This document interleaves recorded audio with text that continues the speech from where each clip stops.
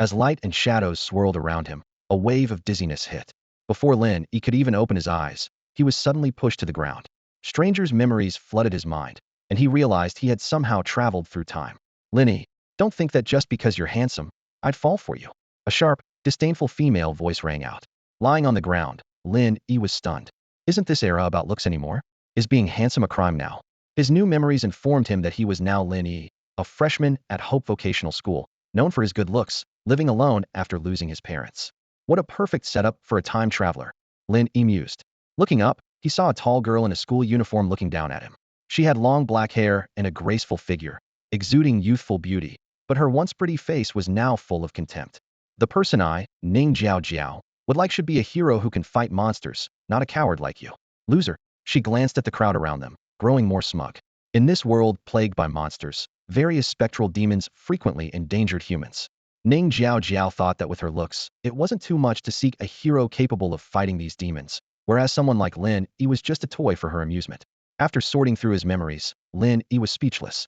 Dude, you're the campus heartthrob. How did you end up like this? Your taste, not even as good as a dog's. Just as he was about to get up and reclaim his dignity, the sound of high heels clicking approached. What are you all doing here?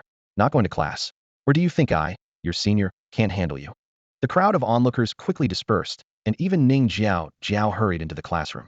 Lin Yi was about to get up when he caught a whiff of a pleasant fragrance and looked up to see a pair of long, slender legs. Get up, go to class. The gentle voice spoke again, and a fair hand reached out to him. Lin Yi took the soft hand and stood up, instantly captivated. The person before him was Xingtian, the new goddess of Hope Vocational School's first-year management class. She wore a white blouse with a black skirt, exuding mature elegance. Xingtian saw him staring blankly and thought he was scared, so she gently reassured him. All right, Lin Yi, let's head back to class. Lin Yi nodded, unable to resist sniffing the enticing scent. Xingtian blushed, looking at him incredulously. Are you flirting with me? At that moment, a loud rumble echoed. The entire building shook violently, walls cracked, and debris fell. Panicked screams erupted from the classroom. Xingtian immediately rushed in to organize an evacuation. Don't panic. Follow the drill and head to the safety exits. Meanwhile, Lin Yi stood dazed in the corner as a sci-fi-styled virtual panel suddenly appeared before him. Ding! Newbie mission activated. Show your power, transform into armor in front of the entire school, and resist the spectral demon. Ding! Chain mission activated. First kill, defeat the attacking spectral demon, Kabixiu. Congratulations, host. You've received the newcomer reward, Xingtian Armor Summoner. The words on the panel appeared line by line with a mechanical sound. Suddenly, an object appeared in Lin Yi's arms, and after feeling it, he immediately recognized it as the Xingtian summoner he had longed for before his time travel. Just as he secretly celebrated that this treasure had also crossed over with him, he was unexpectedly hit on the back of his head. Looking up, he saw Xingtian glaring at him through the dust. Lin Yi immediately shrank back, awkwardly explaining, I was just waiting for you, senior. As he spoke, his hand unconsciously touched the summoner in his pocket. Then he dashed out of the classroom. The teaching building trembled continuously with a loud rumble. In the shattered classroom, Xingtian stood by the broken window, her gaze becoming increasingly sharp. Outside on the large sports field, a large crowd of teachers and students who had escaped were gathered, panting heavily and discussing in confusion. Good thing the building didn't collapse. There wasn't an earthquake, so what happened? This is too dangerous. What's going on? Is it shoddy construction?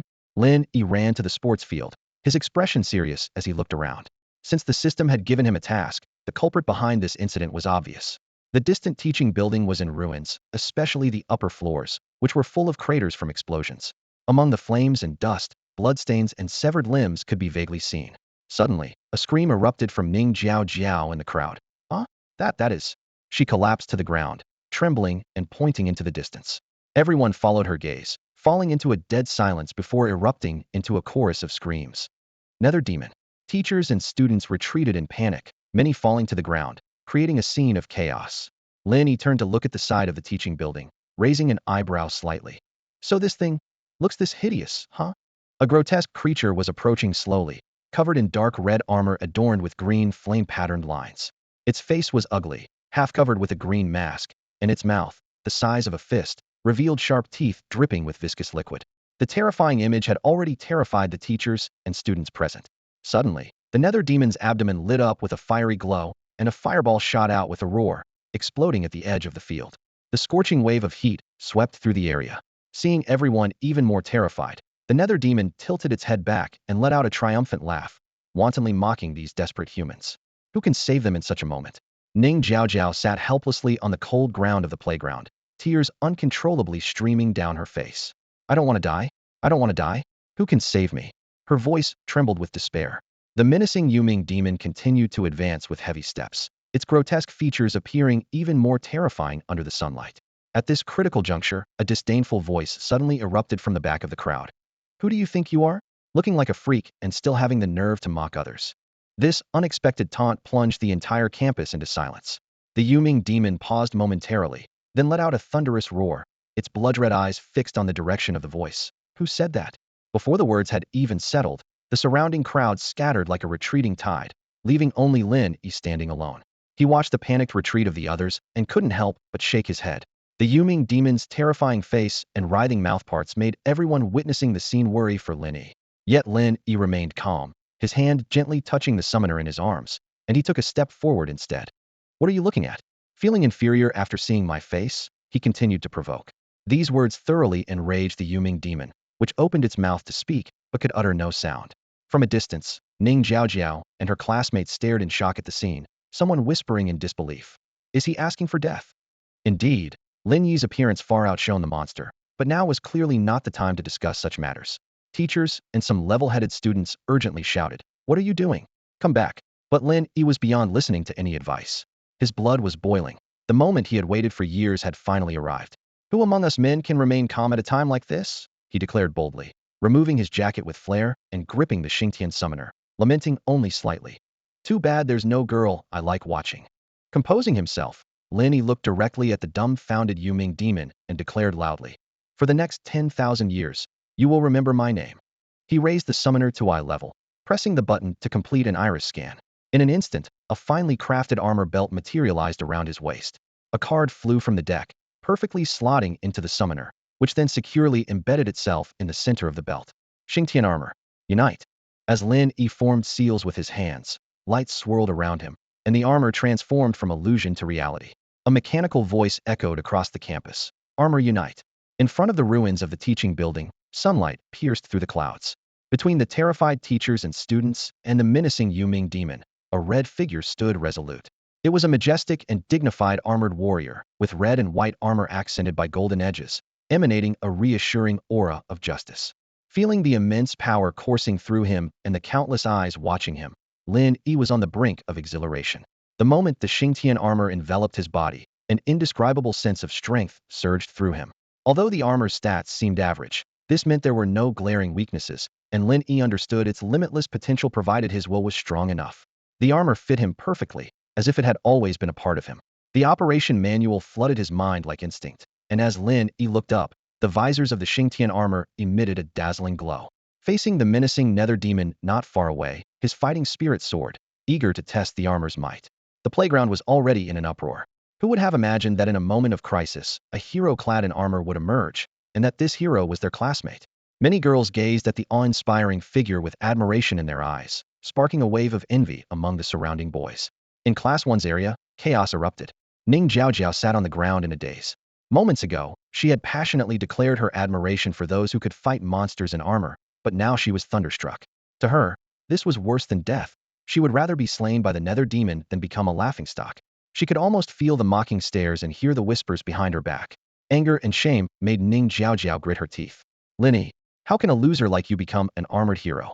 Unfortunately, things got worse as Hang Lu, who never got along with her, approached with a smirk and said, "Oh, isn't this our classmate who wanted an armored hero? Your wish really came true." Laughter erupted around them. Ning Jiao was mortified, but a moment later, she brightened up. "Wait, doesn't Lin Yi like me? If I accept him now and become his girlfriend, he'll be overjoyed." Thinking of becoming the girlfriend of a hero, she lifted her head again, her eyes gleaming with pride. Meanwhile, Lin Yi was oblivious to anyone considering him a prize. He felt the surging power within and recalled the Xingtian armor's ancestral battle motto. Descendants surpass ancestors, plan long and short, invincible in battle. In an instant, the armor radiated a brilliant light. Lin Yi propelled himself forward with powerful strides, charging towards Capixiu like an arrow released from a bowstring. Capixiu, already on high alert at Xingtian's appearance, felt a surge of old and new grudges, a hint of disdain flashing in his eyes. "Umph, You dare challenge me just after summoning the Xingtian armor. But before he could finish speaking, Xingtian's figure appeared before him like a specter. The right hand of the Xingtian armor burst into brilliant light, delivering a powerful Xingtian palm strike. Bang! The deafening impact sent Capixiu flying from the sheer force. Impossible. Capixiu clutched his painfully throbbing shoulder, eyes wide with disbelief. Even with the formidable body of a nether demon, he struggled to withstand such a fierce blow. Could he naturally be in sync with Xingtian? No. This bastard must have. As Capixiu's thoughts spiraled, Lin Yi chose not to pursue him further. Suddenly, a mysterious panel appeared before his eyes. Ding! Congratulations to the host for achieving public recognition. Reward, Intent Power 2. Unlocked skill, Shapeshift. Unlocked. Bounty Kill List, Task Exchange List. Lin Yi understood that completing tasks not only enhanced his intent power, but also unlocked unique skills. With the increase in intent power, he was getting closer to fully mastering the Xingtian armor, and even the flaming sword of the war god. As for the two newly unlocked lists, he decided to review them once the battle was over. Recalling Lin Yi's earlier sharp taunts, Capixiu was filled with rage. A searing flame surged in his abdomen, forming a fireball the size of a barrel. Scarlet Flame Strike. The surrounding students and teachers gasped. Watch out. Capixiu laughed maniacally. Pay the price for your arrogance. Unfazed, Lin Yi quipped. This little trick sure holds a grudge, while focusing his energy. He drew a card from the slot at his waist and inserted it into the summoner, declaring, Flame Sword. With the sound of mechanical assembly, a fiery red blade materialized in his hand. As the scorching fireball approached, Lin Yi gripped the sword with both hands, his body tensed, and he swung down forcefully. Break! With a thunderous crash, the fireball split in two, exploding in midair. Lin Yi stood firm with his sword, mockingly addressing the nether demon. Only those hit close to home get this riled up. Seems you know you are indeed hideous. Capixiu, seeing his ultimate move easily neutralized and hearing such ridicule, turned livid with anger, but was helpless. He could only issue a threat. Xingtian, I'll let you go this time, but next time, I will claim your life. With that, he struck the ground, kicking up a cloud of dust to obscure his retreat. Capixiu's figure vanished into the air, leaving behind a venomous threat. Next time, before I take your life, I'll rip that filthy mouth of yours apart. The teachers and students on the field relaxed as they saw the dark spirit fleeing in panic. However, recalling the creature's vicious parting words and glancing at the imposing Xingtian armor nearby, many couldn't help but chuckle. Lin Yi's handsome face turned grim upon hearing the threat. Defame me and think you can escape? He sheathed the fire punishment sword, placing his hands in a stance of heaven and earth. He closed his eyes, focusing as his thoughts spread out like a tide, searching for the enemy's trace. 3 kilometers southeast of Hope Academy, a solitary, unfinished 4-story building stood on an abandoned construction site. Capixiu appeared in its center, cautiously scanning the surroundings before exhaling in relief. That foul-mouthed Xingtian. His grotesque mouthpiece writhed. Once I summon reinforcements, I'll tear his mouth apart before killing him. At that moment, Lin Yi opened his eyes, gritting his teeth. Found you. Surging with the energy of heaven and earth, he softly commanded, Teleport. The Xingtian armor turned into a phantom and vanished. As Capixiu's words trailed off, he suddenly felt a chill down his spine, a sense of dread. Before he could react, Xingtian appeared silently behind him, delivering a powerful blow to his back. Bang! Capixiu flew like a kite with a broken string, crashing heavily onto the concrete ground. How did you follow me? Capixiu trembled in shock. Lin Yi wasted no words. The teleportation had drained much of his energy, and he needed to end this quickly. You ugly creature. You've ruined the image I've painstakingly built. You're a waste of air alive and a waste of land dead. You despicable thing. Capixiu lay stunned for a moment, then burned with rage. You dare insult me? He scrambled to his feet, roaring to the sky. Demon Blood Scythe. Gripping forward with his right hand, a short, blood-red scythe emanating a heavy aura appeared from thin air. The Demon Blood Scythe merged with his surrounding malevolent energy, his power surging instantly. Capixiu's grotesque mouth opened wide, his eyes bloodshot, as he screamed hoarsely, If I don't kill you today, I won't rest in peace. While Capixiu was unwilling to endure the humiliation, another scene unfolded at the Huahuan Teppanyaki restaurant in a corner of the city. Inside the restaurant, Yang Huan, wearing a white t-shirt with her long hair casually tied up, was skillfully working the teppan. As she stir-fried the ingredients, she held a phone between her shoulder and ear, her face beaming with a cheerful smile. Hello? It's rare for you to call me. Her voice was filled with joy. However, the next moment, her actions abruptly halted. What? The Xingtian armor appeared at your school? And it's your junior? Yang Huan quickly moved the teppanyaki aside, incredulously grabbing her phone. She pressed a mechanism on the teppan, revealing a mysterious time-space display panel covered with patterns resembling star trails. I told you before, the Ares prediction showed chaos. Even the time-space panel is in disarray. She sighed, covering the display panel and continuing to cook. Now these nether demons appearing is completely unexpected. You might not believe it, but I've also discovered a Xingtian armor summoner. Meanwhile, the battle within the abandoned building had reached a fever pitch. Lin Yi summoned the flaming sword, instantly engaging in fierce combat with Capixio. The clash of metal sent sparks flying. Lin Yi gripped the sword with both hands, channeling his energy, each strike powerful and forceful. Although Capixio blocked swiftly, the intense pain in his arm made him realize the strength of his opponent. How are you this strong? Capixio exclaimed. Before he could finish his sentence, Lin Yi had already slashed him across the chest. The flaming sword then relentlessly struck like a storm, sending the demon blood flying. As the blade collided with the armor, explosive sparks flew, and Capixio, clutching his chest, staggered backward. Xingtian, how about sparing my life? Capixio crouched, breathing heavily, pleading. Lin Yi advanced step by step, his eyes blazing with anger. If I spare you, who will seek justice for the students who died tragically on the school building? You nether demons, you're ugly but sure have wild dreams. Sensing the dire situation, Capixio released a crimson flame strike and attempted to flee. However, this time, Lin Yi gave him no chance. Flaming heaven and earth slash. With a soft shout, the flaming sword surged forward with fiery red sword energy, nearly slicing Capixio in half. The nether demon was blasted out of the abandoned building, collapsing on the ground, unable to move. Seeing this, Lin Yi immediately prepared to use the Xingtian ultimate technique to imprison him. A pale blue figure swiftly descended from above, landing forcefully on the already severely injured Capixio. This strike left the already dying nether demon barely clinging to life. Stop! Lin Yi shouted urgently. The figure halted at the command and slowly turned around. What Lin Yi saw was a familiar armor, the Fei Ying armor. This armor was light and agile, with shoulder and leg plates predominantly white, and a chest featuring a perfect blend of azure and white stripes extending to the head. The areas not covered by armor were primarily azure, representing the moon chi from the sun, moon, and stars. However, this Fei Ying seemed more slender than usual, but Lin Yi didn't dwell on it. Why did you stop me? Fei Ying asked with a mechanical-sounding electronic voice, laced with evident dissatisfaction. This attitude instantly ignited Lin Yi's anger. The Xingtian armor strode forward, pointing the fire punishment sword directly at Fei Ying. You're questioning me? This nether demon is my prey. Fei Ying was momentarily stunned, while Lin Yi continued his aggressive stance. He slammed the fire punishment sword into the ground, creating a web of cracks. I struggled to weaken it. And you just swoop in for the kill? Where were you before? Who taught you to speak like that? Didn't your teacher teach you manners? Fei Ying retreated a step, clearly displeased. Are you a warrior or a nosy neighbor? Mind your business. Lin Yi's sarcasm pushed Fei Ying to the brink, its eye armor glowing dangerously as energy gathered in its legs. Lin Yi couldn't be bothered. The priority was completing his mission. Get lost.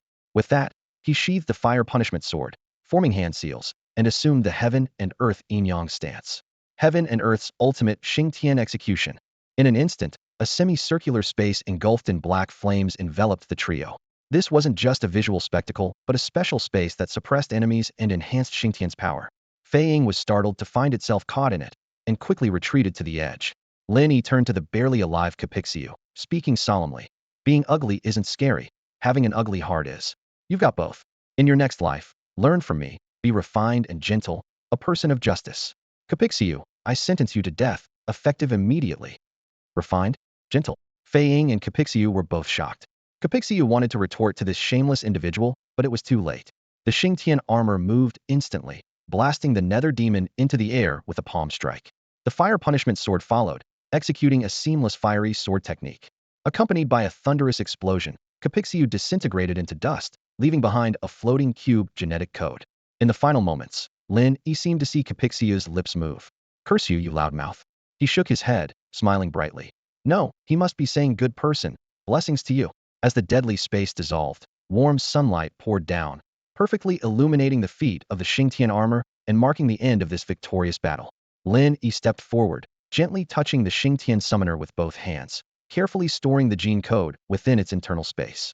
Despite the victory, he felt a bit exhausted after all. It was his first time summoning Xingtian, and he was well aware that his energy reserves were not yet sufficient. However, the satisfaction of personally defeating the one who defamed his reputation and ruined his image left him feeling quite content. Now, nobody should know about that nickname, he thought with relief, but then suddenly furrowed his brow. The Xingtian armor slowly turned, its deep gaze fixed on Fei not far away. That gaze felt almost tangible, causing Fei to shudder with discomfort and a chill to run down his spine. Just then, Lin Yi's display panel lit up again, instantly sparking his interest. Ding! Congratulations, host. First kill mission completed. The system notification sounded. Energy 2. Personal panel unlocked. Personal panel? And what were those two leaderboards I saw earlier? As soon as Lin Yi's curiosity arose, the panel changed according to his thoughts, revealing the information he wanted to see. Wanted kill leaderboard Hope Edition. For other versions, please visit the respective area. 1. Yin D Energy 35. 2. Lu Fa Energy 25. 3. Xiao Shifei Energy 13. Detailed rankings remain unchanged. 13. Ku Bishio, Ku Swojis, Ku Luoyue Energy 1.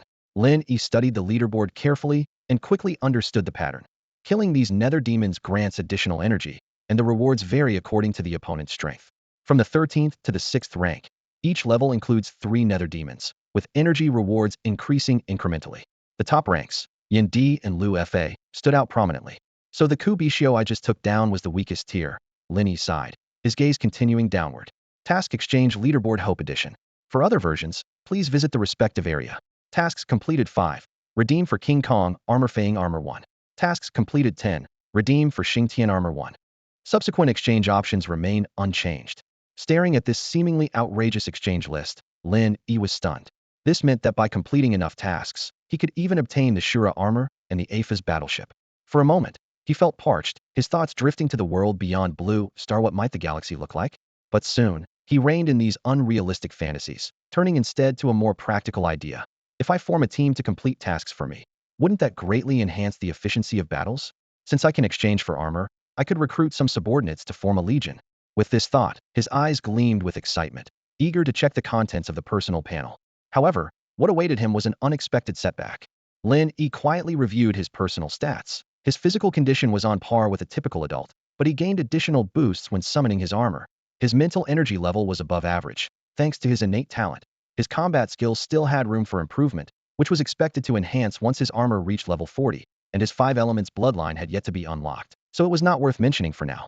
Although there's still a significant gap in my mental energy, I shouldn't have much trouble dealing with ordinary nether demons, Lin Yi calculated internally. I'll start with the weaker ones, and soon I can level up my armor. He turned to observe Fei nearby. Fei had been watching Lin Yi and felt slightly uneasy when Lin Yi suddenly paused, and then stared at him. Hey, why don't you deactivate your armor transformation? Lin Yi tentatively suggested, secretly watching for a reaction. Fei, instead of complying, shot back. Why don't you deactivate yours? Clearly, he was still holding a grudge from their previous confrontation. What if I deactivate mine, and you pull something on me? Lin Yi thought to himself, then took a couple of steps back, preparing to leave. Let's part ways amicably. With a push from his legs, he easily vaulted over the construction site's fence. Behind him, he heard, remember to go to Huanhuan Teppanyaki. Lin Yi quickly distanced himself from the scene, found a secluded spot to deactivate his transformation, and then casually walked onto the street. Teppanyaki? Go if you want. I need to get a better understanding of this world first. Relying on his memories, he returned to his home in the Western Districta modest 2-bedroom apartment, one of the inheritances left by his parents. Lying on the bed, he sighed deeply, recalling the mysterious circumstances of his parents' accident, and decided to investigate further when possible. His bank account had enough savings for the short term, so Lin Yi wasn't worried about immediate financial issues. He sat down at his computer and started searching for information, quickly discovering that the existence of monsters was no longer a secret in this world. Although the media hadn't widely publicized it, there were numerous records of monster attacks. Huh? A mutant beast appeared in the neighboring city? Even Ox has shown up. Lin Yi was surprised to find that the situations in various places were quite similar, but he also noticed something odd. Why is information from other regions so scarce? Could these 3 cities have become the world's focal point? After pondering for a moment, he realized that what was available online was merely the surface, and the truth was likely known only to professionals. Since Fei mentioned the teppanyaki, he might inform Yang Huan about my situation, Lin Yi mused, rubbing his chin. I can't hide my transformation at school, so finding me won't be difficult. It depends on whether they're sincere. The immediate priority was to strengthen his abilities.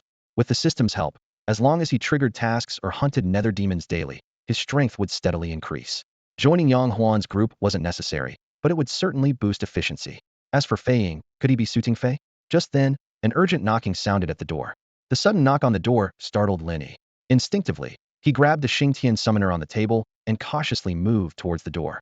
Who is it? He asked in a deliberately low voice. Who do you think it is? Who else would come here besides me? Came a gruff male voice from outside. Recognizing the familiar voice, Lin Yi's tense nerves relaxed, and a smile inadvertently appeared on his lips. He opened the door to reveal the burly figure of his childhood friend, Zhu Junjie.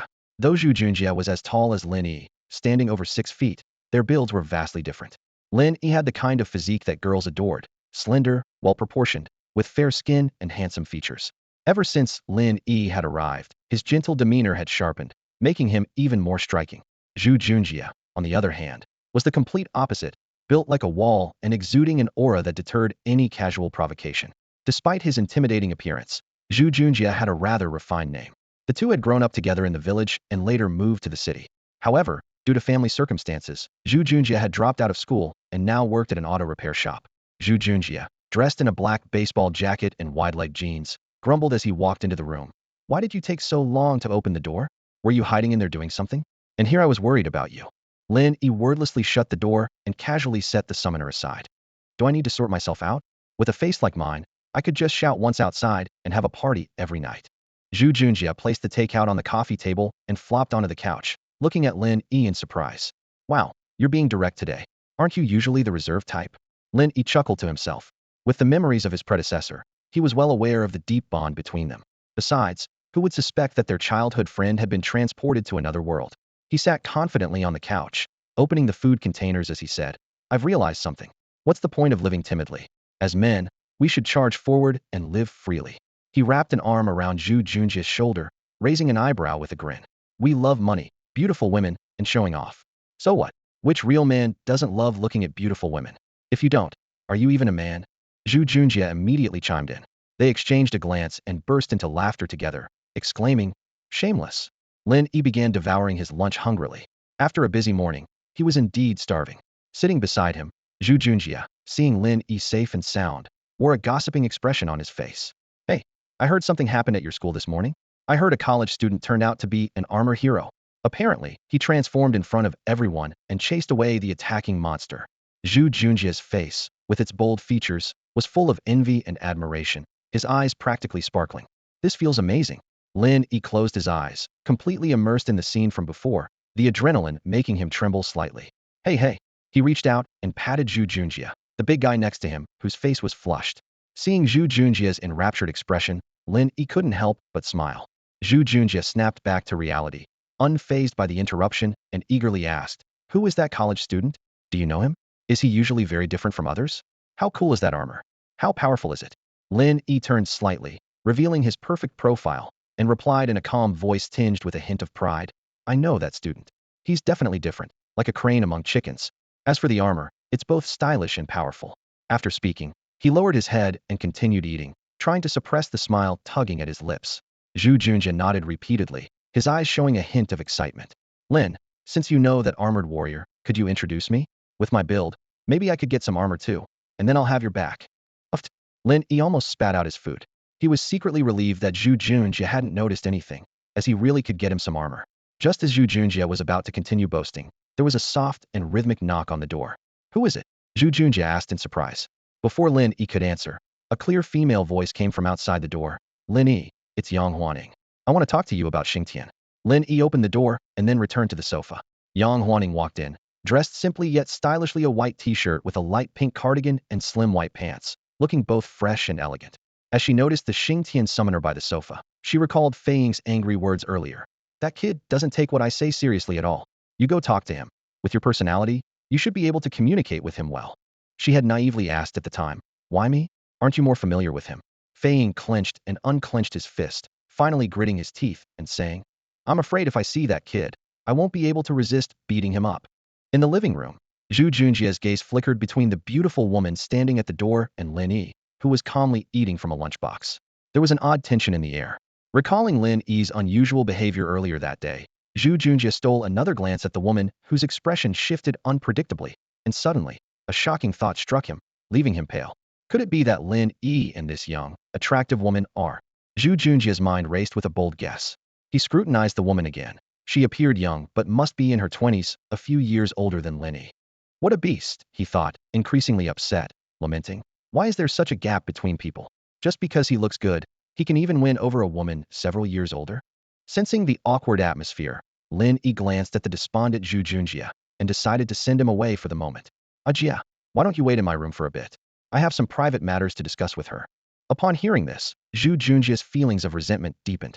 So they're kicking me out, of course. Private matters, not for an outsider like me to hear. With this complex mix of emotions, he drifted into the bedroom, closing the door with a thud. Only then did Lin Yi turn to the woman. Don't just stand there, have a seat. She nodded and sat down on the sofa next to Lin Yi. Let me introduce myself first. My name is Yang Huaning, she said directly. I know you're the summoner of the Xingtian armor. The shop Fei Ying sent you to this morning is mine. Lin Yi nodded calmly. So why are you here? Yang Huanying's expression turned serious. You might not understand, but the appearance of the armor comes with responsibilities. This story dates back to the Northern Song era. She explained in detail the history of the first battle between the original armor wearers and Lu Fa's Netherworld army on Blue Planet during the Northern Song dynasty. Do you understand now? Yang Huaning turned to face Lin Yi, her eyes clear. If those Netherworld demons are allowed to wreak havoc, collecting enough negative energy to resurrect Lu Fa, the entire Blue Planet will be in danger of destruction. Our task is to seal them away and eliminate them once more. However, Lin Yi's expression remained indifferent. Don't try to pressure me with this grand narrative. If the sky falls, there are taller people to hold it up. Yang Huanying's face immediately showed signs of anxiety and displeasure. She stood up abruptly, her tone carrying a hint of irritation. You're the tall one now.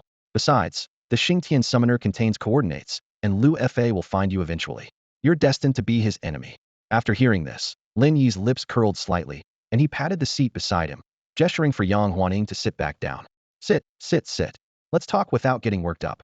Seeing his calm demeanor, Yang Huaning couldn't help but feel a bit deflated. But Lin Yi casually threw out another question. According to you, to summon the armor, one needs not only the right genes, but also to sign an armor contract with you cultivators. So, tell me, forget about genes, I've never signed any such contract. How can I summon the armor? Lin Yi turned to Yang Huaning, his eyes filled with curiosity. Lin Yi gazed intently at Yang Huaning, his mind racing with questions.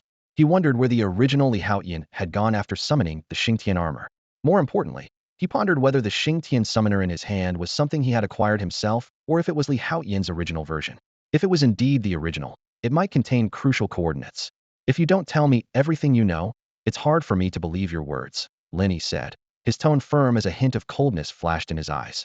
The once calm and handsome young man now exuded an aura of pressure, causing Yang Huaning to feel a twinge of panic. Yang Huaning took a deep breath and met Lin Yi's gaze. Her large eyes shone with sincerity as she urgently explained, Don't misunderstand, there are indeed some strange things. Earlier, I used the Aries prediction technique and discovered that the celestial and temporal patterns were in chaos. This indicates that the original future path might have changed. Her words carried a sense of confusion and uncertainty as she continued. Moreover, I also found a summoner of the Xingtian armor. Lin Yi raised an eyebrow slightly, a smile reappearing on his face. Is that summoner someone who signed a legitimate contract? Yang Huaning nodded in confirmation, acknowledging that Li Haoyan had indeed signed a contract. Lin Yi pondered, realizing that his sudden appearance hadn't altered the existence of the original 3 sets of armor and their summoners. Seeing Lin Yi deep in thought, Yang Huaning grew anxious. She recalled what Fei Ying had mentioned about the young man before her and had a sudden idea. She grabbed Lin Yi's hand, her face full of hope, and said softly, Lin Yi, I hope you can join us. This way, we can save more people, and you can become a great hero. Lin Yi glanced at Yang Huaning, noticing her sparkling eyes, feeling a bit speechless. Just as he was about to refuse, a soft chime sounded in his ear. Meanwhile, in the bedroom, Zhu Junjie sat on the bed, straining to hear the muffled voices outside. His curiosity piqued. Unable to resist, he pressed his ear to the door, eager to catch the conversation. At that moment, a task prompt suddenly appeared before Lin Yi. Ding! Daily task triggered. Invitation from a beauty. Accept all invitations from Yang Huaning. Optional to decline. Seeing the task reward, Lin Yi's eyes lit up. He seized the opportunity, grasping Yang Huanying's hand enthusiastically, and said, I can join you, but I have conditions. Yang Huaning felt her hand being held tightly, her expression slightly stiff. Surprised by Lin Yi's sudden change in attitude, she stammered, You say. Noticing Yang Huanying's reaction, akin to a startled rabbit, Lin Yi felt a twinge of helplessness. He looked at her seriously and said deliberately, I want you to. Yang Huanying's eyes widened, her mouth slightly open, no longer her lively self. Behind the bedroom door, Zhu Junjie, who was eavesdropping with difficulty, also opened his mouth wide, his expression frozen. This guy is so bold. He had just arrived and could vaguely hear the conversation outside. Conditions, you say? I want you. Such simple words, yet so explosive in meaning. A role model indeed. Lin Yi, from now on, you're my big brother. Yang Huaning stared blankly at Lin Yi, pointing at him but unable to speak, her ears turning increasingly red. She was shocked how could a boy who had just started college say something so bold. Yet, she had to admit, Lin Yi was impressive, handsome and capable of summoning armor. While Yang Huaning was still lost in her chaotic thoughts, Lin Yi suddenly spoke, his voice clear and firm. From now on, I want all of you to listen to me. Yang Huaning snapped back to reality, a flicker of surprise in her eyes. What did you say? Lin Yi flashed a confident smile and repeated, word by word. I said, from now on, I want all of you to listen to me. Realization dawned on Yang Huaning that she was being teased. Her face flushed with embarrassment and anger as she gritted her teeth. What are you thinking? That's impossible. After a brief pause, Yang Huaning calmed down, her gaze sweeping over Lin Yi's self-assured expression. A mischievous thought sprang to her mind, and she challenged. Armor warriors follow the strongest. Lin Yi raised an eyebrow, slightly surprised. Oh. He hadn't expected her to say that, but he soon looked satisfied. Just as I hoped. Yang Huaning secretly calculated. She knew another summoner of Xingtian had strong abilities, and her friend Fei was no slouch either. She inwardly cursed this mischievous, troublemaking guy. So young and already up to no good. If he dares to step up, I'll teach him a lesson. Beat him up. She clenched her small fists, trying to calm herself. Little did she know, her words would lead to numerous unnecessary battles in the future. Taking a deep breath for safety's sake, she invited, why don't you move in with me? Lin Yi was pondering why he hadn't received a mission completion notification when he suddenly heard her words. He connected them with the mission details and thought to himself, no way, do I need to agree to this too? Just then, there was a noise at the bedroom door. Zhu Junjia, having just snapped out of his model of our generation state, overheard Yang Huanying's invitation and Lin Yi's straightforward response, sure. Zhu Junjia was instantly overwhelmed, thinking, have they already reached the point of living together? That shameless Lin Yi agreed so casually, not even considering a brother's feelings. He silently walked to the bed, buried his head under the covers, and lamented, it hurts, brother. I wanted to keep looking out for you. Why not give me a chance? This is worse than death. Outside, seeing Lin Yi agree so decisively, Yang Huaning felt a bit anxious. She wondered to herself, could this guy have some ulterior motive? Just as she was lost in thought, her phone rang. She answered, and her expression changed drastically at the news. What? Nether demons? Where exactly? Lin Yi, having just received his mission reward, was even more excited at the mention of Nether Beasts than Yang Huaning. He rushed forward, urgently asking, where are the Nether demons? Let's go? I'll take care of them. Yang Huaning hung up the phone, noticing Lin Yi's eagerness, and felt a warmth in her heart. She thought, seems like he's not entirely as he appears.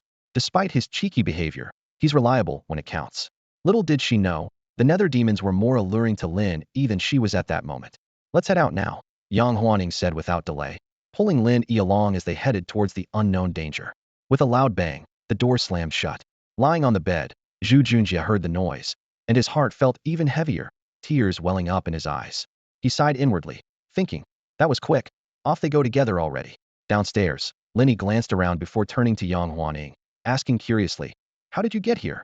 Yang Huaning looked puzzled, answering as if it was obvious. I took the bus. Lin Yi was speechless and then posed a practical question. You said the Yuming demon is in the West District, so how do we get there? He couldn't help but complain. These days, if you want to be an armored warrior, you have to pay for your own transportation. By the time we find the Yuming demon, it'll be too late. Unlike next door's ERP with their high-tech teleportation. Just as Lin Yi was expressing his frustration, Yang Huaning had already flagged down a taxi and hopped in. She urged, hey, what are you mumbling about? Hurry up and get in. All right, Lin Yi replied, following her in, thinking to himself, taking a cab to fight the Yuming demon, that's new. Once in the car, Yang Huaning told the driver their destination.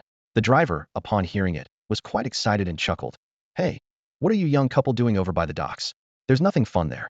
Yang Huaning glared, about to retort, but Lin Yi beat her to it, responding with a smile. Driver, there's fun stuff there, you'll see when we get there. The middle-aged driver laughed heartily, stepped on the gas, and the car sped towards their destination. Is that so? Then I'll take a look at this fun stuff too. Maybe I'll bring my daughter next time. On the way, Huaning anxiously watched out the window, clearly worried about the situation over there. Meanwhile, the driver kept talking about how excellent and beautiful his daughter was, and how she attended a top school. Lin Yi responded briefly, then turned to Huaning, reassuring her. Don't worry, isn't Fei over there? That kid's strength should hold up for now. Huaning looked over in surprise, a hint of a strange expression in her eyes. Kid. Just then, the driver's surprised voice interrupted. Huh? Why are people running away over there?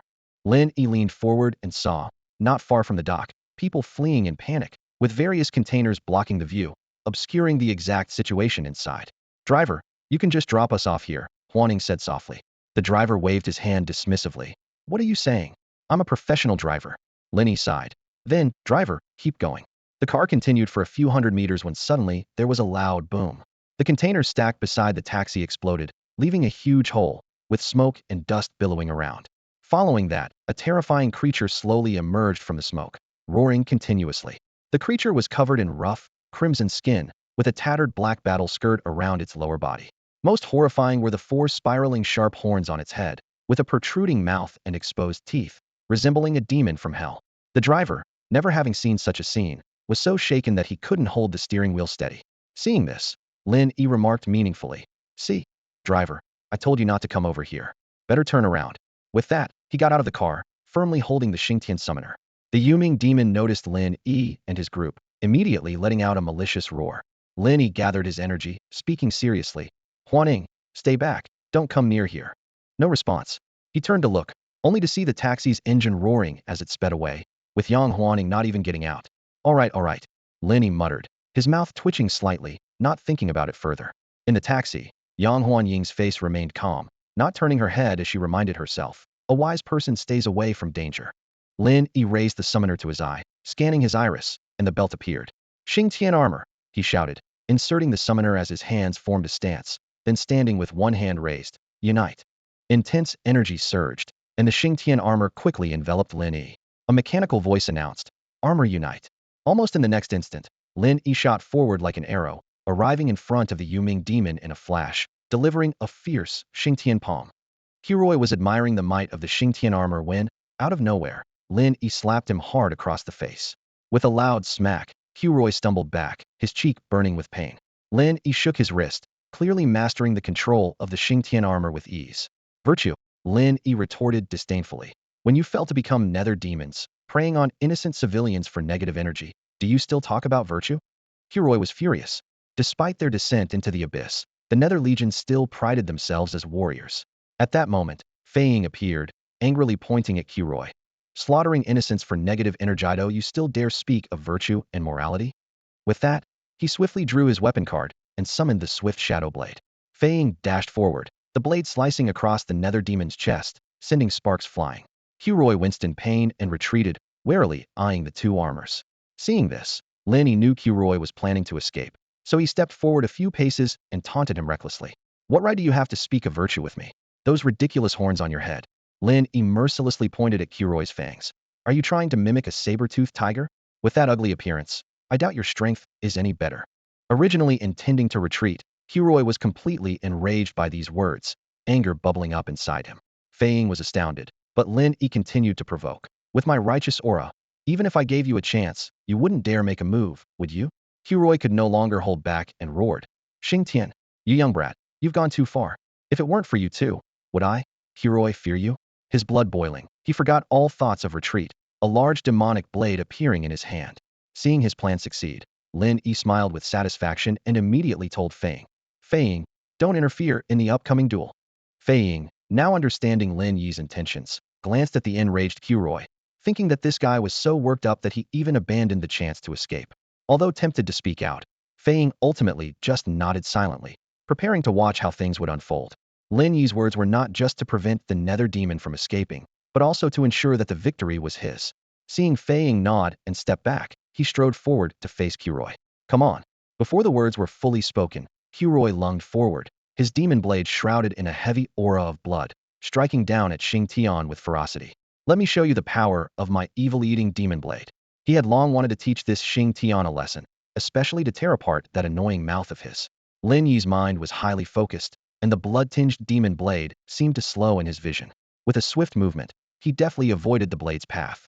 Swoosh! The demon blade cleaved through the air, narrowly missing him, the scent of blood filling the air. Seizing the moment when Qiroi couldn't counterattack in time, Lin Yi gathered his powers in his right palm and unleashed a powerful sky-covering palm. Boom! The nether demon took the blow hard, flying backward and crashing to the ground. Lin Yi seized the opportunity, swiping a card box with his right hand, summoning the fire execution sword with a click. He launched a thunderous attack, strike while you're down, fire execution heaven and earth slash. The scorching sword energy tore through the ground, piercing Kuroi who lay on the ground. Ah! With a piercing scream, the heavily injured Kuroi finally regained his senses, fear gripping his heart. No, I can't die. I must escape. Before he could finish speaking, Lin Yi's authoritative voice rang out.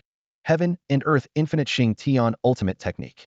He sheathed the fire execution sword, calmly watching as the ultimate space completely enveloped the nether demon. Everything was within his calculations. There was no way he'd let the opponent escape.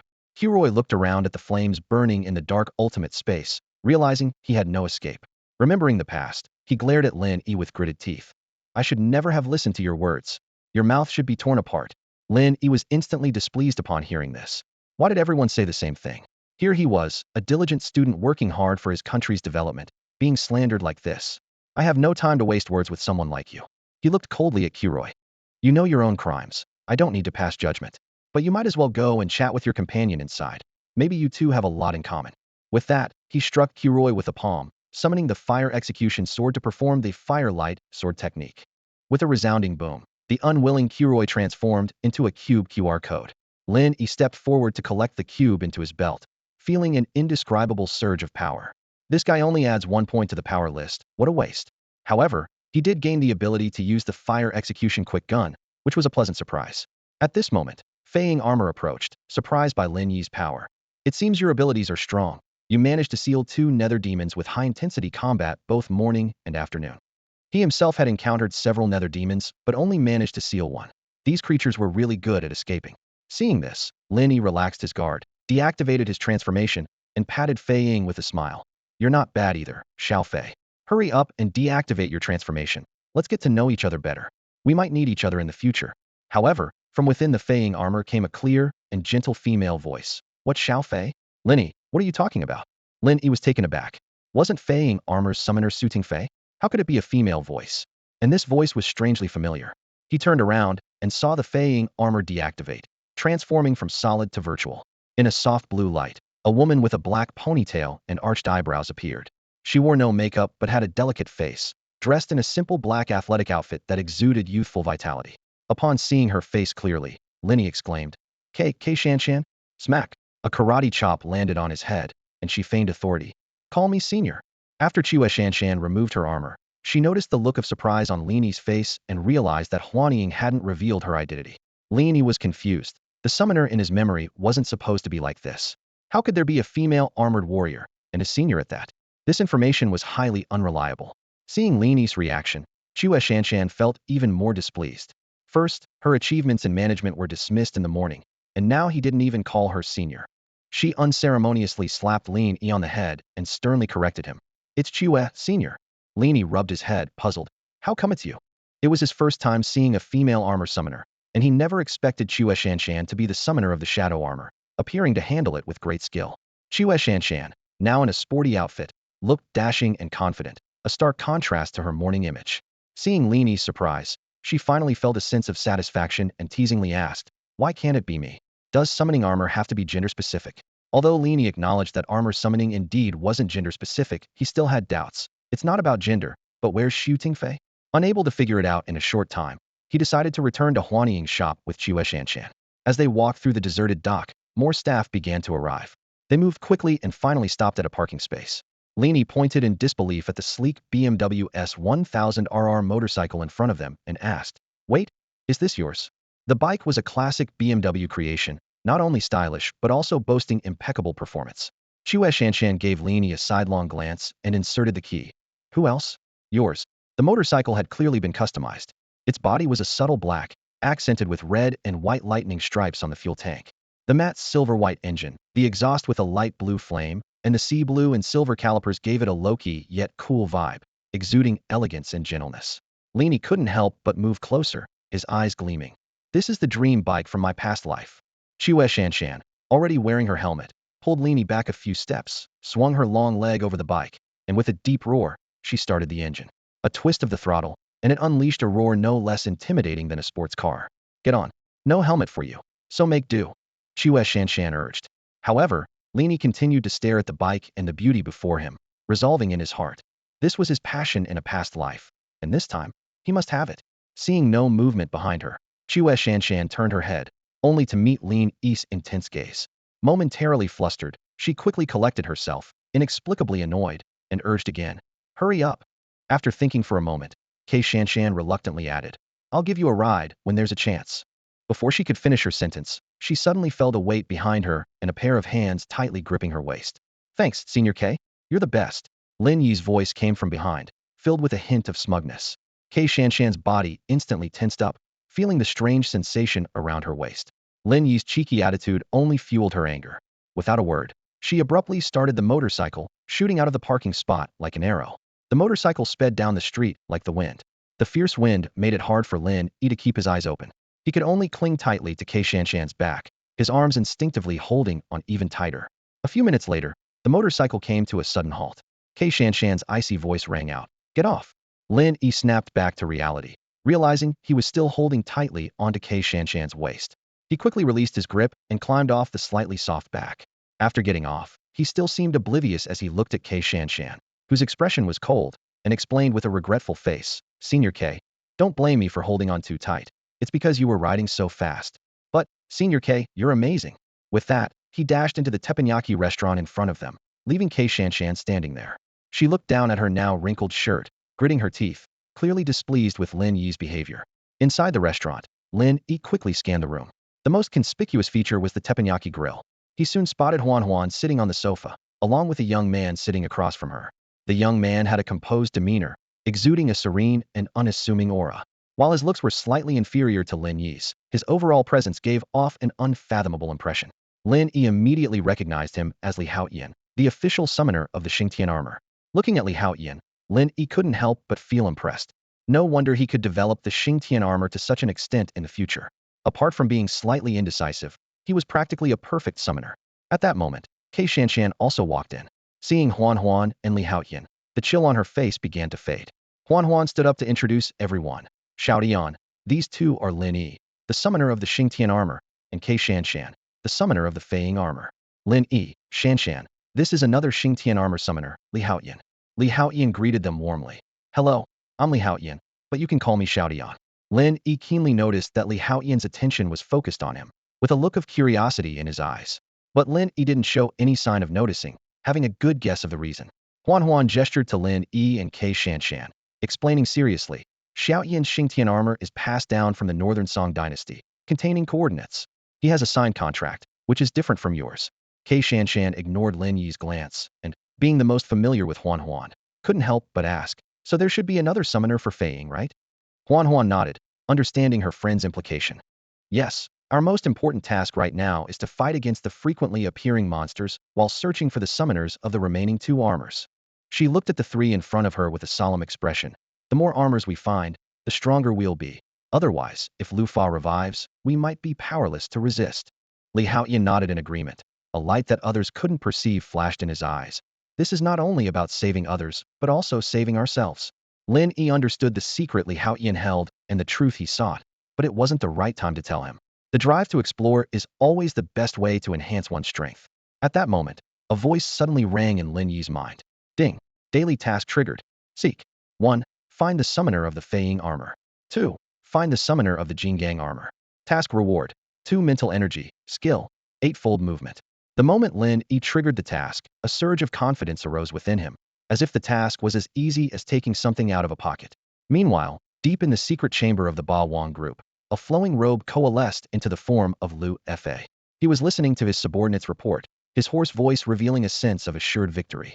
Xingtian has appeared too? Ha ha ha. Excellent. This time I definitely won't lose. Lu Fa's gaze pierced through the deep darkness of his hood, as if it could penetrate the walls of the secret chamber. Looking down at the respectfully kneeling nether demon, he continued, Originally, my awakening would have taken some more time. But the trajectory of the world has changed, the balance of positive and negative energy is off, and I see an opportunity. I can feel the chaos of space-time energy.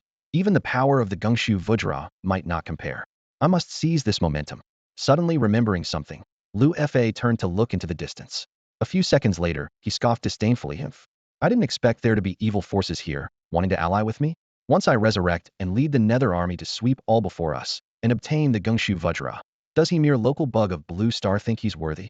Before he finished speaking, Lu Fa's soul power abruptly vanished, and the robe fell powerlessly to the ground. His final command echoed in the chamber. Revive all mid-tier warriors in the third squad, and collect negative energy with all your might, by any means necessary. The scene shifts to a teppanyaki restaurant, where Lin Yi confidently tells the three people, leave finding the two summoners to me. I have a way. Huaning glanced at him skeptically, and Xingtian also questioned, what can a college student like you do? Lin Yi didn't mind, a slight smile playing on his lips. He focused his mind energy, his voice threading precisely into their ears and directly into their minds. I have my ways. Upon hearing this, Huan Ying's eyes widened, exclaiming, is this Ares' telepathic technique? How do you know this ability? Isn't it exclusive to us secret cultivators? Both Xingtian and Li Haoyan's gazes simultaneously fixed on Lin Yi. Leaning against the wall with arms crossed, Lin Yi remained composed. I told you, I have my ways. Huan Ying's curiosity grew stronger, while Li Haoyan fixed his gaze on Lin Yi, seemingly with something to say. At this moment, Xingtian grabbed Lin Yi, her tone calm, yet undeniable. Regardless of your abilities, at this time, you need to get back to school for class. Lin Yi glanced at his watch, his expression freezing. It was almost afternoon, indeed class time. But he was an armor warrior. Sister K, you still want me to go to school? Blue Star is about to be destroyed. Lin Yi looked at his close-by senior sister with a face full of disbelief. Xingtian elegantly tucked a wind-blown strand of hair behind her ear, her expression serious. When you need to fight and help out, of course, you can go. But when there's nothing going on, should I just watch you mess around? Lin Yi was at a loss for words and could only sigh silently. Yang Huan and Li Haoyan, witnessing this scene, couldn't help but feel a bit dazed, as if they were watching an ordinary senior and junior bickering in their daily routine. At that moment, everyone realized that this extraordinary young man was actually just a freshman. His aura was completely out of place with that of an ordinary college student. Xingtian earnestly said, with your grades, there's every hope for you to transfer from a junior college to a top university, like Chaoyang University. Once these crises are resolved, you'll eventually have to return to normal life. Lin Yi looked at her beautiful face before him, momentarily at a loss for words. What could he say? That his aspirations were as vast as the stars and seas? Or that he didn't plan to stay on Blue Star much longer? If you're willing to come back to school often, I can lend you my car, Xingtian offered, biting her lip as she played her final card. After a few seconds of silence, Lin Yi nodded seriously.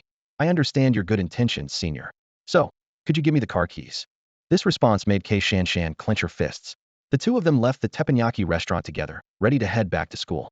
Before Li Haoyan could ask anything, he saw a motorcycle, cooler than his own car, roar off into the distance. He thought to himself, there would be plenty of opportunities to ask later. Lin Yi felt the powerful engine beneath him, a smile spreading uncontrollably under his helmet. With this motorcycle, finding Xiao Fei, Xiao Gang, and the Nether Demon would be much easier.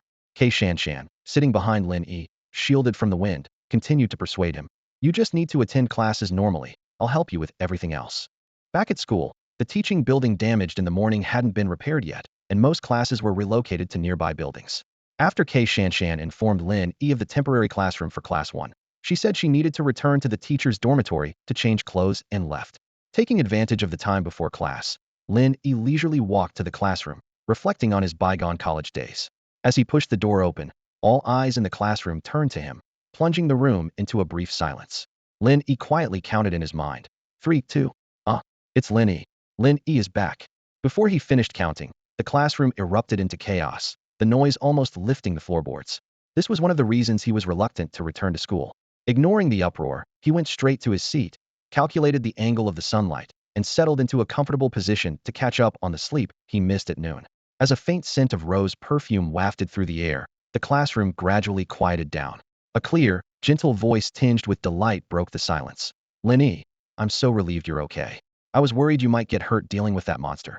Lin Yi, slightly impatient, looked up to find Ning Jiaojiao, who seemed entirely different from that morning. Now, she appeared gentle, with just the right amount of concern, complemented by her deliberately adjusted loose clothing, embodying the textbook image of an idealized figure. This piqued Lin Yi's interest. He stood up, playfully sizing up the girl before him. Want to be my girlfriend? A flash of pride and joy flickered in Ning Jiaojiao's eyes as she pretended to be shy. Didn't you confess to me before? I've always liked you, but I wanted to test your feelings for me. The incident this morning was my test for you. Now I think you'd make a great boyfriend. So, can I be your girlfriend? Her words left the rest of the class dumbfounded. Wasn't this too much? She had toyed with him in the morning, and by the afternoon, she had completely changed her tune. Feigning affection?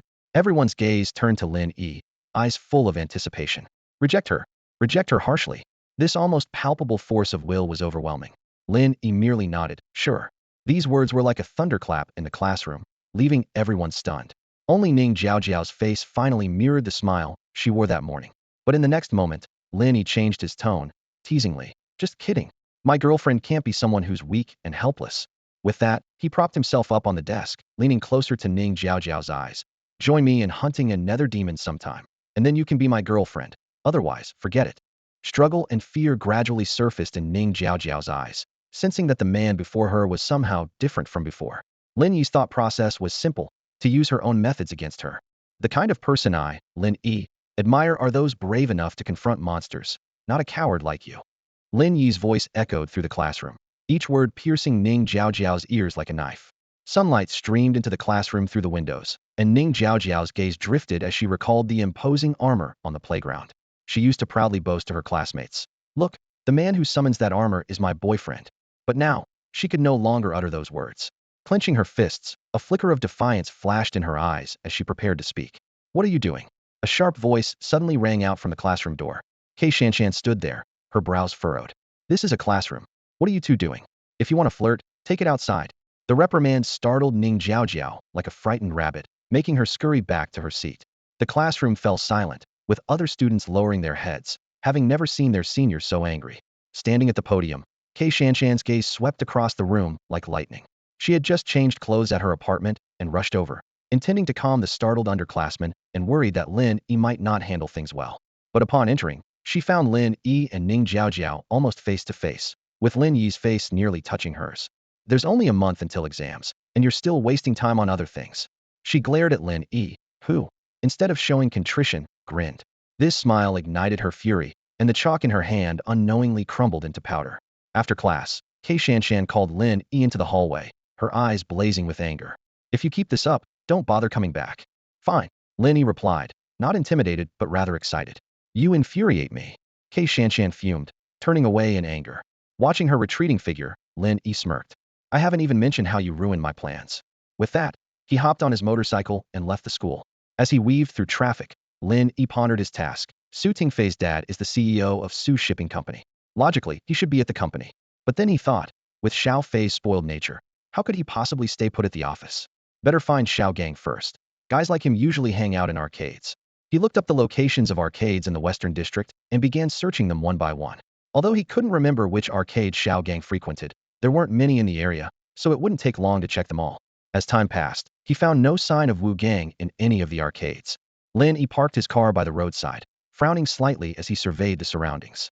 Just as he was beginning to wonder if his luck was particularly bad, his eyes landed on the sign for the Zhuo arcade not far away. Pushing open the glass door of the arcade, he was immediately greeted by the cacophony of game sound effects. Lin Yi's gaze quickly swept across the room, soon locking onto his target, a young man loudly taunting in front of a gaming machine. "Hey, can you even play? You little brat, haha." Wu Gang was mercilessly mocking a child he'd just defeated. Lin Yi stood behind him, carefully observing this potential summoner of the golden armor, an average build, far from robust, sporting a simple textured hairstyle, and currently wearing a smug expression. Though his appearance was unremarkable, that was to be expected, as the selection of the sun, moon, and star armors focused more on the personality traits of the summoner. "Hey, what are you standing here for?" Wu Gang turned and noticed Lin Yi, inexplicably irritated, and stood up with a challenging tone. "What? You want to have a go too, kid?" Lin Yi looked up, speechless. "Who's the kid? How old are you? All you do is bully younger kids because of your age." This sentence instantly ignited Wu Gang's anger, and he slapped the gaming machine. "Come on, let's see if your skills match your big mouth. Come outside. I have something to say." Lin Yi stepped back a couple of steps, speaking calmly. "We'll compete after we talk." Wu Gang grabbed his backpack and followed. "Fine, let's go outside. I'm not afraid of you." The two of them walked into the alley outside the arcade.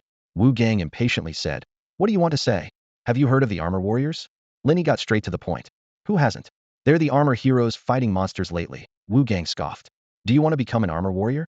Lin Yi's question caused Wu Gang to change his attitude instantly, his eyes widening as he cautiously asked, "Me? You mean I could transform into armor too?" Lin Yi nodded inwardly. This was the right reaction to the allure of the armor. However, the next second, "Ha ha ha." Wu Gang clutched his stomach, laughing hysterically. "You think I'd believe that? Kid, I'm too smart to be tricked by you. You're not even older than me. Why not say you can become Ultraman?" Lin Yi expressionlessly took out the Xingtian summoner and inserted it into his belt. Xingtian armor. Unite.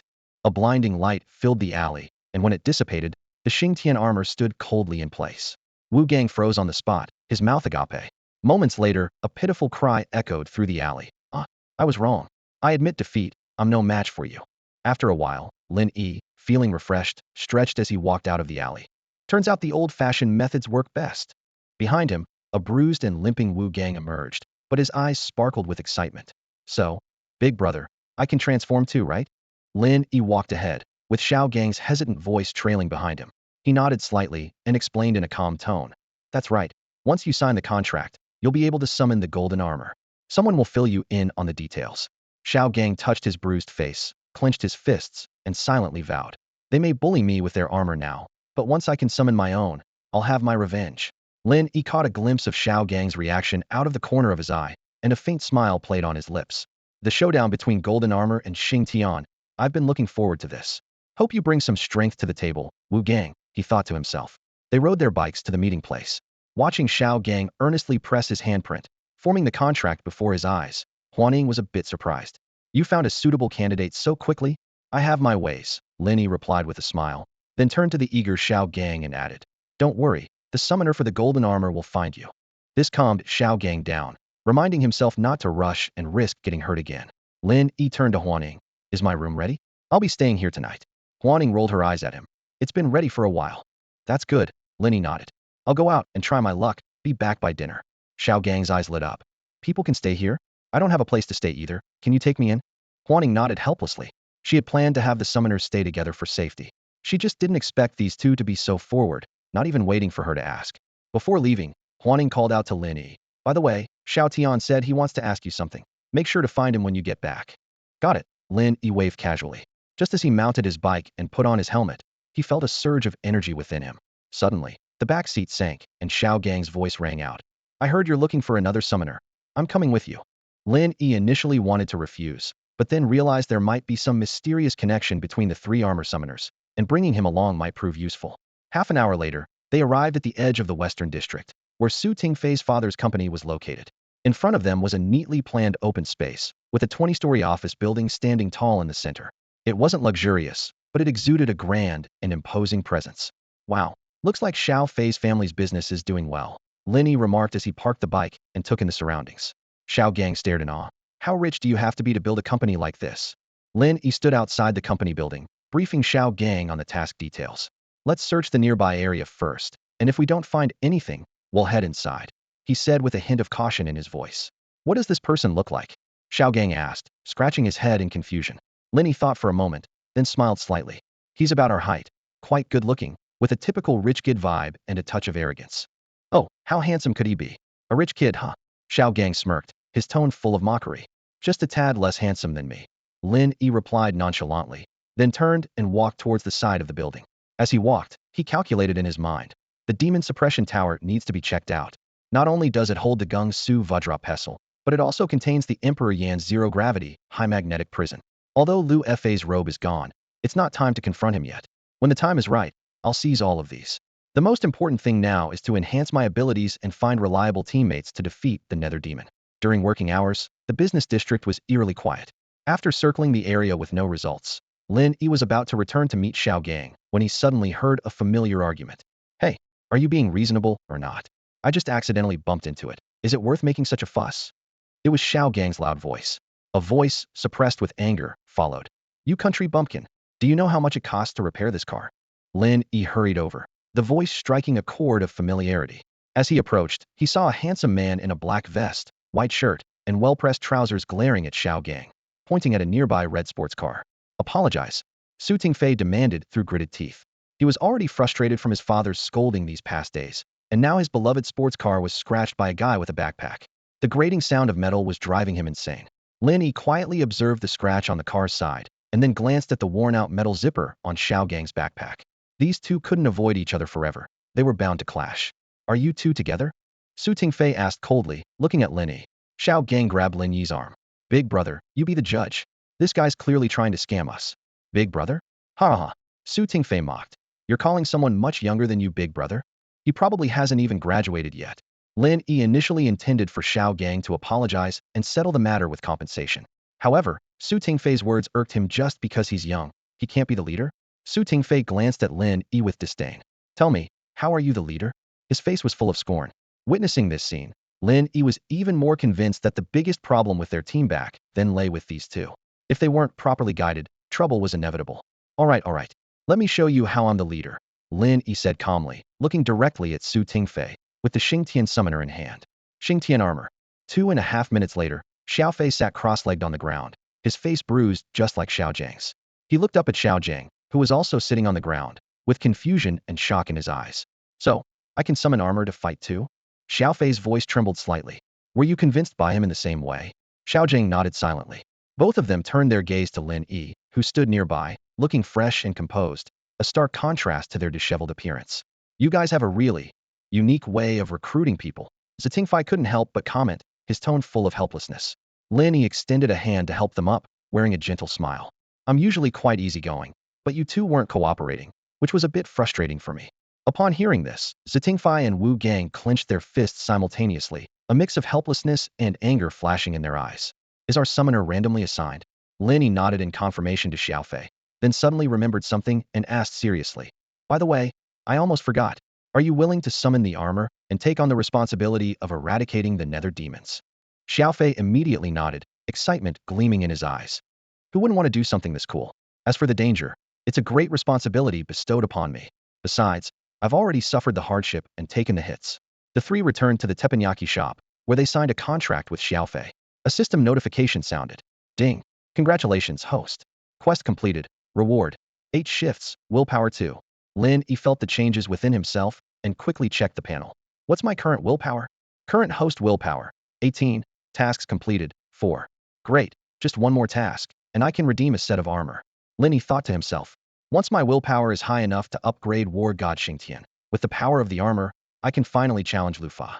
After enjoying dinner at the shop, Lin Yi and Xiao Zhang went upstairs to rest. Ah, what a fulfilling day, Lin Yi said contentedly after a brief workout. I hope I have a good dream. As night fell, Hope City was shrouded in dim darkness. No one knew a legion lay buried here, and a fierce sun would soon rise. Inside the demon suppression tower, the silence was suddenly broken by a cracking sound. The grotesque stone statues on the second floor began to crack, and an imperceptible demonic aura quietly seeped out. Ring, ring, ring. Awake in her cartoon pajamas, Huaning suddenly opened her eyes. This is bad. She sat up swiftly, listened intently for a few seconds, and quickly moved to the teppanyaki counter. The counter sank, revealing the star chart below. With its help, she finally sensed the presence of the nether demons. I need to wake Lin Yi and the others. Huaning pulled out her phone, her face filled with indignation. Can't a person get some sleep around here? In his dreams, Lin Yi felt a sense of disorientation. He seemed to be standing above an infinitely high space, looking down at countless planets below. He raised his hand to his eyes, seeing a dazzling golden hue. Hey, Lin Yi, wake up. Huaning shook Lin Yi's body vigorously, calling out repeatedly. As Lin Yi remained unresponsive, she was about to slap him awake when her wrist was suddenly grasped firmly by a hand. Lin Yi was jolted awake by a loud slap, and as he opened his eyes, he saw Huaning standing by the bed, looking anxious. Rubbing his eyes, still not fully awake, he felt a wave of irritation. What are you doing? You didn't have to slap me to wake me up. Are you holding a grudge or something? Huaning didn't bother to explain and got straight to the point. There are nether demons appearing, and more than just one. I've already informed Shan Shan. She's on her way to that area. You need to hurry too. Lin Yi immediately snapped to attention, quickly getting dressed to head out. Suddenly, he turned back to ask, did you notify Li Haotian? Huaning paused, explaining. No, he still seems hesitant and doesn't want to get involved. Besides, with you and Shan Shan. No, Lin Yi interrupted her. Notify him anyway, just in case. Tell him that if he comes, I'll give him a chance to ask questions. Lin Yi thought to himself that since Li Haotian had already joined, there should be no room for hesitation. With such a promising ace, if he could eliminate his doubts and hesitations, and with proper training, his future achievements could rival those of the Flame Emperor. Lin Yi wouldn't miss the opportunity to rightfully utilize Li Haotian's potential. Meanwhile, in the city center of the Western District, at around 4 or 5 in the morning, the northern summer sky was beginning to brighten, and the streets occasionally showed figures of people who had been out all night. Suddenly, a deafening explosion shattered the silence, blasting a large hole in the wall of the trading company's headquarters. Amidst the roaring flames, 2 figures draped in black burlap robes emerged unscathed, carrying sacks on their backs. At that moment, a sleek black sports car sped towards them like a phantom, silently coming to a stop in front of the 2 robed figures. The car door opened, revealing a long, shapely leg wrapped in tight yoga pants. followed by a figure with perfect curves, and finally, a striking face with a frosty expression. Xingtian closed the car door, her voice icy. You commit misdeeds so casually, and now you think you can just leave? One of the robed figures let out a piercing laugh, throwing back his hood to reveal a grotesque lizard head. Such a pretty girl, daring to stop me?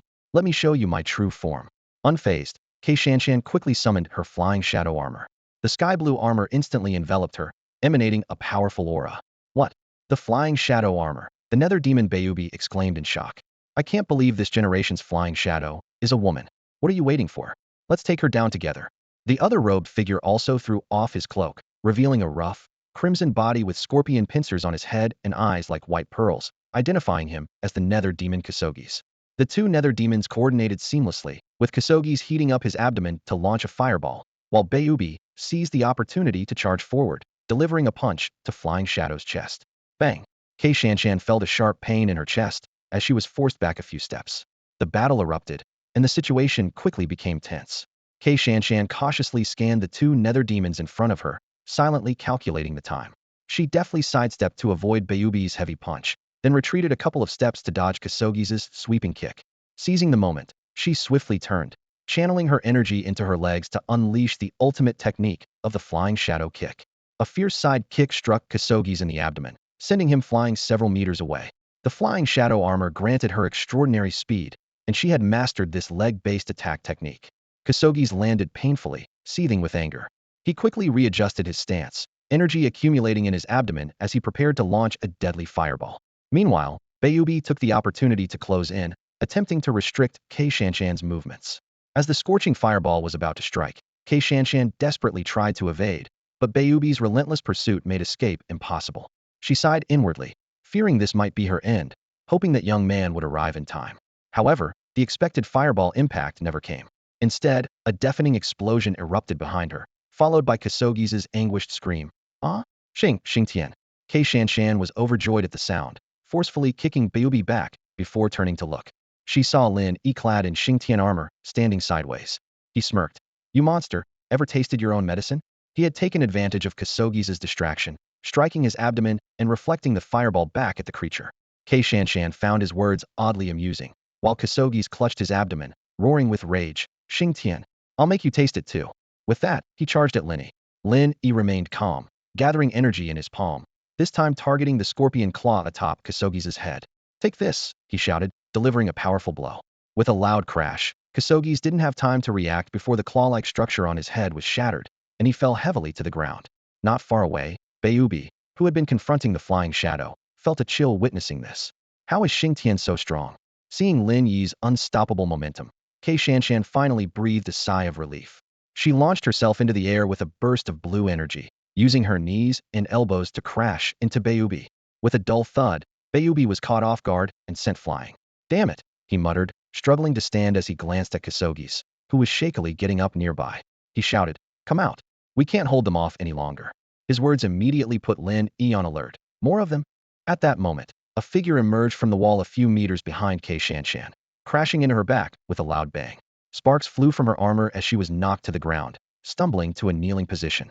The figure revealed itself a nether demon clad in purple leather armor, with a face resembling an armored Skullbasati. 3 nether demons? Lin Yi thought, alarmed, glancing worriedly at Xingtian. Standing at the edge of the battlefield, the 3 nether demons surrounded him, watching him intently. As Lin Yi pondered whether to wait for Li Haoyan's support or to retreat, he failed to notice a seemingly ordinary sanitation worker quietly approaching from behind. In that critical moment, Lin Yi suddenly saw Xingtian lift her head abruptly, her gaze fixed beyond him, staring intently at something behind. Instantly, he sensed the impending danger. Suddenly, Lin Yi's senses sharpened, and he swiftly turned, striking out with a backhanded palm. Boom! The sanitation worker clashed palms with Xingtian, stumbling back a few steps, his body trembling, revealing his true form, another nether demon. This nether demon was covered in gray armor, with a head resembling a giant toad, looking extremely bizarre. Nether demon, Sagula. Lin Yi muttered to himself, his eyes wary. Sagula stared at Lin Yi, who was slowly retreating, and flashed a menacing grin. His raspy, piercing voice seemed to stab into one's mind. Xingtian, Fang. This time, you can't escape. As Lin Yi retreated, he moved closer to Xingtian, quickly scanning the 4 nether demons around them. He twitched a smile, cursing inwardly. Great, just great. called out at dawn just to fight four of them. Not far behind, Xingtian struggled to stand. She knew the Feying armor excelled in speed, but surrounded as they were, its advantage was hard to exploit. Lin Yi, I'll cover you. See if you can break through. Feying moved behind Xingtian, scanning the surroundings once more. Lin Yi, contemplating a strategy, replied. K, you're thinking of me even now? I'm so touched. But I can leave any time. I'm just trying to get you out as well.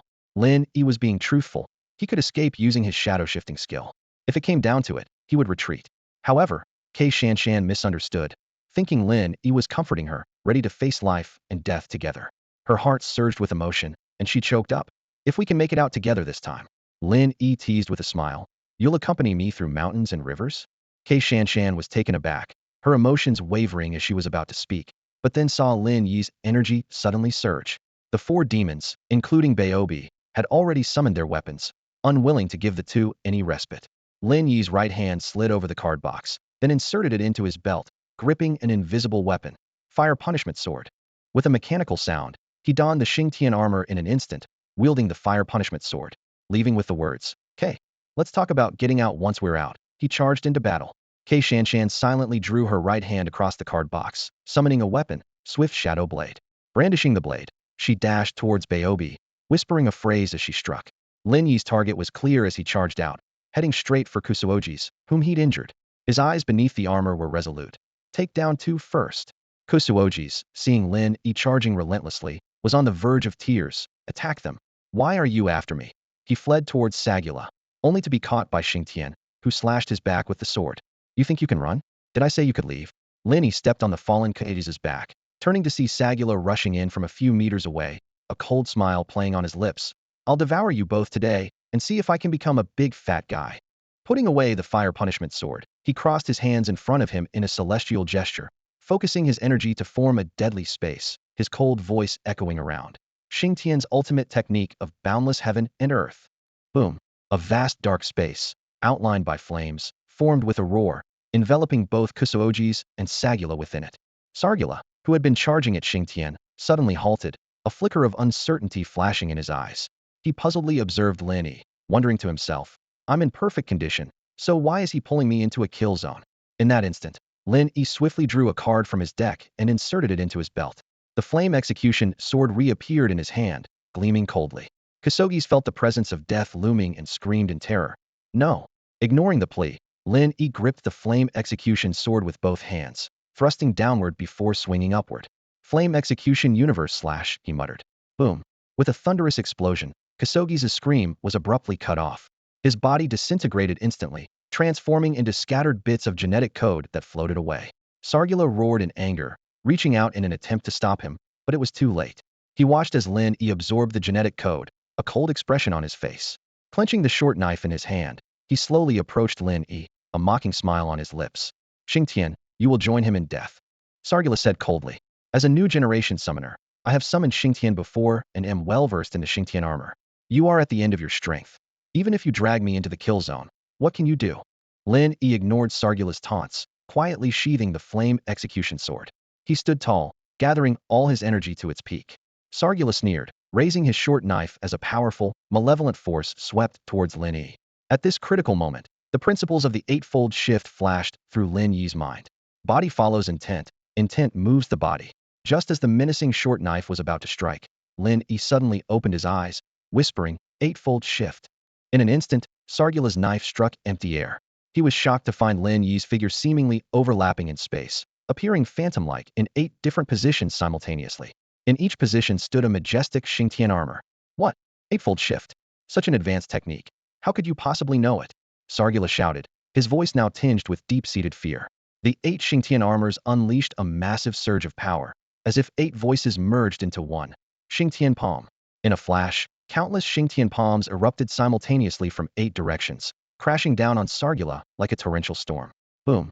With a tremendous, earth-shattering explosion, Sargula's body was shattered to pieces, leaving not even a trace of genetic code behind. As Sagula faced his imminent demise, his final thought was bewilderment over the advanced technique of the 8 shifting forms. He was obliterated before he could even feel pain, with his genetic code dissolved into nothingness, erasing any chance of resurrection. The moment the death space dissipated, Lin Yi felt every cell in his body screaming. An overwhelming exhaustion from 3 sleepless nights crashed over him, making it impossible to stand. He fell to one knee, barely supporting himself with his hands. At that moment, the Xingtian armor disassembled, revealing his paper-white face. Struggling, Lin Yi lifted his head, his blurred vision catching Fei battling 2 nether demons nearby. Even with their attention divided, Fei was clearly struggling. Meanwhile, the situation on Xingtian's side was rapidly deteriorating. Senior K, even you're struggling? Lin Yi weakly teased, his voice barely audible. His consciousness began to fade, leaving only one thought. It's over. On the other side, Baobi and Basadi had been attacking Fei. When they saw Lin Yi open the death space and pull Shagula inside, they were initially shocked, then smirked with disdain. Ha ha ha, Xingtian is truly arrogant, Baobi sneered, oblivious to the approaching danger. Xingtian was anxious but understood that Lin Yi was buying them time. Please be okay, she silently prayed, feeling slightly less pressured. However, when the death space vanished, everyone was stunned. What? How is this possible? Baobi and Basadi exclaimed in disbelief at the scene before them. 3 went in, but only 1 came out? Lin Yi had managed to defeat the stronger Shagula in such a short time. Xingtian had just started to relax, but her smile froze. She watched helplessly as Lin Yi collapsed, his armor deactivating. Baobi and Basadi relaxed slightly, their sinister smiles returning. Ha ha. Fei, you can't escape now. Basadi slashed at Fei's chest, sparks flying. Xingtian staggered back, shielding Lin Yi. Baobi approached confidently, wielding a decisive axe, rasping, Xingtian. Fei, you should be happy, you can die together. Lin Yi knelt, watching Xingtian protect him, and sighed inwardly. Women really can't be relied on. Li Haoyan, where the hell are you? As if in response to Lin Yi's thoughts, the roar of a motorcycle suddenly echoed. A clear, steady male voice followed. Xingtian armor. Unite. Baobi and Basadi were taken aback. What the heck? Xingtian armor? Before the 2 nether demons could react, a red figure had already rushed to Lin Yi and Xingtian's side. From within the Xingtian armor, Li Haotian's voice came, slightly apologetic. Sorry, I'm a bit late. Lin Yi almost lost his breath, rolling his eyes and saying, not late, just in time. I haven't been beaten to death yet. Li Haotian indeed felt guilty. Ever since he met Huan Ying, the Xingtian summoner he lost in childhood mysteriously reappeared in his room. When the Yuming demons appeared, Huan Ying called him, and he hesitated, wondering whether to step up and face this reality he didn't want to confront. He hesitated a bit too long, and so, he was late. Across from them, Baobi widened his non-existent eyes, stuttering, Xingtian. Basadi was also taken aback, first staring at Li Haotian in confusion, then looking at the weakened Lin Yi. Xingtian? Then who are you? Lin Yi twitched his mouth. That's a good question. Li Haotian ignored the Yuming demon's words, and, without any novice hesitation, his eye visor lit up, and he charged forward. Xingtian palm. Bang. He struck Basadi, sending him retreating several steps. Something's wrong. Basadi was already worried. First, there was a ridiculously strong Xingtian who obliterated Shagula instantly. Now another Xingtian appears? Could this Xingtian also obliterate people? Thinking this, Basadi shivered. He glanced at the situation and decisively shouted to Baobi while clutching his chest. Something's wrong. We're retreating. With that, he used his earth escape technique to disappear into the ground, leaving Baobi standing there, bewildered. Li Haotian couldn't stop Basadi's escape and immediately focused on Baobi. Damn it. Baobi cursed with a newly learned profanity, cursing Basadi 1,000 times in his heart. He was still injured. How could that guy run so fast, leaving him behind? At this moment, Xingtian also approached Baobi, preventing his escape. On one side was Fei, and on the other was Xingtian. Attack! Fei commanded softly, and with agile movements, she swung the shadow blade down. Baobi staggered back a few steps after being struck, and Xingtian delivered another palm strike, knocking him to the ground, his weapon dissipating. Facing the situation, Baobi felt utterly frustrated and could only mutter, "The general will avenge me." Xingtian put away her shadow blade, crossing her arms as energy gathered. Fei's ultimate move: wind, forest, fire, and mountain. As she opened her hands, a pitch-black space with sky-blue flames surrounded Baobi. Inside the Fei armor, Xingtian's determined voice echoed, "You violated the unforgivable crime of greed in the galactic justice law. As Fei, I declare the deprivation of all your rights and will seal and apprehend you." She crouched, the armor on her legs glowing. "Surrender now." In an instant, the Fei armor dashed towards Baobi, kicking him with a whirlwind demon subduing kick. With a roar, Baobi was kicked into the air, and Fei summoned the shadow blade, performing a series of blade techniques, phantom blade technique. Finally, as Baobi was on the brink of death, a Fei arrow shot out, ending his life. As the ultimate space dispersed, Xingtian also released her armor. She was nearing her limit too. Lin Yi, supported by Li Haotian, noticed she had sealed a Yuming demon and felt a bit distressed. That's all energy. What are you mumbling about? Xingtian asked, looking at Lin Yi as she approached him. Nothing. Lin Yi twisted his body, getting off Xingtian and leaning on Xingtian instead. I meant the armor is too uncomfortable. It's better if you support me, senior sister Quebec. Surrounded by her light fragrance, leaning on her made him feel a refreshing scent. Her soft body also eased much of his fatigue, much more comfortable than being supported by Xiaotian. Li Haoyan had just deactivated his armor transformation when he witnessed Lin Yi almost being flung away by Xingtian. Xingtian was gripping Lin Yi's wrist, her beautiful eyes glinting with a dangerous light. Where do you think you're touching? She asked through gritted teeth. Lin Yi gave an awkward smile and quickly explained. No, it was an accident, Senior K. Suppressing the urge to throw the reckless boy out, Xingtian warned him in a low voice. If it weren't for the fact that you didn't run away and showed some courage earlier, I'd be breaking your arm right now.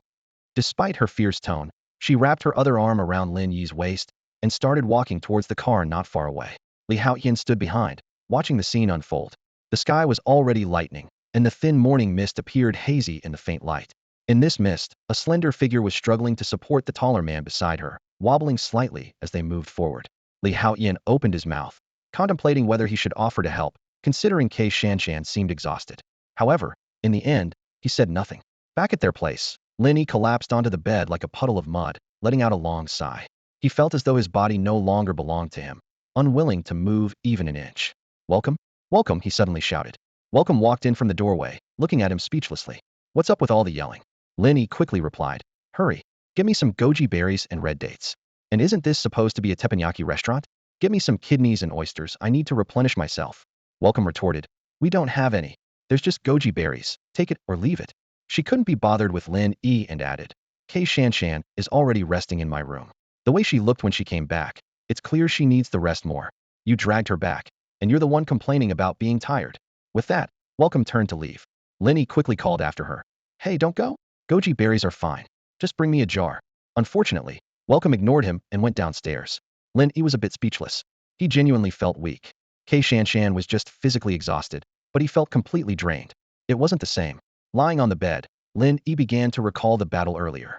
The 8 shifting steps technique was indeed powerful. Even in a less than optimal state, he managed to instantly kill a fully powered nether demon. Plus, the reward from Shagula was an increase of 2 points in spiritual energy, meaning after this battle, his spiritual energy had increased by 3 points, reaching a total of 21. While Lin Yi was lost in thought, footsteps sounded outside the room. Xiao Gang sneaked in and was surprised at Lin Yi's appearance. Hey, big brother, what happened to you? You look pale and so weak. Weren't you out fighting nether demons? Why do you look like you've been staying at a bathhouse? Lin Yi rolled his eyes at the comment. Shut up. Staying at a bathhouse wouldn't leave me like this. What a joke. Seeing Xiao Gang's curious expression, Lin Yi thought for a moment and decided to explain. We encountered 4 nether demons this time. I barely managed to take down 3, but 1 got away. Before Lin Yi could finish, Wu Gang's face was already full of amazement, admiration, and respect. Seeing this, Lin Yi decided to skip the details and directly advised. So when you get a summoner, be careful not to get surrounded by nether demons. Hey, I was just about to tell you, Xiao Gang said, pulling out a Vajra summoner from behind him. He pointed to the summoner in his hand, his face brimming with joy. This morning, I went out to buy a bottle of water from the vending machine, and wouldn't you know it, this thing just fell out with a clatter. Lin Yi raised an eyebrow, showing a hint of surprise before regaining his composure.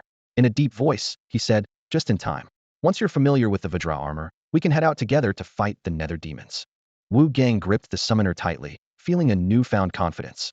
He glanced at Lin Yi, who seemed incapable of taking care of himself, and suddenly dismissed the rumors of Lin Yi's past achievements.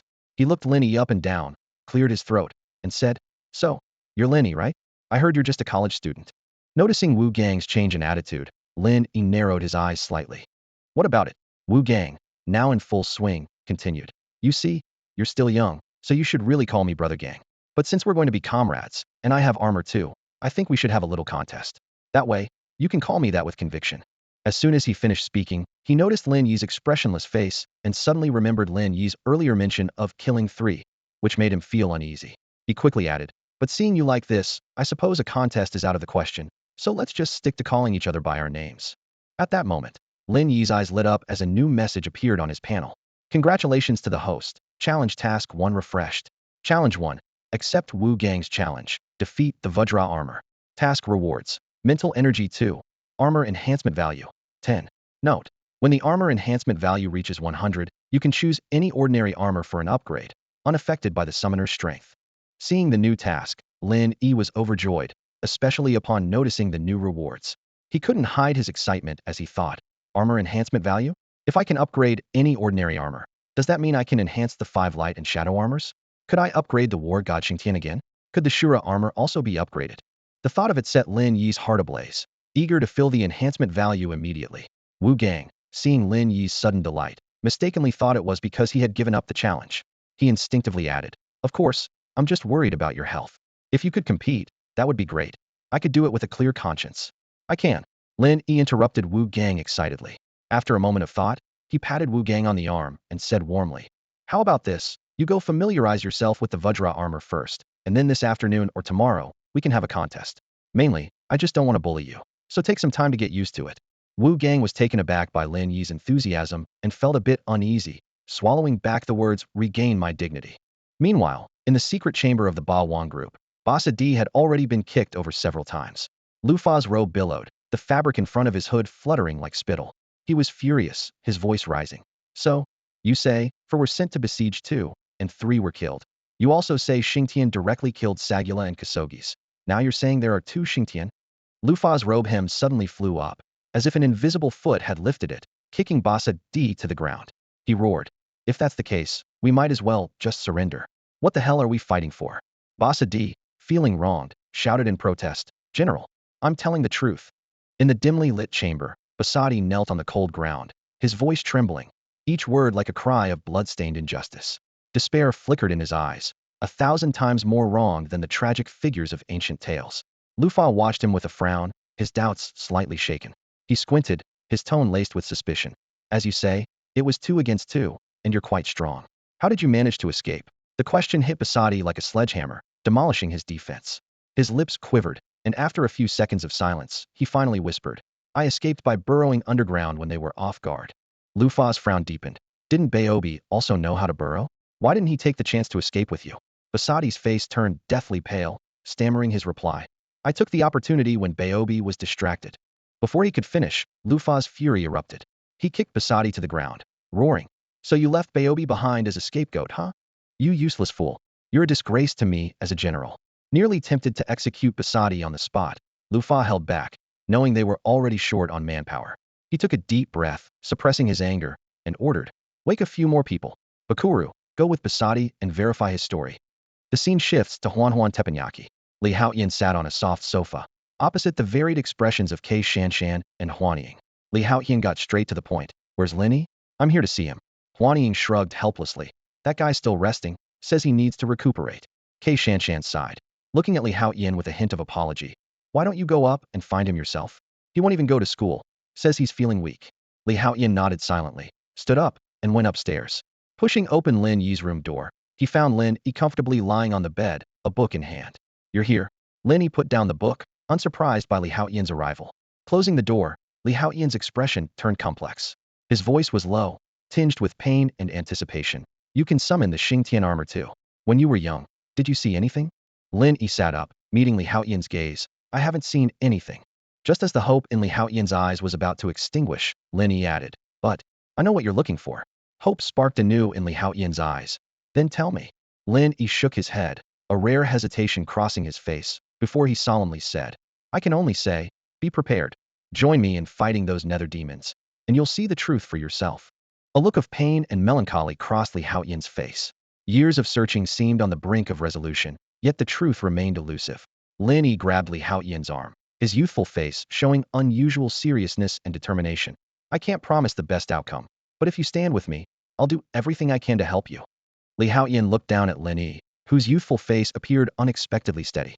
He spoke slowly, "All right. Together, we'll capture those nether demons one by one." For some reason, Li Haoyan felt that every word Lin Yi spoke was heartfelt. He chose to trust this young man.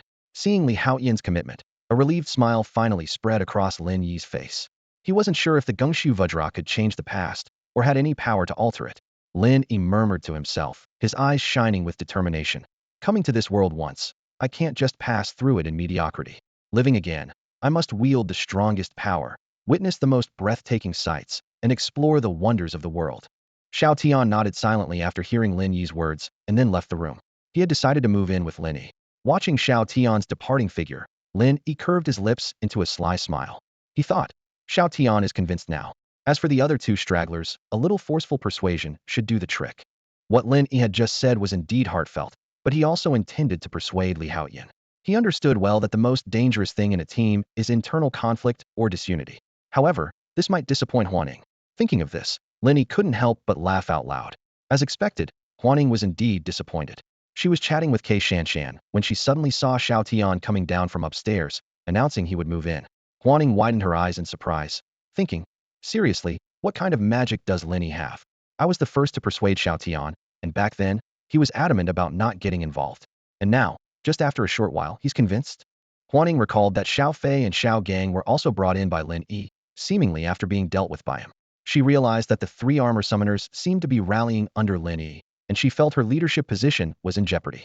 Huaning turned to look at Xingtian, who was sitting gracefully across from her eyes lighting up as she said playfully, Shanshan, you won't betray me, right? Xingtian's expression flickered for a moment upon hearing this, recalling Lin Yi's words during their previous battle. If we go out this time, will you accompany me through thick and thin? She snapped back to reality, snorted coldly, umph. Such sweet talk for someone so young. Then she looked up at Huaning with a bright smile. Don't worry, I won't let that guy run wild. After chatting a bit more, Xingtian glanced at the time and got up to leave.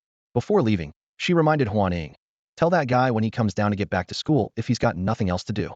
He's had the whole morning to rest. With that, she turned and left, heading back for her classes. Meanwhile, Lin Yi put down his book and got up from the bed, stretching his body. Although his energy wasn't fully restored, he was no longer drained. He had been reading some ancient books on combat techniques and found them quite enlightening. In his mind, Lin Yi thought, combat is an art. He tried mimicking a few of Xingtian's moves, proudly thinking, a genius like me can grasp this concept.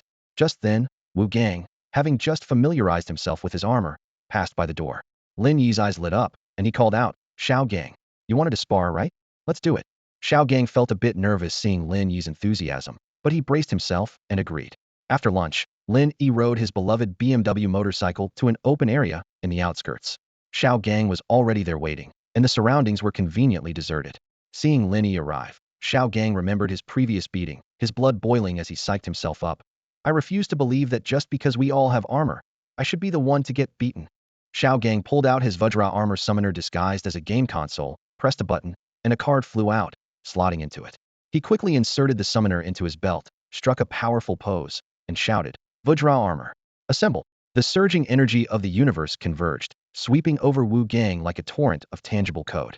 In an instant, the Vajra armor materialized with a thunderous presence.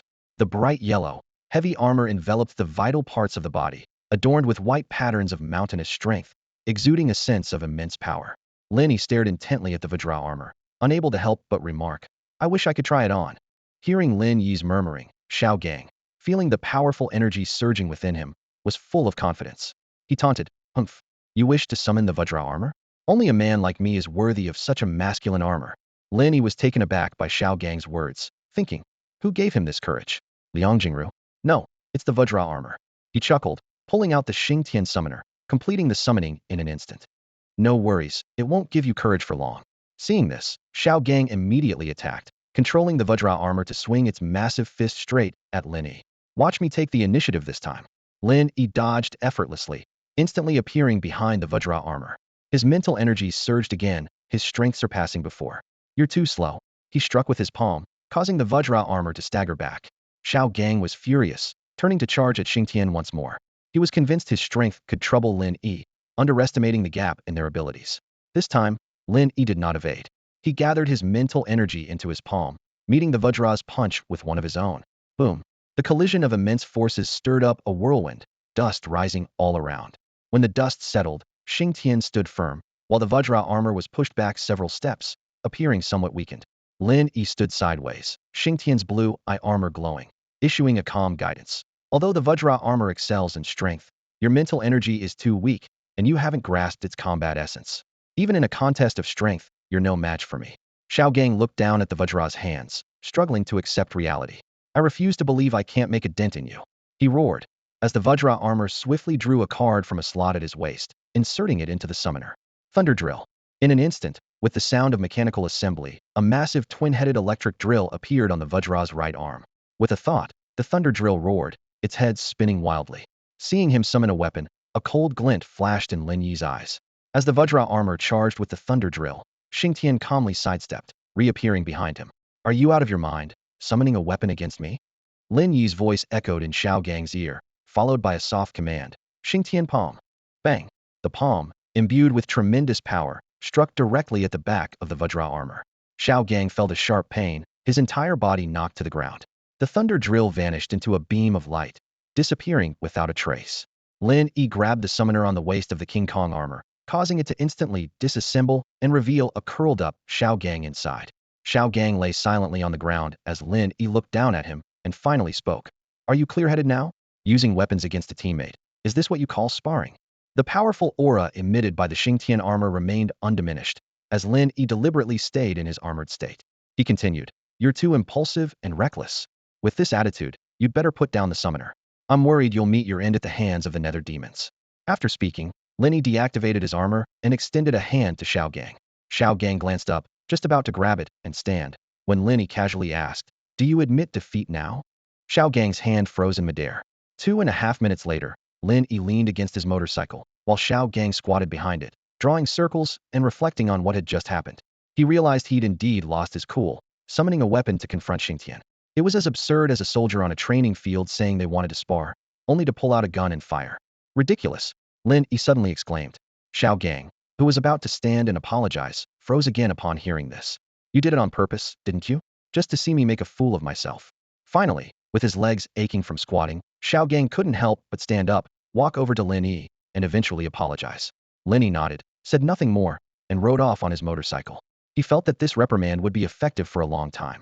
As Xiao Gang watched Lin Yi's figure disappear into the distance, he unusually calmed down, truly realizing the gap in their abilities this time. On the motorcycle, a virtual panel suddenly appeared on the road ahead of Lin Yi. Ding! Congratulations, host. Challenge Task 1 completed. Rewards have been credited. A gleam of joy flashed in Lin Yi's eyes. He felt an increase in his mental energy, though the armor's enhancement value still hadn't reached 100, leaving him envious. However, he had completed 5 tasks, allowing him to exchange for something. Opening the exchange list, Lin Yi quickly browsed through the options. 5 task completion points was the minimum for exchange, and he could only exchange for King Kong or Feiying armor. Considering that Sister K already had the Feiying armor, Lin Yi decided to go for the King Kong armor. Exchange for King Kong armor. As soon as he spoke, Lin Yi felt something appear in his arms out of nowhere. He pulled over to the side of the road and took out the King Kong armor summoner from his arms. Ha! Now I have 2 sets of armor to switch between. Lin Yi exclaimed excitedly. He was pleasantly surprised to find that the number of completed tasks remained at 5, meaning it was cumulative. With the King Kong armor, he could not only add a teammate but also change tactics in the short term. Although the King Kong armor had its strengths, Lin Yi decided to focus on mastering the Xingtian armor, as it had the highest potential for usage. Just as Lin Yi was reveling in his joy, his phone rang. It was Su Tingfei. Haha, I got the Feiying armor summoner. On the other end came Xiaofei's cocky and somewhat self-satisfied voice. You little brat, do you dare to face me? I want to wash away my previous humiliation. Ding. Challenge Task 2 triggered. The system prompt sounded. Lin Yi grinned. All right. 3 good things at once. Before Lin Yi could say a word, the system's voice rang in his ear once again. Ding. Challenge Task 2 triggered. Challenge 2. Accept Su Tingfei's challenge and defeat the Flying Shadow armor. Task Reward. 2 mental energy. Armor enhancement value 10. Lin Yi felt a surge of joy. These 2 were just as he had hoped, like a pillow delivered when one is sleepy. On the other end of the line, Su Tingfei heard the silence from Lin Yi's side and couldn't help but curl his lips into a handsome, proud smile. He thought to himself, he must be stunned by me. Seems like he still fears me. However, just as Su Tingfei was feeling smug, Lin Yi suddenly laughed a genuine expression of joy. All right, whenever you feel ready, just come find me here. Lin Yi agreed readily. Su Tingfei picked up on the ease in Lin Yi's tone, which made him feel something was off. After hanging up, Lin Yi's gaze drifted to the outskirts of the city. The Demon Suppression Tower. Should he go take a look? After a moment of thought, he decided to see it for himself. It was not only the origin of everything, holding statues of all the nether demons, but also a highly advanced alien spaceship, which piqued Lin Yi's interest. He mounted his motorcycle again, the engine roaring as he sped towards the Demon Suppression Tower outside the city. Flashes of information crossed Lin Yi's mind. If he remembered correctly, the Gungshu Vajra scepter should also be in the tower, along with the high magnetic prison holding the Flame Emperor. With his past life's experience, Lin Yi was exceptionally skilled at riding the S-1000RR. On the streets, passers-by could only see a black shadow swiftly passing by, a young man in black gear and a helmet, exuding a heroic aura. As he passed a repair shop, the burly Zhu Junjie caught a glimpse of this and was dumbfounded. No way. Isn't that Lin Yi? He rubbed his eyes, watching the departing figure in a daze. Living the life, huh? Not only cohabiting, but also riding a BMW? Must have met a rich lady. Unaware that Zhu Junjie had spotted him, Lin Yi was already out of the city, nearing the demon suppression tower. He calculated in his mind.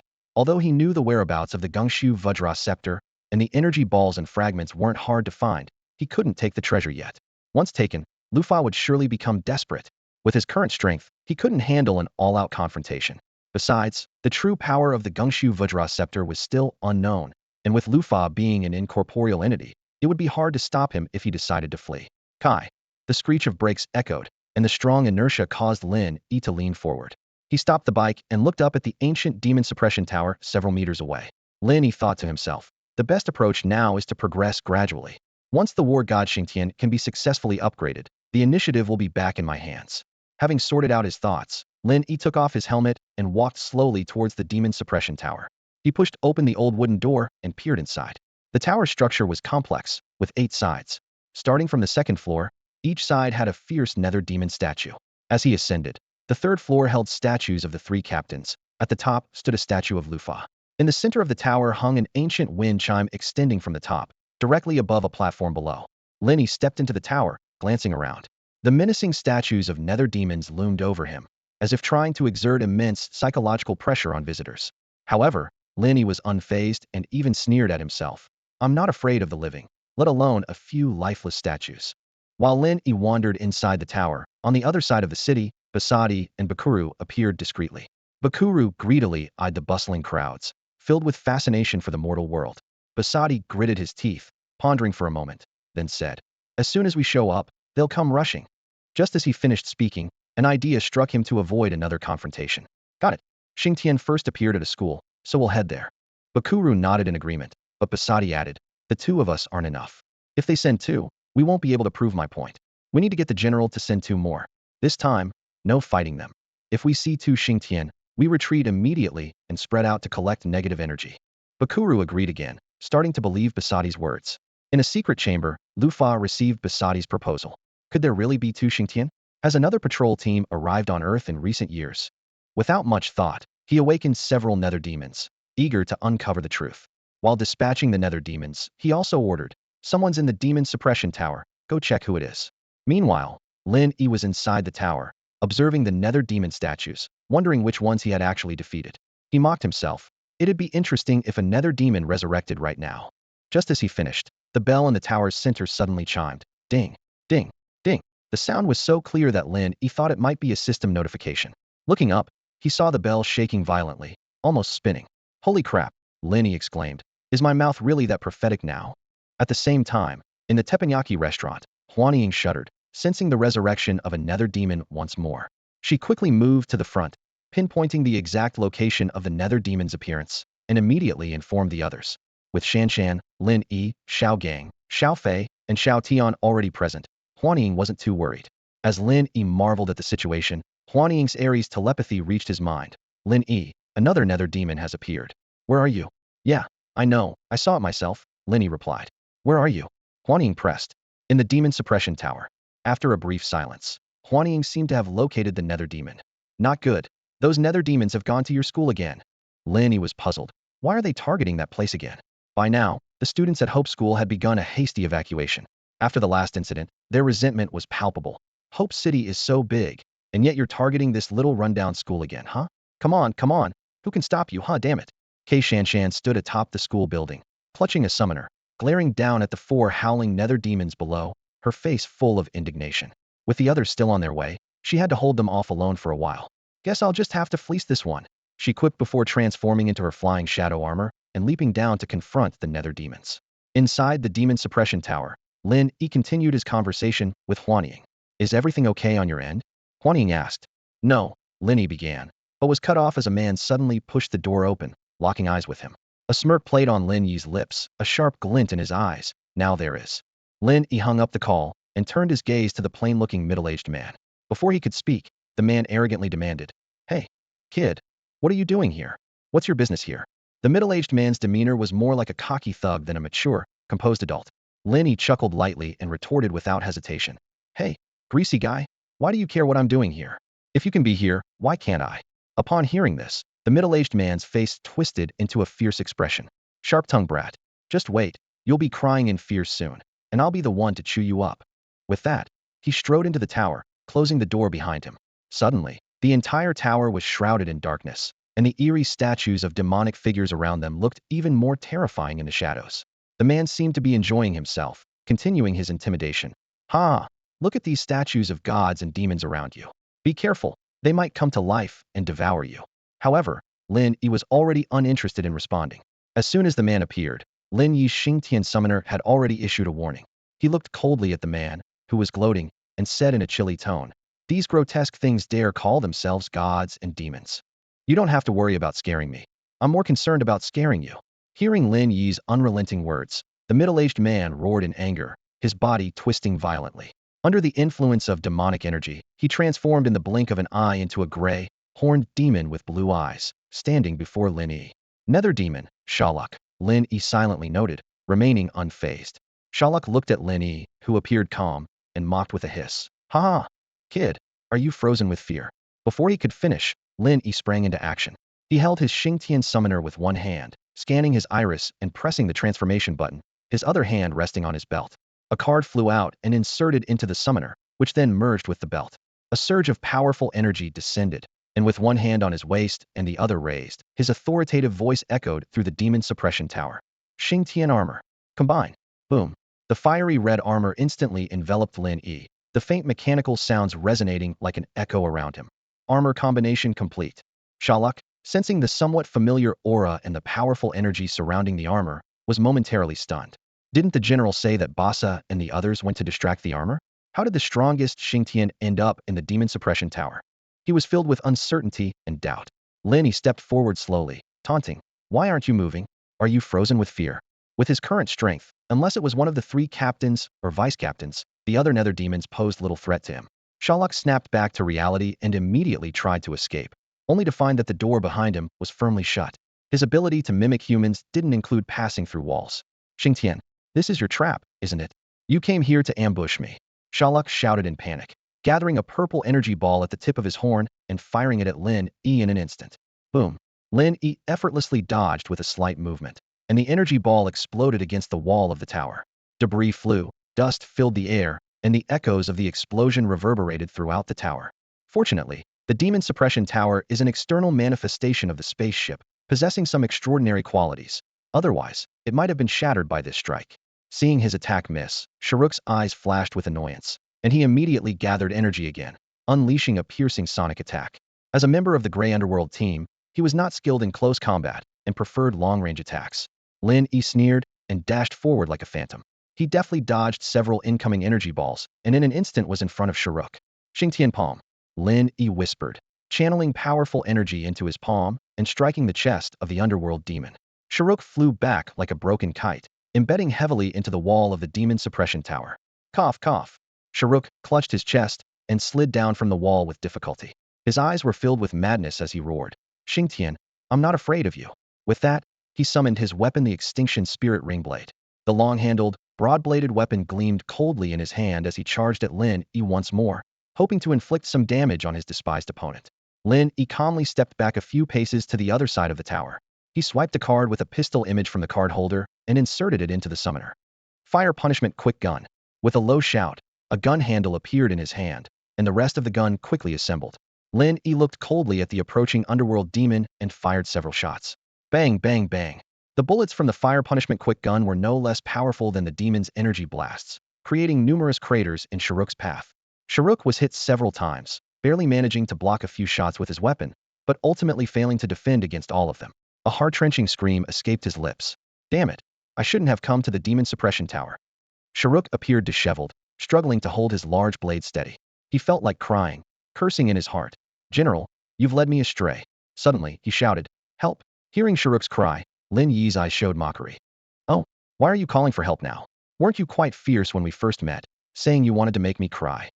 Sharuk was utterly humiliated at Lin Yi's words, not expecting this insult at such a moment. Burning with anger, he gathered energy again, unleashing his sonic ability. Xingtian, even if I die, I won't let you have it easy. His hoarse voice carried incomprehensible notes, echoing throughout the space, amplified by the tower's structure. The noise and pain pierced straight into the mind, and even Lin Yi felt the agony. Damn, this thing is a sonic killer. He looked up with difficulty, shocked to see several energy-charged purple spheres hurtling towards him. Lin Yi quickly rolled to the side to avoid them. Boom, boom, boom. With terrifying explosions and vibrations, the wall of the demon suppression tower behind Lin Yi was struck repeatedly, creating an opening. Meanwhile, in a hidden chamber, Lu Fa suddenly felt a jolt in his heart and appeared, muttering in confusion, "What's happening? Why do I feel so uneasy?" Inside the demon suppression tower, after this series of actions, Sharuk's energy was nearly depleted. He knelt on the ground, panting heavily, and looked up at the opening he had created, a hint of astonishment in his eyes. Lin Yi turned his head towards the sudden opening, his brow furrowed. Had the demon suppression tower been breached? This thought flashed through his mind, but he had no time to ponder it further. Right now, it was more important to seize the opportunity at hand. He moved swiftly, appearing instantly in front of Sharuk. Before his opponent could react, Lin Yi struck with a powerful palm, sending Sharuk flying once more. Watching the creature with green eyes and sharp fangs in its disheveled state, Lin Yi sneered. "Looks scary, but who knew you had such a wicked heart?" Not giving Sharuk a chance to catch his breath, Lin Yi immediately unleashed his trump card, the Heavenly Execution Kill Technique. Heaven and Earth Boundless. Heavenly Execution Kill Technique. With his low chant, a formidable energy field suddenly materialized, enveloping the entire surrounding space. Sharuk was terrified, his eyes frantically scanning his surroundings in despair. "I should never have come to this demon suppression tower," he wailed. "General, you lied to me. You said all armored warriors would be lured away, but it was all a lie." Ignoring his enemy's pleas, Lin Yi summoned the Fire Execution Sword, and without hesitation, performed the Fire Execution Heaven and Earth Slash. The searing flame sword energy pierced through from below, instantly shattering Sharuk's body to pieces, leaving only a floating genetic code. After collecting the genetic code into his summoner device, Lin Yi surveyed the area. The inside of the demon suppression tower was in ruins, with debris scattered everywhere. He couldn't help but smile wryly. "I hope they don't blame me for damaging an ancient building." With caution, Lin Yi headed towards the entrance Sharuk had created. There was no strong light emanating from it, indicating it hadn't fully penetrated the tower. As he stepped into the entrance, aided by the faint light, Lin Yi was surprised to find a small secret chamber. Where did this secret room come from? He muttered to himself. Could it be from the Lufa battleship? Did it open with just a few hits? In the center of the chamber stood a high platform, surrounded by emptiness. Suddenly, Lin Yi's eyes widened as a thought exploded in his mind. Could this be? He didn't finish the sentence, as his celestial arm was already gathering power, delivering a punch to the platform. Bang! The platform shattered on impact, with pieces flying everywhere. Once the dust settled, a silver-white egg-shaped object, about the size of 2 fists, appeared before everyone's eyes. "Zero-gravity, high magnetic prison," Lin Yi exclaimed, his heart in turmoil. In many years to come, as the Flame Emperor who fought across lands and traversed the universe, he often reflected with this phrase. Meeting Lin Yi in the Demon Suppression Tower was a lifelong turning point. Lin Yi held the silver egg in his hand, his expression shifting unpredictably. To his surprise, the few strikes from the Nether Demon had accidentally opened the chamber imprisoning the Flame Emperor. A zero-gravity high magnetic prison could actually detain the Flame Emperor. He looked down at this high-tech prison egg, frowning slightly. What was the password again? He vaguely remembered it was voice-activated, but couldn't recall the exact command. A few seconds later, Lin Yi shrugged with a smile. "No worries," he thought. "I'll just take it with me for now." He stepped out of the Demon Suppression Tower, and his phone rang just in time. It was a call from Huan Ying. "Hello," Lin Yi answered. Huan Ying's worried voice came through. "What's going on over there? You mentioned something happened just now." Lin Yi glanced back at the Demon Suppression Tower and replied casually. "I just encountered a Nether Demon, but I've sealed it away. The inside of the tower might be a bit chaotic though." Yang Huaning didn't seem too concerned and urged, "Then hurry to the school. I'm worried they can't handle it alone." As Lin Yi walked towards his motorcycle, he asked, "Who's there now?" "Only Shan Shan is at the school. Xiao Gang is on his way from the shop. Xiao Fei and Xiao Tian aren't nearby, but they're heading there too." Lin Yi frowned. For Nether Demons, if they were intent on destruction, how long could Kei Shan Shan hold out? By the time reinforcements arrived, she might already be. His mind involuntarily conjured an image of Kei Shan Shan's captivating figure. "Got it," he said decisively, ending the call and jumping on his motorcycle. The engine roared to life, and the bike shot forward like lightning.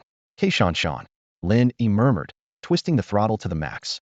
With the aid of his energy abilities, his reflexes and control were greatly enhanced, allowing him to weave through traffic like a phantom. Today, on the streets of Hope City, countless bystanders witnessed a scene as thrilling as a movie stunt. Lin Yi thought to himself, forget about speeding tickets. Once I save you all, I'll pay the fines myself. He considered using teleportation, as it would be faster. But having just fought a battle, another long-distance teleportation might leave him completely drained. At that point, who would be saving whom? Suddenly, a system notification sounded. Ding! Daily mission triggered. Heroic Showcase Plus. Mission objective. Perform a dramatic rescue in front of the entire school, then transform into an armored hero. Mission rewards, varying based on the level of impact. Normal. Energy 1. Excellent. Energy 2. Stunning. Energy 3. Extraordinary. Energy 3 plus a mysterious time-limited reward. Lin Yi's eyes lit up. So that's how it works?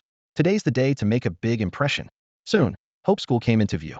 On the field, a crowd of students and teachers huddled together, staring in terror at the scene not far away. 4 menacing and terrifying monsters glared, occasionally letting out chilling roars. Many girls were already in tears, and most of the crowd was trembling with fear. The resentment here was incredibly thick. In just 2 short days, the students had been attacked twice by the nether demons, and this time, there were 4 of them. Fear and despair spread among the crowd, and some bold students began to curse, venting their inner grievances. Come on, you nether demons show up every day.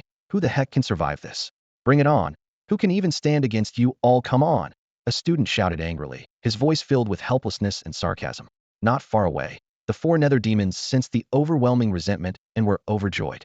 Bacalus squinted his eyes, saying with satisfaction, such strong resentment. This dense negative energy is truly delightful. Beside him, Basadi nodded in agreement, adding, no wonder I saw online that students and workers are the groups with the most grievances in society today. The 2 nether demons exchanged glances, sighing in unison. It's true.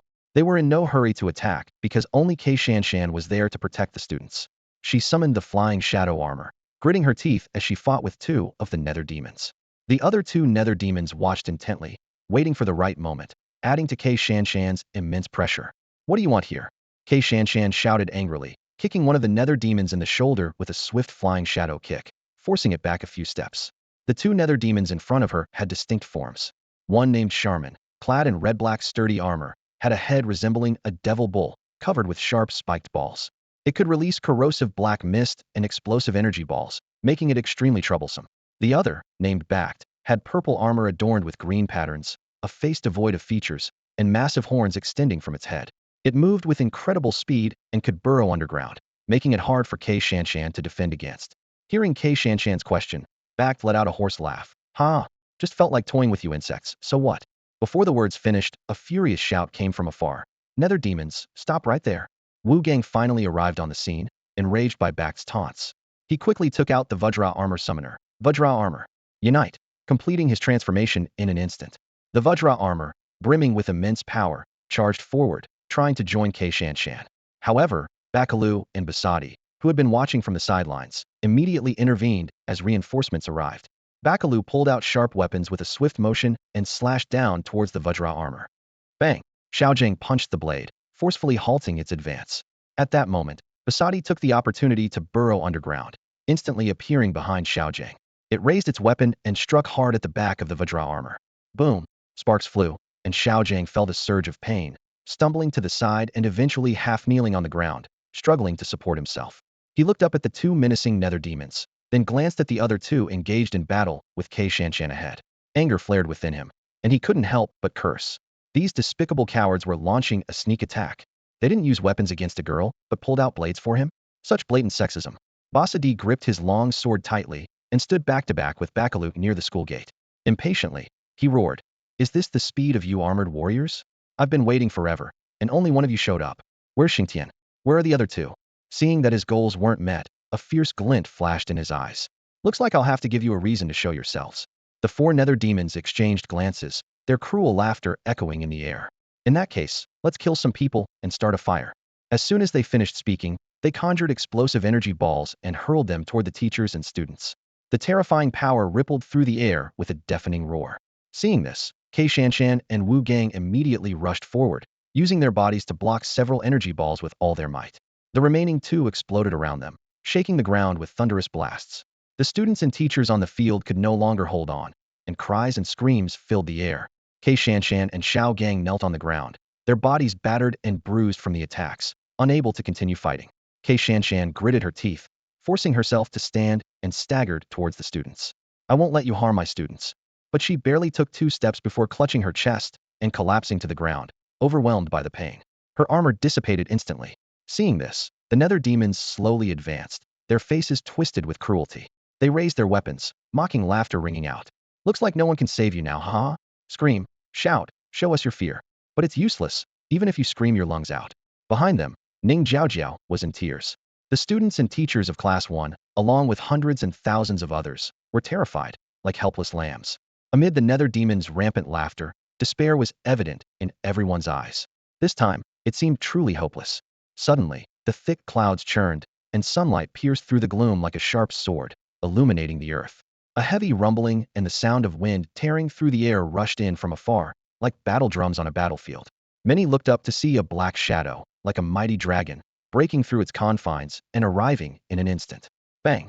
The heavy sound of collision was followed by the nether demon's screams. Bakalu hadn't even reacted before a force like a mountain slammed into him from behind, sending him flying. Bossa D turned his head just in time to see a nimble figure on a sleek black motorcycle charging at him again.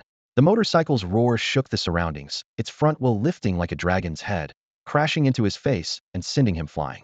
The black motorcycle executed a perfect tail spin, coming to a steady stop in front of King Kong and Xingtian. The figure on the bike dismounted, turned off the engine, and removed his helmet in one fluid motion. Before the entire school, Lin Yi's handsome and rugged face was revealed. Xingtian looked up at the figure, her eyes softening instantly, as if she were intoxicated. The students of Class 1, especially Ning Jiaojiao, had eyes full of intense admiration. Amid the school's uproar and cheers, he took out a summoner, scanned his iris, and assumed a powerful stance, inserting a card into his belt. A deep, authoritative voice filled with righteous anger resonated throughout the campus. Xingtian armor. Combine. A surge of intense energy descended, accompanied by a crisp mechanical voice. Armor fusion. In the glow of the setting sun, the Xingtian armor materialized from the void, gleaming with a metallic sheen. Lin Yi felt the intense gazes of the people behind him and secretly rejoiced. This display of bravado was absolutely perfect. He had meticulously planned this scene on the way, crashing his bike into the underworld demons and then transforming under the watchful eyes of everyone to maximize the impact. Lin Yi was quietly proud, considering himself a genius in the art of showing off. The system's notification chimed in at just the right moment. Ding! Daily task, show off plus completed. Evaluation, superb. Task reward, intent energy 3. After analysis, the current mystery reward is manifested as the control and ownership of a zero-gravity, high-magnetic prison. Lin Yi's eyes widened with indescribable joy. A zero-gravity high-magnetic prison as his personal property? This meant he could not only release the Flame Emperor, but also imprison others at will. Simultaneously, he clearly felt the increase in his internal intent energy, his power reaching new heights. Slowly raising his head, the eyes of the Xingtian armor glowed with an eerie light as the entire body stepped forward. Lin Yi calculated. The previous 2 underworld demons increased his intent energy by 3 points, completing the King Kong challenge, and today's task added another 5 points, and killing that underworld demon in the demon suppression tower was another 3 points. At this moment, his intent energy had reached a staggering 31 points. As if sensing the invisible pressure emanating from the Xingtian armor, the 4 underworld demons across from him involuntarily retreated. However, the recently trampled Bossa D and Bakalu were boiling with rage, and the other 2, realizing their own cowardice, felt deeply ashamed. Damn it, there are 4 of us. Why should we fear just him? Bossa D shouted angrily. Attack together. He charged at Lin Yi with his blade, and the other 3 underworld demons quickly summoned their weapons, surrounding Lin Yi. Lin Yi was unfazed, his hand swiftly moving across the card holder at his waist to draw a weapon card and insert it into the summoner. Fire Punishment Sword. With a bang, the Fire Punishment Sword took shape in his hand. Lin Yi engaged in battle with Bossa D, their weapons clashing and sparks flying. Bakalu and the others circled around, occasionally striking or launching energy balls to harass him.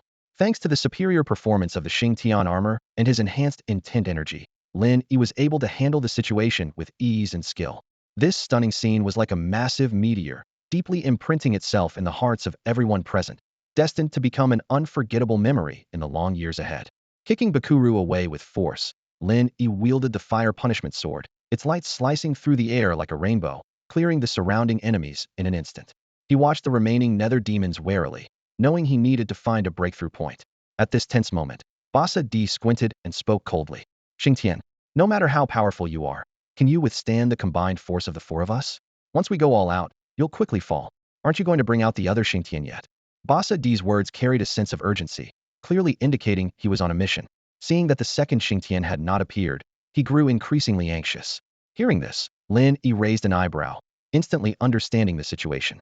He chuckled and retorted to Basa D, "What second Xingtian are you talking about?" Basa D's expression changed dramatically. Bakuru, standing nearby, also looked alarmed, watching Basa D cautiously. Shalman, infuriated, shouted at Basa D, "Are you deceiving the general?" Basa D was at a loss for words, his frustration turning to anger as he yelled at Lin Yi, "Xingtian, stop pretending." Realizing he couldn't explain further, Basa D immediately ordered his companions, "Let's injure him first. I don't believe no one will come to his aid when he's near death." Bakuru and the others nodded in agreement, but their actions became noticeably half-hearted.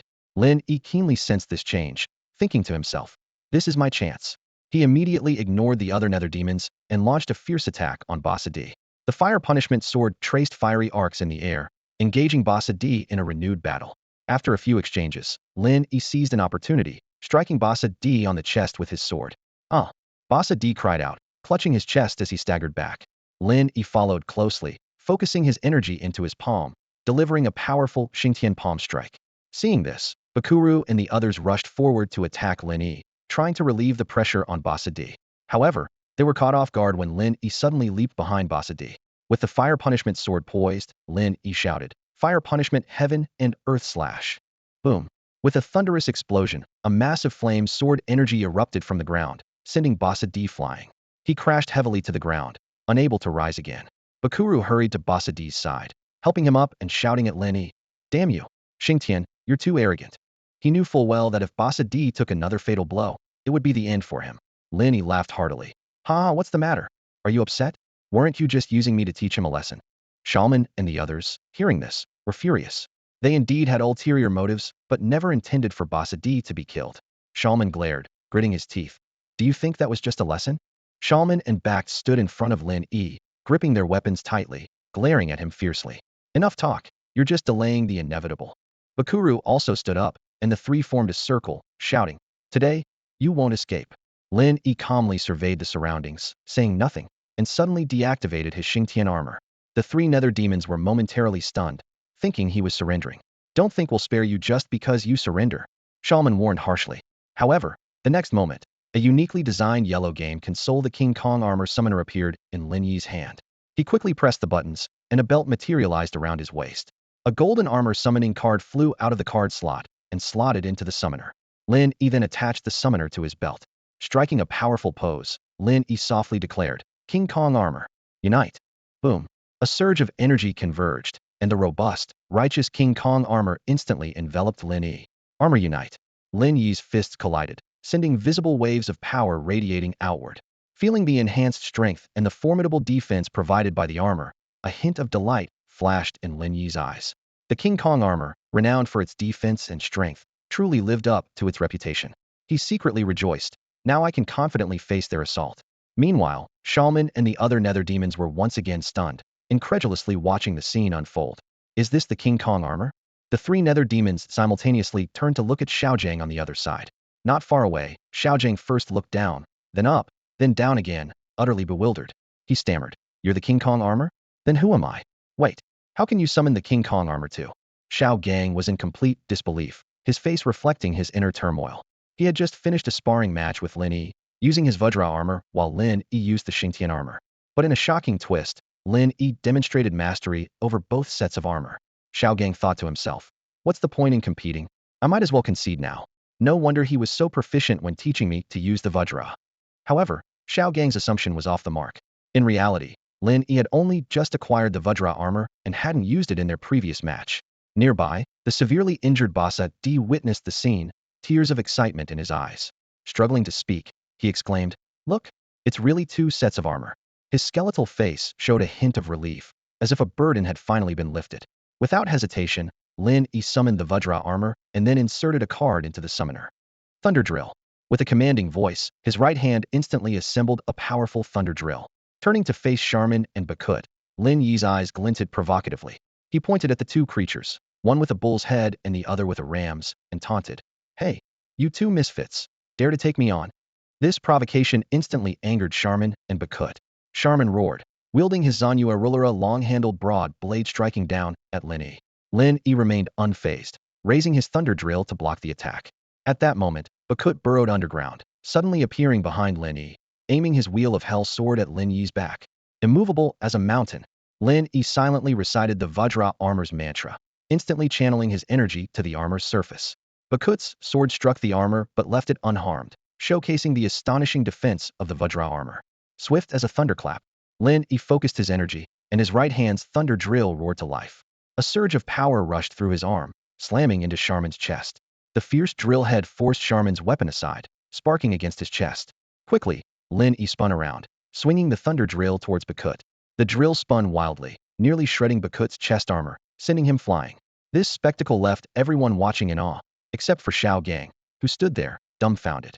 Seeing Lin Yi's formidable strength, Bakalu decided not to underestimate him and prepared to join forces with Tolman and others.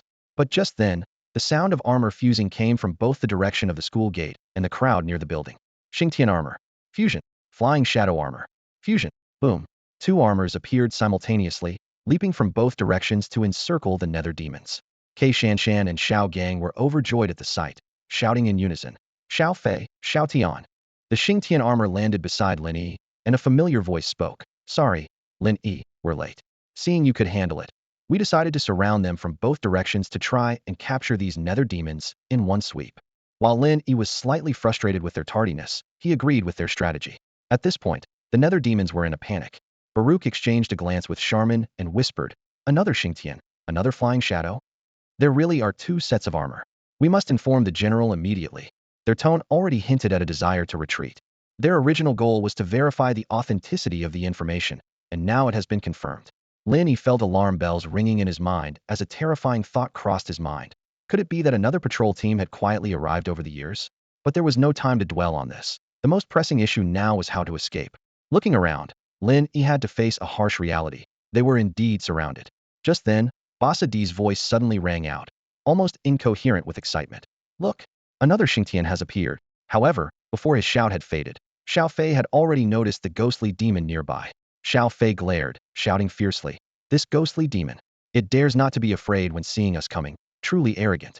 As soon as he finished speaking, Kai Shanshan quickly reminded him that it was a fragile target with low health. The eyes of the Feiying armor suddenly lit up, and an ominous energy slowly gathered around Xiao Fei. He chuckled coldly. "In that case, I'll take care of this guy first." Just as Lin Yi and Xiao Tian were preparing to flank and attack the ghostly demons, Xiao Fei's voice rang out again, full of fervor, Feiying's ultimate technique of wind, forest, fire, and mountain. Lin Yi looked up to see Basa D and Xiao Fei enveloped within the ultimate space. Lin Yi's eyes widened, almost blurting out, "No, that's the head I left behind." But it was too late. Sensing the unfavorable situation, Bakuru immediately called to the other two. "Let's retreat while there's still a chance." Lin Yi and Xiao Tian couldn't just let them escape, and they swiftly moved forward to block them. In the critical moment, as Bakuru retreated, he shouted to Salman, "Salman, quickly, throw some energy balls to create a smokescreen for our escape." Hearing this, Salman immediately acted, swiftly gathering energy balls and hurling them toward Lin Yi and Xiao Tian. Relying on the robust defense of his Vajra armor, Lin Yi continued to charge forward, even as explosions rang out around him and smoke filled the air. Taking advantage of the chaos, Bakuru and Bakht exchanged a glance and unhesitatingly used their earth-burrowing technique to disappear underground. Lin Yi charged forward, sensing a disturbance ahead with his mind, and unleashed a powerful punch. With a bang, a ghostly demon was sent flying with a wretched scream. As the explosions subsided and the smoke cleared, the other two ghostly demons were nowhere to be seen. Only Salman was left struggling to get up. He looked around, instantly realizing what had happened, and shouted in anger and despair, "You bastards! You couldn't take me with you when you burrowed away." Salman let out a long, mournful howl, his voice tinged with a hint of sorrow. However, before his lament could end, a sword light came slashing down, sending him flying once more. Xiao Tian, wielding the fire punishment sword, was ready to unleash his ultimate move. Lin Yi quickly stepped forward to stop him. "Wait, Xiao Tian, don't." Lying on the ground, a glimmer of hope flashed in Salman's eyes. But Lin Yi continued, "Let me handle it." Salman's heart sank into despair. Lin Yi stretched out his arms, the oppressive aura of the Vajra armor enveloping him. He focused his energy, whispering, Vajra's ultimate technique of mountain and sea's mighty power. In an instant, everything around seemed frozen, and the ultimate space securely trapped Salmon within. Holding the thunder drill, Lin Yi charged forward without hesitation. Primordial drill technique. The thunder drill struck Salmon with hurricane-like speed, leaving countless scars, and finally sending him flying into the air. Immediately after, Lin Yi swiftly switched weapons, inserting another card into the summoner, Thunder Cannon. He leaped up, his right arm aiming at the ghostly demon in midair, ready to unleash the chaos wave. With a thunderous explosion, the cannonball, carrying the force of destruction, hit the severely injured ghostly demon precisely. In an instant, nothing remained but a void. As the ultimate space dissipated, Lin Yi deactivated the thunder cannon and removed his armor. Standing on the ravaged earth, he gazed at the setting sun, exhaling a long breath. Not far away, Xiao Gang, who had also deactivated his armor, glanced down and sighed softly. Xiao Tian approached Lin Yi, saying earnestly, "Lin Yi is indeed formidable. We all need to work harder." Nearby, Xiao Fei, who had just completed his first kill, nodded solemnly, then remembered he still had an unfinished duel with someone. With school matters settled, the group left the campus and headed to the teppanyaki restaurant. It was the first time the armor summoners gathered together, and they happened to resolve a nether demon incident, creating a harmonious atmosphere. At the suggestion of Huan Huan and Lin Yi, everyone bought a variety of delicious ingredients and drinks from the store for a small dinner party that evening. Notably, Lin Yi's beloved Kara BMW belonging to Teacher K was sent for repairs after a severe collision. Nevertheless, as the only car to have collided with a nether demon, it could be considered an honor. Inside Huan Huan's teppanyaki restaurant, the place was bustling. Everyone sat around the table, which was filled with a variety of grilled and hot dishes. The teppanyaki grill was finally put to good use, sizzling with the aroma of cooking ingredients. Lin Yi took a big bite of the spicy and flavorful teppanyaki squid, his eyes lighting up. "Wow, Huan Huan, your cooking skills are really something," he said, downing his drink in one go. Xiao Gang was thoroughly enjoying the feast, while Xiao Fei and Xiao Tian, though initially reserved, couldn't hide their delight after tasting the food. "This teppanyaki is amazing, Huan Huan." Amidst the chorus of compliments, Huan Huan proudly lifted his chin. "Of course, otherwise how could I keep this place running?"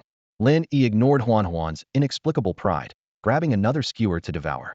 He was about to exclaim, "satisfying," after a gulp of chilled beer when he felt a sharp pain in his arm. "Hey, what was that for?" Lin Yi turned to see K Shanshan frowning at him, clearly the one who pinched him. K Shanshan, having worked at the school today, was still in her simple professional attire. A white fitted blouse that highlighted her graceful curves, and a black pleated long skirt that was both elegant and intellectual.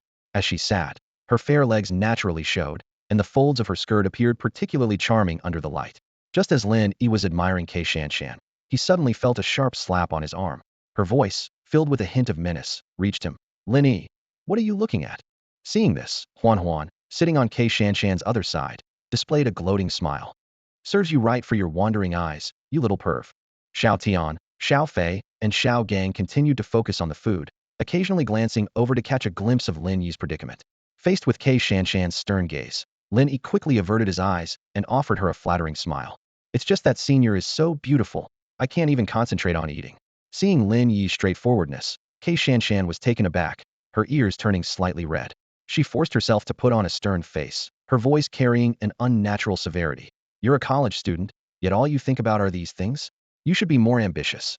Lin Yi's smile vanished instantly, and he retorted, "K Shuejia, that's not right. A gentleman admires a fair lady, age doesn't matter. Besides, you're so beautiful, what's wrong with me liking to look at you?" K Shanshan's eyes widened in surprise, her delicate face full of shock. Her slender fingers trembled as she pointed at Lin Yi, stammering, "What nonsense are you talking about?" Seeing her reaction, Lin Yi flashed a sly smile. He put an arm around K Shanshan's shoulder, leaned close to her ear, and whispered, "Besides, K Shuejia, aren't you about to finish helping the teacher soon? Then you'll be a college student too." The warm breath and Lin Yi's distinct masculine scent unsettled K Shanshan, causing her composure to crumble. Her ears visibly reddened, and her usual authoritative school image vanished. Across from them, Su Tingfei watched in awe as Lin Yi almost kissed K Shanshan's face, silently admiring him. Impressive. Too bold. On the other side, Huaning saw K Shanshan's dazed expression and Lin Yi's smug face, and she burned with anger. She shouted, "Hey Lin Yi, what are you doing?" Then she pulled K Shanshan to her side, glaring at Lin Yi with wide eyes. Lin Yi, smelling the lingering fragrance, watched the beauty being taken away and boldly glared back. "What's wrong with me getting closer to my senior?"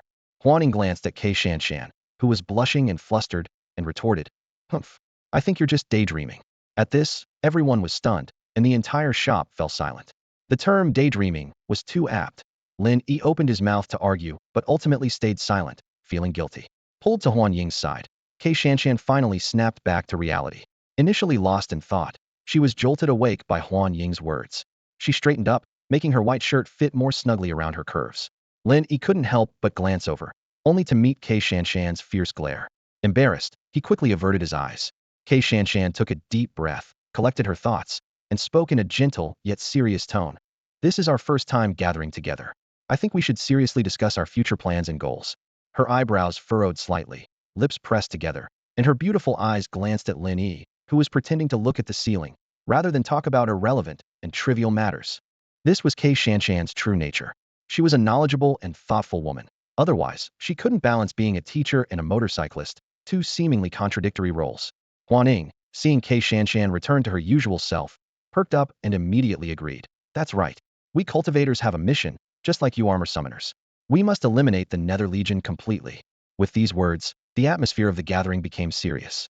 Lin Yi, too, stopped being distracted by beauty, fully aware of the importance and direction of the situation. Seizing the opportunity, Lin Yi decided to voice some thoughts that had been brewing in his mind. He glanced around, letting his gaze linger on each person for a moment before speaking. We can be certain that the Nether Demon that escaped will report back to Lufa. Lufa will definitely take countermeasures. There was a hint of gravity in Lin Yi's voice. Now that we have two sets of armor, the Nether Legion is at a disadvantage.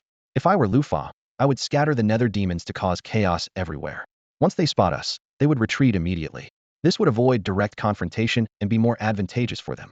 As soon as he finished speaking, Xiao Tian's expression turned serious, and both Huan Ying and Xingtian frowned simultaneously. Clearly, they all realized the complexity of the situation. Lin Yi continued to inquire. Is there any way to deal with this situation? The group exchanged glances, remaining silent. This tactic was indeed difficult to counter, presenting them with a challenging puzzle from the start. Meanwhile, in the secret chamber of the Ba Wang group, Bakuru and Bact, who had returned, knelt before Lufa, giving a detailed account of the battle. General, there are indeed two sets of armor. We saw them with our own eyes. Bakuru's voice trembled with a hint of fear. Upon hearing this, Lufa's robe flared up, and his voice revealed tension and doubt. Could it be another patrol unit? Did they come to this planet by chance? Or did they receive information from Golfa and the others? After a long pause, Lufa's voice turned resolute and hoarse. Awaken all the Nether Demons. Gather negative energy with all your might. I must revive quickly. A fierce glint flashed in his eyes. You are to act separately. If you spot Xingtian and his group, retreat immediately. Do not engage. Once I am revived, seizing the summoner will be much easier. Turning around, Lufa sneered. I want to see how they plan to respond. Suddenly, he seemed to remember something and ordered Bakuru. Also, find the whereabouts of the three captains. His voice was cold and ruthless. Trying to hide? This general has not given permission. Inside the teppanyaki restaurant, a hush fell over the group. Lin Yi glanced around and sighed softly before speaking with resolve. No matter the circumstances, we must rely on our own strength. He turned to Huan Ying, furrowing his brow in thought before asking. Huan Ying, do you know the whereabouts of the current generation of spellcasters? We urgently need their help to quickly enhance our armor control abilities. Of course, this excludes him. Huan Ying nodded slightly, a glimmer of confidence in her eyes. Don't worry, there's always communication between generations of spellcasters. She had to admit, Lin Yi had truly become the backbone of the team. His words eased her worries about dealing with the Nether Demons. Suddenly, she remembered something and asked curiously, by the way, how did you get the Vajra armor summoner? As soon as she spoke, everyone's attention turned to Lin Yi. Xiaogang put down his skewer, looking surprised. Right, I even sparred with you using Vajra earlier. Lin Yi naturally wouldn't reveal the truth. After a brief pause, he casually replied, I have my ways. As soon as he finished speaking, he noticed Huan Ying's expression change slightly, and even Xiao Tian seemed to have something to say. Lin Yi quickly interrupted their inquiries. That's the only one, he added irritably. You think these are as common as cabbage? There's probably only these two sets on Blue Star, and there certainly aren't any on Aries Star. He mentally added. Of course, the 5 elements armor and the artificial 4 elements armor should still exist. So next, our primary task is to focus on enhancing our strength. Lin Yi said seriously. If the Nether Demons act separately, we'll have to deal with them individually. Then it'll depend on each of our skills. Hearing this, Xiao Gang and Xiao Fei looked serious. After today's battle, they knew well that as newcomers, their strength was likely the weakest. Worse still, Lin Yi had already sealed away the weaker members of the Nether Legion. The ones they would face next were likely to be the more formidable nether demons. Lin Yi turned to Xingtian, his tone lightening a bit. Both of us summoned the Xingtian armor.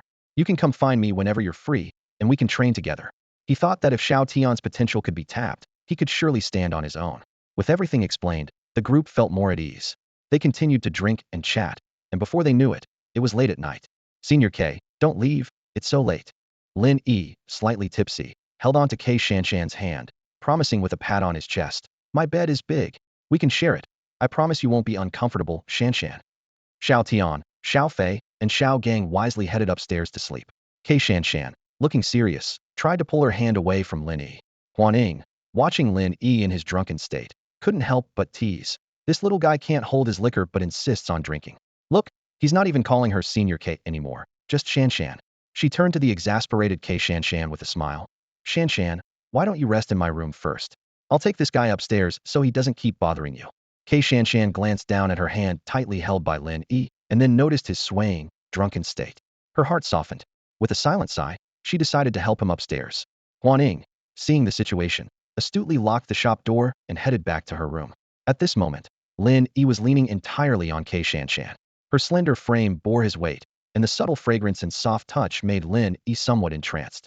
In his inebriated state, he murmured, the drizzle in the street soaks like melted butter.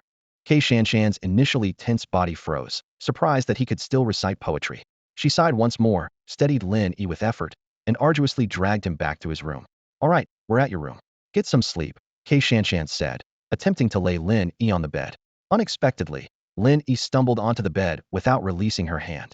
Caught off guard, K Shanshan lost her balance and fell towards Lin Yi with a startled cry. The next moment, she landed on Lin Yi, and before she could get up, he enveloped her in a tight bear hug.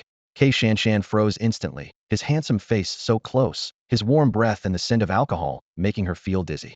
Lin Yi, let me go, K Shanshan whispered, afraid of being overheard. However, Lin Yi seemed unresponsive, instead turning over to hold her even tighter. Sister K? The sudden sleep talk made K Shanshan even more hesitant to move. As she pondered her next move, Lin Yi's face turned towards her. Feeling the warmth of his breath on her face, K Shanshan's eyes widened, momentarily stunned. 2 seconds later, as if jolted by electricity, she broke free from Lin Yi's embrace and stood up swiftly. At this point, K Shanshan's usually gentle face was flushed like a ripe peach. Her brows furrowed, eyes filled with both anger and a hint of embarrassment. You. She pointed at Lin Yi on the bed, biting her lip, words stuck in her throat. However, seeing him still muttering in his stupor, her anger deflated. K Shanshan touched her flushed forehead, squinting as she approached, raising her hand to slap Lin Yi's cheek. Just then, Lin Yi suddenly opened his eyes, filled with drunken confusion, and looked straight at her. Sister K? This call left K Shanshan defenseless, overwhelmed with shame. She turned and hurried out of the room. After K Shanshan left, Lin Yi closed his eyes once more, a meaningful smile tugging at his lips. The next morning, Lin Yi got up feeling refreshed and headed downstairs. He saw Huaning and K Shanshan sitting together, enjoying breakfast and chatting happily. However, when Lin Yi appeared, Huan Ying's eyes showed a hint of suspicion. How come you look so energetic? Weren't you drunk last night? Next to him, K Shanshan's expression faltered slightly at the words, but she quickly composed herself, deliberately avoiding Lin Yi's gaze. Lin Yi raised an eyebrow, casually picking up a fried egg and putting it in his mouth. I've got strong willpower. I sober up quickly, it doesn't affect me. As Lin Yi chewed on his fried egg, he casually asked, who brought me back to my room last night? My memory's a bit fuzzy, but I slept quite well. K Shanshan replied with a calm demeanor. I took you back. With that, she stood up to leave, saying, I have some things to do at school, so I'll head out now. Lin Yi quickly called after her. Senior K. Hearing this, K Shanshan paused, a trace of panic flickering in her eyes. She thought to herself, he hasn't remembered, has he? However, Lin Yi's next words surprised her. Teacher K, I'd like to borrow your car for a bit. I have something to take care of. K Shanshan let out a sigh of relief and tossed her keys to Lin Yi. I'll take the bus then. With that, she left. Nearby, someone asked in surprise, do you have a driver's license? Lin Yi grinned. I got it as soon as I turned 18. With the car keys in hand, Lin Yi walked towards K Shanshan's sleek black sports car. In his mind, he was already connecting with the zero-gravity high-magnetic prison he always carried in his backpack. Instantly, the prison's interior appeared in his mind. The zero-gravity high-magnetic prison was a marvel of Ares' cutting-edge spatial and magnetic energy technology, designed to hold the most dangerous and powerful criminals. The prison was divided into 9 separate spaces, each on a different spatial plane. At the moment, Only one of the 9 spaces was occupied. In the endless silver void, a bench floated midair. Seated on it was a burly bald man, his body covered in mysterious and intricate patterns. This man seemed never to have moved, maintaining a meditative pose with closed eyes. Lin Yi immediately recognized him. Yin Di, the supreme ruler of the flame star in the galaxy and the summoner of the Shura armor. If he summoned the Shura armor, he could become the most powerful being in the galaxy. Even the Xingtian armor was merely a general's armor under his command. Fei and Xingtian were just auxiliary armors. Confronted with such a formidable figure, Lin Yi found himself deep in thought, unsure of how to proceed. Mishandling such a potential threat could lead to unforeseen consequences. Sitting inside the sports car, Lin Yi gazed through the window at the rapidly passing scenery, his eyes reflecting a thoughtful glimmer. His mind was replaying information about Yin Di, formidable power, impressive even without the Shura armor. More importantly, how should he interact with such a strong figure? What changes would releasing him bring? After much contemplation, Lin Yi finally devised a strategy. He drove the sports car to a desolate area on the outskirts of the West District. It was far from the hustle and bustle, rarely visited, making it an ideal location. Lin Yi stopped the car, opened the door, and stepped out. He retrieved a silver egg-shaped object from his backpack, the zero-gravity, high-magnetic prison. As he ran his fingers over its smooth surface, he couldn't help but remark, "I must admit, the technology is remarkable. This egg is crafted to perfection." Then, Lin Yi focused his mind. In an instant, the space in front of the zero-gravity high-magnetic prison began to distort, revealing a deep entrance large enough for an adult to pass through. Inside the prison, Yin Di slowly opened his eyes, showing no hint of emotion. He stood up, his towering physique resembling an unyielding iron tower. In the next moment, he stepped forward, emerging from the deep entrance to face Lin Yi. Yin Di surveyed his surroundings, quickly noting the change in environment. However, he showed no sign of surprise, simply asking, Kid, who are you? This isn't Aries Star, is it? And where is that despicable Lu Fa?" Lin Yi didn't answer immediately, sensing the faint yet powerful aura surrounding Yin Di. He smiled slightly, explaining calmly, "Senior, this is Blue Star." When Lu Fa led his followers to defect from Aries Star, he took the zero-gravity, high-magnetic prison with him.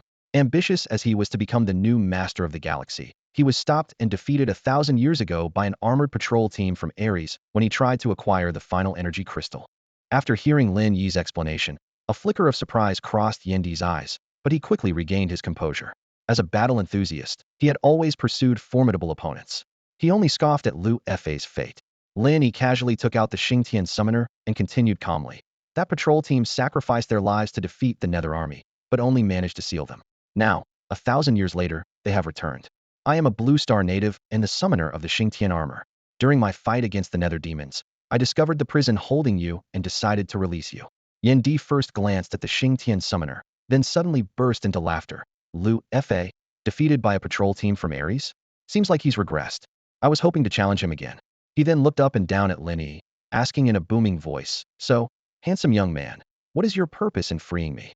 Lin Yi raised an eyebrow, his eyes calm. "I simply saw you imprisoned and decided to release you." Upon hearing this, Yin Di suddenly crouched, his rugged eyes fixed on Lin Yi's. Gathering his energy, an invisible aura pressed toward Lin Yi. But Lin Yi, no ordinary person himself, gathered his energy as well, feeling the pressure but not overwhelmed. Seeing Lin Yi's calm and composed demeanor, Yin Di suddenly stood up straight and laughed heartily once more. The Flame Emperor boldly declared, "All right, even if I roam the galaxy, I will not forget your help. Just say the word, and I will be there to assist." With that, he turned, took a sweeping look around, and strode forward with purpose. His booming voice echoed in the air, "Blue planet? Some remote planet. Let me see if there are any masters here." Lin Yi watched the Flame Emperor's departing figure, amazed by the warrior's pure love for battle. He had braced himself, expecting the Flame Emperor to request or borrow the Xingtian armor. After all, no matter how strong one's will, without the armor to amplify it, there would always be limitations. Yet, the Flame Emperor's straightforward and resolute nature clearly disdained coveting others' possessions. As Lin Yi's gaze followed the Flame Emperor's retreating form, a knowing smile crept onto his lips. He murmured to himself, "Unfortunately, I'm not such an upstanding person, Flame Emperor. I've let you out, but do you really think I'll let you slip away?" With those words, Lin Yi swiftly headed towards a nearby parked sports car. He started the engine with practiced ease, floored the accelerator, and the sleek black car shot forward like an arrow, overtaking the Flame Emperor in a flash, leaving a cloud of dust in its wake. The Flame Emperor stood still, suddenly realizing he might have miscalculated. On an unfamiliar planet, without armor, clueless about his surroundings, and unable to travel through space, he regretted not keeping that young man around. The kid not only had good character, but also a personality that suited him. Having him as a guide seemed like a good idea, and through him, it might be easier to find that despicable Ru Fa. Although revenge wasn't his main goal, defeating Ru Fa now would certainly be a huge humiliation for him. As the Flame Emperor furrowed his brows, the familiar sound of an engine reached his ears again. He looked up to see the black sports car reversing back towards him. The window rolled down, and Lin Yi's face appeared, looking both sincere and slightly apologetic. Senior, my apologies, Lin Yi began. I forgot to ask earlier. I see you're alone here, and it might be inconvenient for you to manage everything. I can help with some small tasks. Hearing this, the Flame Emperor felt a wave of relief. He thought this young man was quite thoughtful, not much different from his former deputy on the Flame Star. Just as he pondered whether to politely refuse, Lin Yi's expression turned serious. Lin Yi shed his apologetic demeanor, and with a solemn bow, he declared, if Senior remains silent, could it be you're doubting me? I have no intention of using this to leverage any favors. If you don't trust me, I shall leave. With that, he sighed and made to leave. Stop, the Flame Emperor suddenly commanded. He gazed at Lin Yi, a hint of displeasure in his eyes, and said loudly, you sly kid, when did I say I doubted you? The Flame Emperor stepped forward, patted Lin Yi on the shoulder, and showed a look of appreciation. When you let me out without asking for anything in return, I already felt you were my kind of person. Then, with a slight tilt of his head and arms crossed, he declared with a sigh, since you're sincere, I'll spend some time with you. I also want to learn more about Ru Fa's current situation. Lin Yi, hearing this, once again displayed genuine sincerity. He earnestly replied, Senior, you're too kind. Since I was able to release you, it must be fate. Besides, with your glorious past, you're undoubtedly the #1 in the galaxy. I'm happy to be of any help to you. He got out of the car to open the passenger door for the clearly pleased Senior. Once Lin Yi returned to the driver's seat, the Flame Emperor spoke candidly. Don't worry, I won't take advantage of you. Are you the summoner of the Xingtian armor? Then I can offer you some guidance during this time. Outwardly calm, Lin Yi expressed his gratitude, but inside, he was overjoyed. He thought to himself, this great figure is of immense value as long as he stays. As long as he doesn't leave now, he won't be able to leave later. I'll learn from the Flame Emperor and surpass him. Lin Yi felt his strategy for dealing with the Flame Emperor was indeed effective. Just then, Lin Yi's phone rang. Answering it, he heard Su Tingfei's voice on the other end. Hey, where are you? Let's have the match we agreed on today. Lin Yi thought, with Xiaofei's pride, whether he could win or not, he certainly wouldn't back down. After a brief consideration, he saw no issue and agreed. As soon as he hung up, the Flame Emperor spoke up. Someone wants to challenge you? I'll come with you to see, and also check out the strength of your Blue Planet's warriors. Upon hearing Yin Di's words, Lin Yi's eyes lit up with joy. Could it be that bringing this war god here might actually yield some results? After all, when it comes to controlling the Yin Xing armor, Yin Di is second to none. As Lin Yi made his way to the rendezvous point with Xiaofei, Lu Fa was on the verge of collapse. Hovering in the air, he glared intensely at the various forms of the nether demons below and roared, what is going on here? Can someone explain this to me? Above the chamber, a scene suddenly appeared, depicting the devastation inside the demon suppression tower. Ruins everywhere, battle scars all over, and most notably, the chamber door blasted open. Lu Fa's heart churned. The situation was already dire, and now 2 sets of armor had appeared. Worse yet, the zero-gravity high magnetic prison holding Yin Di had vanished. Lu Fa tried to comfort himself. At least the Ashura armor is hidden away. Without it, Yin Di is barely manageable. As Lu Fa pondered, a voice emerged from the nether demons below. The deputy captain of the purple nether team, Ba Lu, reluctantly reported, General, we've already checked. It seems that during Sha Lu Ku and Xingtian's battle, they accidentally blasted open the chamber. Lu Fa was stunned, incredulously looking down at Ba Lu. Do you really believe what you're saying? Despite his discomfort, Ba Lu insisted. General, we've all seen it. It should be correct. Lu Fa was silent for a few seconds before angrily reprimanding. You can't get anything right. Little did he know, Sha Lu Ku, before his death, also felt deceived. Taking a deep breath to calm himself, Lu Fa thought. Fortunately, the zero-gravity high magnetic prison's code is a secret. Just having the prison is useless. He gazed at the sparse nether demons below and slowly ordered, awaken Kula, have her track Xingtian and the others, and see if there's a chance to retrieve the zero-gravity high magnetic prison. While the nether demons busied themselves with preparations, Yin Di, whom Lu Fa mentioned, was leisurely sitting at a barbecue stand. With a skewer in one hand and a beer in the other, he enjoyed his rare moments of freedom. Lin Yi noticed the strange look from the shop owner nearby and thought, who eats barbecue in the morning? However, Yin Di was so immersed in the unique delicacies of this planet that he felt a satisfaction akin to battle. He mused, could it be that I've been imprisoned for too long? Although he no longer needed to eat, thousands of years of confinement had indeed changed him somewhat. Lin Yi watched with amusement as Yin Di downed a bottle of cold beer and let out a loud belch, suddenly finding this war got a bit more relatable.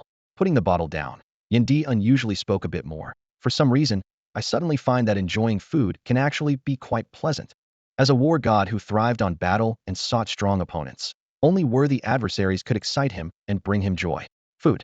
To him, it was merely a source of energy. But today, led by Lin Yi, Yin Di genuinely felt something different.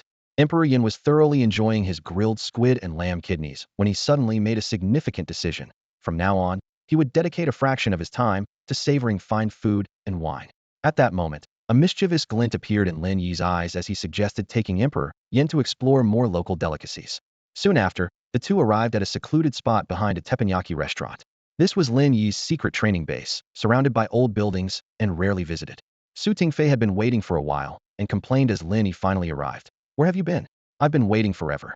Lin Yi ignored him and immediately took out the Xingtian summoner, reminding seriously, "The situation is tense, and we might have to face the nether demons at any moment. So let's keep it light." With that, he quickly completed the summoning process. Xingtian armor. Merge. Not to be outdone, Su Tingfei struck a cool pose and called out, "Feiying armor. Merge." With the sound of machinery, the two transformed instantly. The battle was about to begin. With his speed advantage, Feiying launched the first attack, kicking straight at Xingtian's chest. However, Lin Yi was prepared, easily sidestepping and landing a precise Xingtian palm on Feiying's knee. Emperor Yin watched from the sidelines and commented nonchalantly, "The gap is too large." Before he finished speaking, Lin Yi used Shadow Shift, appearing behind Feiying and knocking him to the ground with a single strike. The battle concluded, and Lin Yi calmly said, "Let's stop here." Su Tingfei, frustrated, disengaged his armor and reluctantly admitted defeat. Emperor Yin approached, first acknowledging Lin Yi's mastery of Shadow Shift with a hint of praise, then bluntly pointing out Su Tingfei's lack of understanding of the Feiying armor's techniques. This criticism didn't sit well with Su Tingfei, who retorted, "Who are you to talk like you're all that? I've only been summoning the armor for a day. How much can I grasp? You think everyone is as freakishly talented as Lin Yi?" Emperor Yin was momentarily taken aback, then turned to Lin Yi. "You've only been summoning Xingtian for a day?" Lin Yi shook his head. "No, I've been doing it a bit longer than that." Emperor Yin breathed a slight sigh of relief, thinking no one could surpass his talent. Yet, in the next moment, Lin Yi's slightly embarrassed voice chimed in, 2 days. Hearing Lin Yi's slightly shy response, a change finally appeared on Yin Di's usually calm face. His brows furrowed deeply, lines etched across his forehead, and a flicker of confusion and surprise flashed in his eyes. "Are you saying that you've been a summoner of the Xingtian armor for only 2 days, yet your energy is more than double that of the Feiying summoner? And you've even mastered the art of shifting shadows?" Yendi's tone was filled with disbelief. Lin Yi grinned, his face radiating youthful vitality. "Yes," he replied simply, as if it were no big deal. For a moment, Yendi was bewildered. He thought to himself, has it really become so easy to enhance the abilities of armor summoners over the years? As someone who had been through it all, he was well aware of the difficulty and time it took to increase one's energy. He had never seen anyone make such significant progress in such a short period. At this rate, this kid might catch up to me much faster than I imagined. A gleam of hope suddenly appeared in Yendi's eyes. He realized that if Lin Yi could maintain this rate of progress, he would soon experience the thrill of battling a master once again. Why bother seeking out other strong opponents? He could cultivate one himself. Besides, staying here meant he could also enjoy the other delicacies Lin Yi mentioned. It was a win-win situation. Yendi's gaze settled on Lin Yi, and the battle spirit in his eyes began to rise. Years of solitude had left him eager to fight. He pondered to himself, Lufa defeated him using a trap. Otherwise, with his Ashura armor, how could he have been so easily defeated? He knew his speculation wasn't an exaggeration. Increasing energy wasn't about accumulating over time, but required insight and opportunities. Even though he and Lufa had been imprisoned for thousands of years, their strength had long since stagnated. In this field, longevity didn't equate to strength. Yendi focused on Lin Yi and said slowly, "You're impressive." Lin Yi raised an eyebrow, asking, "Do you have anything to teach me, senior?" Yendi shook his head, a look of reminiscence on his face. "The enhancement of energy varies from person to person. What I can teach you is how to unleash the full potential of your armor." As he spoke, he patted Lin Yi on the shoulder and laughed heartily. "Your priority now is to upgrade your armor. This requires a deep understanding of your armor, to grasp the essence of each piece. Only by rapidly unleashing energy can you awaken the true power of the armor." Lin Yi nodded thoughtfully, though inwardly he was indifferent. He thought to himself, this might be useful for others, but for someone with a system like mine, As long as my energy reaches 40 points, the armor will upgrade automatically. Right now, my energy level has already reached 36 points. After completing Challenge 2 earlier, I gained an additional 2 energy points and a 10 armor enhancement. I'm almost there. Nearby, Xiaofei listened to the conversation between Lin Yi and Yin Di, feeling a bit puzzled. He stared at Yin Di, thinking that this bald man seemed quite formidable. Yin Di noticed Xiaofei's gaze and said casually, "Kid, don't worry, you're too weak for me to be interested in." Just as Xiaofei was about to charge forward to argue, a voice of urgency suddenly came through. "Not good. A large number of nether demons have appeared. Lufa has indeed sent them to create chaos and collect negative energy. I've detected 5 locations. You need to split up and take action." Huaning stood in front of the space-time panel, nervously assigning tasks to Lin Yi and the other 4. Due to school and work commitments, Xingtian and Xiaodian could only deal with nearby areas. Lin Yi, Xiaofei, and Xiaojing set off from the teppanyaki restaurant. Lin Yi asked, "Are there 2 locations that are relatively close? I can go to one of them and provide support if needed." He planned to use his teleportation ability to handle more than one location if possible. After a careful check, Huaning replied, "Yes. There are locations 8 or 9 kilometers from the restaurant, Fantawild Amusement Park, and a nearby shopping center." Lin Yi's eyes burned with determination as he quickly decided, "I'll go to the amusement park. Xiaofei, you handle the shopping center." He thought that if he could defeat a few more nether demons, his power would significantly increase, possibly upgrading to the war god Xingtian. Lin Yi got into the car, with Yin Di already in the passenger seat. "Let me see the current strength of the nether army," Yin Di said. Lin Yi nodded and immediately drove towards the amusement park. Meanwhile, Xingtian left school for a nearby community, and Li Haoyan paused his delivery work to head to another area. Fantawild Amusement Park, one of Hope City's largest amusement parks, was bustling with visitors even on regular days.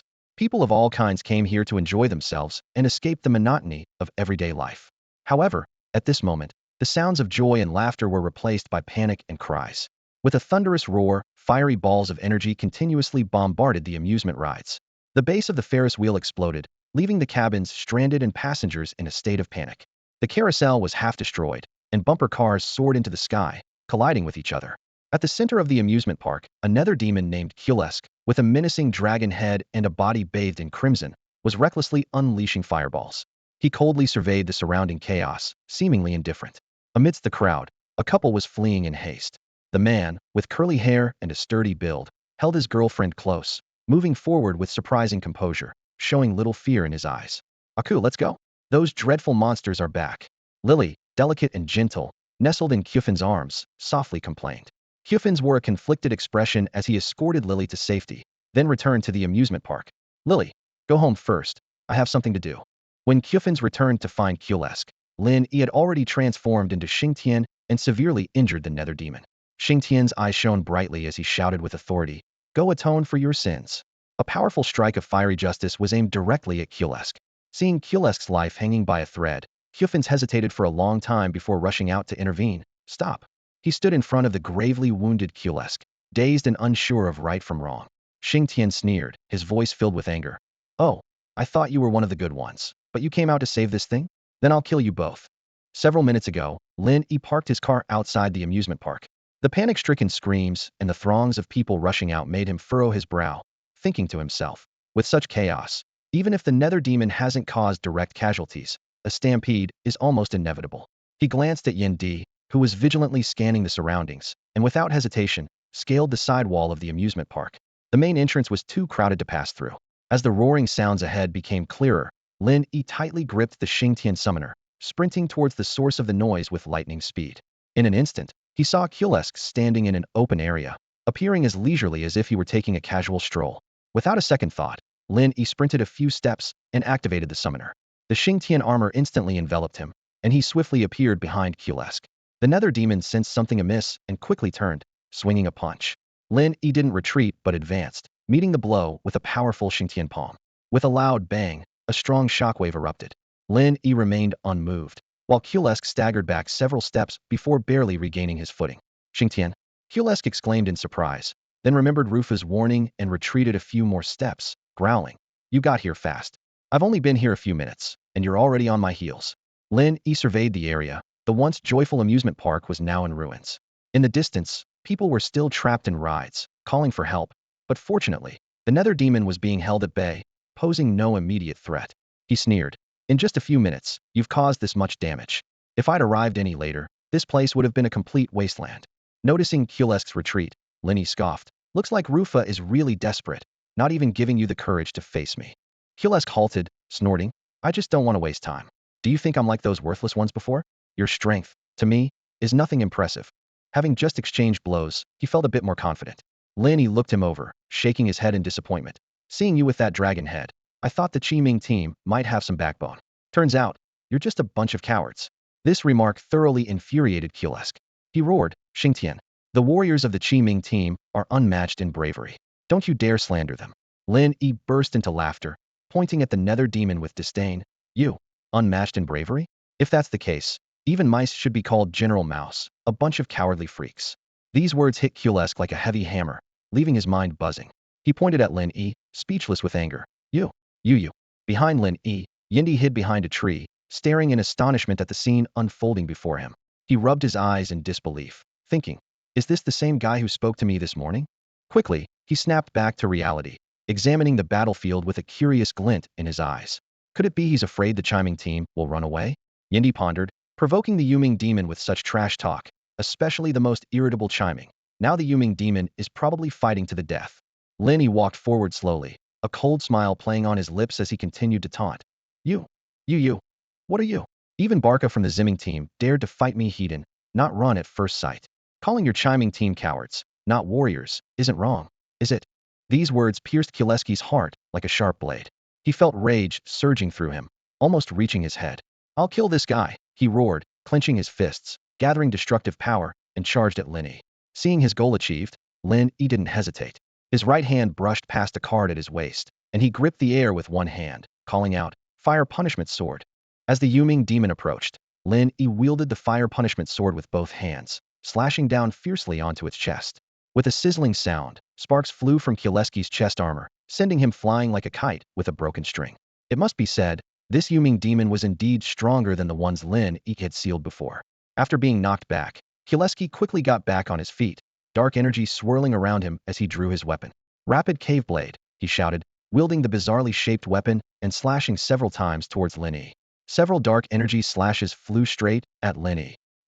Lin Yi frowned slightly, quickly blocking with the Fire Punishment Sword, dispersing the slashes.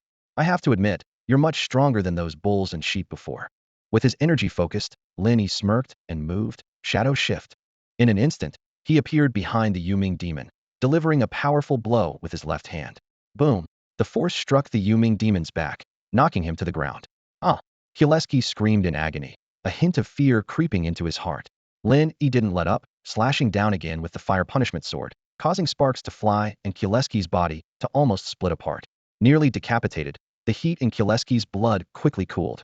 He rolled away, enduring the intense pain, and tried to flee. Lin Yi remained calm, his movements swift as lightning.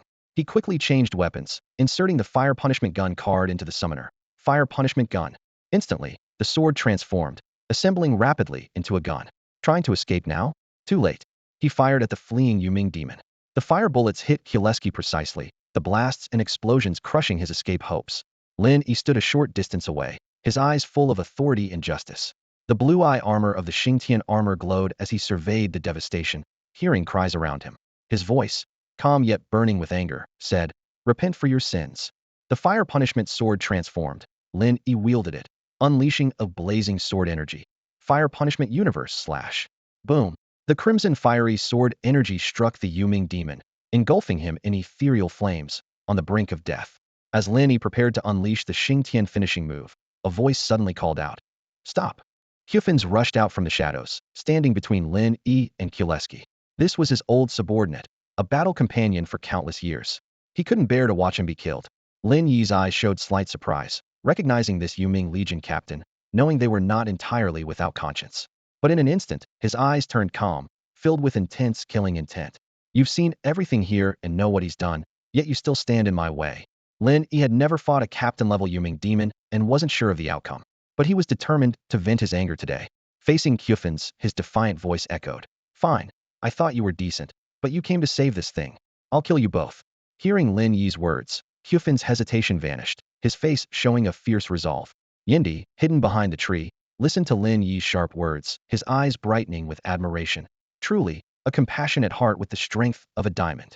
Upon hearing Lin Yi's words, Hyufins felt his internal conflict and struggle vanish instantly. He roared towards the sky, and a surge of crimson energy enveloped him, transforming him into a nether demon.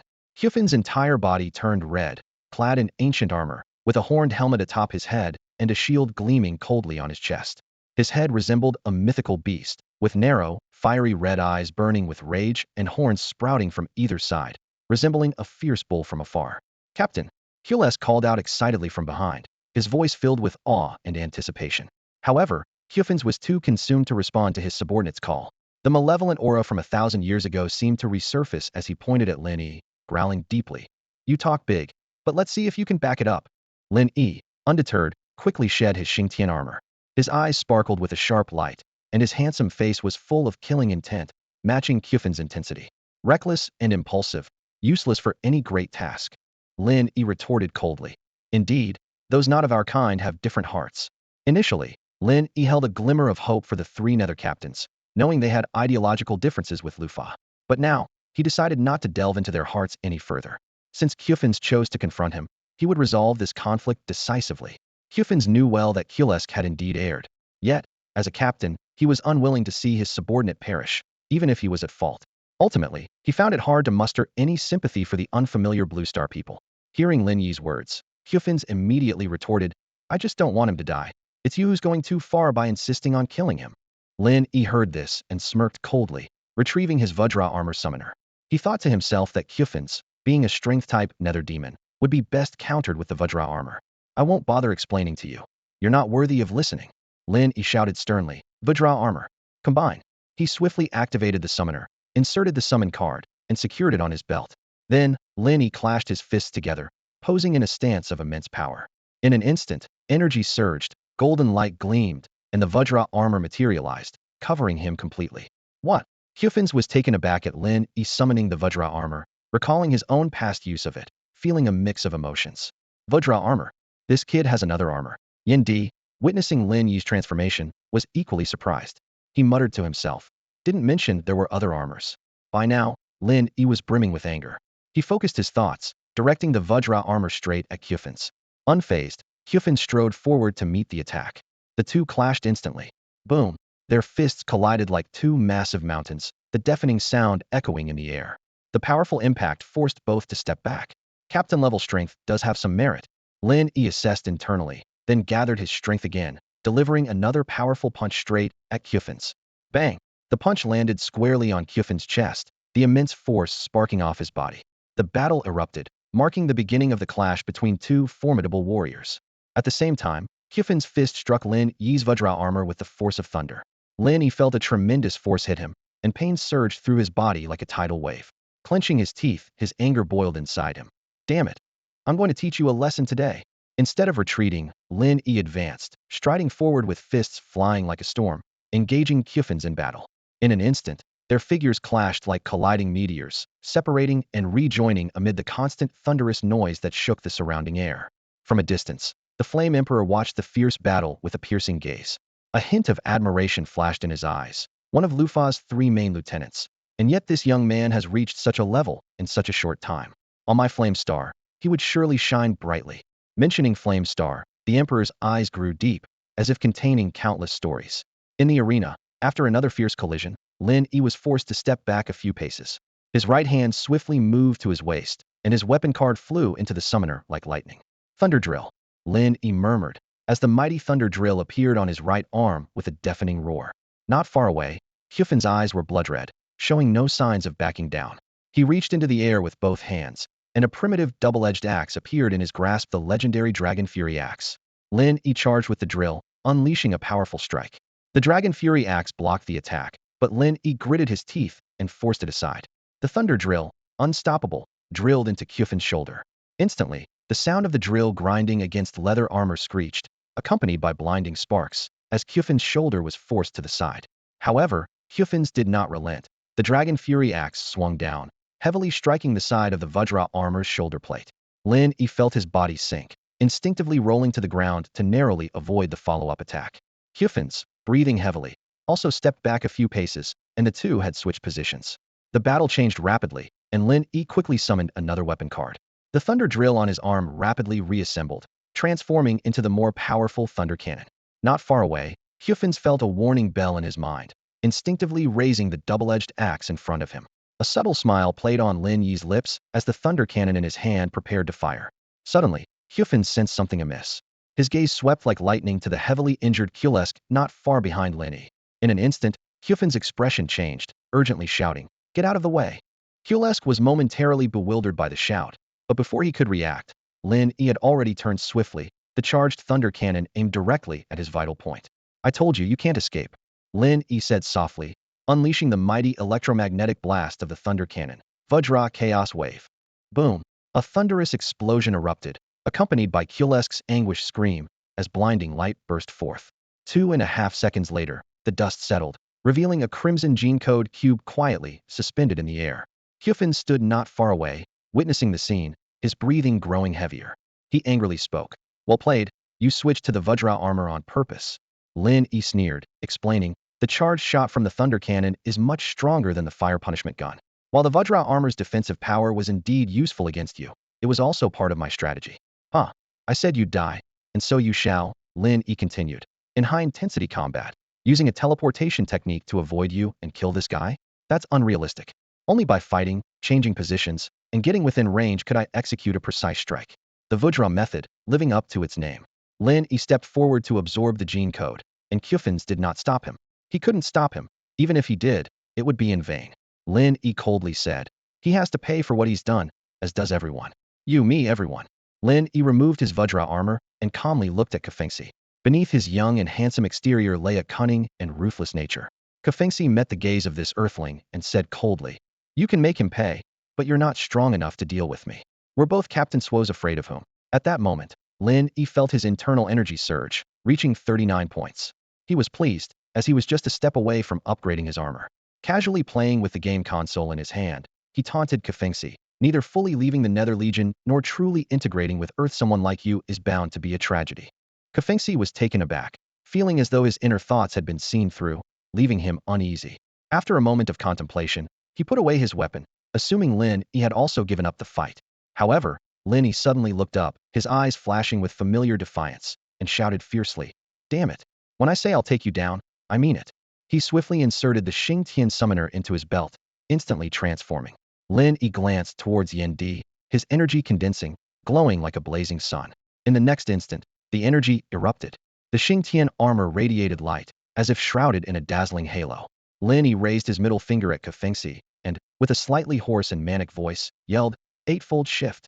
Before the words were fully out, his figure split into 8, surrounding Kafengsi. In an instant, countless palms struck from all directions, their force raining down on Kafengsi. Kafengsi gritted his teeth, desperately focusing his energy for defense. Still, several loud slaps landed on his face. By the time the eightfold shift ended, Kafengsi was curled up, his human form's face swollen and bruised. Lin Yi barely maintained his armored form, too exhausted to launch another attack. Kafengsi clutched his chest, trembling as he touched his swollen cheeks, and opened his mouth to speak in anger. But just as he did, he coughed up a mouthful of blood and fell heavily to his knees. Seeing Kyufin's in such a state, Lin Yi couldn't help but burst into laughter. He was about to mock him when he suddenly felt weak, his armor disintegrating as he involuntarily dropped to one knee. "Senior? Senior!" Lin Yi called out urgently to the large tree not far away. From behind the tree, the Flame Emperor slowly emerged, coming to stand before Lin Yi. He looked down at Lin Yi's face, filled with admiration and sincerity, a stark contrast to the person who had just been plotting and beating up the Underworld demon. The Flame Emperor's expression was complex, tinged with a hint of melancholy. "You've learned the 8 shifts too?" the Flame Emperor asked. Lin Yi nodded obediently. "Did you learn it in the last couple of days?" Lin Yi nodded again. The Flame Emperor was silent for a moment, his brow slightly furrowed, before he lifted Lin Yi up and solemnly said, "Promise me one thing. When your strength reaches its peak, fight me in a duel." He turned to look Lin Yi in the eye and added gravely, "Life or death? It doesn't matter." Lin Yi's eyes widened slightly as he thought, "Life or death? So I could kill you, or you could kill me." Just then, the system notification sounded. Ding. Daily quest, life or death, triggered. Quest content. Duel with the Flame Emperor when your strength reaches its peak. Precondition, agree to this pact. Reward, skill, heaven, and earth magnetic field. Follow-up quest, duel and defeat the Flame Emperor. Quest reward, ownership of Flame Star and the position of Flame Star leader. Looking at the words on the screen in front of him, Lin Yi glanced up at the Flame Emperor and nodded repeatedly. He calculated that the Flame Emperor's promise meant he wouldn't be harmed before reaching his peak strength and might even receive assistance. Plus, the Flame Emperor was truly generous. If, by chance, he ended up defeating him, not only would he gain a lot of energy, but he would also get Flame Star and its army. At that moment, Lin Yi just wanted to shout to the heavens, "The boss is so generous." By the time he surpassed the Flame Emperor's strength, life and death would be in his own hands. However, he also secretly thought that the system was now learning to make empty promises. Surpassing the Flame Emperor? The number one in the galaxy. It would take quite a while, wouldn't it? But then again, with the system on his side, conventional logic didn't apply. While Lin Yi and the Flame Emperor were having their amiable exchange, Hyufin's was left stunned at the sight of the Flame Emperor. Flame Emperor? He nearly wet himself in fear. Back when they attacked Flame Star, this man was invincible, and it took countless devious traps set by Rufa to capture him, leading to Flame Star's downfall. How was he out now? Wasn't he supposed to be in prison? The Flame Emperor glanced at Hyufin's, and the mere force of his presence made the already injured man collapse to the ground.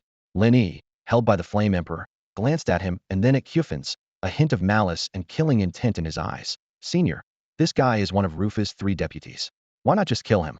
Hearing Lin Yi's words, Hyufin's trembled. He was genuinely afraid of being crushed by the Flame Emperor.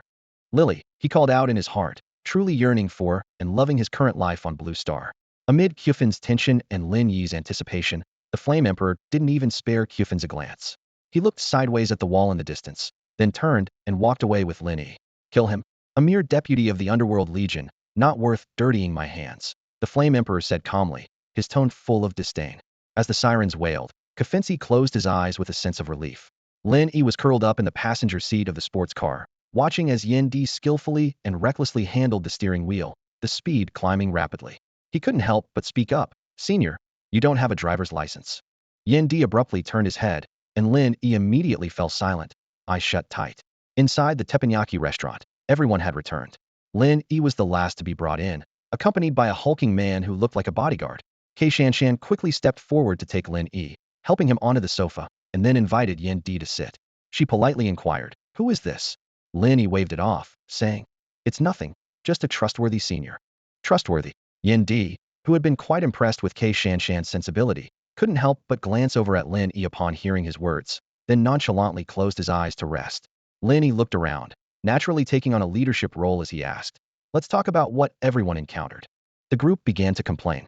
Xiao Gang put down his armored summoner with a disgruntled grumble. "I just saw that nether demon, and before I could summon my armor, that guy burrowed into the ground and ran." Xiao Tian added with a serious expression, "I exchanged a few blows with the nether demon, but if he wanted to leave, I couldn't stop him alone." Lin Yi wasn't surprised. It was clear that Lu Fa was employing a strategy of scattered attacks. Kei Shanshan shook her head, indicating a similar encounter. Xiao Fei, frustrated, pounded the table. "The one I ran into mocked me, and then phased through the wall." Everyone looked at him in surprise. No wonder he was so angry. Xiao Gang laughed heartily, taunting, "Did that nether demon see that you were no match for him? The one I saw didn't dare to fight me." Xiao Fei glared, ready to retaliate, but Lin Yi's calm voice interrupted them. "If you both have so much energy, why not spar with me?" The two immediately fell silent. Lin Yi frowned. "It seems I'm the only one who managed to seal a nether demon." Huaning asked in confusion, "The one you saw didn't run? Logically, you're the one they should be running from." Lin Yi looked conflicted, pondering how to explain. Xiao Gang urged, "Come on, we're on the same side, don't keep secrets." Kei Shanshan seemed to have an idea, covering her face silently. Xiao Tian earnestly advised, "Lin Yi, if you have a good method, share it so we can all use it to seal the nether demons faster." Lin Yi hesitantly said, "It's not that I don't want to share, it's just that you wouldn't be able to use this method." Yen Di impatiently opened his eyes, glanced at Lin Yi, and said, "What's there to hide? He doesn't have any special method. He just used trash talk to provoke the nether demon. Insulted it until it was so enraged that it attacked on its own. Then he seized the opportunity to seal it." Huaning, Xiao Tian, Xiao Fei, and Xiao Gang exchanged bewildered glances, wondering just how sharp Lin Yi's trash talk had to be to drive a nether demon to such extremes. Kei Shanshan lowered her head, covering her face, while Lin Yi maintained a righteous expression, pretending as though none of this concerned him. Inside Huanhuan Teppanyaki, the atmosphere was tense. Lin Yi cleared his throat, about to explain, but was promptly interrupted by a raised hand from Huaning. Her expression was serious, her brows furrowed deep in thought. "I'm contemplating." She began slowly. "For the first time, I truly understand the saying, words can be as hurtful as a cold June." Lin Yi was at a loss for words. The scene shifts to the secret chamber of the Ba Wang group. Lu Fa looked down at the recently returned Yuming demon, a flicker of anger in his eyes. What happened? He demanded sharply. Kulesk is useless. I told him to leave the moment he saw the armor. Yet he was still sealed.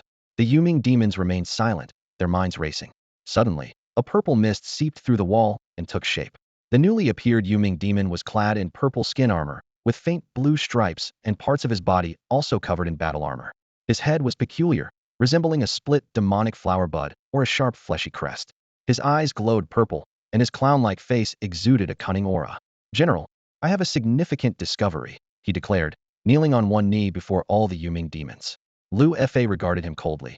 Balu, what have you discovered? Balu looked up, his voice a mix of excitement and fear. General, after Kulesk failed to return, I went to his last known location.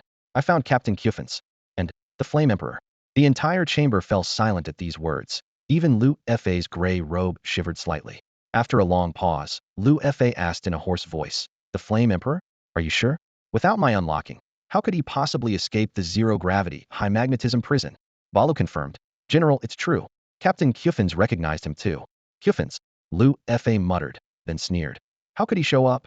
I thought he had forgotten his identity. Balu then explained what had transpired. Kulesk, provoked by Xingtian, was about to be sealed when Kufens intervened to save him. Ultimately, Kulesk was sealed, and both Xingtian and Kufens were severely injured. After hearing this, Lu Fa's gray robe billowed as he questioned. You witnessed all this, and the Flame Emperor was nearby? He didn't notice you? Balu hesitated slightly. I'm not certain, but I assume he didn't. Otherwise, how could I have returned alive? Lu Fa shook his head. You didn't provoke him. He's too proud to kill someone as weak as you. He pondered for a moment, then ordered, summon Kufens to meet me. The scene shifts again, this time to the Hope City Central Hospital.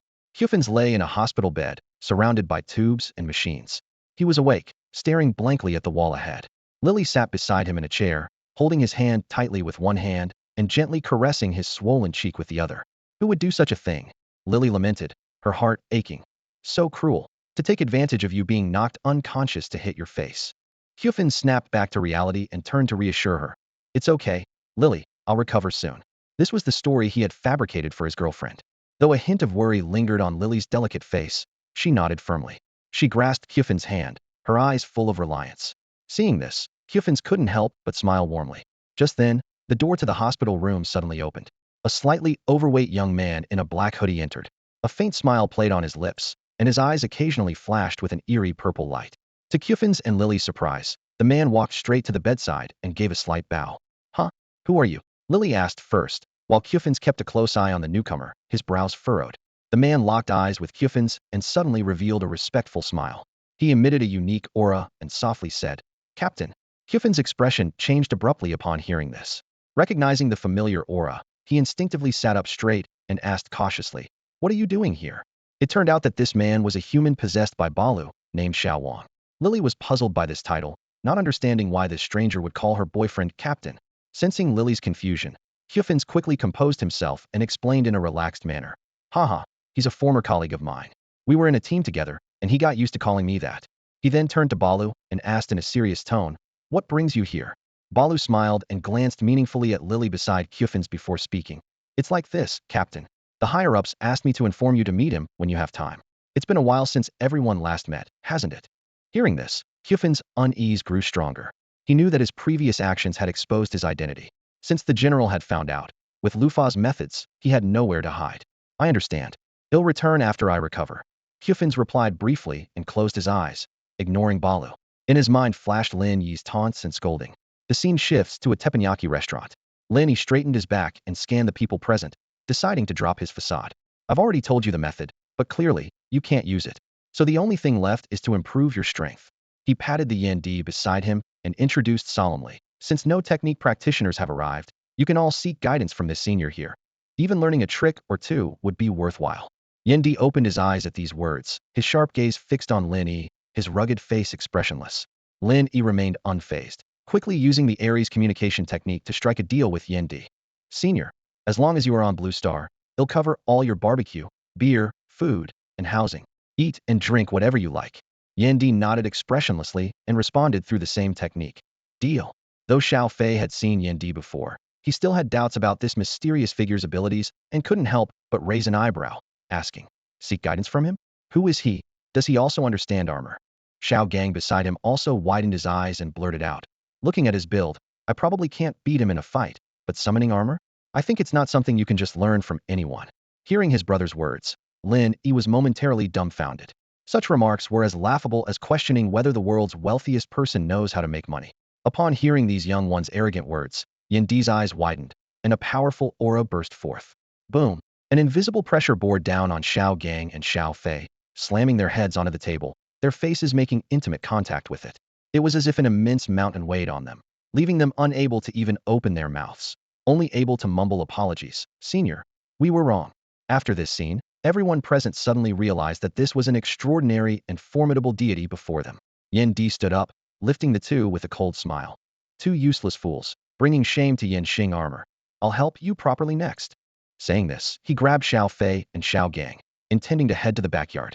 Just then, Huan Ying's phone rang. She answered, listened for a few moments, and soon her face showed surprise and astonishment. Putting down the phone, she looked around at everyone, finally fixing her gaze on Lin Yi, and said with amazement, a call from Jinghai City. It's said to be from the Jinghai City Armor Warriors base ERP, wanting to exchange updates with us. They mentioned something about light and shadow armor. Seems like they want us to help in Jinghai. As the welcome speech concluded, a look of astonishment and curiosity appeared on the faces of those present.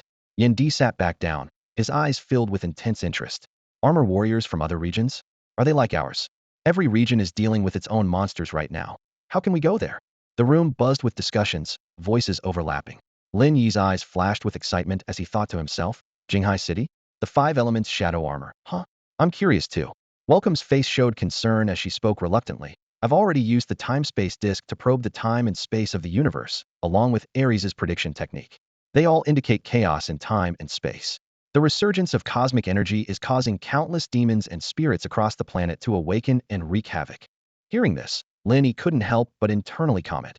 This place is like a chaotic parallel universe. All the troubles are happening at once. All sorts of monsters are coming out together. Yin Di closed his eyes, concentrating to use a secret technique. 2.5 seconds later, he opened his eyes, his expression unusually serious. He remarked, if it weren't for this young lady, I wouldn't have realized. Just now, I used a unique probing and prediction technique from Yin Xing, and I can only sense that this is the result of the universe's natural operations. It seems even the threads of fate and the future are changing and intertwining.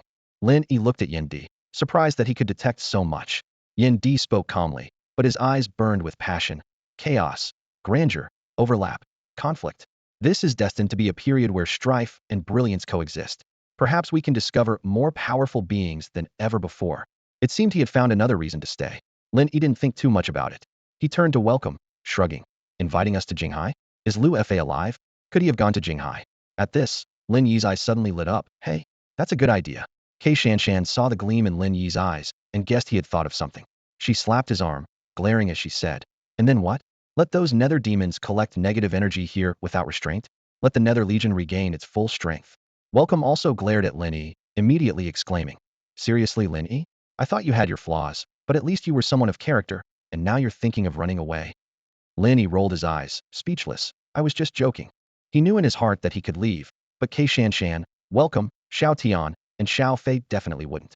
This was their hometown, where they had family and friends. With the nether demons attacking everywhere, everyone was at risk. However, Lin Yi thought to himself, if things become impossible, leaving isn't a bad option, but I'll definitely take the Gung Wu Vajra Rod and the Ashura armor first. Leaving is fine. I just need to find all the good stuff first. Shaking his head, Lin Yi returned to the present situation, saying, although I'm very interested in the so-called 5 elements armor, we need to deal with Liu Fa and the Nether Legion first. Just then, Welcome's phone rang again. It was still from Jinghai. Welcoming picked up the phone and heard a brief conversation. Her eyes widened suddenly as she turned to Lin Yi and said, they want to speak with you. Lin Yi was intrigued and nodded. Sure, pass me the phone. Let's hear what they have to say. Reluctantly, Welcoming handed over the phone but discreetly switched on the speaker. Lin Yi didn't mind the small gesture and calmly introduced himself. This is Lin Yi. On the other end, a warm, clear, and gentle female voice responded enthusiastically. Before she could finish her introduction, Lin Yi interrupted, just call me Lin Yi, or Mr. Lin. The woman on the line was momentarily taken aback but quickly recovered, continuing with warmth. Hello, Lin Yi. I'm Mei Zhan, head of the ERP research room in Jinghai City. Lin Yi interrupted her again, directly stating her name, which surprised Mei Zhan and raised eyebrows from Kei Shanshan and Welcoming. who exchanged glances filled with a hint of tension. Mei Jun chuckled softly, her voice still gentle. Lin Yi, you really surprised me. Can I ask how you knew my name? Lin Yi teased. Well, didn't you also know mine? Mei Jun was momentarily speechless but smoothly changed the subject. The reason I'm calling today is to invite you to Xingtian City. Your armor differs greatly from our 5 elements light armor, and comparing them could lead to fascinating discoveries. Plus, I believe you can showcase your abilities no matter where you are. Welcoming nearly bristled at this, inwardly cursing the audacity of poaching talent right in front of her, the apparent leader. However, Lin Yi laughed, genuinely interested in the 5 elements armor and the Emperor hero. At that moment, a system notification chimed. Ding. Daily quest triggered. Rain. Accept Mei Jun's invitation to visit Xingtian City. Monthly reward. 5 elements bloodline 10. Armor enhancement. 10-inch. Mei Jun continued. If you agree, I understand you're just starting college, and your school is focused on upgrading to a bachelor's degree. We can arrange a guaranteed spot for you at Xingtian University. Hearing this, Xingtian proudly lifted her chin, thinking Lin Yi would surely refuse, as he didn't need a guaranteed spot. She even gave welcoming a reassuring look. Yet, Lin Yi's response caught everyone off guard. He decisively said, "Sure, I can do that." Those simple words shattered the pride on Xingtian's face and froze the warmth that had just started to thaw in Welcoming's heart. Meanwhile, Lin Yi's personal panel quietly updated. Body, 5 normal adult 5, with armor summoning boost. Mental energy, 1029 ordinary person 5, exceptionally gifted 10, expected 40 for upgrade. Armor combat skills, 8 out of 10, can be improved through practice. 5 elements bloodline, 20. Armor enhancement, 3100 allows for choosing to enhance 1 armor. Completed tasks, 9. Redeemable items hope version of the task exchange list, other versions unlockable in the respective area. Completed tasks 5. Redeemable 4. Vajra armor flying shadow armor 1. Completed tasks 10. Redeemable 4. Xingtian armor 1 armor enhancement 20. Completed tasks 15. Redeemable 4. Nether body Ares combat technique. Lower levels not viewable. Completed tasks. Redeemable 4. Ashura armor 1. Completed tasks. Redeemable 4. Aphis ship 1.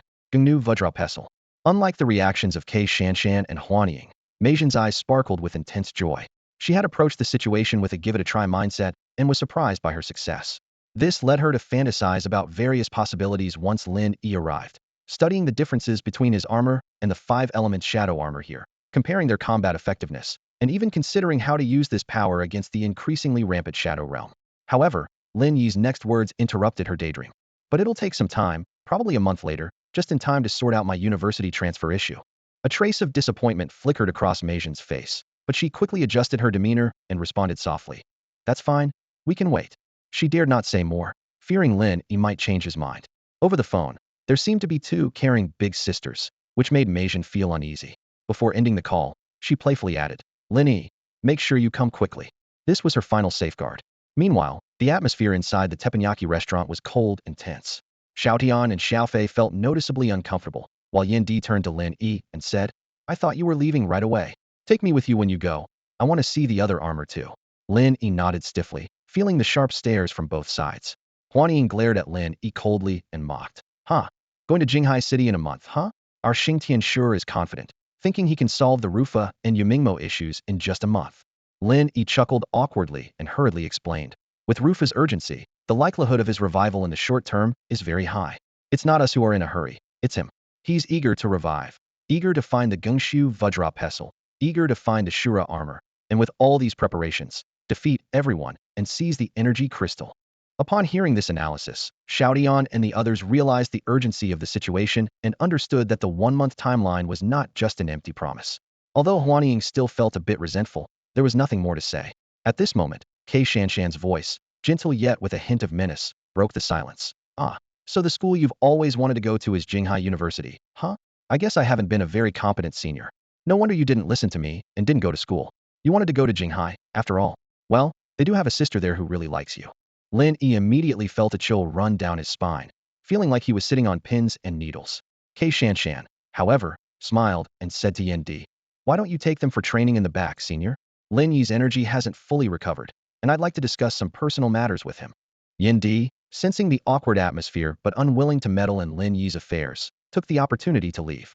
Only 3 people remained, and Huanying shot Lin Yi a glare before heading to her room with a cold huff. Humph, let Shan deal with you. When only Lin Yi and Xingtian were left, Lin Yi could clearly feel the atmosphere shift dramatically. He screamed internally, Yimingmo, Yimingmo, please, one of you appear, I need to fight. Unfortunately, this silent scream had no effect, and he had no choice but to brace himself for the impending storm. Chu Shanshan looked up at Lin Yi, her red lips slightly pursed, and her face showed a hint of sadness. The coldness in her beautiful eyes disappeared, replaced by traces of melancholy. She said softly, I understand your situation and thought I was one of the closest people to you now. I believed I truly cared for you, and you would understand. I didn't expect this outcome. You never really liked the way I did things, did you? As she spoke, her delicate face turned somber, and her slender fingers gently brushed her short hair by her ear. This moment of vulnerability surprisingly stirred something in Lin Yi's heart, but he quickly regained his composure and found a way to respond. Lin Yi reached out and grasped Chu Shanshan's slender arm, pulling her closer with a bit of force. His eyes revealed sincerity and struggle, with a hint of unnoticeable passion. Chu Shanshan was taken aback by this sudden intimate gesture, her heart racing as she met Lin Yi's emotionally charged gaze. In the next moment, Lin Yi's slightly magnetic and firm voice resonated. Sister Chu, you have always been one of the people I care about most. I understand everything you've done. But I have my reasons for choosing Jinghai. He looked down, holding Chu Shanshan tightly, and his words and intimate posture instantly dissipated her previous emotions, leaving only a flushed neck and ears, silently conveying her true feelings at that moment. Lin Yi continued, his voice deep and powerful. I want to leave this school, to shed this identity. I don't want to be a college student here anymore. I am Lin Yi. I can be Xingtian. I can be a student at Jinghai University. I can be an ordinary person, but I don't want to be a college student at Hope Academy anymore. His words carried the uncertainty and determination within him. As wise as Chu Shanshan was, how could she not hear the underlying meaning in his words? Her mind buzzed, and she suddenly felt that Lin Yi's ideas seemed reasonable. She took a few steps back, her voice slightly trembling as she said, well then, you should get some rest. Then, she hurried away, leaving with a final word. I need to go back to school. After Chu Shanshan left, Lin Yi's expression changed instantly. He walked briskly upstairs, thinking to himself, Nether demon, oh nether demon, come out quickly. I want to be the war god Xingtian. Meanwhile, in a secret chamber, Hufens knelt on one knee and respectfully spoke. General. He hadn't stayed in the hospital long, knowing that Lu Fa had discovered him, and he was already uneasy. Lu Fa's gray robe floated in front of Hufens, a cold, low, hoarse voice emanating. Humph. You still know to come back? Have you forgotten your identity already? Upon hearing this, Hufens' expression immediately changed, and he replied in a deep voice with his head lowered, I wouldn't dare. Seeing that Lu Fa wasn't excessively harsh on Hufens, Baru was somewhat puzzled. Hearing Lu Fa's words, he internally complained, doesn't the general know his own identity? If he hadn't been discovered, would he have come? Hufens was also a bit surprised, knowing the general's nature. This was unexpected leniency. But then his expression changed as he understood Lu Fa's intention. The resurrection of the general is imminent. Lu Fa's voice echoed through the dimly lit room, filled with urgency and desire. His gray robe swirled in the air, making a rustling sound as he abruptly turned his back. A low, violent growl emanated from deep within his throat. Time is of the essence. We can no longer wait. A fierce glint flashed in Lu Fa's eyes as he continued. As Xingtian's power grows stronger, and the Flame Emperor watches like a tiger ready to pounce. If they are forcing my hand, then they cannot blame me for going mad. Suddenly, Lu Fa spun around, the cold, deep eyes under his hood fixed on Hufens. Hufens, his voice was sharp as a blade. I want you to take a few men and blow up the largest power station in this city. Do it when night falls. Then, under the cover of darkness, cause chaos throughout the city, retreating as you go. Soon, I will have collected the negative energy I need. Hufens' pupils contracted, his expression shifting rapidly. He quickly knelt, his voice pleading. General, this cannot be done. Such a large-scale disturbance will undoubtedly attract unwanted attention. It might lead to complications and unexpected events. Lu Fa laughed heartily, his laughter filled with disdain and arrogance. I've traversed the galaxy, and this tiny remote planet. What changes could it possibly bring? He looked down at Hufens, his tone turning icy and chilling. Are you worried about harming those Earthlings? You three have been missing for so many years. Could it be that you want to become Earthlings? Hufens remained silent, continuing to decline. General, I truly can't accomplish this task. Seeing this, Lu Fa snorted coldly and scolded. Get out. Hufens, feeling as if he had received a pardon, immediately left the room. After his departure, Lu Fa turned to Balu beside him, sighing softly. It seems Hufens now has attachments. Go and cut off these ties for your captain. Only then can my three captains regain their fighting spirit and focus. Meanwhile, Lin Yi finally got a day to rest and recover his energy. The nether demons had not caused any further trouble, allowing him to breathe a sigh of relief. However, in the late afternoon, a system notification suddenly sounded in his ear. Ding! Triggered a large chain mission, the present endgame. A mission panel appeared before Lin Yi, detailing the mission and rewards. The present endgame. An unexpected turn of events has led Nether General Lufa to choose the most reckless course of action. Everyone involved must make a choice. Mission rewards vary based on completion level, including energy increase, armor enhancement, 5 elements bloodline enhancement, and the option to summon one ordinary piece of armor. Lin Yi scanned the information, his eyes widening with excitement. It's like New Year's. So many good things, he exclaimed. After calming down, he frowned in thought. So, what is the most reckless course of action? Tell me already. Just as Lin Yi was pondering deeply, another task reminder appeared. Current subtask, Innocent Sorrow. In 12 hours, go to Victory Street, Preschool Road, to stop the Nether Demon from harming anyone. Task reward, 20 completion. Lin Yi muttered in surprise. Huh? This system is so advanced now. It can even predict the actions of the Nether Demons? Impressive. At that moment, with a bang, Lin Yi's door was flung open. The Flame Emperor strode in, not waiting for Lin Yi to ask, and got straight to the point. Where's the Vajra armor summoner? Lend it to me. Hearing Yandi's words, Lin Yi was momentarily stunned, a hint of confusion flashing in his eyes. He tentatively asked, Senior, what are you planning? Yandi's eyes showed a look of disdain as he leaned against the wall, arms crossed, with a hint of pride in his voice. Nothing much. I've discovered where that guy Lu Fa is hiding. It's been thousands of years. It's time to meet him again. Lin Yi widened his eyes in surprise and asked, but I haven't told you where Lu Fa is hiding. How did you find out? Yendi, seeing Lin Yi's astonishment, explained, without the Shura armor, the body is too fragile and will suffer. Summoning a set of armor can solve this problem. I must say, the physique of the Nether Demon is quite strong on its own. Lin Yi pondered for a moment, then took out the summoner for the King Kong armor from his pocket and handed it to Yendi, casually asking, so, Senior, how did you discover Lu Fa's hiding place? Yendi reached out to take the summoner, a hint of smugness on his face. When you were fighting with that bighorn bull, I noticed a Nether Demon spying from a distance. So, I used a wisp of intent to follow that guy. What? Lin Yi frowned, a trace of fear flashing across his face. There were actually Nether Demons around at that time? He then realized that his boldness at the time was due to Yendi being by his side.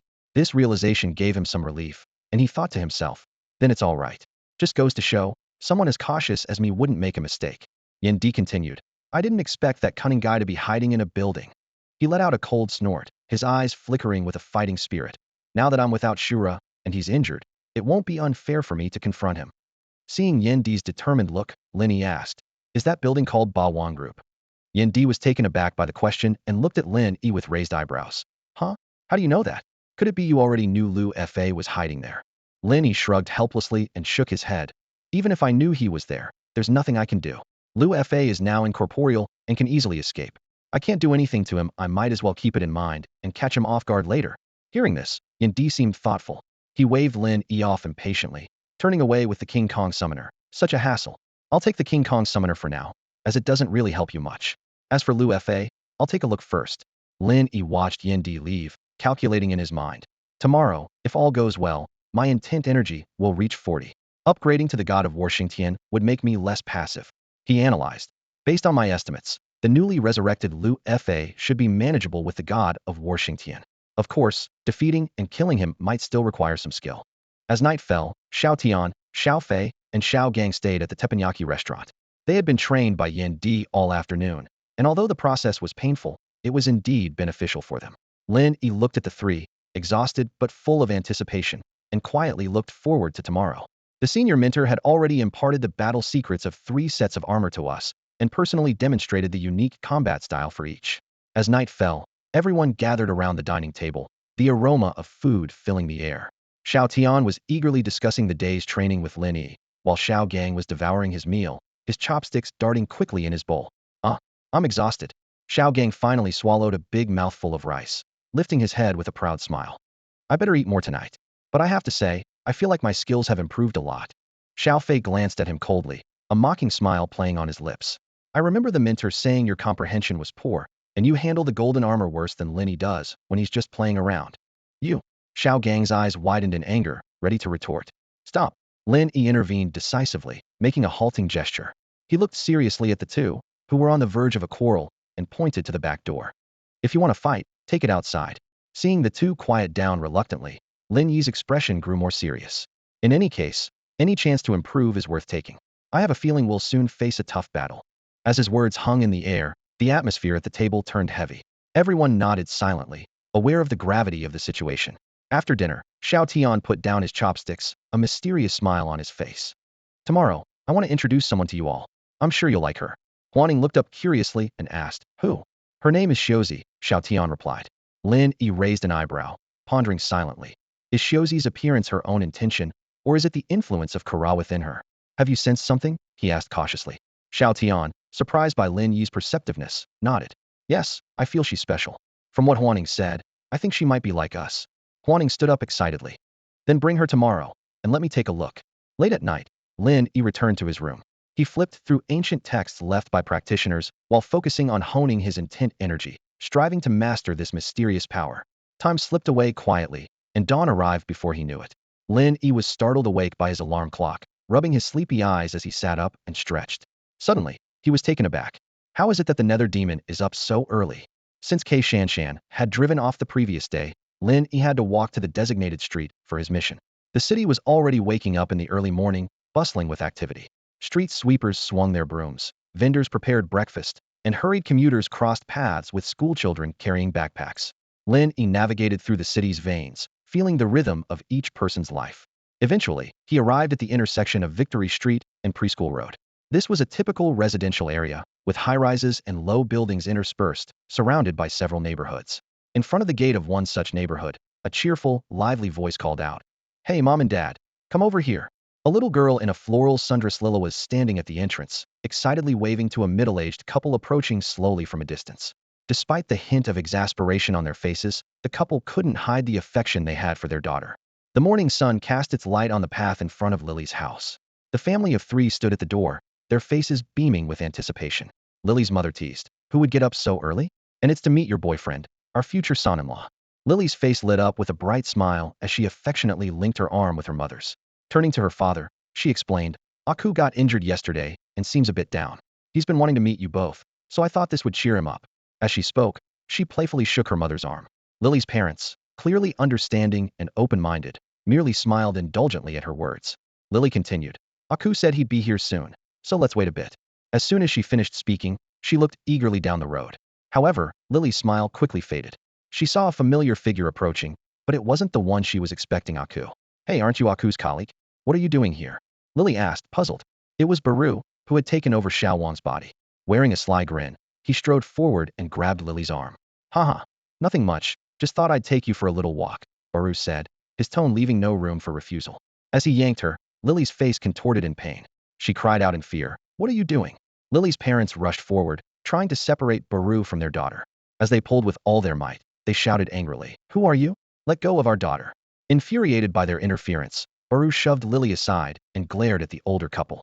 With a roar, he bellowed, "Old fools, get out of my way." Suddenly, a swirl of pale purple energy erupted from Baru's body. Xiao Wang's form shuddered violently, transforming into a fearsome and grotesque demon. Witnessing this, Lily's parents were horrified and screamed, "A demon beast man!" Baru let out a raspy laugh and lunged forward, seizing Lily's parents. He raised his other hand, claws gleaming menacingly, ready to strike. "Haha, I was just going to take her, but since you two insist on interfering, die you shall."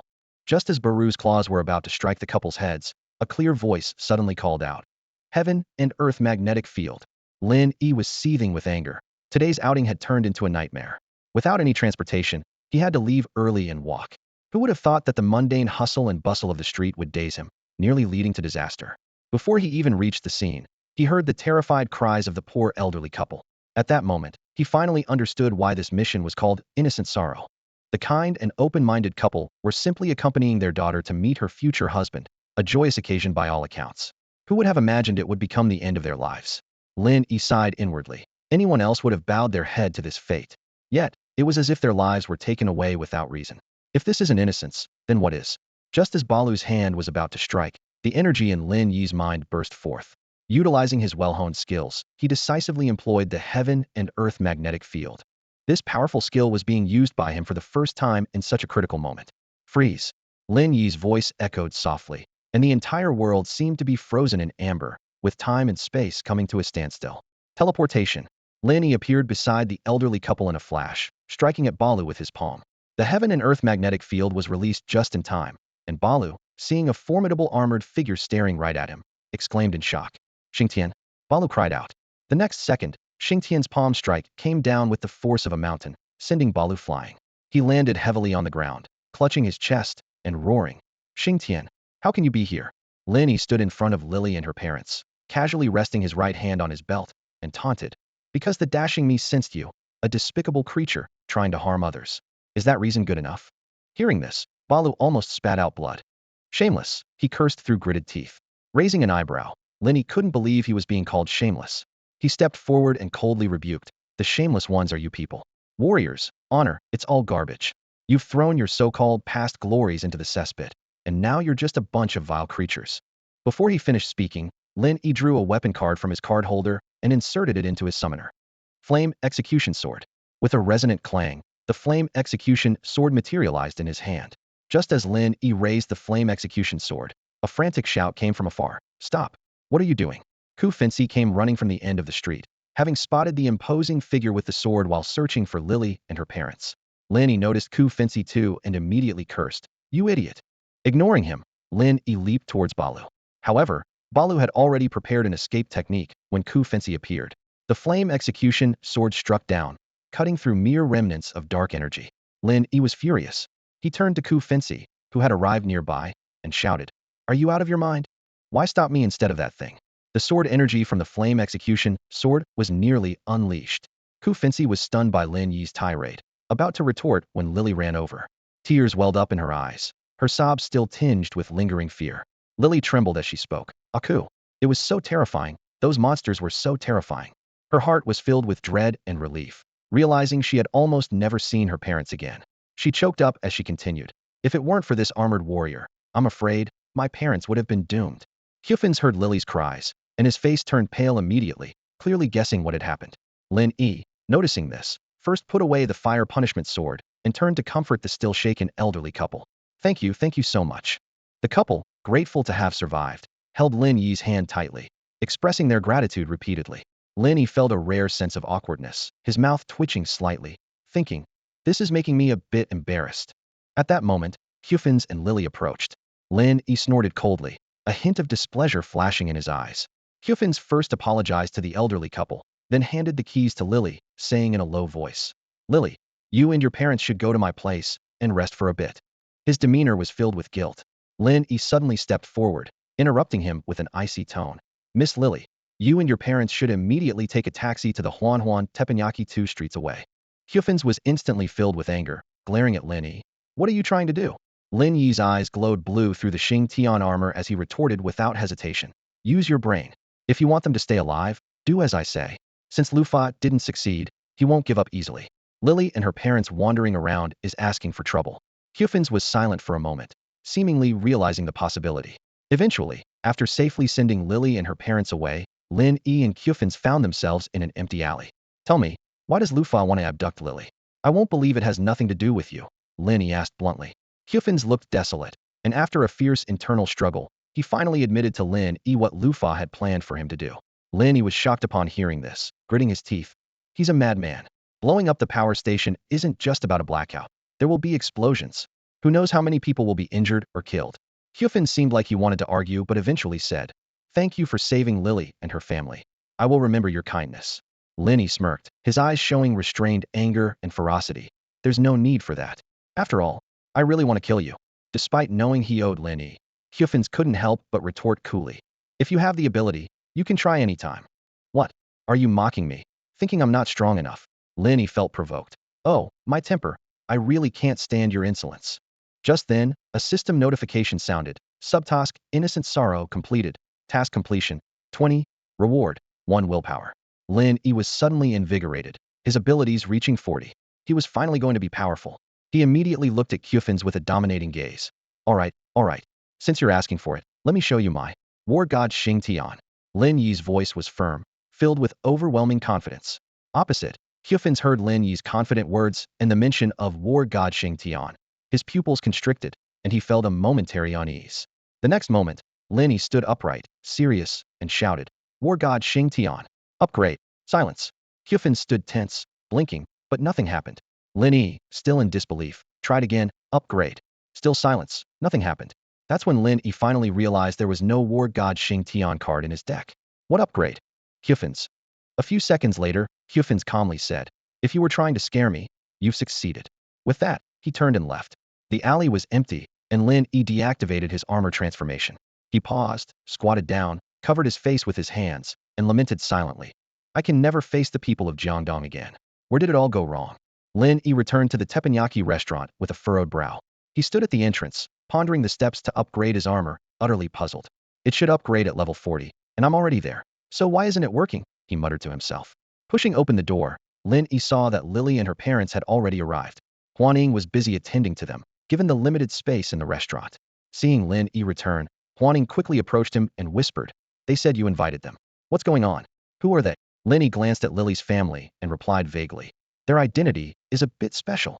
He then changed the subject. Has the senior returned today? I want to consult the Flame Emperor about something. Seeing Huan Ying shake his head, a hint of disappointment flashed across Lin Yi's face. At that moment, the door swung open again. Xiaotian walked in, pulling along a young girl. She wore a gray hoodie, black pants, and white sneakers. Her appearance was tidy but introverted, with her gaze lowered. Xiaotian, is this the Yuzu you mentioned? Huan Ying curiously eyed the girl and then warmly extended his hand. Hello, I'm Yang Huan Ying. Just call me Huan Ying. Lin Yi also smiled and introduced himself. I'm Lin Yi. The girl lifted her head slightly, briefly touched Huan Ying's hand, and quickly withdrew. Hello, I'm Li Yuer, but you can call me Yuzu, she said softly. Huan Ying led Yuzu to a seat, poured her a glass of water, and they began chatting.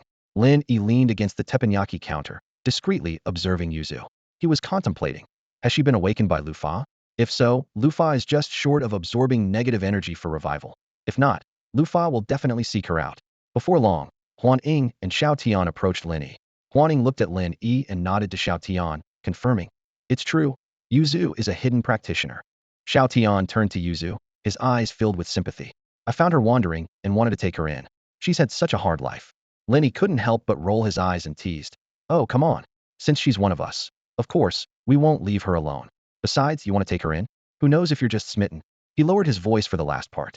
Xiao Tian, embarrassed, hurriedly explained. No, I absolutely don't have such intentions. Seeing this, Huan Ying lightly nudged Lin Yi and chided. Why are you teasing Xiao Tian for no reason? They waited all morning, but the Flame Emperor didn't return, and even the Nether Demon was unusually absent. Lin Yi rubbed his chin and mused to himself. That's strange. Just then, the teppanyaki restaurant received a special visitor specialist from the Hope City Protection Bureau's Beastman investigation team, Intai.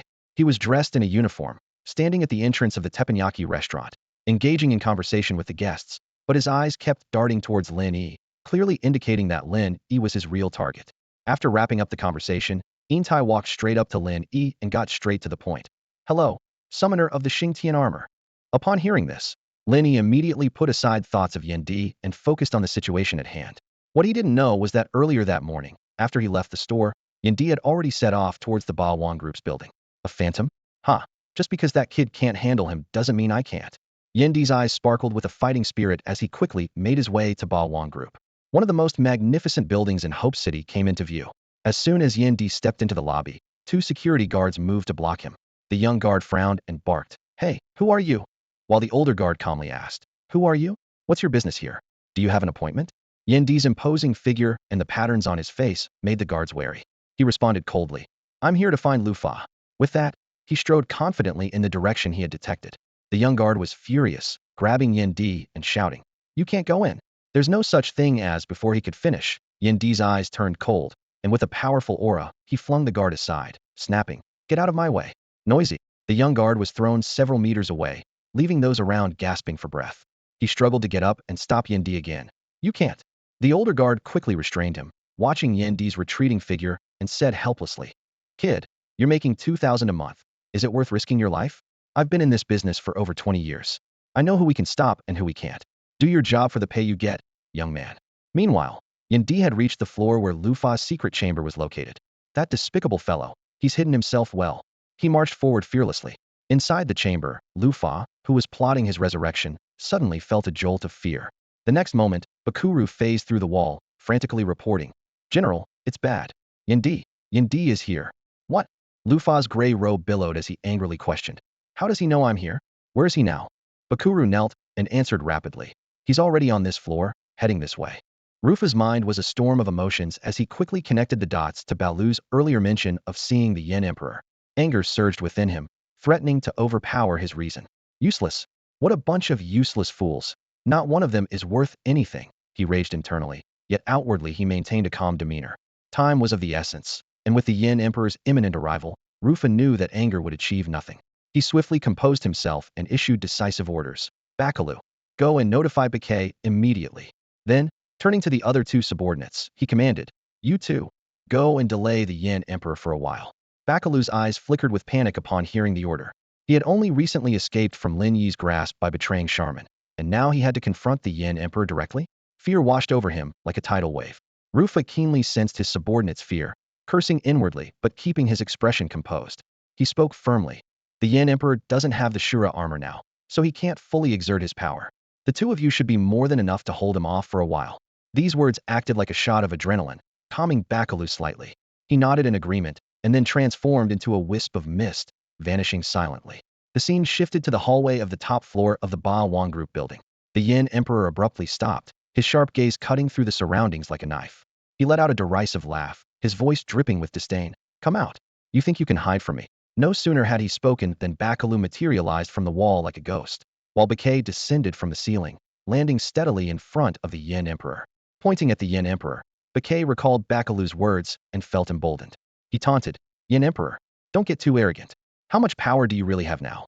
Do you think you're still the same as when you wore the Ashura armor?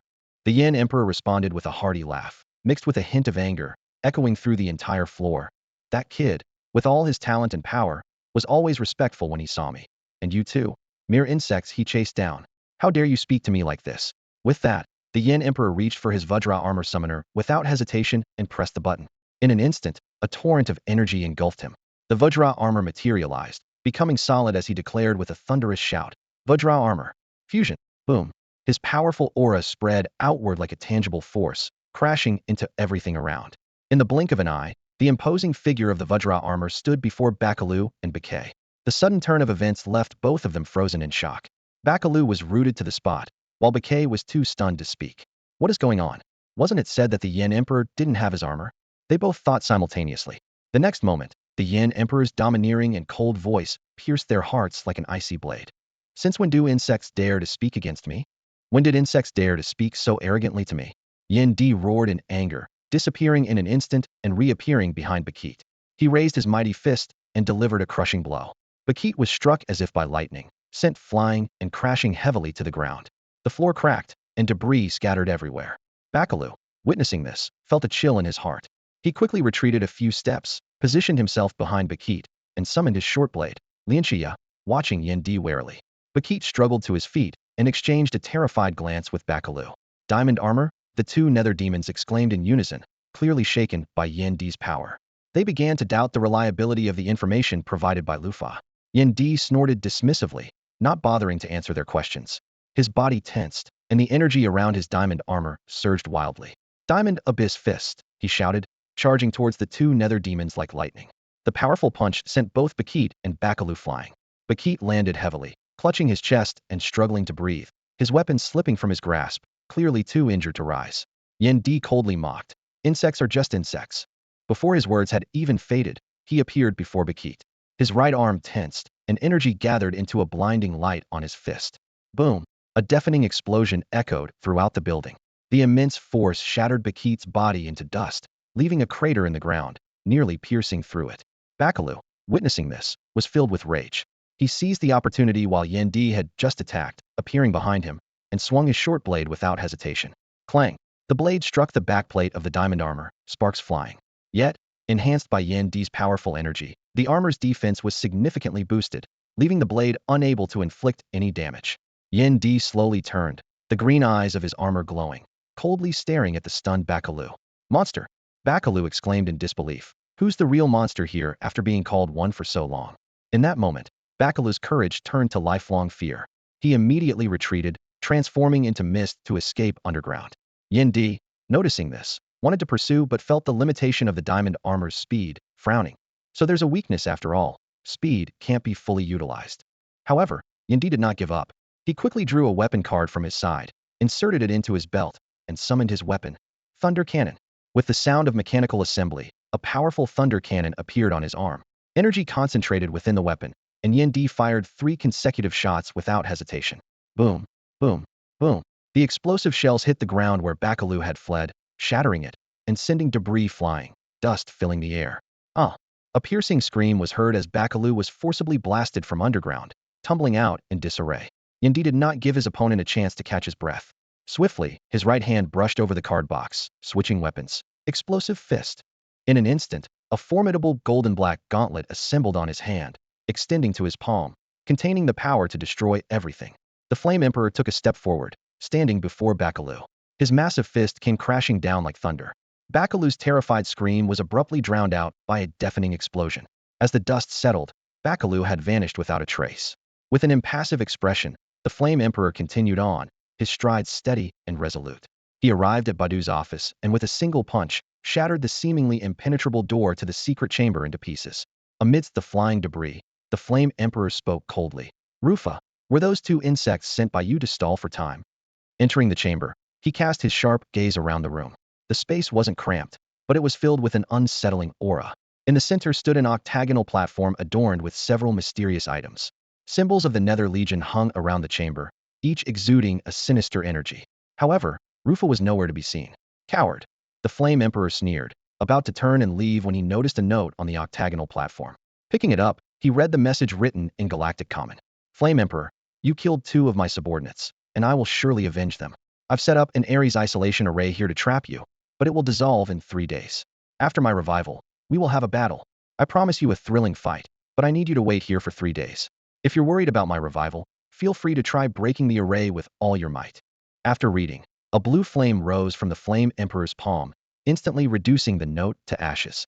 Simultaneously, the eerie relics of the Nether Legion around the chamber began to levitate, and complex patterns on the floor revealed themselves, forming a powerful isolation array that sealed the chamber tightly. The Flame Emperor glanced around and chuckled. What's waiting here for 3 days to me? He removed his armor, preparing to sit cross-legged on the octagonal platform to wait. However, Lin Yi's image suddenly flashed in his mind, vividly recalling the young man's relentless combat style. In his memory, Lin Yi's voice of defiance echoed. To deal with despicable enemies, you must use even more despicable means. If I treat them with righteousness and they use vicious tactics against me, I might regret it in the future. Face enemies with the methods they deserve. These words struck a chord with the Flame Emperor, bringing back memories of the tragic state of Flame Star thousands of years ago. After their defeat, his army, subordinates, and even the people of his home planet faced a dreadful fate. The Flame Emperor frowned deeply, muttering to himself. We've only been together for a few days, and yet that kid has influenced my battle spirit. His eyes reignited with intense battle intent, though his brow remained furrowed. Suddenly, a thought crossed his mind. Trapping me here. Is Rufa planning to deal with that kid? Within these 2 days?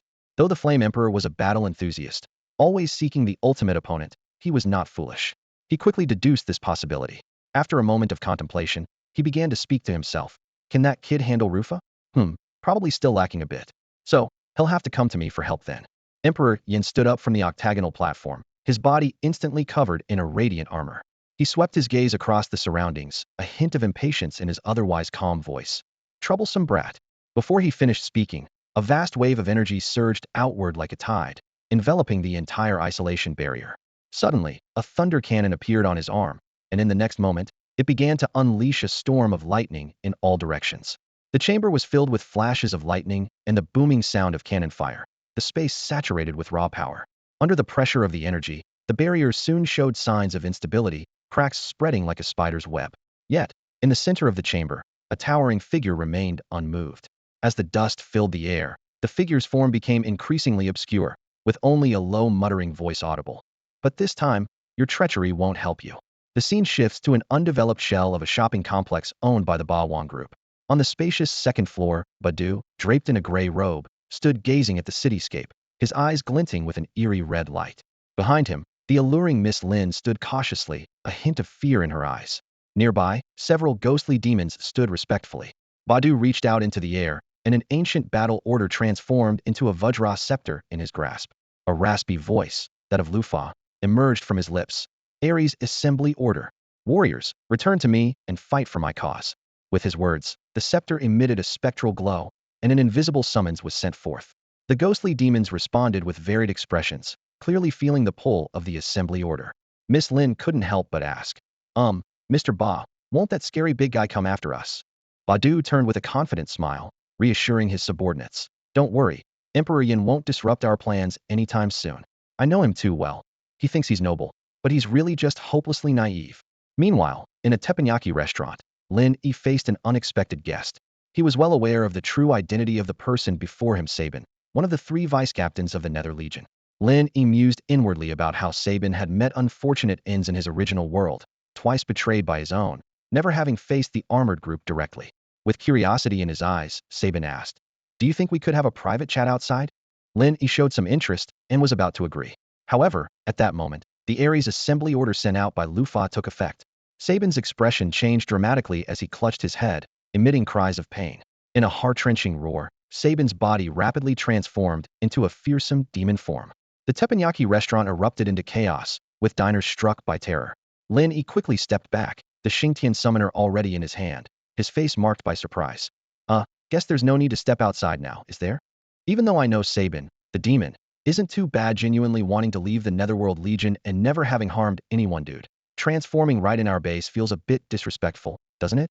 Lin Yi thought to himself, but his hands didn't hesitate. He swiftly pulled out his summoner, pressed the camera button, and shouted, Xingtian armor. Combine.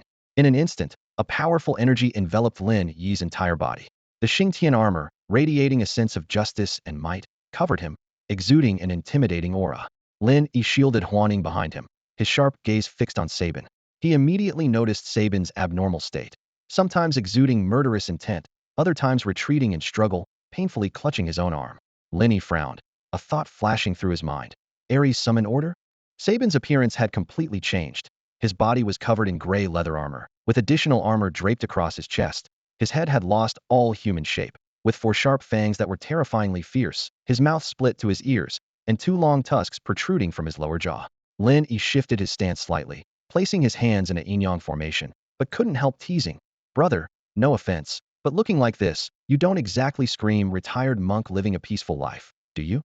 Huaning, hiding behind Lin Yi, couldn't help but give him a playful slap, chiding, Is this really the time for jokes? As if understanding Lin Yi's words, Sabin suddenly roared, struggling to swipe at Lin Yi. Lin Yi remained unfazed, raising his left arm to block the attack, while his right palm struck Sabin's chest directly. With a bang, Sabin was knocked back a few steps, seeming to regain a bit of sanity. I can't control it. Sabin managed to utter a few words, but soon the negative emotions surged within him again, causing him to lose his mind once more. At that moment, Xingtian and the others rushed down from upstairs. Seeing Sabin's state, everyone was stunned. Xiao Gang immediately erupted in anger. The Netherworld demons, are this brazen? Xiao Fei also frowned, his eyes revealing a cold intent. Diamond armor. Flying shadow armor. Both of them simultaneously took out their summoners and shouted their transformation slogans. Combine. Seeing 3 armored warriors closing in on him, even under the influence of negative emotions, Sabin realized the gravity of the situation. He quickly turned, crashing through the door, and fled the scene at high speed. Lin Yi held back the 2 beside him from pursuing. Instead, he called after Sabin's retreating figure. You can come find me again when the situation allows. Turning back to face Xiao Gang and Xiao Fei's surprised expressions, Lin Yi explained, This Netherworld demon is a bit different. He hasn't done anything evil. Pausing, he calmly added, Of course, if he turns against us or does commit evil, I won't hesitate to stop him. Hearing this, Xiao Gang and Xiao Fei relaxed slightly. This was the Lin Yi they knew. However, before they could catch their breath, Huan Ying's expression suddenly changed. She closed her eyes, pressing 2 fingers to her forehead, sensing and probing the energy of the Netherworld demons. Another Netherworld demon has appeared, she said urgently, and there's one with particularly strong energy. Upon hearing this, Lin Yi furrowed his brow, quickly making arrangements after a moment's thought. Huaning, go notify Shan Shan. Xiao Fei, Xiao Gang, you come with me to deal with the newly appeared Netherworld demons. After saying this, he specifically looked at Xiao Tian, seriously instructing, Xiao Tian, don't go out, stay here. Upon hearing this, Xiao Tian was somewhat surprised and furrowed his brows, asking, Why? Is the situation really that urgent? Although Lin Yi was worried about the Kara within Yuzi, he knew it was not the right time to provoke Yuzi's fragile emotions. After carefully considering his words, he explained, I'm concerned that the Yuming demons might attack here. As he spoke, he turned to Huaning, a teasing smile playing on his lips. After all, Huaning, Yuzi, and Lily are all treasures. Huaning blushed slightly at his words and couldn't help but punch Lin Yi on the shoulder, chiding, What are you talking about? Hurry up and go. Then she nodded at Xingtian. Understanding the signal, Lin Yi immediately turned and left. At the same time, Xiao Fei, Xiao Gang, and Kei Shanshan also set off for their designated locations. Realizing that the location Huan Ying pointed out wasn't far, about 4 kilometers to the south, Lin Yi decisively decided to use his teleportation ability. He made a mental note to retrieve his bike from the repair shop after this mission. In an instant, energy gathered around Lin Yi, then projected towards the target coordinates. Accompanied by a thunderous boom, as if in the blink of an eye, Lin Yi appeared several kilometers away. This area was an extension of Hope City's central living district, surrounded mostly by various shops. Before Lin Yi could take in his surroundings, he suddenly heard terrified cries. Help! Monsters run! Following the sound, he saw a crowd scattering like a tide, desperately fleeing the central area. Lin Yi's gaze locked onto the now empty center, surprise flashing in his eyes. Xiao Shifei. He saw a Yuming demon raging in front of a deserted shop, mindlessly smashing everything around. Its entire body was covered in dark purple skin armor, overlaid with ancient dark silver battle armor. Its head was fully encased in a helmet, obscuring its face. The helmet seamlessly connected with the arm and shoulder guards, with sharp horns protruding from the sides of the weathered dark silver. The system prompt chimed in timely. Ding. Triggered subtask, the frenzied Yuming. Task objective. Stop the actions of the purple Yuming captain and make him regain his senses. Optional kill task reward. Total task completion 20. Unlock weapon card. Fire execution palm.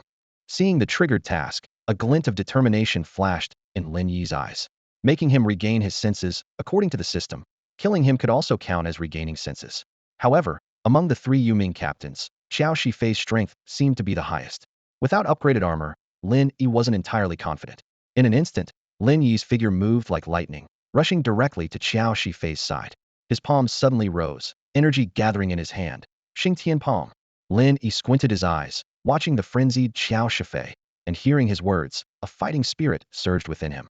In that case, I'll knock some sense into you, he thought to himself, as the Xingtian armor enveloped his body, and he strode forward. The two of them collided like moving steel fortresses. Their fists and palms clashed with such force that even the air seemed to tremble.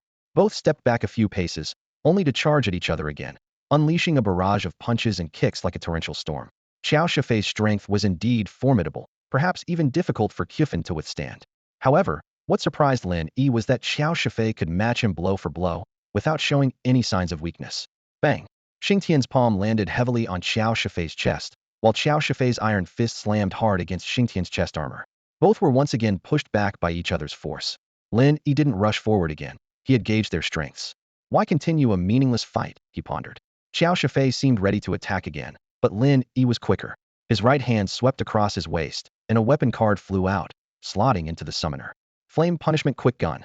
Lin Yi called softly, as fiery energy gathered in his hand, swiftly assembling into a powerful firearm. Sorry, buddy, let me shoot a few rounds at you. Let's test your endurance, Lin Yi teased, pulling the trigger quickly towards Xiao Shifei. Bang, bang, bang. The powerful, blazing attacks roared out like meteors. Xiao Shifei was suddenly jolted awake, and as danger loomed, his instincts prompted him to roll to the side. However, Lin Yi had already anticipated his move, adjusting the trajectory accordingly. Aside from one shot hitting the ground, the rest hit their target accurately. Xiao Shifei staggered back, clutching his chest, a clearer look in his eyes. Lin Yi didn't pause for a moment. His right hand again swept across the card box at his waist. Flame punishment sword. Before the words were fully spoken, the quick gun's handle had transformed into a sword hilt, and a sharp blade emerged. Lin Yi gripped the sword hilt with both hands, concentrating his energy on the blade, and struck the ground heavily. Stop! Xiao Shifei watched in horror, but it was too late. Flame punishment heaven and earth slash. Lin Yi shouted, as fiery sword energy tore through the ground, carrying immense killing intent towards Xiao Shifei.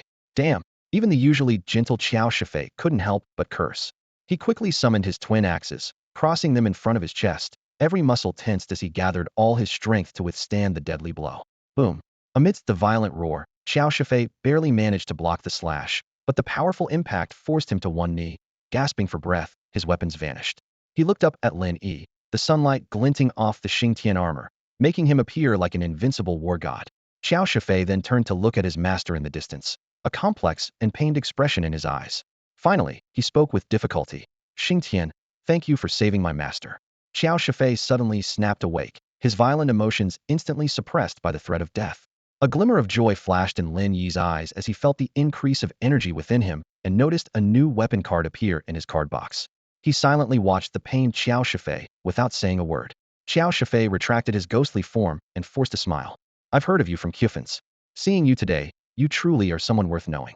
Lin Yi raised an eyebrow slightly, then shook his head. As long as Lu Fa isn't dead, let's not talk about this. If you end up aiding evil in the future, I will intervene. Today, you haven't turned to the dark side, so we can talk. Tomorrow, if you're bewitched, there's no guarantee you won't cause a disaster. Xiao Shifei's face showed sorrow at these words. Suddenly, Lin Yi's expression changed, and he swiftly turned towards the elderly man at the nearby barber shop. Ahaha! A purple mist darted out, instantly transforming into the figure of Balu as it emerged from the wall. He grabbed the old man's neck, mocking hoarsely, Captain, are you still the wise and brave leader of our Purple Nether Squad, dreaming of befriending these earthlings? Caring about their lives? Lin Yi's eyes flickered with a cold light as he stepped forward slowly. Balu? Is sneaky petty theft all you're good for now? Hearing this, Balu tightened his grip on the old man and roared angrily. Xingtian, we meet again. Let's see if you can save this old man this time. Xiao Shifei, filled with rage, bellowed to the sky, once again transforming into a ghostly demon. He strode forward, pointing at Balu. Balu, how dare you? Release that old man. Though Balu flinched momentarily, he quickly regained his viciousness. Captain, the general has long been aware of your little schemes. I'm here on his orders. Kill Xingtian, and I'll spare this old man's life. Otherwise, come any closer, and I'll kill him. Xiao Shifei was immediately caught in a dilemma, stopping in his tracks. He looked at Lin Yi, only to see Xingtian staring coldly at him, his voice icy. What? Are you going to listen to him and attack me? Xiao Shifei's expression was conflicted, his eyes full of pain. Lin Yi ignored him, focusing intently on Balu, his gaze filled with murderous intent. Balu, today, I will kill you. Before the words finished, Lin Yi placed his hands in a formation over the summoner, forming a gesture of heaven and earth. Energy spread out, instantly covering the area around Balu. It was as if invisible symbols drew the energy of the world, turning the flowing red energy into something tangible. Heaven and earth magnetic field. Lin Yi called out softly, the energy erupting and freezing the area ahead. Seeing this, Xiao Shifei was shocked. Shadow shift. Lin Yi used another skill, instantly entering the frozen area to rescue the old man, placing him aside before releasing the magnetic field. Balu was startled to find his hands empty. Looking down, the old man he was holding had vanished. How? How is it always like this? He shouted in frustration, looking up to meet the fierce gaze of two angry eyes. Xingtian's armor was enveloped in a red energy, his eyes glowing blue like sharp swords. His mighty form, bolstered by the atmospheric energy, resembled an invincible deity. With a thought, Lin Yi's weapon card automatically flew from the card box, clicking into the summoner. Flame Execution Palm. He raised his right arm lightly, and a set of intricate gold-red armor materialized from nothing, extending perfectly to his hand. As energy poured into it, Lin Yi immediately felt the power and wonder of the Flame Execution Palm. With a casual thrust, he pressed forward into the air, the formidable force manifesting into reality, slamming Balu hard into the wall like the hand of a deity. Balu, are you ready to face the judgment of death? Lin Yi's cold voice was as piercing as ice. Paired with the deadly fire palm, it instantly plunged Baru into a state of terror and disbelief. He couldn't comprehend the situation. Was the fire palm truly this terrifying, capable of being wielded so effortlessly? In his extreme fear, Baru instinctively attempted to use his wall-passing technique to escape once more. However, Lin Yi had already anticipated his move. With eyes like lightning, Lin Yi channeled his energy into his palm and unleashed another fierce fire palm. The powerful strike transformed into a crimson blast, striking Baru in an instant. He felt as though he had been struck by lightning, and his spellcasting was abruptly interrupted. Lin Yi, satisfied with the result, thought to himself, this technique is almost as formidable as the Buddha's palm. Baru was left breathless from the blow. In his panic, he glanced at Xiao Shifei standing nearby and desperately pleaded, Captain, Captain, save me. We've been comrades for so many years.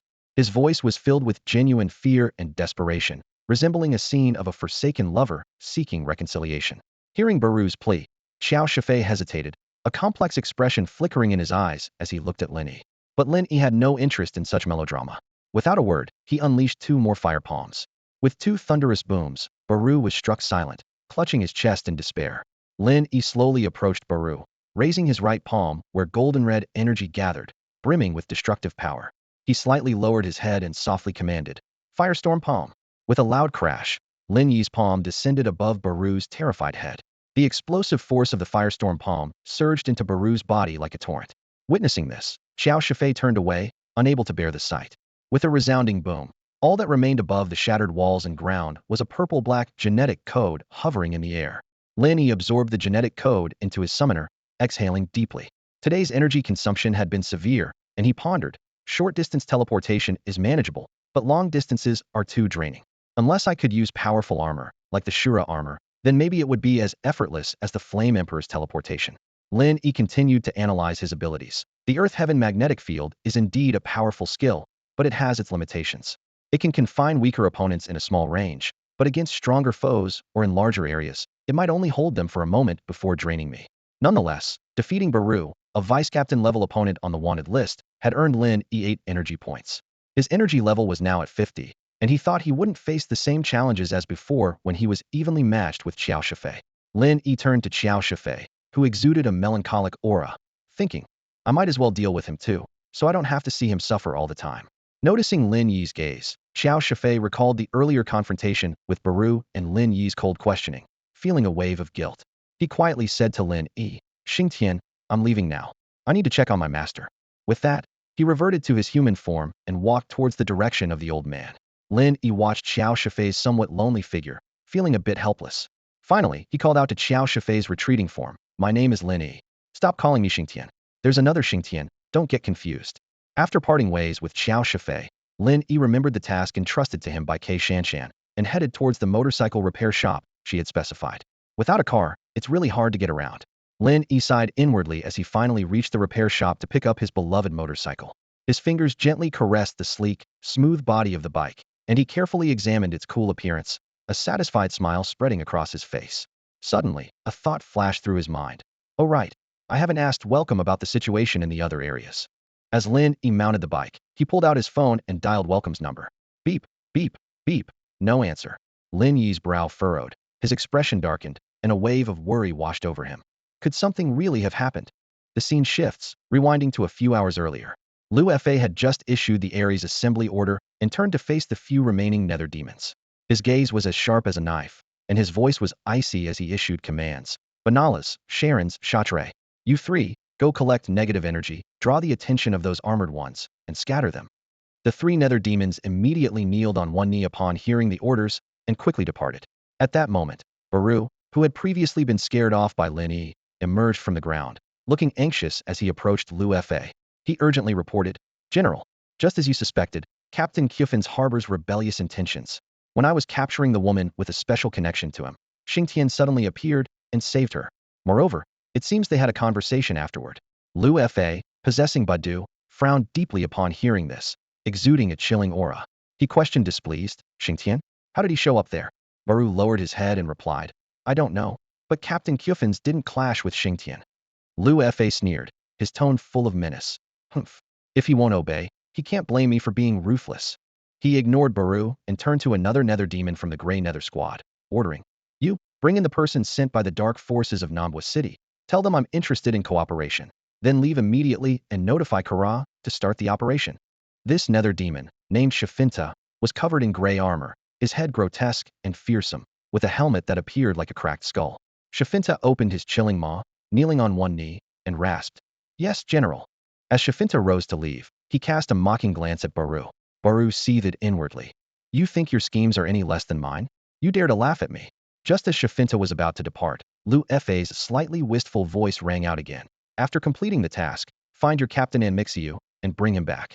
After giving these instructions, Lu Fa closed his eyes, releasing his mental energy to probe the status of the Ares assembly order through secret techniques. Moments later, he abruptly opened his eyes, a cold smile on his lips. Baru, go find Xiao Shifei and have him deal with that troublesome Xingtian for me. Baru was startled by this, secretly grumbling. I'm just a vice captain, and I'm always dragged into the affairs of the 3 major captains. I'm afraid I'm not strong enough. But he dared not speak these thoughts aloud. Lu Fa seemed to sense his concerns, calling Baru to his side and whispering a few instructions. If he's unwilling to deal with Xingtian, do it like this. After hearing Lu Fa's instructions, Baru felt a sense of déjà vu but still turned and disappeared into the ground. His intuition proved correct, as he never returned. Shortly after Baru's departure, a peculiarly dressed man slowly ascended from the first floor of the abandoned building below, approaching Lu Fa. This man was clad entirely in black, a black shirt, black trousers, a loose black coat, and he wore black sunglasses and a black gentleman's hat. Lu Fa coldly scrutinized the man before him, calmly inquiring, "If we cooperate, can you really gather enough negative energy for me? Besides that, what else can you offer?" The man removed his hat, first glancing at the last two nether demons standing beside Lu Fa, then respectfully replied, "Esteemed General, our Dr. Li is already aware of your situation. He believes that by absorbing certain types of special zombie viruses, both you and your subordinates will experience an unexpected boost in strength. As for negative energy, didn't our previous little token of goodwill prove our capability?" Lu Fa sneered, his sharp gaze slicing through the air toward the man in black before him. His raspy voice echoed, "Humph, cooperation is possible, of course. But to work with this general, you must first prove your strength." He paused, squinting his eyes. "What is your name?" The man in black lowered his head slightly, a hint of pride in his voice. "I am the first under Dr. Li Xiaoqiu Lingxue." Lu Fa quickly realized Lingxue was no ordinary human. He turned to a nether demon and signaled, "Balgum, test his strength." Balgum, a member of the Purple Nether Squad, was clad in purple armor, etched with eerie blue patterns exuding dark energy. Two sharp horns protruded from his head, and his jaw split open menacingly, revealing two white fangs, creating a bizarre appearance. Upon receiving Lu Fa's command, Balgum strode forward, raising his claw to strike Lingshue's face without warning. Ah! Lingxue, caught off guard, had no time to transform before he was slapped to the ground. Balgum scoffed. Pathetic. Anger ignited within Lingxue. He was Dr. Li's top aide, here to negotiate, yet suffered such humiliation? He leapt up, his body trembling violently, releasing a deafening roar. "You're the pathetic one." In an instant, Lingshue's body underwent a rapid transformation into a fearsome Lingxue Bic form. Lu Fa's eyes gleamed with interest. This transformation was indeed unique, turning a fragile human into a being as resilient as a nether demon. The transformed Lingxue was clad in an antique, theatrically styled armor, sky blue with golden patterns, and a gray cape fluttering behind. His head and face resembled a demonic opera mask, with shoulder armor like fierce eagle talons. He shook his head, causing the white ponytail at the back to sway. "Indeed, I must become more ruthless." Lingxue roared, charging at Balgum, delivering a powerful punch to his chest. Bang! The forceful impact echoed, pushing Balgum back several steps. What? This weakling can unleash such power? Balgum was incredulous but quickly regained his fighting spirit, charging forward to engage in a fierce battle with Bic. They exchanged blows, their powerful strikes landing on each other, yet neither could gain the upper hand. Lu Fa watched, secretly amazed. This technique could transform an ordinary human into a warrior rivaling the nether demons? His interest in collaboration grew stronger. Lu Fa contemplated. If he could harness this technology, it would greatly enhance his own power and that of his subordinates. As he pondered, the battle between the two had reached a fever pitch. "Enough, stop!" Lu Fa commanded decisively. At Lu Fa's words, Balgum immediately ceased his attack, retracting his summoned weapon and giving Lingxue Bic a disdainful snort. This fierce contest seemed to be merely a prelude to cooperation, but it held deeper significance beneath the surface. Cold Blood sheathed his weapon and turned his gaze towards Lu Fa. A hint of approval played at the corners of his mouth as he spoke. "Not bad. Dr. Li's research is indeed significant. I will definitely visit him in the future for an in-depth discussion." Lu Fa smiled, but his eyes turned icy. He replied in a deep voice, "We can cooperate, but I have a condition.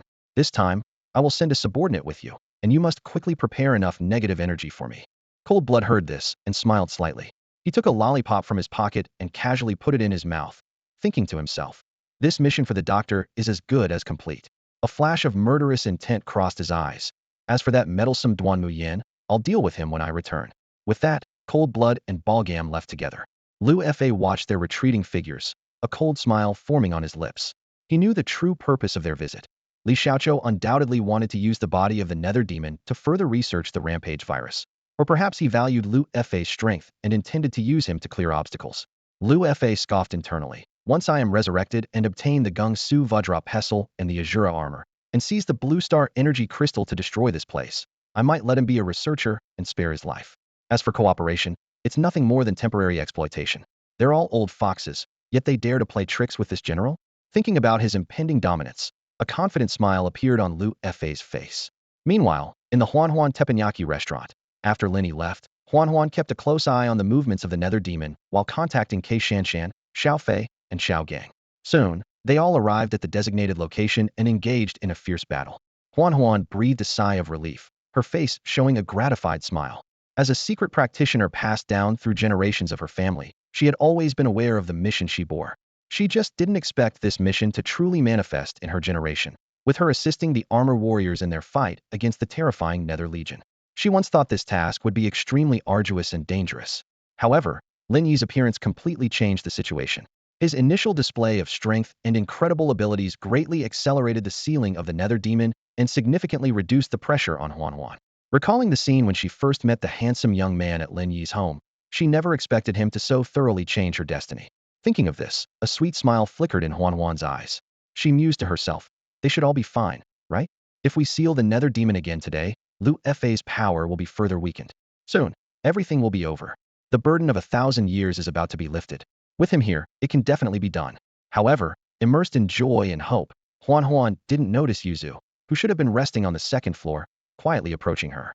A cunning smile, unfamiliar to her, hung on Yuzu's lips, and her eyes gleamed with cruelty. Suddenly, a shout broke the silence. Yuzu, what are you doing? Xiao Tian's incredulous voice rang out, snapping Huan back to reality. She quickly turned around.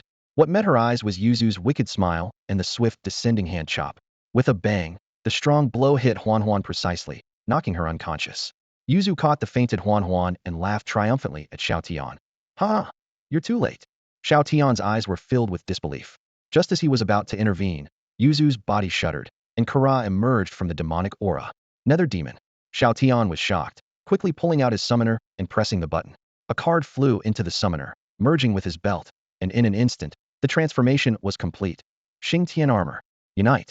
Transformed into Xingtian armor, Xiao Tian's aura surged as he stepped forward, shouting angrily. Put Huan down, or you won't get away. However, Kara was unfazed. She transformed back into Yuzu's form, wearing an innocent expression, and timidly said, Brother Xiao Tian, don't you recognize me? Caught off guard, Xiao Tian hesitated. Then, Kara placed Huan aside, her body once again morphing into the Nether Demon. She pointed at Xiao Tian, laughing hoarsely. Ha ha, today I'm taking her with me. And the people upstairs too. Xiao Tian clenched his fists, ready to act, but Kara suddenly added, Tomorrow, upgrade to God of War Xingtian. A wave of climax is coming. Gung Su Vajra Pestle, Ashura armor, none will be missing. Then, we'll connect with Kai E and Kai San. Kula's ghostly form was entirely crimson, with only essential parts covered in blue leather armor. Her face appeared masked, revealing only a pair of glowing eyes. Facing Xingtian, she showed no fear, instead mocking him. Xingtian, if it were another Xingtian, I might actually be afraid and consider running away. But you're no match for me. Xiaoyan's eyes were calm and steady as he moved forward to engage Kula in battle. His mastery of martial arts was equally impressive. He said in a deep voice, I may not be as strong as Lin Yi, but I won't let you escape easily. Then, with a light shout, he declared, Xingtian palm, and struck directly towards Kula's abdomen. At that critical moment, Kula suddenly dispelled her ghostly form, transforming into the appearance of Yuzi. Xiaoyan's expression changed drastically, and he forcibly diverted his attack to avoid hitting her. Seeing this, Kula laughed and quickly shifted her form, striking Xiaotian in the abdomen. Bang! Xiaotian was pushed back several steps, clutching his abdomen with one hand, warily watching Kula. Get out of Yuzi's body, he demanded. Kula closed her eyes briefly and then returned to her human form. With a smile, she slowly approached Xingtian and whispered softly, But I am her. Xiaoyan's pupils contracted, and he shouted angrily, Impossible. Kula, in Yuzi's form, clung to Xingtian's armor and continued in a low voice. Also, do you know the truth about your parents' disappearance? When you were 5 years old. These words hit Xiaotian like a heavy hammer, shattering his defenses. His body trembled slightly, and his energy became chaotic. Kula knew she had won. Thinking to herself how easily she had dealt with this infatuated person, she finally said to Xiaotian, Stop now, let it end here. If you stop opposing us, I'll tell you what the truth is. With a click, Kula effortlessly took the Xingtian summoner from Xiaotian's belt, causing his armor to disassemble instantly. Smiling triumphantly, she ignored the dazed and pained Xiaotian and shouted upstairs, Bring those 3 people, let's go. From upstairs came the surprised voice of Shafinta. Aren't we going to kill this kid? Clearly, he had been watching the fight, but Kula had instructed him not to intervene. Kula glanced at Xiaotian and shook her head. No, we can't kill him. Just then, the rumble of an engine like distant thunder approached rapidly, followed by the screeching of brakes. Bang! The door, previously damaged by Sabin, was violently pushed open again, and Lin Yi rushed into the store, his heart sinking. Although he had sensed something was wrong during the call and returned as quickly as possible, he was still a step too late. The store was largely intact, but the chaotic scene indicated a fierce battle had taken place. His gaze fell on Xiaotian, crouched in a corner with a face full of pain, and after a brief analysis, he roughly understood the situation. Lin Yi approached Xiaotian's side and asked, "What happened?" Xiaotian looked up at Lin Yi, his eyes filled with guilt, sorrow, regret, and pain, making it difficult for him to speak. He wasn't a dull person, just overly persistent. Yet, it was this persistence that Kula had exploited, leading to the current predicament. Upon hearing Xiaotian's guilt-ridden and painful confession, Lin Yi sighed inwardly. He had seen it coming but failed to prevent it. Kula's cunning had surpassed his expectations, and Xiaotian's vulnerability had caught him by surprise. "Lin Yi, you said you know the truth. Can you tell me?" Xiaotian stood up, his eyes filled with complex emotions, earnestly pleading. Lin Yi met Xiaotian's gaze and slowly revealed the harsh truth. "Your parents discovered the dark demon Kula. She was drawn by the Xingtian summoner. To protect you, they lured Kula away and ultimately were killed by her." This revelation was undoubtedly a heavy blow for Xiaotian. Without lingering, Lin Yi strode outside. Everyone has their battles to face, and he was no exception. Lin Yi frowned, contemplating their current predicament. Lu Fa had captured Huan Ying to threaten them or to force out the whereabouts of the Gungshu Vajra Pestle. As for capturing Li and the others, it was clearly to control Qifans. But everything was unclear. Now where should they start looking for Huan Ying? Should they go straight to the Ba Wan group to confront Lu Fa? At that moment, a gruff voice interrupted his thoughts. "What's wrong? Did someone raid your base?" Lin Yi looked up and was pleasantly surprised to see Yin Di had returned. Yin Di approached with an air of pride, explaining, "I went to check out Lu Fa and happened to raid his base. Maybe that's why he got mad and came to raid yours." After hearing Yin Di's words, Lin Yi couldn't help but give a thumbs up. It was truly impressive that a set of Vajra armor could punch through Lu Fa's base. Yin Di continued, "When I was coming back, I happened to see those dark demons taking the little girl away, so I left a trace of tracking energy on them." This was undoubtedly good news for Lin Yi, as it meant they wouldn't have to worry about not finding Huan Ying and the others. Lin Yi quickly thanked Yin Di. "Thank you, Elder. Once I rescue Huan Ying and the others, I'll treat you to a good feast." Yin Di's eyes lit up at this, and he nodded in satisfaction. At this point, Lin Yi remembered another question and hurriedly asked Yin Di for guidance. "Elder, I feel my energy is sufficient, but why can't I upgrade the armor?" Yin Di was initially taken aback, then checked Lin Yi's energy, surprised at his rapid progress. But he quickly regained his composure and explained seriously. "Do you think upgrading armor is automatic once your energy reaches a certain level? Energy only allows the armor to unleash greater power, but upgrading requires familiarity with the armor, understanding its style and capabilities. It's about matching, becoming one with the armor." Seeing Lin Yi deep in thought, Yin Di continued, "If it were just about reaching the energy level to upgrade, wouldn't any armor I summon upgrade instantly?"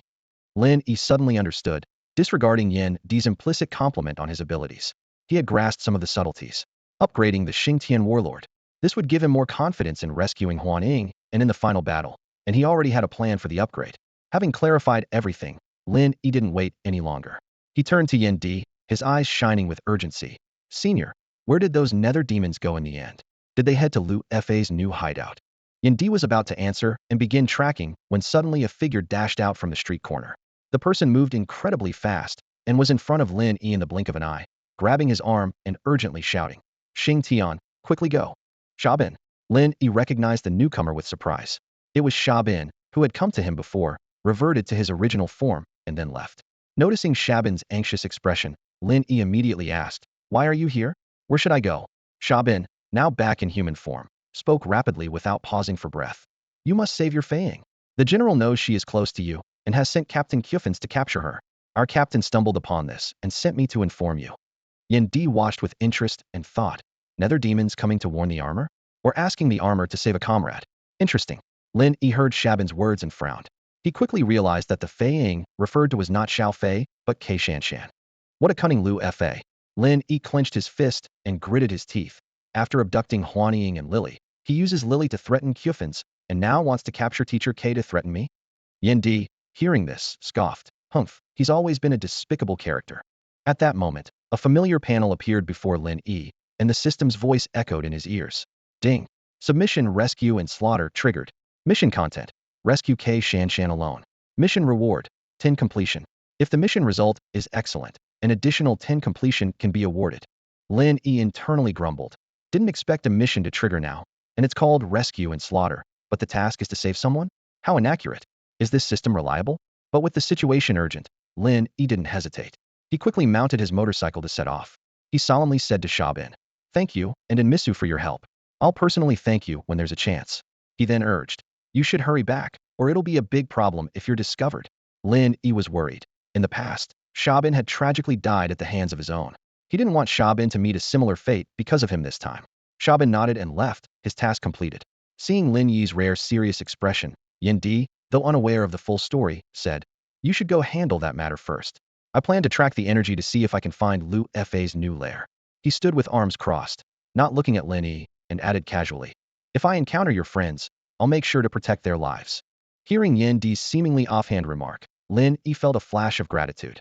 He then started his motorcycle and sped off towards rescuing Xingtian. He wasn't a fool. He could easily discern the underlying meaning in the words. Lin Yi felt a surge of joy in his heart, realizing that barbecue and beer were indeed the quickest ways to win over a man. He immediately clasped his hands in gratitude, his expression serious, and said, "Your help, Senior, is deeply appreciated by Lin Yi. I'll make sure to treat you to a feast around the world, and I'll definitely repay you in the future, helping you return to your peak." The Flame Emperor was not one for empty words. He waved his hand impatiently, urging, "Just go already. Stop dawdling like a big man. Helping me regain my peak? Let's talk about that later." Lin Yi laughed heartily, saying no more. With a slight twist of his right hand, the motorcycle roared like an angry dragon. Releasing the clutch slightly and lightly pressing the throttle, the black motorcycle shot out like a phantom, speeding away like a swift sword. The Flame Emperor watched Lin Yi's figure disappear from view, a faint smile playing on his lips. As he turned to leave, he muttered to himself, "Helping me return to my peak? That would require finding the Ashura armor. This kid sure talks big." On the roads of Hope City, Lin Yi rode a powerful motorcycle with 193 horsepower, capable of accelerating to 300 miles per hour in just 2.9 seconds, like a knight of old atop an unprecedented steed, breaking free from constraints. The motorcycle's roar echoed as it sped past, leaving a trail of rumbling sound in its wake. Suddenly, Lin Yi felt a strong gust of wind hit him. The wind. So strong. Damn it, I forgot my helmet. He cursed inwardly, but had no time to dwell on it. Lin Yi knew where Xingtian was headed. When given the coordinates, all locations were provided to him to facilitate his support. He considered using teleportation for a quicker journey, but his energy was nearly depleted. Since morning, he'd been battling non-stop without even a bite to eat. Now, nearing evening, one fight after another had almost drained him completely. Among the current armor summoners, aside from the mysterious, that man, anyone else would have struggled to hold on. Lin Yi decided to use the travel time to focus and recover some energy. Meanwhile, 10 kilometers from the teppanyaki restaurant and 6 kilometers from Hope High School, inside an assembly line factory, Xingtian was kneeling on one knee, struggling to support herself with the shadow blade. Not far away, Kerfins, now in his nether demon form, wielded the angry dragon axe, watching her with a complicated expression. "You're nearly exhausted. Remove the armor and come with me. There's no need for pointless resistance." Kerfin's deep voice resonated, seemingly reluctant to continue fighting Xingtian. Xingtian laughed at his words, her voice gentle yet unyielding, with a hint of mockery. "You're here already, and your surprise attack just now was ruthless. Why pretend now? The lines are drawn, so let's not talk about friendship." It turned out that when Xingtian first arrived, she encountered a nether demon from a gray nether squad. After taking human form, the demon incited fights among the workers, spreading chaos in the factory while collecting negative energy. Only when Xingtian transformed into Shadow Flash did the demon reveal its true form and start launching magical energy balls, bombarding the entire factory. Although the Netherworld demon wasn't among the top fighters, he excelled in magical attacks and moved with lightning speed. However, when faced with Xingtian's summoned flying shadow armor, he was ultimately defeated after a fierce battle. Xingtian used the Flying Shadow's ultimate technique to successfully seal him. As Xingtian was about to relax after storing the gene code into her summoner, Hyufin suddenly appeared like a specter. With lightning speed, he swung the Fury Dragon Axe at the back of the Flying Shadow armor. Caught off guard after the intense battle, Xingtian was severely injured by the attack. If not for the quick reaction of the Flying Shadow armor to dodge and create distance, Xingtian might have been overwhelmed by Hyufin's subsequent attacks. Seeing Xingtian's stubbornness, Hyufin's lost his patience. He spoke again, his voice filled with anger. "You can't stop me. If you continue like this, you'll be severely injured. Lin Yi has done me a favor, and I don't want to hurt you. Just come with me." At this critical moment, hearing Lin Yi's name startled Xingtian, but she soon felt a faint sense of comfort, followed by amusement. She sneered, "If he did you a favor, how can you still do such a thing?" Hyufin's clenched his fists, a mix of reluctance and anger flashing across his face. "I have no choice. This is the only way." He took a deep breath to calm himself, then said coldly, "Don't expect him to save you. Someone else will keep him busy. Taking you is only to restrain him. You won't die, so why seek death?" During this brief exchange, Xingtian felt her energy and strength partially restored. She forced herself to stand, her eyes filled with defiance and pride. Gently tapping the ground with her swift shadow blade, she instantly adjusted to her optimal combat state. Come on, Xingtian taunted. You've blocked my escape here, and you want to take me away? Over my dead body. Knowing they're using me to threaten you, why would I choose to live in disgrace? As a senior, it's my duty to teach and guide. Isn't it impressive? As someone with responsibilities, I will never yield and will fight until the last second. This is the final lesson I leave behind. Before she finished speaking, Xingtian quickly gathered her energy, transforming her swift shadow blade into a swift shadow gun. Without hesitation, she pulled the trigger, firing several shots at Kyufins. Simultaneously, she moved like a phantom, swiftly dodging deeper into the factory. She knew Kyufins was powerful, and since her strength lay in speed, she naturally avoided a direct confrontation. However, from the smoke caused by Xingtian's attack, a wild and domineering figure burst forth like a cannonball. Kyufins completely ignored the attacks hitting him, using the giant axe on his chest to protect his vital areas, and charged at Xingtian with immense force. Bang! The flying shadow armor was struck heavily on its chest plate, and Xingtian was sent flying like a kite with a broken string, crashing hard into the wall behind her. The armor disintegrated into nothingness from the impact, and Xingtian, embedded in the wall, coughed up blood, weakly thinking, if I can walk out of here this time. Kyufins showed no mercy this time, striding forward with a giant hand poised to grab her. Just then, a roar like that of an enraged dragon echoed from afar. In the next moment, a black dragon shadow roared into the open factory space. Accompanied by the screech of tires, a calm and steely voice pierced through. Take one more step, and I'll show you the power of the war god, Xingtian. Though his voice was cold and calm, it carried a fiery anger that was palpable. Severely injured, Xingtian recognized the familiar voice and forced herself to look up. Through her tear-filled eyes, a blurry figure gradually became clear. A simple black tracksuit, a well-proportioned and tall frame, a youthful yet handsome face, with deep and lively eyes. Lin Yi calmly passed by Kyufins and approached Xingtian. He said softly, Shueijia, sorry for being late. Then he teased, oh, Shueijia, why did you resist? You could have pretended to surrender and let him capture you. Then you wouldn't be so badly hurt. Xingtian's initial gratitude vanished, and she cursed inwardly. Shameless Lin Yi. Lin Yi carefully lifted Xingtian from the rubble and gently placed her in a safe spot. This scene infuriated Kyufins, who felt deeply insulted. As one of the 3 captains of the Underworld Legion, was he being ignored? Lin Yi Xingtian. Kyufins growled heavily. You're underestimating me. Do you really think you can fool me again with the old war god Xingtian's words? At this moment, Lin Yi was taking off his jacket and laying it beside Xingtian. Seeing the worry in her eyes, he smiled slightly. Shueijia, watch how I settle the score for you later. Hearing this affectionate address, Xingtian's face blushed, and her eyes involuntarily fell on Lin Yi's pure white short-sleeved shirt. Lin Yi stood up and walked towards Kyufins, his tone mocking. Kyufins, I saved your girlfriend's family, and this is how you repay me? Kyufins paused at the question, gritting his teeth. I had no choice. Lily and her family were taken by the general's men. Lin Yi sneered and retorted. So you turn around and capture my people, making me suffer too? Is this the loyalty you believe in? Faced with Lin Yi's merciless taunts and accusations, Kyufin's breathing quickened, and he clenched his fists, repeating, I had no choice. Seeing this, Lin Yi suggested, then now, I invite you to join forces with me. Together, we can rescue your girlfriend and my friends. This way, we don't have to be enemies, and there's a solution. How about it? Hearing this, Kyufins hesitated, but the thought of Lufa's terror and the risks involved made him grit his teeth again. The general's methods are beyond our power to oppose. Are you afraid of everything? You're not betraying Lufa, not your girlfriend, but you're betraying me, right? Lin Yi's expression changed completely, and he sneered. I thought you were someone, but now I see you're just a lapdog of Lufa. Since our positions differ, there's no need to say more. With that, Lin Yi took out the Xingtian armor summoner, scanned his iris, and pressed the button. In an instant, the card flew into the summoner and merged into the belt. Xingtian armor. Combine. Lin Yi called out softly, and instantly, the energy of heaven and earth surged, and the Xingtian armor enveloped his body. Xingtian stood proudly, hands on his belt, creating a spectacular scene of a general facing a demon alongside Ku Fenci. Lin Yi's voice resonated from within the armor, each word firm and resolute.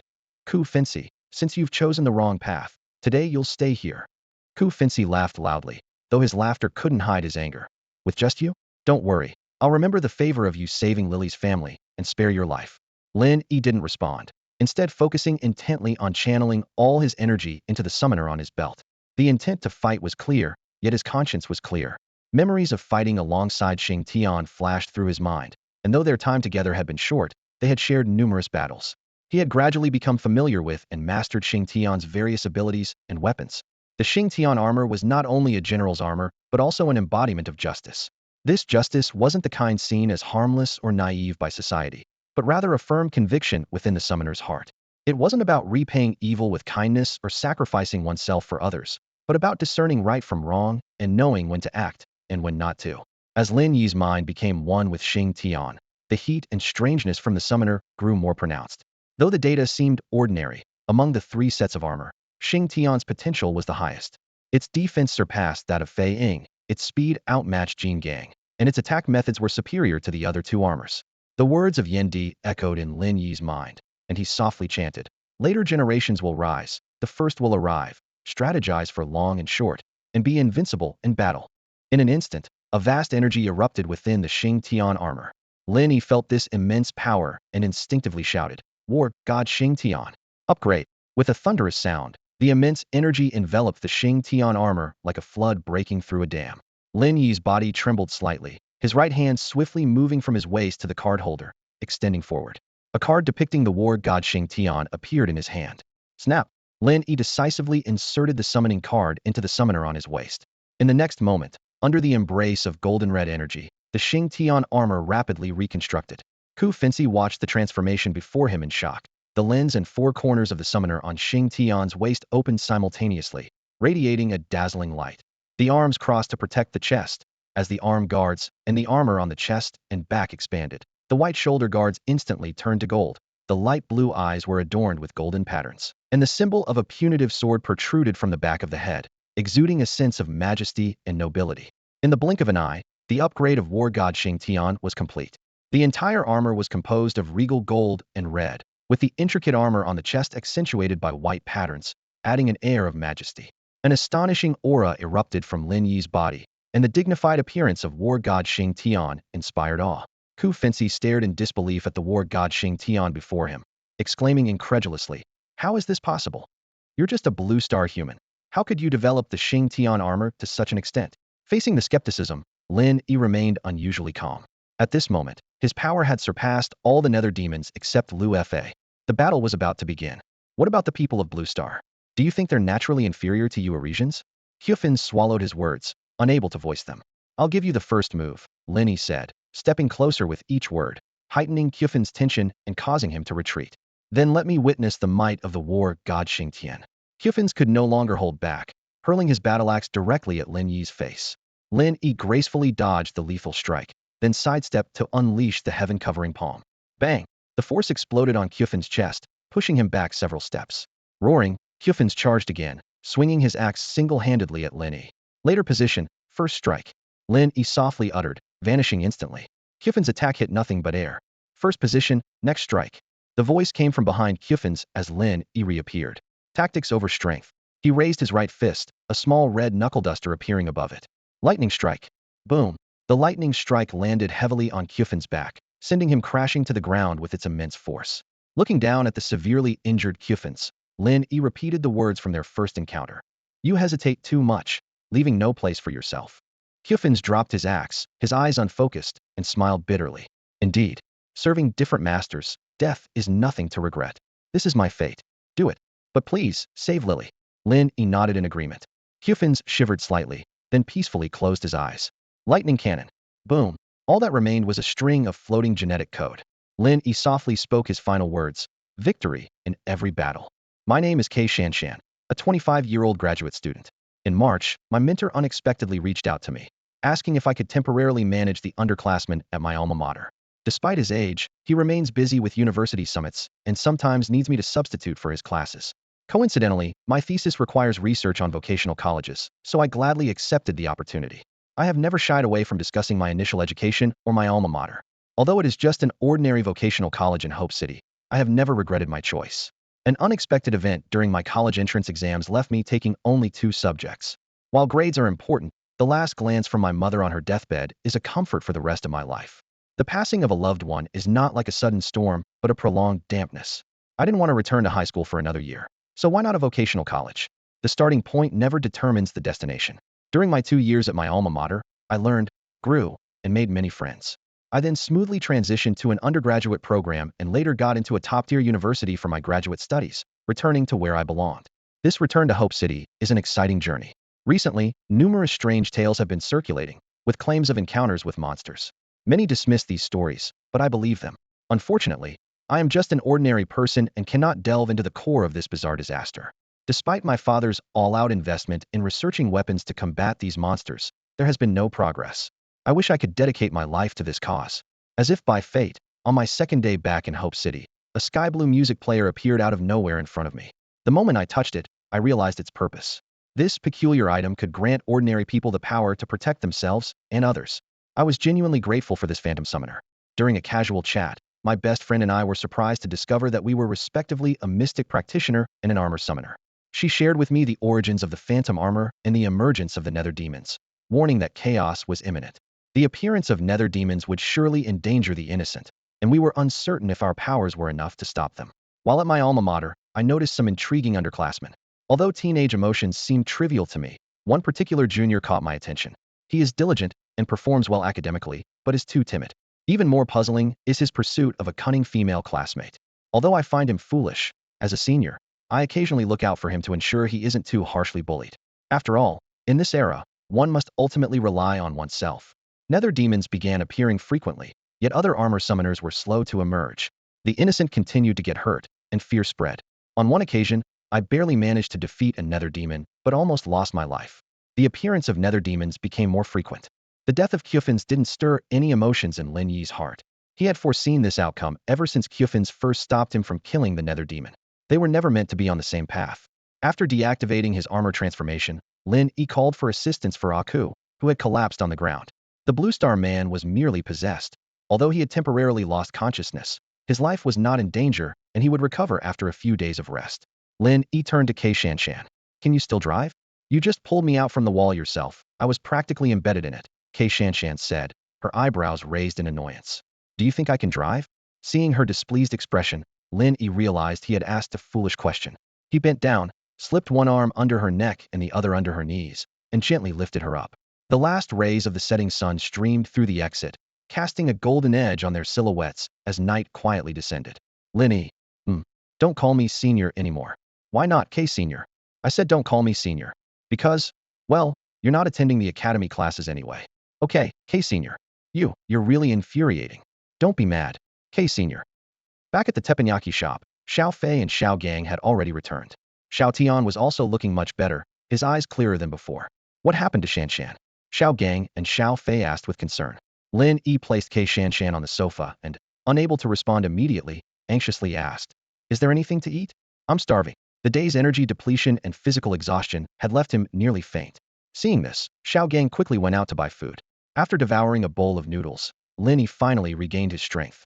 As he continued to eat, he analyzed the situation for everyone. We're at a critical moment now. Liu Fa is likely to make a desperate move. He looked around, his gaze settling on Xiao Tian after passing over Xiao Fei and Xiao Gang. Senior will be taken to the hospital soon and won't be able to join the fight. It's up to us now. Did you take care of the two nether demons you encountered today? Xiao Fei and Xiao Gang puffed their chests with pride. Of course, I took care of that nether demon in no time. When I step in, there's no way a nether demon can escape. Lin Yi's eyes showed a hint of surprise. Emperor Yan's special training had indeed been effective. These two had always had potential, though their personalities had some flaws. Under his guidance, they had improved significantly. First, we need to rescue Huaning so that we can continue to track down the remaining nether demons. Lin Yi frowned in thought, his eyes sharp and focused. He wasn't sure how many nether demons Liu Fa had under his control, but after some calculations, he concluded that aside from Enmishio and Xiao Shifei, and adding Sabin, Liu Fa couldn't have more than 3 or 4 at his disposal. Turning to Xiao Gang and Xiao Fei, Lin Yi said firmly, If we encounter ordinary nether demons, you two handle them. If there's a stronger one or Liu Fa himself, I'll take care of it. Xiao Gang and Xiao Fei exchanged glances and nodded in agreement. They couldn't help but admire Lin Yi's astonishing growth and strength, which was now beyond their reach. They could only assist him as best as they could. Just then, the sound of a car engine came from outside. The people who came to pick up Xingtian arrived in a well-equipped private medical vehicle. Several professionals in white coats quickly got out and carefully placed Xingtian inside the car. Lin Yi quickly approached the vehicle and, looking at Xingtian inside, suddenly called out, Senior K. Hearing this, Xingtian's beautiful eyes lit up. She turned her lovely face to Lin Yi, her lips slightly parted, and her eyes filled with anticipation. Lin Yi, do you have something to say to me? Lin Yi nodded solemnly, and Xingtian looked expectant. However, he just chuckled and extended his hand. Senior K, you won't be able to use Fang for a while. Mind leaving the summoner with me? Xingtian's eyes widened, and the expectation on her face vanished instantly. She angrily threw the Fang summoner at Lin Yi. Then her demeanor changed abruptly, commanding with authority, "Close the door. Drive." With a bang, the car door shut instantly. Lin Yi stepped back a few paces, muttering to himself, "Tisk, Senior K is mad." As he returned to the shop, Lin Yi examined the Fang summoner, musing, what does Senior K's family do? They seem quite wealthy and influential. Those professionals and that vehicle aren't something just anyone can afford. Maybe she's a rich lady. Shaking his head, Lin Yi dismissed those irrelevant thoughts, his eyes once again sharp. I wonder if Senior Yendi has found Kula's hiding place. Just as he stepped back into the shop, Xiaotian approached him with a determined expression. Lin Yi, I know this is my fault, but I want to make amends, at least help you all a bit. Plus, I want to hear the truth from Kula's own mouth. Xiaotian's resolve was unshakable, his eyes no longer clouded by doubt or hesitation, his whole being like a blazing torch. So, can you help me? Lin Yi was surprised, recognizing that Xiaotian was at his best now. Without the distractions of infatuation and confusion, Xiaotian's talent was exceptional. After all, he was capable of taking on Lu Fa alone. Such potential, Lin Yi thought with delight. If I can train Xiaotian and the others, then in the future, when we venture into other areas and encounter those who don't know their place, just one call and a team of armored warriors would show up. That would be impressive. Here, Lin Yi casually tossed the Fang armor summoner to him and said, I understand what you mean, and of course I'll help you. He pointed towards Xiao Fei and continued, start by summoning Fang. With your talent and some guidance from Xiao Fei, you should manage just fine. The matter of the Xingtian summoner continued to linger in Lin Yi's mind. He sat cross-legged on the soft sofa, meditating to recover his energy while contemplating the location that the senior would soon reveal. He was about to set off to retrieve the summoner, and this was a crucial moment to replenish his strength. Taking advantage of this rare moment of rest, Lin Yi opened the virtual mechanical panel to check the mission rewards. The notification on the panel caught his eye. Congratulations to the host for completing the rescue and slaughter mission. By rescuing Xingtian and successfully eliminating the sealed Kafengsi, you have gained an additional 10 mission completion, extra reward of 20 mission completion. Current in-game completion is now 60, with a 10 increase in armor enhancement value. Lin Yi chuckled softly. This system really knew how to play with words. The so-called pursuit reward was about eliminating Kafengsi. He then opened the mission exchange list. With 13 missions completed, he could choose between the Xingtian armor and a 20 armor enhancement value. After a moment of thought, Lin Yi decisively chose the latter. He already had the Xingtian armor, and there were probably more on Ares' star, but the system-provided armor enhancement value was unique. Once it reached 100, the temptation to upgrade any set of armor at will was irresistible. The data on his personal panel was equally encouraging. Physical fitness, 9 average adult 5. Energy, 65 average person 5, gifted 10. Armor combat skills, 8 out of 10. 5 elements bloodline, 20. Armor enhancement value, 60. Missions completed, 13. Breaking through to the god of war Xingtian had unexpectedly increased his energy by 4 points. Completing 2 more missions would allow him to choose between nether physique and Ares combat techniques. Just as Lin Yi was lost in his pleasant thoughts, his phone rang. Caller ID, Yendi. Lin Yi's expression became serious as he answered the call. Yendi's voice immediately came through. Kid, we've found their hiding place. In the city of Jinghai, behind an ordinary burger shop lies the world's greatest secret. The shop owner's brother stumbled upon the origins of the Light and Shadow War and the mysteries of the 5-element armors, and decided to delve deeper. For the past 5,000 years, the appearance of the 5-element armors during Shadow Realm invasions has been a mystery. Now, the two brothers have established the ERP Research Lab, vowing to protect Huaxia and defend Blue Star in their own way. The Light and Shadow War has a long history, with Blue Star's strategic position making it a battleground between the Shadow Realm and the Bright Realm. Their only reliance is on the 5 suits of armor summoned by 5 light and shadow stones to combat the Shadow Realm's supernatural beasts. Initially, the shop owner felt like he was fighting alone. Despite the aid of modern technology, they had only managed to find 2 light and shadow stones over a long period. The 2 armor summoners each had their own lives and couldn't fully commit to this transformative battle. The shop owner didn't blame them, understanding that everyone has to balance reality and ideals. He resolved to work harder, believing that finding more light and shadow stones would turn the tide. As the frequency of supernatural beast appearances increased, the Flame Dragon armor was not focused on combat, and the Wind Eagle armor was too moderate, leaving the shop owner feeling overwhelmed. One day, the ERP satellite detected a new type of armor. In the city of hope, chaos and hope coexist.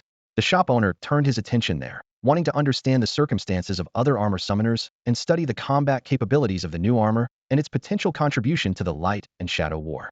Soon, the shop owner discovered that the situation in Hope City was different. The Xingtian armor appeared frequently, acting like a tireless battle machine, suppressing the local chaos with both frenzy and calm. The name of the armor summoner, Lin Yi, caught the shop owner's attention. He urgently needed such a powerful ally to study the new armor and share the burden of battle. Through skillful persuasion and temptation, Lin Yi accepted the shop owner's invitation. In the days that followed, the shop owner closely monitored developments in Hope City, eagerly anticipating Lin Yi's arrival. Although reluctant to admit it, this powerful armor summoner was exactly what he had dreamed of.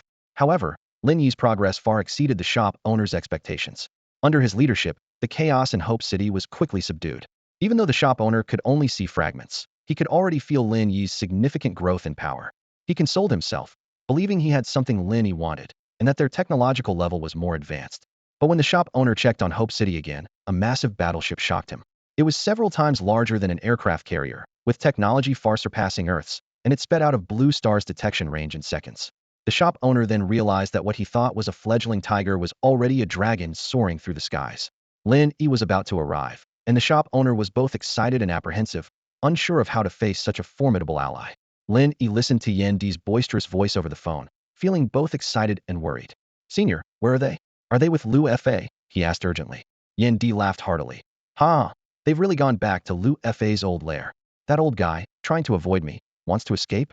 I'm going to pay him a visit." Before Lin Yi could respond, the busy tone beeped in his ear. He looked at the phone screen helplessly and thought, this senior really acts swiftly. Fortunately, Yan Di soon sent over the coordinates. Lin Yi breathed a sigh of relief and muttered to himself, "Good thing, still reliable." He immediately stood up and called out to Xiao Tian, Xiao Fei, and Xiao Gang. "Brothers, let's move out." The system notification chimed in timely. Ding. Subtask, Strength and Weakness, triggered. Head to Lu Fa's lair, rescue the weak, defeat the strong. Task reward, 10 completion. Perfect completion can add an extra 10.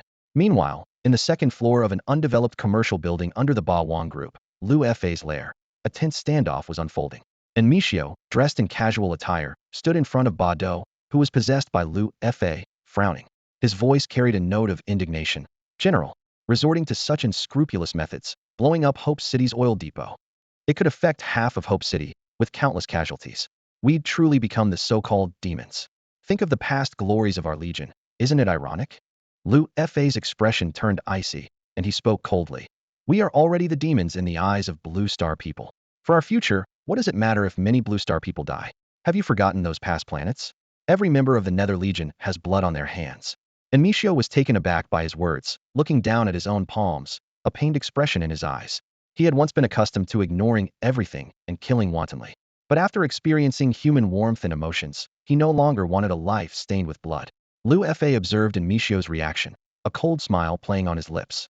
He looked up at the dark night sky, reaching as if to grasp the moon in his hand. "What does it matter if some people die?" Lu Fa's voice was calm and detached. "Once I am resurrected and find the Gungshu Vajra Pestle, along with the Blue Star Energy Crystal, this planet's fate will be like those shattered planets. Sooner or later, death is inevitable. What's the difference?" His tone revealed an indifference to life, as if the destruction of a planet and billions of lives were insignificant matters.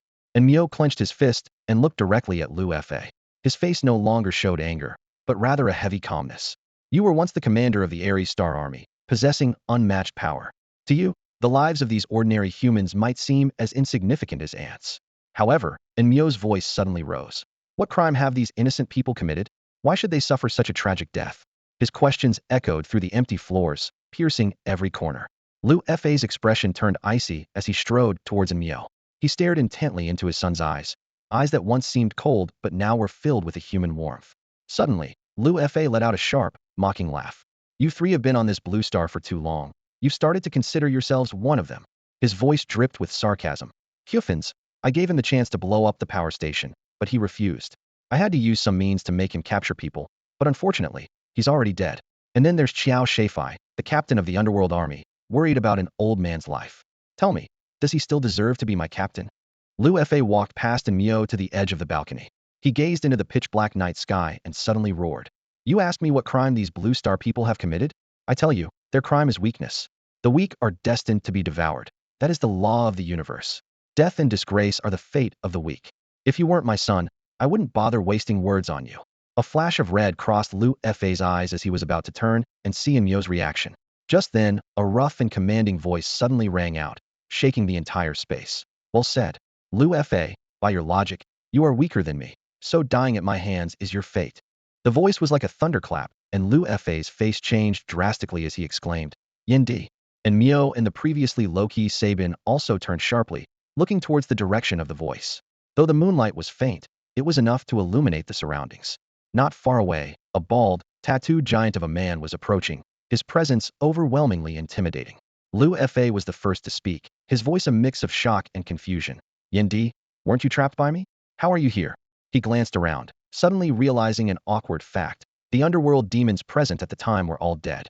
This realization brought a complex emotional more embarrassment in front of subordinates, but they were all already gone. For a brief moment, Lu Fei almost felt the urge to turn and flee. The Yin Emperor stared at Lu Fei's unsightly face, secretly feeling pleased with himself. He couldn't help but burst into laughter, his voice echoing across the empty battlefield. Despicable fool, you miscalculated, didn't you? I, the Yin Emperor, the mightiest in the galaxy, would never stumble twice in the same place, he declared triumphantly, his eyes gleaming with the light of victory. He silently congratulated himself on his cleverness, refusing to admit that someone else's influence had made him change his strategy. Hearing the Yin Emperor's boast, Lu Fei's face turned ashen. Enraged, he shouted, Impossible! I could never miscalculate you. How could you possibly change? The Yin Emperor smirked coldly, looking at Lu Fei with disdain.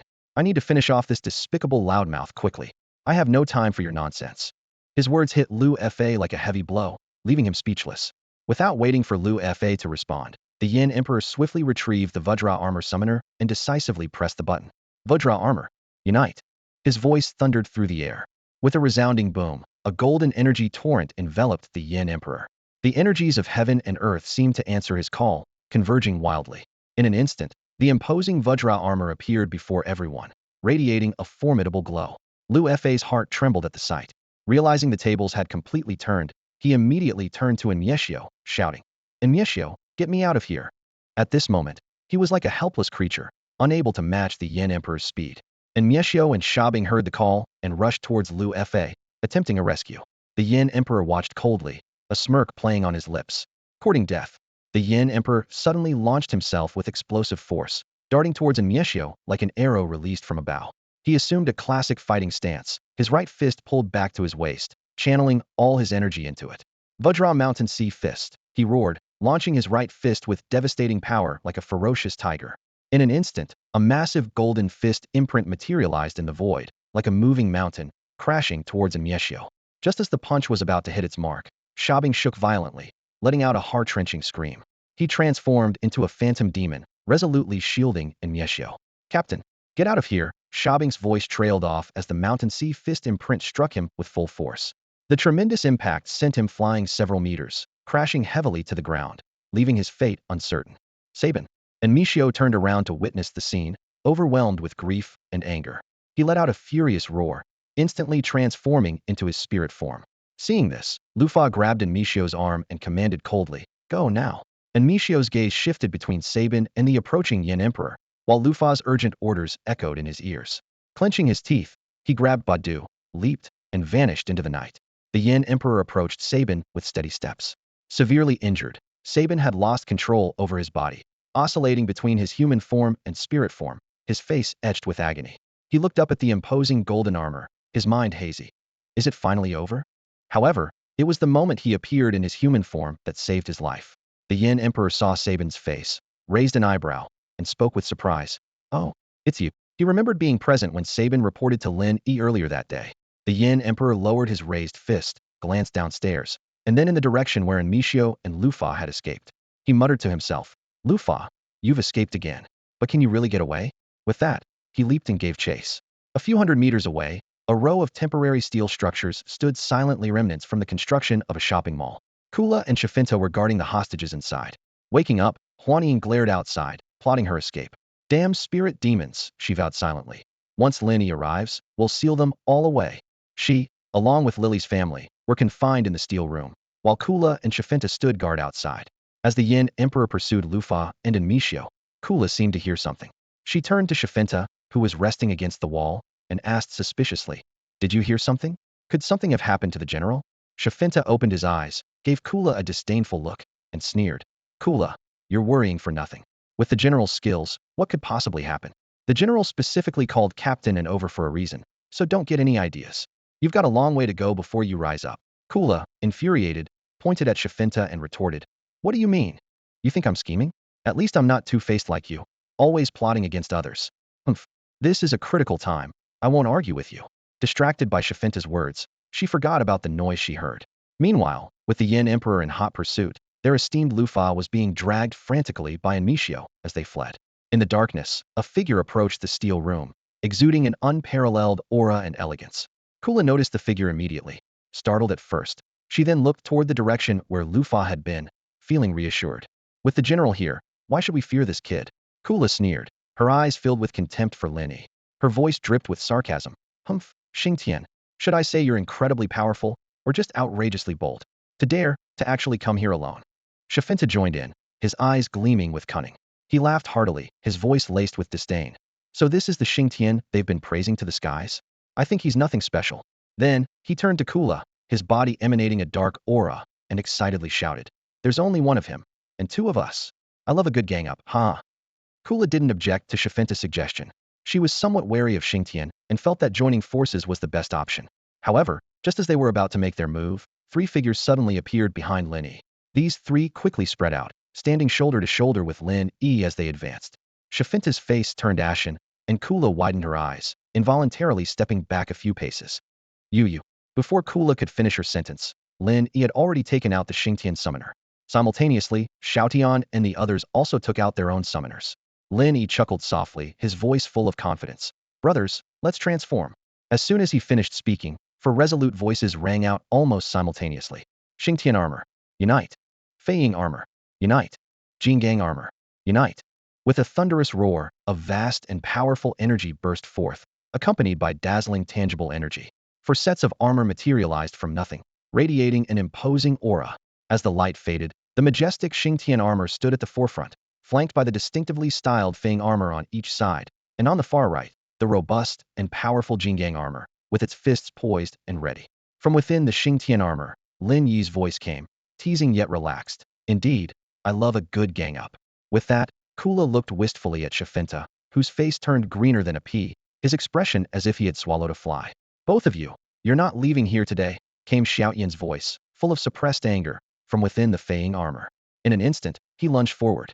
Seeing the unfavorable situation, Kula hurriedly retreated a few steps. Suddenly, as if remembering something, she turned to rush into the steel house. "Hostages. Take hostages to make them hesitate." However, just as she turned, she saw Shafinta already nearing the door. Damn it. Both were top strategists, each unwilling to concede to the other. Xiaotian and the others charged forward to deal with the two underworld demons. Yet Lin Yi remained motionless. It wasn't until he saw Kula and Shafinta's actions that he chuckled. "With me here, you think you can play tricks?" In an instant, Lin Yi gathered his energy slightly, placing his left hand gently on the summoner at his waist and extending his right hand forward in a Tai Chi pose. He softly called out, "Shift and shadow." Inside the steel house, Shafinta had just rushed in, heading straight for Huan Ying, intending to grab her. Upon witnessing the terrifying and hideous appearance of Shafinta, Huan felt a wave of fear wash over her. Instinctively, she closed her eyes, overwhelmed by a sense of despair. In her 20s, at the prime of her youth, she had yet to experience the sweetness of love, and now she faced the end of her life. This thought made her involuntarily whisper, "If I die, Lin Yi, you must avenge me." However, the anticipated fatal blow never came. Instead, she heard Shafanta's terrified and angry roar. Huan opened her eyes to a scene that left her stunned. A majestic golden-red figure stood before her, like a deity descending from the heavens. This figure had effortlessly caught Shafanta's head with just one hand. Shafanta let out a roar, frustrated and stifled. Xingtian. He never imagined that Xingtian would appear out of nowhere in the blink of an eye and easily thwart his attack. "Does being short mean you have no rights?" Shafanta fumed internally. Just then, Lin Yi's slightly teasing voice echoed, "Don't worry, I'm here. You'll be fine." His tone then turned icy. "Fire punishment palm." In an instant, the card box at Lin Yi's waist ejected a weapon card, which spun rapidly and inserted into the summoner. The right arm of Xingtian, which was holding Shafanta, suddenly revealed an intricate gold and red armor that extended quickly to the palm. Lin Yi seized the moment and unleashed a powerful palm strike. Boom! A fiery red phantom palm print formed in front of Shafanta, then shot into his body like an arrow released from a bow. The immense force sent Shafanta flying out of the steel house, crashing heavily to the ground. At that moment, Kula, who had been a step behind, arrived at the doorway. With a loud bang, Shafanta's body flew past her, brushing by her shoulder. This sudden scene left Kula tense and her mind blank, causing her to instinctively step back quietly. Their movements piqued my curiosity. I secretly followed, contemplating the possibility of eliminating them. Unexpectedly, they headed to another city. There, I met a senior whom I admired greatly, whose strength was enough for me to follow for a lifetime. When I arrived, the city's Orcs had almost been completely wiped out by the senior, with only their leader remaining. I transformed into a Nawa, hoping to assist the armored senior. However, with just one move, I was shattered. If not for the senior summoning another set of armor to save me, I might have perished on the spot. At that moment, I finally witnessed the true prowess of a strong warrior. The senior could change the course of events with a wave of his hand, commanding the battlefield. Ultimately, he effortlessly defeated the cold-blooded Bick, who seemed formidable in my eyes. That scene was etched into my memory, inspiring me to become such a man, to eradicate the Orcs of the world. I secretly resolved to improve my strength. I longed for the day when I could uproot the entire evil force, just like the senior. Although I didn't express it, I felt a strange connection to the domineering armor summoned by the senior. I was particularly eager to touch it, even though I knew the armor was a personal item and a guarantee of power. To my surprise, the senior offered to guide me and even promised that if I reached a certain level of strength, he would let me try the armor. This feeling of finding a kindred spirit was indescribable. His strength, style, and combat philosophy all impressed me, and I was determined to follow his path. He had already gone far on this journey, and I was following in his footsteps. I looked forward to the day when I could fight alongside him. Even though he later forgot me on a desolate mountain, and I spent most of the day finding my way out, I didn't blame him. I secretly vowed that one day I would challenge him, and if I won, I would let him experience what it's like to be forgotten. After returning to Nambwa City, I devoted myself to training, comprehending the essence of fire, and practicing with the Nawa armor. The results were remarkable, and my strength improved rapidly, soon allowing me to easily defeat ordinary Orcs. However, on this path of growth, the changes in friendship and the loss of loyalty were hard for me to accept. I began to miss the senior, wondering if he had also faced these inner struggles. The situation in Nambwa City suddenly changed, with monsters appearing that were different from ordinary Orcs, exuding the aura of Hope City. Lingling advised me to be humble, thinking my attitude would be my downfall. But I disagreed. What is humility? If one possesses unmatched strength, why be humble? The senior once told me that as long as one's strength surpasses all, fighting relentlessly and breaking through barriers, humility is nothing but a cover for the weak. I stood on my own, sometimes feeling weary. Later, I learned that the senior finally arrived in Nambwa, and during a battle against a formidable enemy, he summoned a new set of armor, seemingly the light and shadow armor of Jinghai City. This armor emitted a powerful and commanding aura, its terrifying level astounding me. The senior said this battle was far from the end. Beyond the planet, in the universe, there might be more brilliant scenes and more challenging and thrilling battles. He asked if I dared to accompany him. I smiled inwardly. If I feared nothing alone, wouldn't it be even better with a trailblazer leading the way? We finally fought side by side, destined to journey together. Welcome's eyes widened as she looked at the figure before her. Lin Yi's strength far exceeded her expectations. With a single palm strike, he sent the Yuming demon flying. This direct display of power gave her a whole new understanding of his capabilities. Lin Yi turned and gently released Welcome, Lily, and their parents. He advised them in a low voice. Once you're outside, head towards the waiting cars. Stay there and keep safe. Welcome nodded, understanding that the battle was far from over. She urged Lily and her family to leave quickly. As he watched them depart, Lin Yi refocused on the battlefield. Sha Fanta, heavily injured by him, was struggling against Xiao Fei, clearly at the end of his strength. Not far away, Kula was trapped in a fierce battle, surrounded by Xiao Tian and Xiao Gang. Lin Yi felt a sense of satisfaction. This was exactly what he wanted. Letting the newcomers hone their skills on the Yuming demon, he planned to step in and finish things once the enemies were weakened. He was pleased with his brilliant idea, feeling quite smug. At this moment, Kula had summoned her weapon, gritting her teeth as she faced Fei Ying and Jin Gang. Angrily, she shouted. It was Sha Fanta's idea to gang up. Why are you targeting me like this? Xiao Tian, clad in the Fei Ying armor and wielding the Jiying blade, approached slowly. He pointed at Kula, his voice low and imposing. Was it you who killed that couple 20 years ago? Kula was taken aback by the question, then burst into an eerie laugh. Huh? You actually know? Strange, I thought only I knew about that. How funny that you let me take the Xingtian summoner because of it. Ha ha ha. Overwhelmed by grief, Xiao Tian charged forward, his Jiying blade slicing through the air as he engaged Kula in a fierce battle. Meanwhile, in another part of the night-shrouded landscape, Lu Fa spoke to the rapidly running and Miyoshio. This isn't working. Even though Yin Di has summoned the Jin Gang armor, we can't shake him off with the energy boost. He'll catch up eventually. We need someone to hold him off. Despite his awkward posture, a glimmer of cunning flashed in Lu Fa's eyes. Boom. After a few exchanges, the heavily injured Xiao Fanta was no match for Xiao Fei, who seized the opportunity. A powerful strike from the Jiying gun hit his chest, causing him to stagger back, clutching his wound as he surveyed the surroundings. Xiao Fanta rasped. If it hadn't been for Xingtian's devastating blow, do you think you could have hurt me? Despite his short and stout build, as the third-in-command of the Grey Underworld squad, Xiao Fanta's strength was formidable. If not for Lin Yi's intervention, Xiao Fei would have struggled to subdue him. Xiao Fei was immediately displeased, retorting, "You little Yuming demon, still talking tough when you're about to die. Come on, aren't you supposed to be strong? Get up and fight me for 300 more rounds." Infuriated by the taunt, Xiao Fanta instantly hurled his ghost whale blade. The sharp weapon flew like a knife straight at Xiao Fei. Hearing the whistling sound, Xiao Fei quickly dodged to the side. The ghost whale blade narrowly missed him, embedding itself deeply into the ground. "You want to die?" Xiao Fei roared in anger, ready to finish him off. Lin Yi stepped forward, reaching out to stop Fei Ying from unleashing his ultimate move. He slowly raised his right palm, his voice low and resolute. "Let me handle him." Shafinta looked up to see a golden-red sphere of light forming in the right palm of Lin Yi's Xingtian armor, pulsating with powerful energy. A wave of destructive pressure washed over him, causing him to laugh bitterly. "How could a small planet like Blue Star produce someone like you? My Nether Legion has conquered the galaxy, yet we falter here." Lin Yi ignored him, thrusting his right palm into the void with a soft command. "Fiery punishment storm palm." Instantly, a terrifying force coalesced into a powerful storm energy sphere, crashing into Shafinta. In the next moment, a violent explosion echoed, and Shafinta vanished without a trace, leaving only a grayish-purple gene code cube suspended in midair. Lin Yi collected the gene code into his summoner, shaking his head slightly. He thought to himself, "Without me, you would still meet your doom. You underestimated Blue Star." It was true in the past, and it remains true today. If Lu Fa truly believes Blue Star is defenseless, he is gravely mistaken. His gaze shifted to the distant direction of Jinghai City, a hint of seriousness in his eyes. The enemies there might be even stronger, promising a tough battle ahead. He pondered, which is stronger, the so-called light and shadow 5 elements armor, or my war god Xingtian?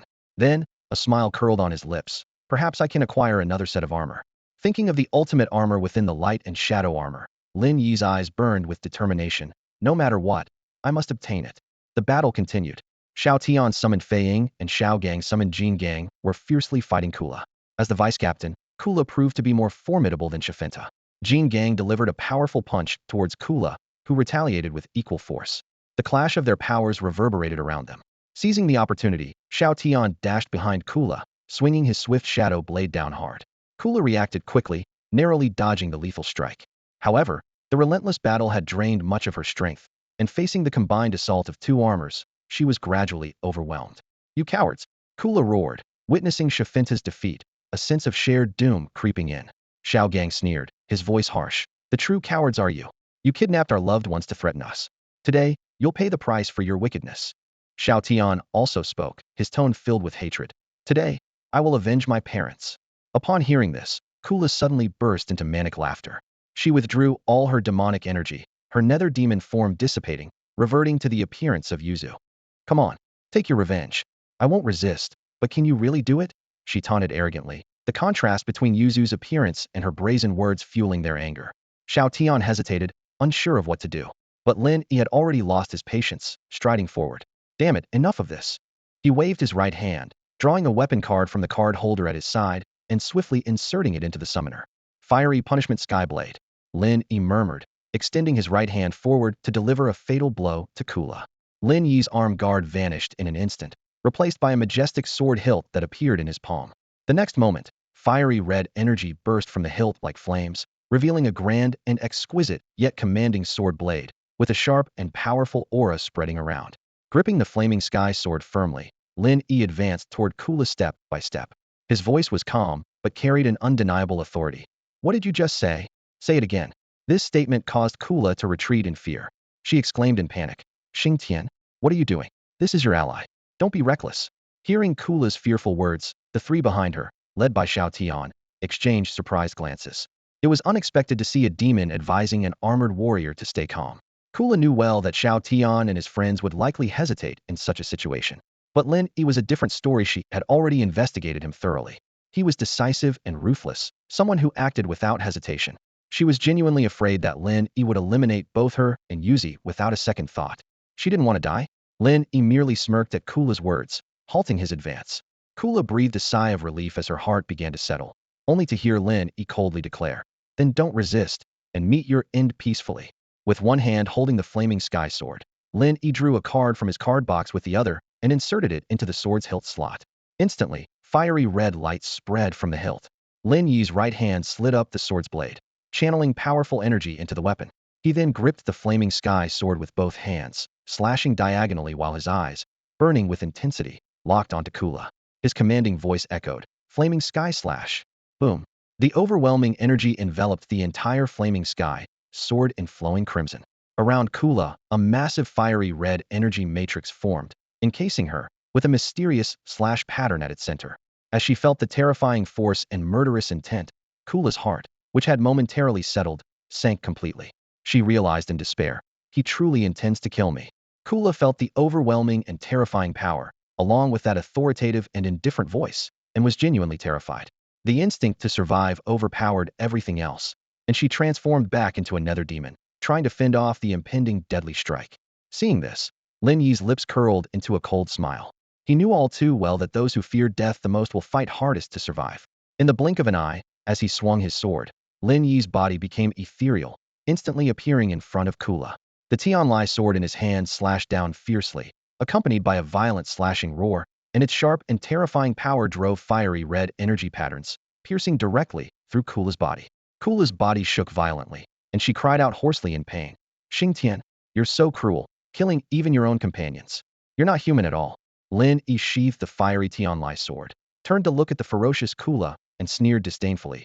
"Why don't you take a look in the mirror and see which one of us is less human?" With those words, the entire scene fell into a dead silence. Enraged and humiliated, Kula struggled and roared her last words. "Do you think you can kill me with one strike? You're wrong. I'll stay inside this girl's body, and I will return." Before she finished speaking, Kula's nether body quickly vanished into Yuzi, who immediately fainted. Lin Yi gently supported Yuzi, his brow furrowed, and muttered to himself with some helplessness. "I didn't expect Kula to be so resilient. She's like a cockroach reincarnated." Although Kula was on the brink of death, she managed to force herself into Yuzi's body at the last moment. This scene made Lin Yi reflect. The survival instinct of a nether demon unwilling to die is truly astonishing. At this moment, Xingtian and his two companions also gathered around. Seeing the scene, they immediately understood the situation. Concern spread across Xingtian's face as he asked, "What should we do next? Yuzi hasn't woken up yet, and if Kula awakens again?" Lin Yi removed the Xingtian armor, thought for a moment, and a glimmer of light flashed in his eyes. "I have a perfect place for both of them." As he spoke, he reached into his pocket and produced a silver egg the size of a ping-pong ball. The egg had a regular shape, with a shimmering, technological look that was clearly not an ordinary object. "Zero-gravity, high magnetic prison," Lin Yi explained. He had obtained complete ownership and control over the prison. After releasing the Flame Emperor, he discovered that this little device could shrink. The former Rufa only had the authority to open and close the prison, which was a notch below Lin Yi's current permissions. With a thought, a deep space portal appeared in front of them. Lin Yi explained the function of the zero-gravity high magnetic prison to Xingtian and his companions, while also revealing the true identity of the Flame Emperor. "What?" Xiao Zhang exclaimed in disbelief, eyes wide open. "That bald man is actually the strongest in the galaxy, the Flame Emperor?" Upon hearing this, Xiaoyan's face showed an expression of sudden realization. No wonder this elder is so powerful and has such a deep understanding of the three armors. A flicker of surprise crossed Xiaofei's face, his earlier arrogance quickly replaced by a hint of embarrassment. He couldn't help but regret his previous words, muttering softly, "If I had known, I wouldn't have spoken so recklessly." Lin Yi smiled gently and explained to the three of them. "Yuzu currently harbors Kara within her, posing a risk no matter where she is. Placing her in this prison is, in a way, a form of protection. Once I retrieve the Gung Nu Vajra scepter, Kara will have nowhere to hide." Xiaotian and the others nodded thoughtfully, working together to place Yuzu in a cell within the zero-gravity, high-magnetic prison. Lin Yi then put away the silver egg and instructed, "You go outside to greet them first, then return to the shop." I'll check on the situation with Senior Flame Emperor. Despite the Flame Emperor's formidable strength, Lin Yi was still concerned that the senior might fall into Lu Fa's trap. Little did he know, the Flame Emperor had changed significantly. Lin Yi quickly made his way to a nearby shopping complex, and upon reaching the second floor, he scanned the area and was surprised to see an unexpected figure. Huh, Shabin, what are you doing here? Where are the Flame Emperor and Lu Fa? Slumped against a support pillar, Shabin managed a wry smile at the sight of Lin Yi, then recounted everything that had transpired. After listening, Lin Yi couldn't help but feel sorry for this Guan Yu among the nether demons. After a moment of contemplation, Lin Yi took out the silver egg and said to the immobile Shabin, Shabin, if you trust me, you can recover in here for now. I believe it won't be long before you can freely live on Blue Star. Shabin looked at the zero-gravity high magnetic prison in Lin Yi's hand and managed to clasp his hands in gratitude. I trust your character. I won't say thank you for this great favor, but if I have the chance in the future, I'll surely repay you. Lin Yi waved him off politely, then placed Shabin into another space. He walked to the balcony where the Flame Emperor and Lu Fa had left, looking down and murmured, the Flame Emperor is pursuing Lu Fa, and In Miao is with Lu Fa, but can't shake off the Flame Emperor. If they want to avoid a direct confrontation with him, they'll need someone to hold him off for a moment. With so few nether demons left, who could Lu Fa rely on? Suddenly, Lin Yi furrowed his brow and blurted out a name, Cairo Shefi. Realizing what might happen, he immediately took out the Xingtian summoner, transforming instantly into the imposing Xingtian. Leaping forward, Lin Yi used his energy sense to search ahead, thinking, Senior, please don't kill him. I still have use for them in the future. Meanwhile, several kilometers away in a desolate area, the command staff in Lu Fa's hand vanished. He wore a satisfied smile and whispered to In Miao, someone will come to support us soon. Once they do, we'll escape into the city center, and he won't be able to find us. This wasteland was originally reserved for a park by the shopping complex, now overgrown with weeds and desolate. And Miao halted, looking ahead with a slightly tense expression. Suddenly, a surge of energy erupted, and the Flame Emperor appeared before them. Clad in his Vajra armor, his speed was slightly slower, but Lu Fa ultimately couldn't escape the pursuit of this formidable warrior. From within the indestructible armor came the rough and self-satisfied voice of Yin Di. Lu Fa, why don't you run? Why have you stopped? Lu Fa frowned slightly, surveying his surroundings before locking eyes with Yin Di, shouting angrily, Yin Di, I thought you were the mightiest warrior in the galaxy. Now that I don't even have a body, you come to hunt me down? Don't you want a fair fight to wash away your shame? Yin Di burst into laughter at these words, the indestructible armor raising an arm to point at Lu Fa, his tone mocking. Fair? You have the nerve to speak of fairness. Did you ever offer me a fair fight back then? Seeing that youngster's actions, I actually think he had a point. Today, I'll beat you half to death, and if you can escape from me, then maybe you'll have a chance at a fair fight in the future. Hara! Listening to Yin Di's loud laughter, seemingly in pain, Lu Fa gritted his teeth and thought to himself, who the hell turned Yin Di into this? Where did that hot-headed kid from back then go? As Yin Di was about to make a move, a dark aura suddenly emerged from the ground, instantly appearing before Lu Fa, transforming into a formidable nether demon. Cairo Shefi, and Mishu exclaimed. Ignoring him, Cairo Shefi turned to Lu Fa with solemnity and said, General, as you wished, I am here to help you hold off Yin Di. You promised that after this battle, whether I live or die, you would never force me to do anything again. Lu Fa, possessing Badu, smirked coldly, retrieving a summoner and tossing it to Cairo Shefi. Summon your armor, and I hope you can hold out for a while. Cairo Shefi caught the Xingtian summoner, turned to face Yin Di, and pressed the summoning button, murmuring, Xingtian armor, unite. As the energies of heaven and earth mingled with a faint demonic aura and dissipated, a Xingtian armor emitting red light from its eyes appeared out of thin air. From within the Yin Emperor's Vajra armor came a voice tinged with interest, interesting. Xiao Shifei, without hesitation, drew a weapon card from his card box, quickly inserted it into the summoner, and shouted, Fire Punishment Sword. With a flash of red light, a long sword engulfed in flames appeared in his hand.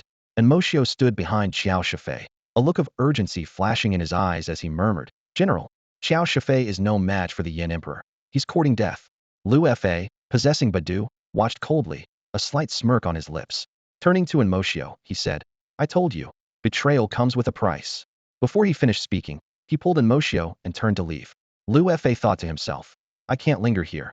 I must leave immediately, or the Yin Emperor will catch up soon.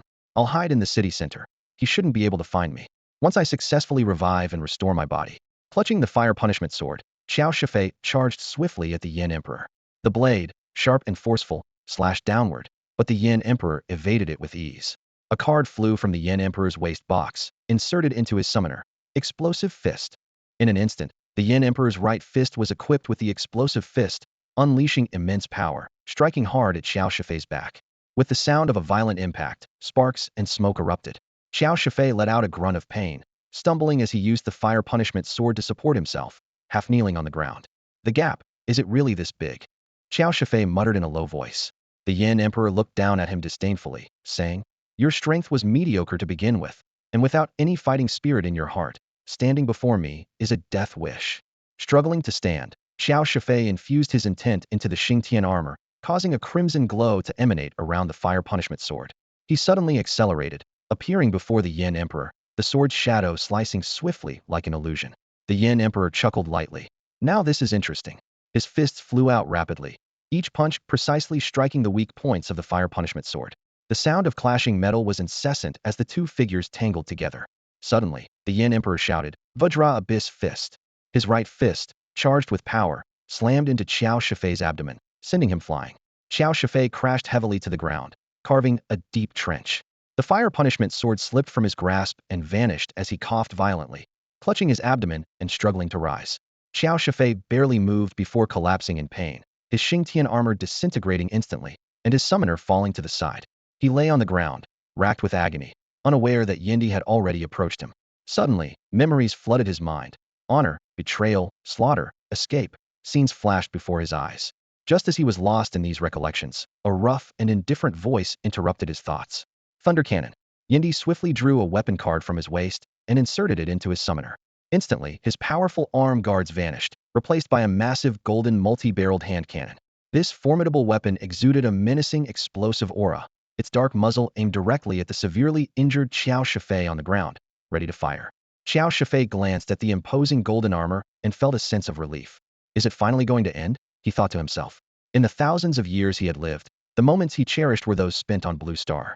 This isn't a bad way to end, Xiao Shifei murmured, slowly closing his eyes. My master and the others should be safe, and it's a way to repay my debt of gratitude.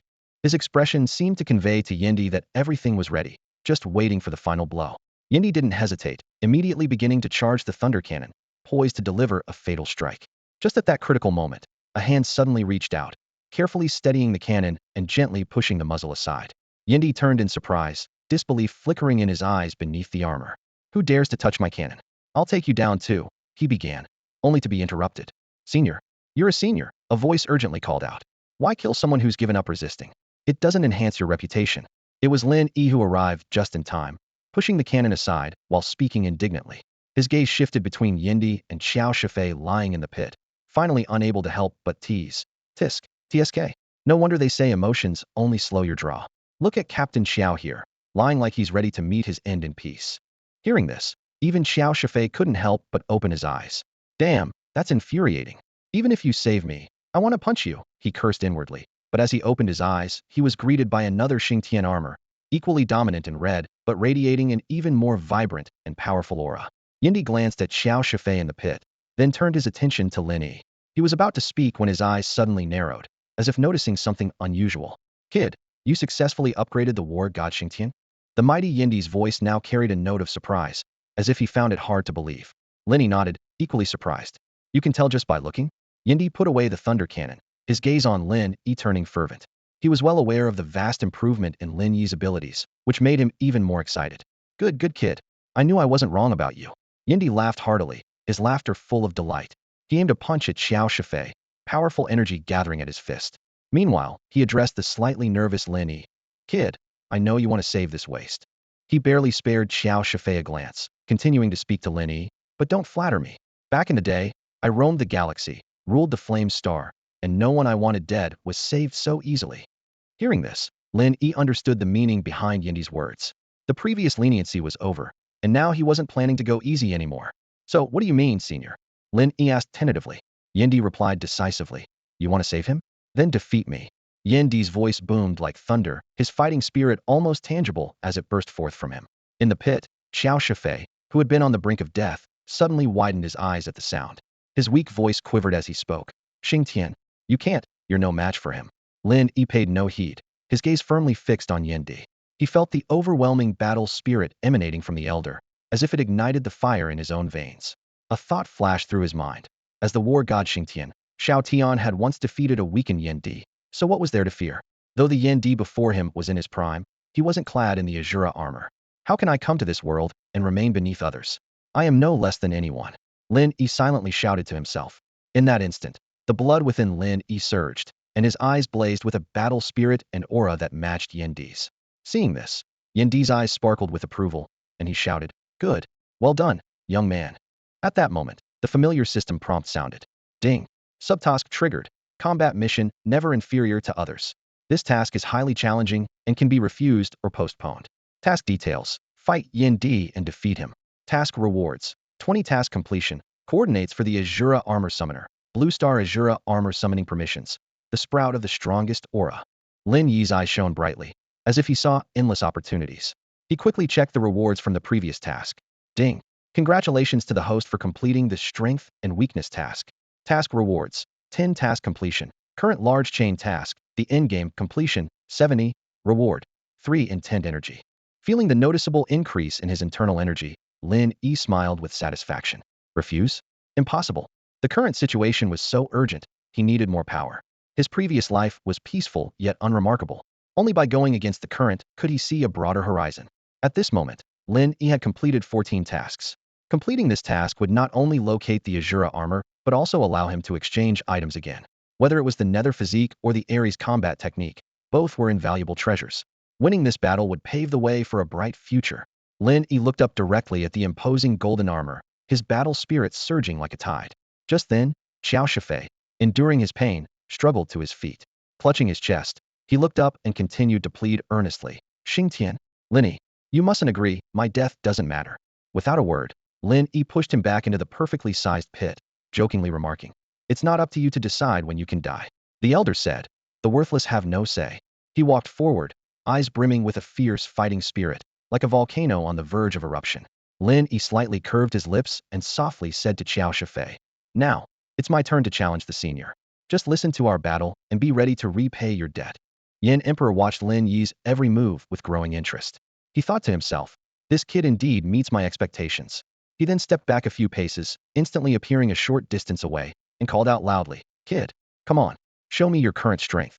The moonlight gently cascaded down, and the Yin Emperor's body, encased in the King Kong armor, trembled as his eyes surged with battle intent. In an instant, a vast energy erupted from within him, sweeping outwards. Lin Yi's expression turned cautious, fully aware that this opponent was extraordinary.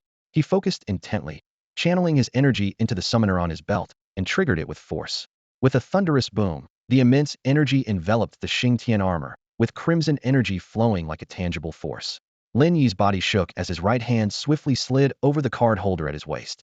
In the next moment, the upgrade card of the war god Xingtian was in his hand. He quickly inserted the card, adorned with fiery war god markings, into the summoner. Immediately, a formidable power surged from the Xingtian armor. War god Xingtian. Upgrade. Lin Yi called out softly, as a dense energy from the heavens and earth descended. The majestic Xingtian armor began its reconfiguration and upgrade. The summoner's four corners opened, the chest and back armor reassembled, with golden embellishments appearing more dazzling, and the judgment sword, symbolizing justice and judgment, emerged. Lin Yi clasped his hands together, assuming the yin-yang stance, as the golden-red war god Xingtian stood imposingly on the spot. Not far away, Yin Emperor watched this scene, a sense of admiration flashing in his eyes beneath the armor. Good. This does not disgrace my Yin Star armor. Yin Emperor slightly crouched, assuming a boxing stance, as explosive power silently gathered in his right fist. Though Lin Yi's strength had greatly increased, he dared not be complacent. The war god Xingtian's eyes were stern, and his body subtly shifted in anticipation of potential attacks. With a thought, the card at his waist automatically entered the summoner.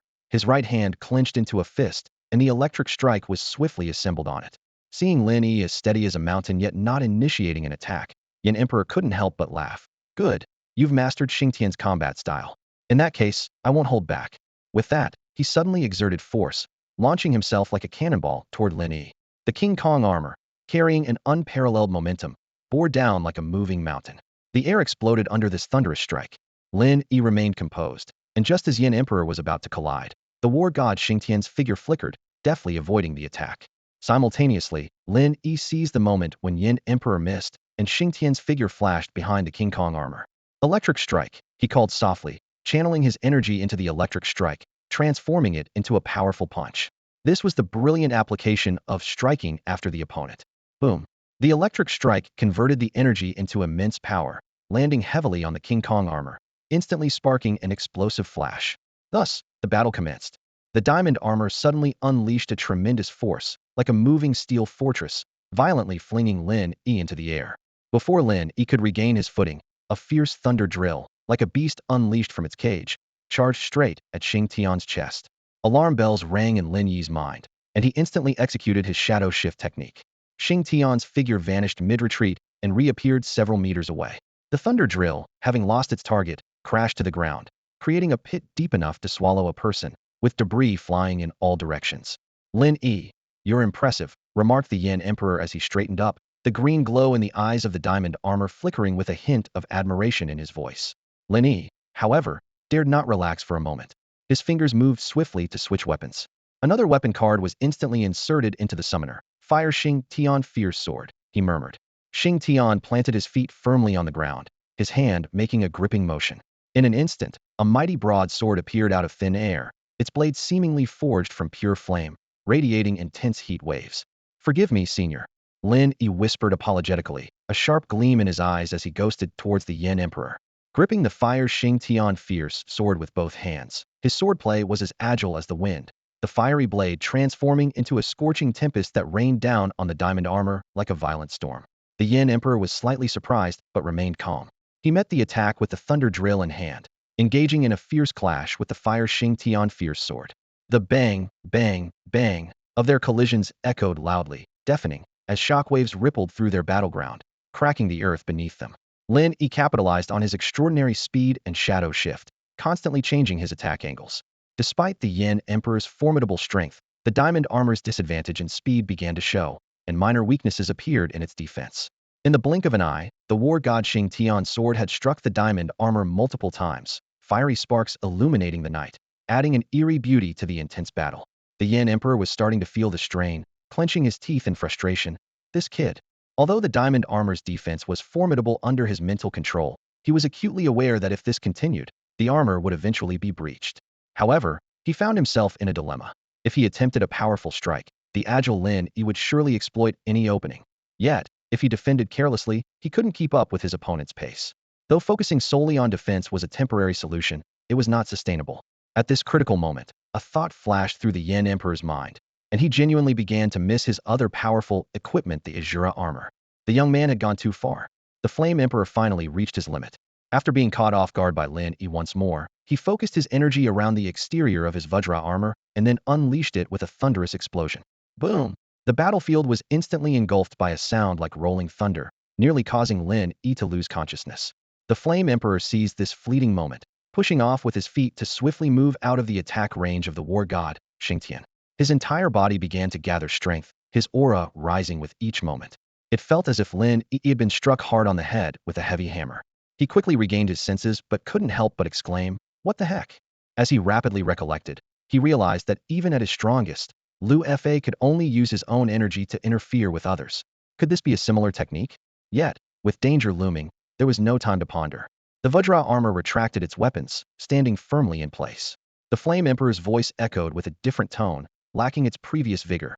"That was fun, using that damn teleportation trick."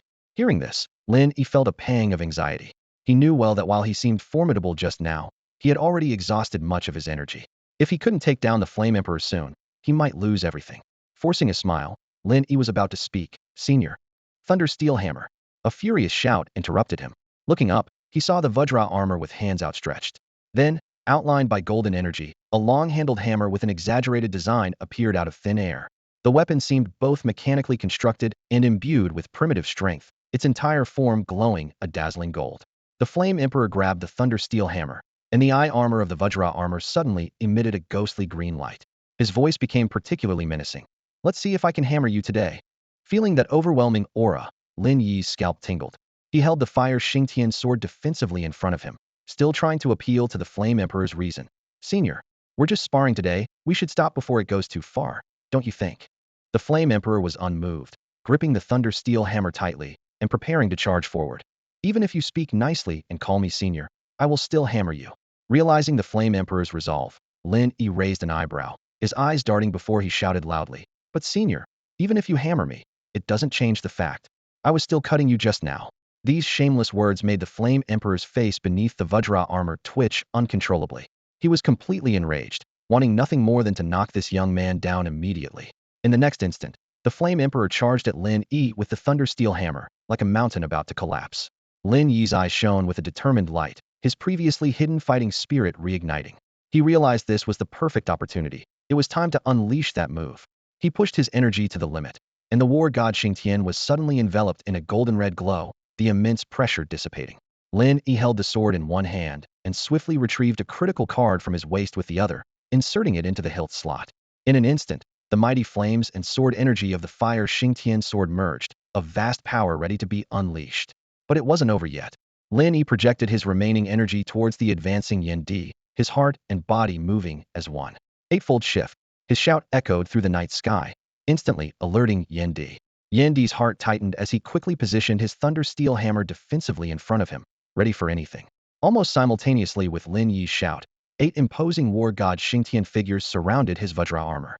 Yin Di reassured himself. No matter, I have my thunder steel hammer for protection. His eightfold shift is not enough to defeat me. However, in the next moment, another voice filled with pain and desperation rang out. Fiery Xingtian sword. Yin Di was momentarily stunned, thinking to himself, this crazy kid. In an instant, the surrounding 8 war god Xingtian figures simultaneously gripped their fiery Xingtian swords, unleashing a powerful and pure force from the flaming, sword-infused weapons. The golden red glow illuminated the night sky like a torch in the darkness. Slash. The hoarse voice, no longer human, commanded, followed by a devastating wave of fiery sword energy. The roaring and sharp sounds of the slashes echoed all around, accompanied by a rough shout. The entire space trembled violently as the shock waves swept through, leaving the surrounding wasteland almost completely destroyed, barren, and desolate. In the center of the battlefield, 2 similar tall figures stood facing each other in silence.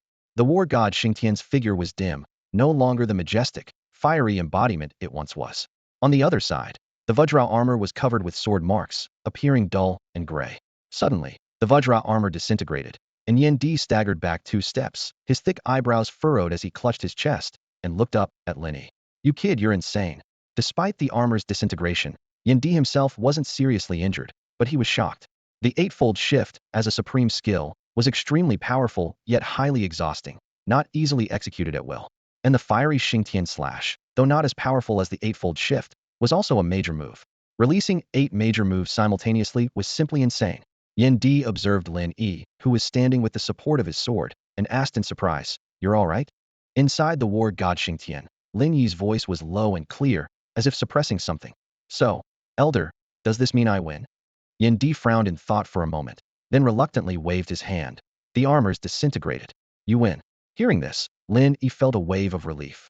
He exhaled deeply, and the war god Xingtian immediately disintegrated explosively. The summoner fell to the ground, and without the support of the fiery Xingtian sword, Lin Yi collapsed forward. Finally, it's over, Lin Yi thought to himself. His whole body felt as if it were being torn apart inch by inch, and his internal organs were racked with unbearable pain.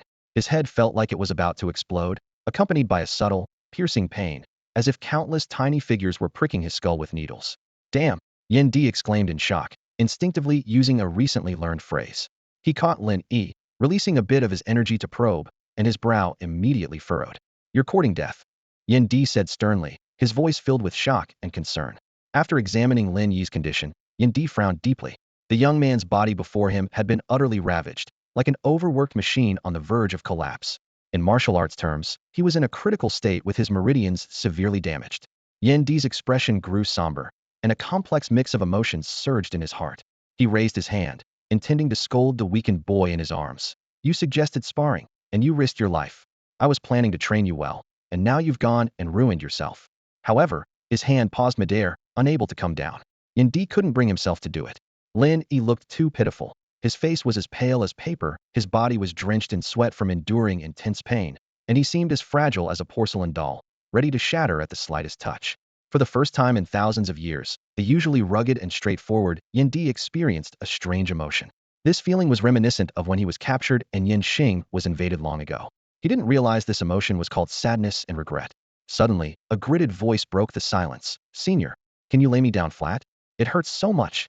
Yin Di snapped back to reality and quickly, yet carefully, laid Lin Yi on the ground. Not far away, Xiao Shifei, who had somewhat recovered, watched and felt a pang of discomfort. Is another person getting caught up because of me? He pondered silently. Unaware of the thoughts of those around him, Lin Yi could only focus on one thing, opening the system. It hurts so much. System, open up. Exchange list. Through the pain, Lin Yi saw a piece of information that filled him with joy. Task completion count 15, can exchange for Nether Physique Ares combat techniques. Yes, that one. Without checking other rewards, he immediately used his thoughts to exchange for the Nether Physique. As soon as the exchange was completed, a vast energy surged into Lin Yi's body, beginning to repair and strengthen him with primordial force. Lin Yi could clearly feel the changes. His body was becoming tougher, stronger, with a hint of a mysterious transformation. The damage from using 8 displacement steps and the fiery sky / rapidly healed, and the pain was replaced by a tingling comfort. Despite the transformation, Lin Yi was still exhausted. He looked at Yin Di with difficulty and said weakly, "Senior, I can't move now. Could you please take me back?" Yin Di, his expression tense, nodded solemnly at Lin Yi's request. "Don't worry, kid." With that, he carefully picked up Lin Yi, not forgetting to take the 2 Xingtian armor summoners. In the end, the desolate wilderness under the night sky was left in ruins, with only Xiao Shifei standing bewildered in the large crater. On the way back, Lin Yi, unable to hold on any longer, soon fell asleep. The day's intensity had taken its toll, yet he was unaware of the stories this sleep would spark. When Yin Di pushed open the door of the teppanyaki shop with Lin Yi in his arms, it was already late at night. Everyone inside turned to look at them, and the air was thick with tension and curiosity. When Lin Yi was brought back by Yin Di, everyone was shocked. Their eyes immediately focused on Lin Yi's pale face and limp body, and the air was instantly filled with tension and unease. Huaning rushed to Yin Di's side first, his voice trembling as he asked, "Lin Yi, what happened to him?" Xiao Tian, Xiao Fei, and Xiao Gang followed closely behind, their eyes full of concern. Although they all knew Lin Yi was incredibly powerful, seeing him in such a weakened state made them all wary.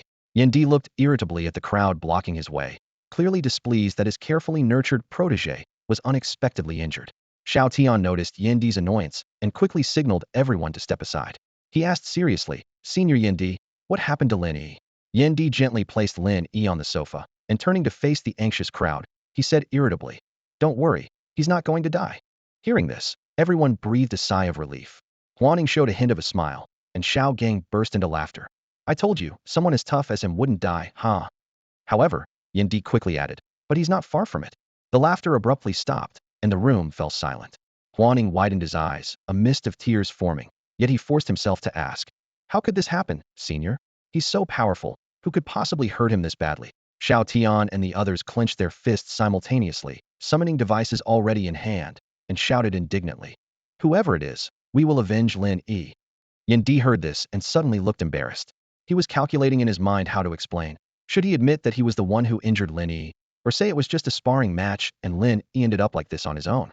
As Yin Di hesitated, Xiao Gang patted his chest and exclaimed, "Senior, don't hold back. No matter how strong the enemy is, I'll remember to avenge Lin Yi."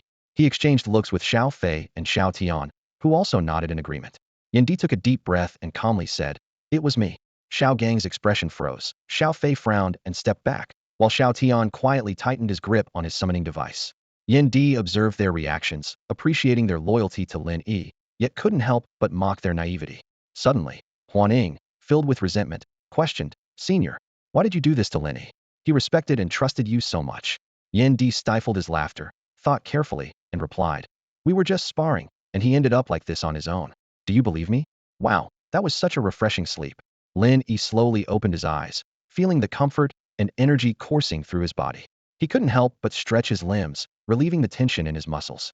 The fatigue and stress of the past few days seemed to have vanished, and the transformation of his body had indeed brought about significant improvement. However, as his vision gradually focused, a shocking scene unfolded before him. His bed was surrounded by people, packed so tightly that not a single gap was visible.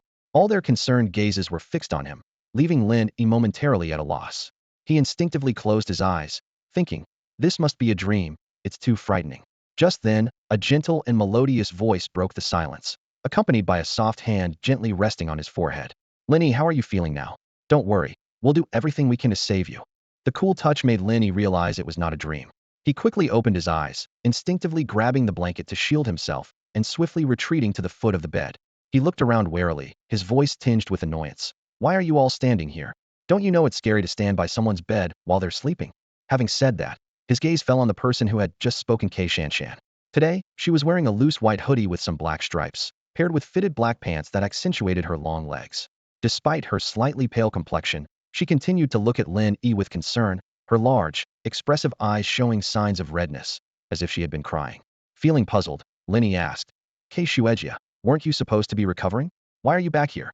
His eyes swept over the others. Huaning stood beside Xingtian, her eyes filled with worry. Xiao Tian, Xiao Fei, and Xiao Gang all wore unusually serious expressions. The atmosphere made Lin Yi feel a bit uneasy, reminiscent of a village elder's final moments. Xingtian leaned forward slightly, speaking softly. Lin Yi, don't worry. The senior said you won't die. No matter what, I'll take you across the entire blue star to find a cure. Lin Yi was momentarily speechless, responding only with a puzzled look. Xiao Gang forced a smile, trying to sound relaxed. Boss, this time I really mean it when I call you boss. Don't worry, the Yin Emperor said you're not in immediate danger. At worst you might just be paralyzed. Lin Yi. Everyone around silently turned to look at Xiao Gang, clearly disapproving of his comforting approach. At that moment, Huaning stepped forward, her expression serious as she asked, did you really end up like this while sparring with the Yin Emperor? As she spoke, her gaze subtly drifted toward the silent Yin Emperor leaning against the doorframe. It was only then that Lin Yi realized what had happened. Damn! A terrifying thought flashed through Lin Yi's mind. Had the Flame Emperor already examined his previous physical condition and informed others that he didn't have long to live? He recalled the careful consideration he had put into devising that plan. Utilizing the fiery execution slash in combination with the eightfold shift was indeed the most likely strategy to defeat the Flame Emperor. After all, he had no one to transfer energy to him, nor had he mastered the method to summon the war god blazing sword. Lin Yi's speculation turned out to be correct. Although this explosive skill would overload his body and energy, he was prepared to be enduring the pain and quickly exchanging for the nether physique. He could heal the physical injuries. Sure enough, at this moment, he felt refreshed and full of energy. While Lin Yi was lost in thought, the Flame Emperor approached slowly. Seeing Lin Yi's dazed expression, the Flame Emperor mistakenly thought he couldn't bear the blow, feeling a pang of guilt. The Flame Emperor sighed and said helplessly, I just wanted to test your current strength, to see what level you're at. Why fight me to the death? Is winning really that important? Hearing this, Lin Yi snapped out of his thoughts, raised an eyebrow with a smile, and a spirited look appeared on his handsome face. It's not that I'm obsessed with victory, I just refuse to concede.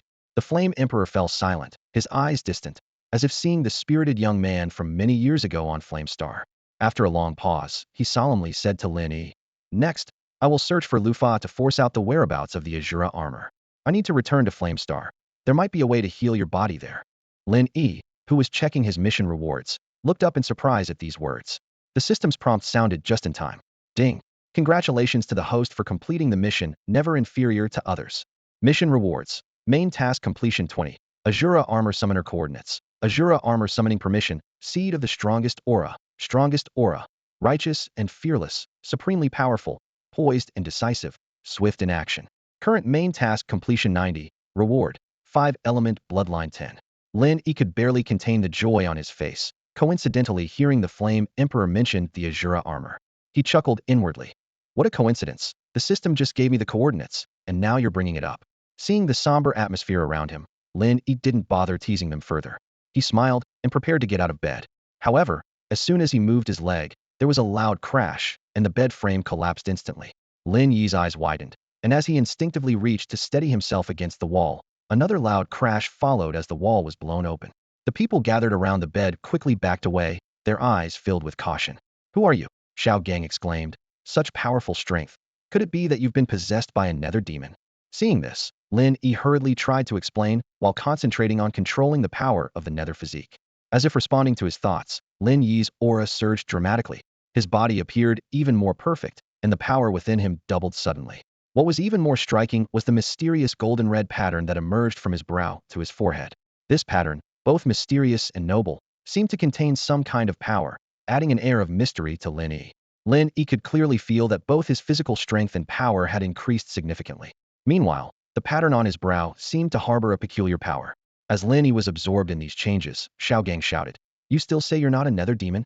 Xiao Gang noticed Lin Yi's weakened state and immediately became alert. He was convinced that an underworld demon had taken advantage of the situation. The Vajra summoner appeared in his hand, ready to be used, when Xiao Tian quickly stopped him. The Emperor of Flames cast a sharp gaze at Lin Yi, a hint of doubt in his eyes. At that moment, Xiao Tian decisively took out the Xingtian summoner and tapped it against Lin Yi. Everyone held their breath, but nothing happened. Xiao Tian sighed in relief and whispered, "It's not an underworld demon." With those words, everyone present felt a weight lift off their shoulders, their tense nerves relaxing. Lin Yi slowly opened his eyes, his consciousness becoming clearer. He struggled to control his body, scanning the concerned faces around him, and managed an awkward smile. "Would you believe me if I said I'm actually fine?" After tidying up upstairs, everyone gathered in the downstairs living room. Lin Yi was surprised to learn that he had been asleep for an entire day. The Emperor of Flames reached out to grasp Lin Yi's wrist, carefully checking his condition.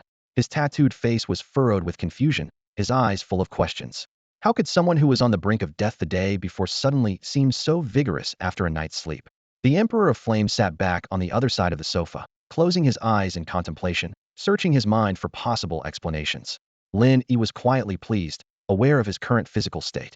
His underworld physique made his body exceptionally resilient, and although it wasn't yet on par with Xingtian's armor, it was still impressive. He even felt that his genes might have changed, potentially extending his lifespan significantly. The thought brought a satisfied smile to his face. Reassuring everyone of his well-being, Lin Yi shifted the topic to discuss their next move. He was certain that Lu Fa wouldn't show up soon, but wouldn't give up either. Lin Yi decided to take the initiative, looking around at everyone with determination as he spoke. The first step is to find the Gungshu Vajra Scepter. The Gungshu Vajra Scepter was powerful and relatively easy for Lin Yi to locate. The only issue was that the spellcaster seemed to be delayed. Lin Yi looked at Huan Ying with curiosity. Is the spellcaster still on the way? The underworld demons are almost sealed, and he hasn't arrived yet. Isn't that too slow? Huan Ying gave an awkward smile and explained, I informed him 2 days ago and asked again yesterday. He said he'd arrive today. Lin Yi nodded and returned the Xingtian armor summoner to Xiao Tian and the flying shadow armor summoner to Xingtian.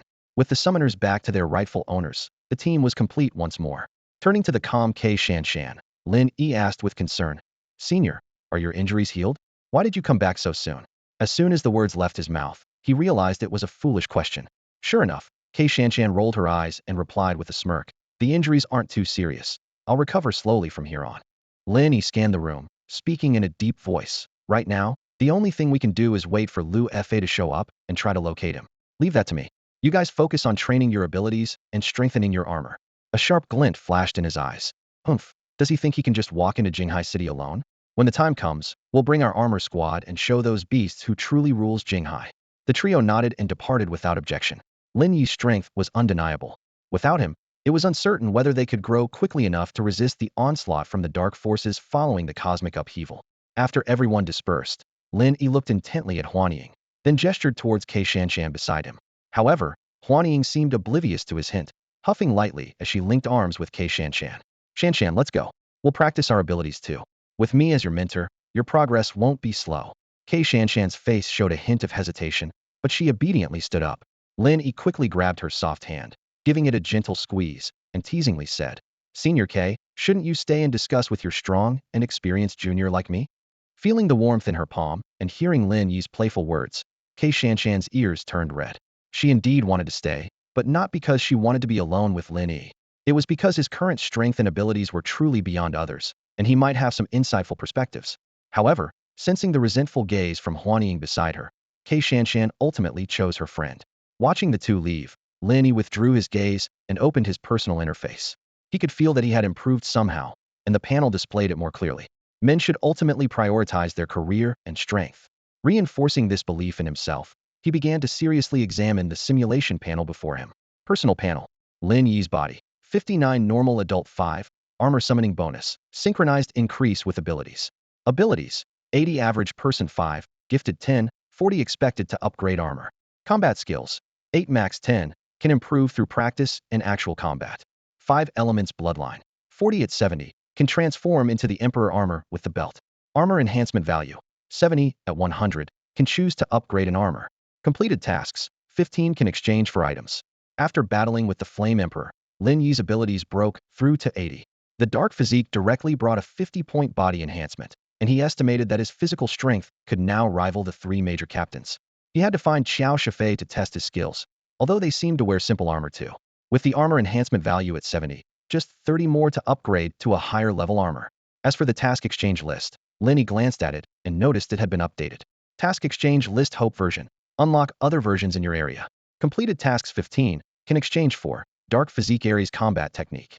Completed tasks 20 can exchange for Armor Enhancement Value 20. Unlock War God Flame Sword. Completed tasks 25 can exchange for Dark Gene Conversion Device. Zero Gravity High Magnetic Prison. Completed tasks 30 can exchange for Shura Armor 1. Lower levels unavailable for viewing. Completed tasks can exchange for Alpha Ship 1. Gnu Vajra Pestle. This time, the task exchange list clearly indicated the points needed for the Shura armor and also included the War God Flame Sword, Armor Enhancement Value, Dark Gene Conversion Device, and High Magnetic Prison. Lin Yi frowned in thought, puzzled by the Dark Gene Conversion Device, but since it was far from being exchangeable, he didn't dwell on it. Suddenly, he remembered he still had 2 people locked in his prison. Just as he was about to take out the High Magnetic Prison to release Sabin, there was a gentle knock at the door of the teppanyaki restaurant. A young man, slender but with a harmonious aura, dressed in a long robe, entered. Lin Yi turned his head, his eyes lighting up. You're finally here. In a rush, galloping swiftly on horseback, came the spellcaster, Xingtian, also known as a Qing. As soon as he received the message of welcome, he had already begun his journey back. However, the spellcaster lineage is known for their carefree, wandering lifestyle, so the return trip took some time. Along the way, he indeed rode on horseback for a stretch, adding a touch of traditional charm to his hurried journey. As a Qing entered the room, Lin Yi enthusiastically approached him. He grasped the Qing's hands firmly, shaking them with exuberance. This unexpected warmth left Qing's eye pleasantly surprised, prompting him to say, I suppose this handsome young man must be the one the welcome message referred to as the Xingtian summoner. Ha, no need to be so courteous. Lin Yi nodded with a smile, his eyes sparkling with excitement. Don't worry, I'm not being overly polite, just genuinely thrilled to see you. With the Gnu Vajra scepter in place, can the Ashura armor be far behind? Under the guise of this warm exchange, Lin Yi quietly removed the string of magnetic energy spheres from a Qing's wrist. However, just as he deftly took off the chain, a Qing's hand followed like a nimble snake. Lin Yi raised an eyebrow, applying a bit more force to his wrist to skillfully evade Qing's hand, a hint of surprise flashing in his eyes. This spellcaster was indeed extraordinary, with impressive hand skills. No wonder he dared to confront the nether demons with his mortal body. A Qing seemed to want to reclaim the beads, but as Lin Yi twisted his wrist, a powerful force burst forth, pushing a Qing back a few steps. Naturally, he controlled the strength to avoid injuring a Qing. Lin Yi, holding the magnetic sphere in one hand and steadying a Qing with the other, was about to explain. But a Qing's eyes lit up, and he spoke first. I didn't expect the skills of you, the Xingtian summoner, to be so formidable. It seems my visit won't be of much help to you.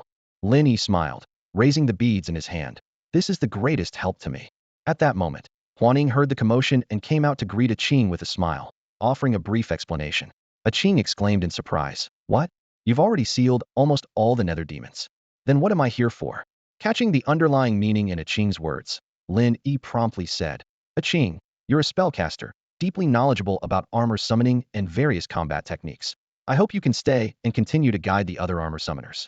A Qing looked at Lin Yi in surprise, then gave a serene smile. Why? Haven't you already obtained what you need? Lin Yi turned to gaze into the distance, his voice firm and steady. Because in these tumultuous times, what we face is certainly not limited to just these. Huaning, drawn by Lin Yi's profound demeanor, couldn't help but take a few more glances. Lin Yi, inwardly pleased, acknowledged that this stance indeed carried a strong presence. Of course, there was truth in what he said. The nether demons were just one of many threats, alongside the energy beasts, the Orcs, and possibly lurking unknown creatures. The current blue star was like a vortex filled with both excitement and peril. Having understood Lin Yi's intention, a Qing decided to stay and guide Xiaotian, the 3 others, and Ke Shanshan, preparing them for the greater challenges ahead. Yan Di strode over, and a Qing's eyes lit up instantly. She exclaimed excitedly, Surely this hero must be the summoner of the Vajra armor. Lin Yi was a bit embarrassed upon hearing this. Just as he was about to explain, Yan Di casually tossed the Vajra armor summoner back to him, saying nonchalantly, Here, take it back. I don't need it anymore. A Qing's expression froze with confusion. She thought to herself, Did I offend this hero with my words? Did I just make an armor summoner quit? Yan Di glanced at a Qing and then turned to Lin Yi, explaining, I just wanted to summon the Vajra for fun. Now your power has greatly increased, and you've nearly sealed the nether demon. Lu Fa Lao Ze has been defeated and is on the run. He stretched his body, gazing into the distance with a rugged and straightforward voice. From what I know of him, the next time he shows up, he'll have regained his full strength. Without the Shura armor, just the Vajra alone, I can't kill him even if I'm not afraid of him. It's pointless. Whether I use it or not, it doesn't matter. Lin Yi nodded in understanding. Suddenly, Yi turned to him with a fierce expression. You brat. Now that things are settled, you've been training nonstop to increase your strength, and it's finally paid off. Now come have a drink with me. Lin Yi initially wanted to say he needed to find the Gung Nu Vajra pestle and Shura armor, but seeing Di's commanding yet righteous face, he changed his mind. Ha ha ha, my fault. I've promised to drink with you many times before, and finally, today we have the chance. Di nodded in satisfaction. Great. I can also tell you about the strength and standards of the powerful beings in this universe, this galaxy. Lin Yi chuckled to himself. So you were holding back? If I didn't come drink with you, you wouldn't tell me, huh? They say wisdom comes with age for a reason. Huaning and Qing Zizai sensibly retreated to the backyard. Lin Yi and Di headed out to a restaurant Lin Yi remembered as being quite good. As night fell, the streets were bustling with people. Lin Yi felt a long-lost sense of relaxation and freedom, watching the passers-by, and he couldn't help but reflect on the mysteries of the vast energy. Before long, they arrived at a renowned seafood restaurant. The aroma of grilled, boiled, marinated, stir-fried, and stewed seafood filled the air, making mouths water. Lin Yi introduced. This place is famous for its flavors and has been around for 2 or 3 decades. Di nodded in approval, and they took their seats and ordered. After a few drinks, Di suddenly asked, how do you think your strength compares to mine now? Lin Yi was slightly surprised and, after a moment of thought, gestured a person with distance with his hands. About this much difference. Di, with a hint of amusement, poured a glass of wine and pointed with a chopstick to a drop on the table. More like this. Lin Yi exclaimed in shock. Just a drop? Di shook his head, moving the chopstick between the drop and the glass. I mean, like the difference between this drop of wine and this whole glass. Lin Yi frowned, incredulous. Which one am I? Di's eyes were calm, the answer clear without words. Lin Yi looked at Di's composed demeanor and thought to himself. This act was perfectly executed. Lin Yi was well aware of the difference in their abilities. However, the comparison made by Di stung a bit. Despite his deep trust in Di, Lin Yi wasn't willing to belittle himself. After all, his growth rate was far from ordinary, and who knows, he might just surprise Di in the future. Straightening his back, Lin Yi looked at Di with a mix of curiosity and confusion. Elder, my knowledge in this area is limited, so don't deceive me, he said, skillfully sending a huge oyster into his mouth. I know I'm not quite on your level yet, but isn't your comment a bit harsh? Is the gap really that wide? Watching Lin Yi savor the food with ease while expressing his doubts, Di's tattooed face involuntarily twitched. Suppressing his inner urge, he took a hefty swig of his drink and directly explained. If we're only talking about the strength of our intent energy, we're not that far apart. But in the universe, power isn't just about comparing intent energy. With that, Di's tone turned serious. Ultimately, intent energy is just a form of mental strength that we generate subjectively. It is powerful, but without certain items or methods, intent energy cannot be converted into real power. Hearing this, Lin Yi began to understand Di's point. Di continued. The means of conversion vary from person to person. For example, the armor we use is the most renowned and efficient method in the galaxy. There are also the powerful bodies and magic of the nether demons, the specialized mechanical suits of a race I've encountered. Other races in the universe have unique methods, like battle tattoos or controlled mutations. These are all ways to transform intent energy into power. Lin Yi listened intently, his eyes sparkling with excitement, his mind captivated by the diverse survival and combat methods of various cosmic races, the different civilizations. Mechs, battle tattoos, mutations. These concepts were incredibly enticing to him. Seeing Lin Yi's eager expression, Di smiled with satisfaction. With the speed at which your strength is growing, you'll have a great chance to enter the universe and witness these magnificent scenes firsthand. I'll leave it at that. You'll have to explore on your own in the future. Hearing Di's words, Lin Yi snapped back to reality. He thought to himself, so, intent energy is the foundation, but actual power depends on your combat method? If I leave Blue Star, could I really end up fighting against mechs? Or experience mutations like primitive humans? The thought seemed far-fetched even to him. By this time, Di had devoured the seafood on the table with remarkable speed. Despite his robust build and hearty appetite, he quickly mastered the proper way to eat many new dishes, which left Lin Yi in awe. Ah, Di sighed contentedly. Downing another bottle of cold beer, his thick brows relaxed, and his face full of satisfaction. Lin Yi glanced at the table, then looked up again. There was nothing left to eat. Wiping his mouth, Di seemed to be in a much better mood. He turned to Lin Yi and continued sharing his valuable insights. While enhancing one's mental power is important, finding the combat style and system that suit you best is what truly allows you to unleash your full potential. Pointing to himself with a hint of pride in his voice, Di said, take me for example. Fighting with armor suits me best, and the Ashura armor is my perfect partner. When I summoned the Ashura armor, That's when my true strength as the best in the galaxy is revealed. Lin Yi nodded earnestly, fully grasping Yandi's words. He thought to himself, although Lu Fa's mental power is similar to Yandi's, he's no match for him, largely thanks to the power of the Ashura armor. However, Lin Yi wasn't worried. He mused, with the system's help, every piece of armor can reach its strongest state, and there must be one that suits me. Who knows, maybe each one will fit perfectly. With that thought, Lin Yi's desire to enhance his armor grew even stronger. He began to dream about the future. If the war god Xingtian upgrades again, how amazing would that be? Or choosing a 5 elements armor after completing a mission and upgrading it once. That would be incredible too. Just as Lin Yi was lost in his pleasant fantasies, Yandi's voice broke through, this time tinged with a bit of melancholy. When your mental power hits a bottleneck, that's when your strength will be similar to mine planetary level, stellar level, universal level, universal level. It seems so close, yet it's like looking at flowers through a fog. Lin Yi heard this, but couldn't fully grasp the deeper meaning, though he had a rough idea of what the terms meant. Before he could ask, Yandi gave him the boot. All right, you can get lost now. I know you're a busy guy, and I want to enjoy another meal here in peace. Lin Yi couldn't help but laugh, but didn't insist on staying. He settled a generous bill with the owner, ensuring Yandi could continue to enjoy his meal. Then he left the restaurant, heading towards the northern district of Hope City according to Yuzi. That's where her grandmother lived. On the way, Lin Yi pondered the levels Yandi mentioned. So Yandi's mental power level is at the peak of the stellar level, just a step away from the universal level. He frowned and thought for a moment, reaching this conclusion. But for Lin Yi, the level of mental power wasn't that important. He smugly thought, it's well known that I, Lin Yi, break through with system rewards and the bounties from those nether demons. Your bottlenecks are for individual cultivation. What's it got to do with me adding points directly? With that thought, he felt much more at ease.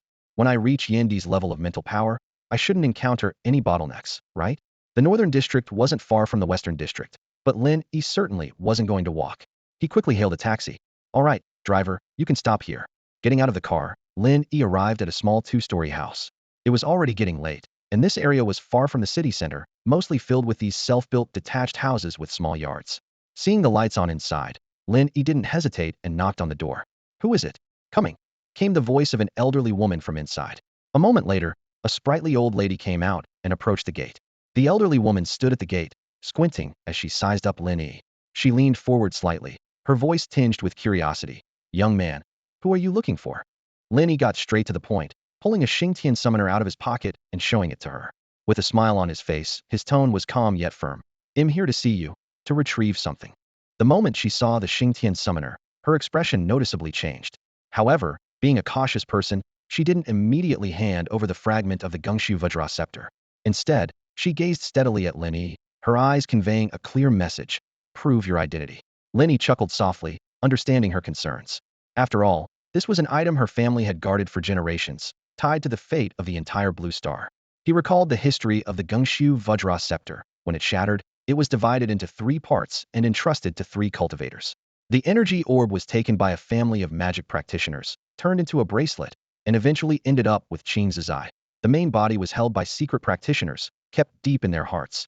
And this small fragment was safeguarded by the concealed practitioner's family, fashioned into a necklace, now in the hands of Yuzi's grandmother.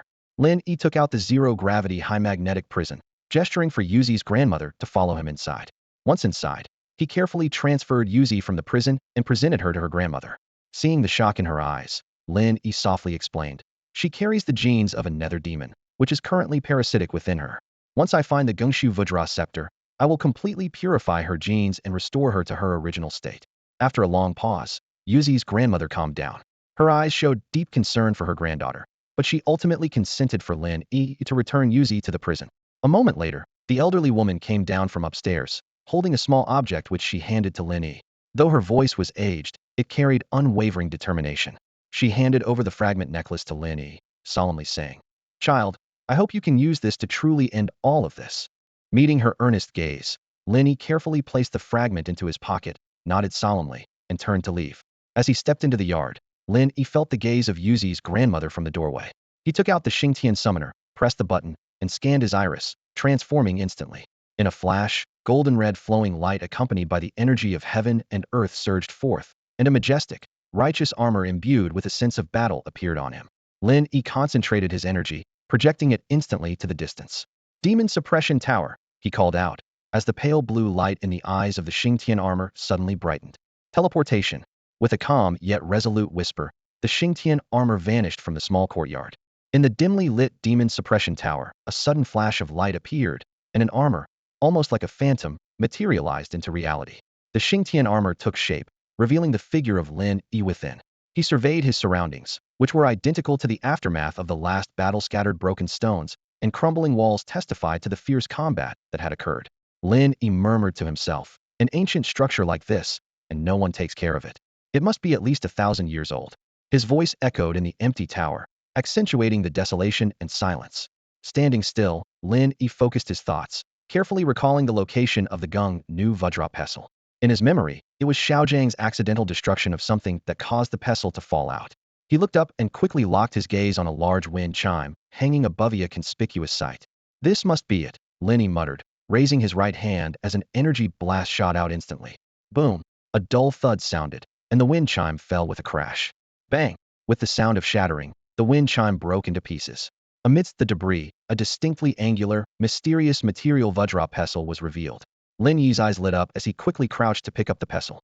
Finally got you, he exclaimed, closely inspecting the treasure in his hand. To his surprise, the Gung Nu Vajra pestle was not as heavy as he had imagined. Lin Yi frowned, pondering. Made from crystal, said to counter the Shura armor, but it's so fragile. It shattered so easily, and a piece fell off. In the original timeline, Lu Fa crushed it effortlessly. I can't see its power at all. As Lin Yi mused to himself, his attention was suddenly drawn to some details on the pestle. Upon closer inspection, he discovered something unusual. Meanwhile, beneath a bridge in the center of Hope City, Badwa, who was resting against a stone pillar with his eyes closed, suddenly opened them, a flash of red light passing through. Lu Fa's voice carried suppressed anger and a hint of apprehension. The Gung Nu Vajra pestle. This exclamation immediately alerted an Mashio beside him. He turned to look at Lu Fa, his eyes filled with turmoil. Lu Fa coldly stated, we can't wait any longer. If that Dr. Li's people don't come soon, you and I will go to the central oil depot of Hope City immediately. His eyes burned with fierce anger. Even if we risk being cornered by Xingtian, it's better than this. After speaking, Lu Fa glanced around, his face showing intense disdain and loathing. I, Lu Fa, once the supreme commander of Ares Planet's military, hiding in a place like this. And Mashio, who had been conflicted, felt a bit awkward upon hearing this and explained helplessly, there's no choice. If they are determined to find us, reaching the headquarters of the guard hall, we'd be discovered the moment we show ourselves. Lu Fa nodded, saying no more, but his resolve was even more steadfast. The two fell into silence, the air thick with tension, like the calm before a storm. Then let it be a fight to the death. Lu Fa declared with unwavering determination. Even if I perish in the explosion, I must seize this chance to be reborn and face that detestable Xingtian Yendi. And Mishio, witnessing Lu Fa's resolute stance, found his expression turning complicated. After a moment of hesitation, he gritted his teeth and advised, General, why be so stubborn? Our situation isn't all that dire. Silence. Lu Fa abruptly turned, his cold gaze piercing through Mishio as he angrily interrupted. If I hear such weakness again, your fate will be no different from Qiao Shifei and Ku Fenci. And Mishio lowered his head, yet his eyes still gleamed with determination. Suddenly, Lu Fa's expression brightened with joy. Wonderful. The aura of Bardrum. They have finally come to fulfill their promise. He clenched his fist. Yendi, Xingtian, this general has not yet been defeated. Meanwhile, inside the demon suppression tower, Lin Yi carefully examined the Gungshu Vajra pestle in his hand, frowning slightly. The craftsmanship is so crude, no wonder it broke with just a drop. He muttered, taking out 3 energy spheres and a small fragment, bringing them close to the pestle. In an instant, an invisible force surged.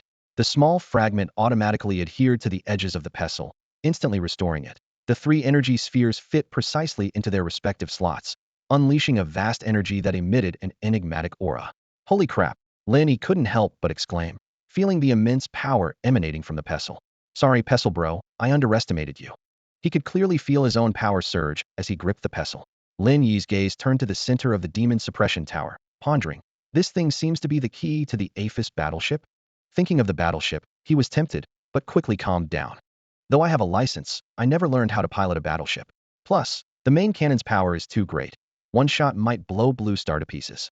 Shaking his head, he dismissed the thought, his eyes burning with determination. The Gungshu Vajra pestle's most important use now was finding the Shura armor summoner.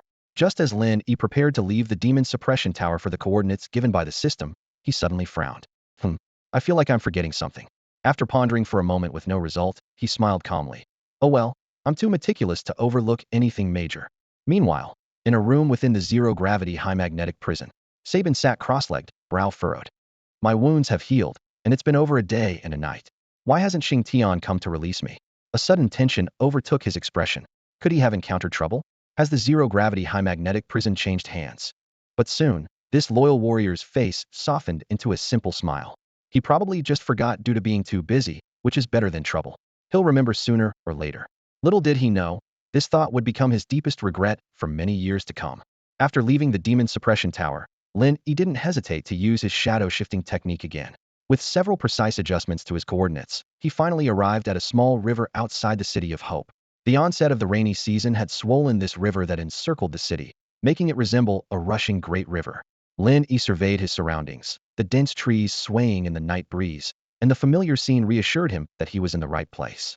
Facing the river, he tightly gripped the Gungshu Vajra pestle in his hand, his Xingtian armor gleaming coldly under the moonlight. Lin Yi pointed the tip of the pestle forward and began channeling energy into it. His mind subtly moved, probing the surroundings, quickly locking onto a peculiar space that was constantly shifting, seemingly crossing dimensions. Without further hesitation, Lin Yi unleashed the power of the Gungshu Vajra pestle. In an instant, a powerful energy wave erupted from the pestle's tip, shooting straight towards the center of the river. A ghostly blue light shimmered across the water's surface, causing subtle ripples in space. Suddenly, a pale purple flip phone appeared out of nowhere in front of Lin Yi. The Ashura armor summoner. Excitement flashed in Lin Yi's eyes. He swiftly stored the Vajra pestle in the zero-gravity high-magnetic prison and removed the Xingtian armor, carefully catching the flying phone. Suppressing his inner excitement, Lin Yi studied the long-desired summoner closely. When he flipped open the phone, the screen immediately displayed a series of data: summonable status, slightly insufficient energy but enough for use, and currently charging. These details were as expected, given that he hadn't been here long enough for his internal energy to reach the level of the Yin Emperor. But this didn't dampen Lin Yi's spirits in the slightest. He couldn't hide the smile on his face as he muttered to himself. A lack of energy doesn't matter. The important thing is that it can summon. Haha, now that it's in my hands, I'll make sure to explore every inch of you, my precious. And so, Lin Yi stayed up all night, immersed in exploring the summoner. Meanwhile, on the other side of Hope City, Lu Fa sensed the presence of Bargem and realized that the people from Nanbua City had arrived. He immediately set off with Musho to the agreed location, secretly hoping the other party could bring enough negative energy. In a large central park in the west district of Hope City, Lingxue stood there, bored. He wore a long black coat, playing with a lollipop in his hand. Behind him, the slightly altered form of Bargem remained silent, hidden in the darkness. Finally, growing impatient, Lingxue shoved the lollipop into his mouth, turned to face Bargem, and spoke with clear dissatisfaction. Is your general coming or not? If it weren't for Mr. Li insisting I come along, I wouldn't bother staying with you. That Duanmu, Yin is still waiting for me to deal with. At these words, Bargem lifted his head, a hint of blood red flashing in his pale eyes. He spoke in a hoarse voice filled with menace. Say another word, and I'll fight you. Lingxue frowned, recalling Bargem's enhancements, and decided to restrain himself. As the night deepened, the two continued to wait in the park, the air thick with a tension ready to explode. As night fades and dawn begins to break, two factions quietly converge in the empty heart of a city park.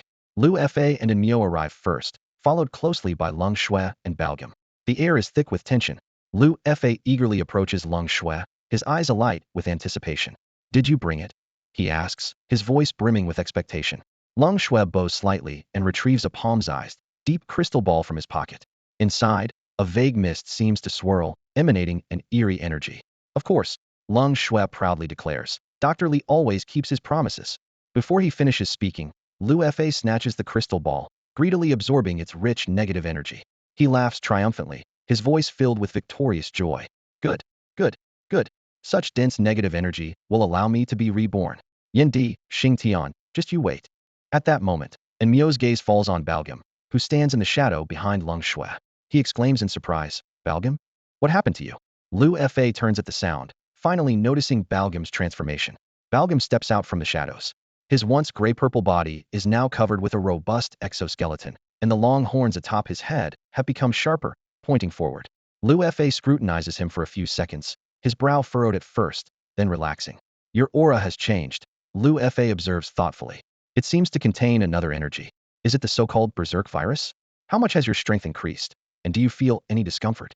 Balgam respectfully lowers his head and replies, General, my strength has increased by about 50%. Apart from occasionally struggling to control violent negative emotions, I feel no other discomfort. Lu Fa nods approvingly. Good. Your return comes at the perfect time for a great task. With that, he pays no more attention to Lung Shui, his body trembling as he separates from Balgam and transforms into a vague gray mist. The mist quickly envelopes the crystal ball, generating a powerful suction. The negative energy within the crystal ball pours out like a flood, all absorbed by Lu Fa's body. As the energy is absorbed, the gray mist solidifies, and Lu Fa's form begins to reshape. His raspy voice echoes in the air, filled with excitement. Balgam, guard me. And Mio, go to the oil depot and prepare for my resurrection. Lu Fa's voice is not only filled with excitement, but also a hint of smugness. Humph, the Gingshu Vidra. Without my coordinates, what use is the Gingshu Vidra alone? You won't get the Shura armor. You can't pilot the Apha spaceship. Hara. Hearing this, and Mio's expression shifts, but eventually, he silently leaves the scene. Balgam stands expressionless by Lu Fa's side, exuding an unsettling, violent aura. Lung Shui leans against a nearby tree, a strange sense of unease rising within him. Strange, what exactly is going on? However, unbeknownst to Lu Fa, as he speaks those words, a young man by the riverside in the outskirts of Hope City is excitedly piloting a set of purple armor. This armor, which looks imposing and majestic, has been thoroughly explored by him. Similarly, Lung Shui is unaware that as he feels uneasy, another young man from Nanbua City is cautiously entering this unfamiliar city. As he walks, he complains into his phone. It's strange, I was following them all along. How did I lose them? As daylight brightens, an urgent phone call interrupts Lin Yi's meditation. He awakens from his cross-legged state of contemplation and picks up his phone to find it's a call from Huan Ying. Hello? What's up? Lin Yi asks. On the other end, Huan Ying's voice comes through urgently. Lin Yi, you need to come back quickly. Lu Fa is about to resurrect. We already know what Lu Fa plans to do next.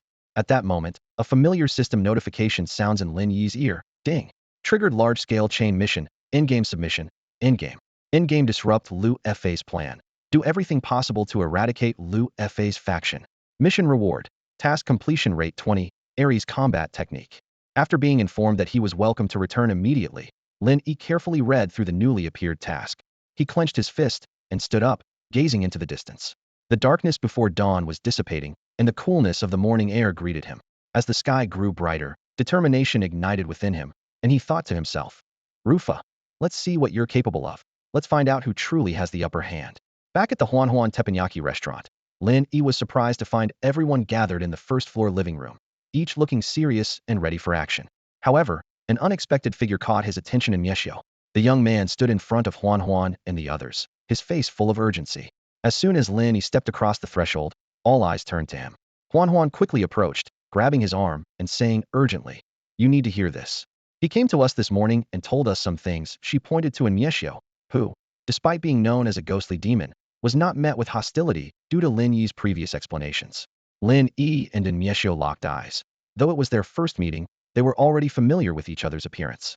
Lin Yi smiled and took a few steps forward. Mieshio, you finally made it. For Lin Yi, memories in his mind served only as reference.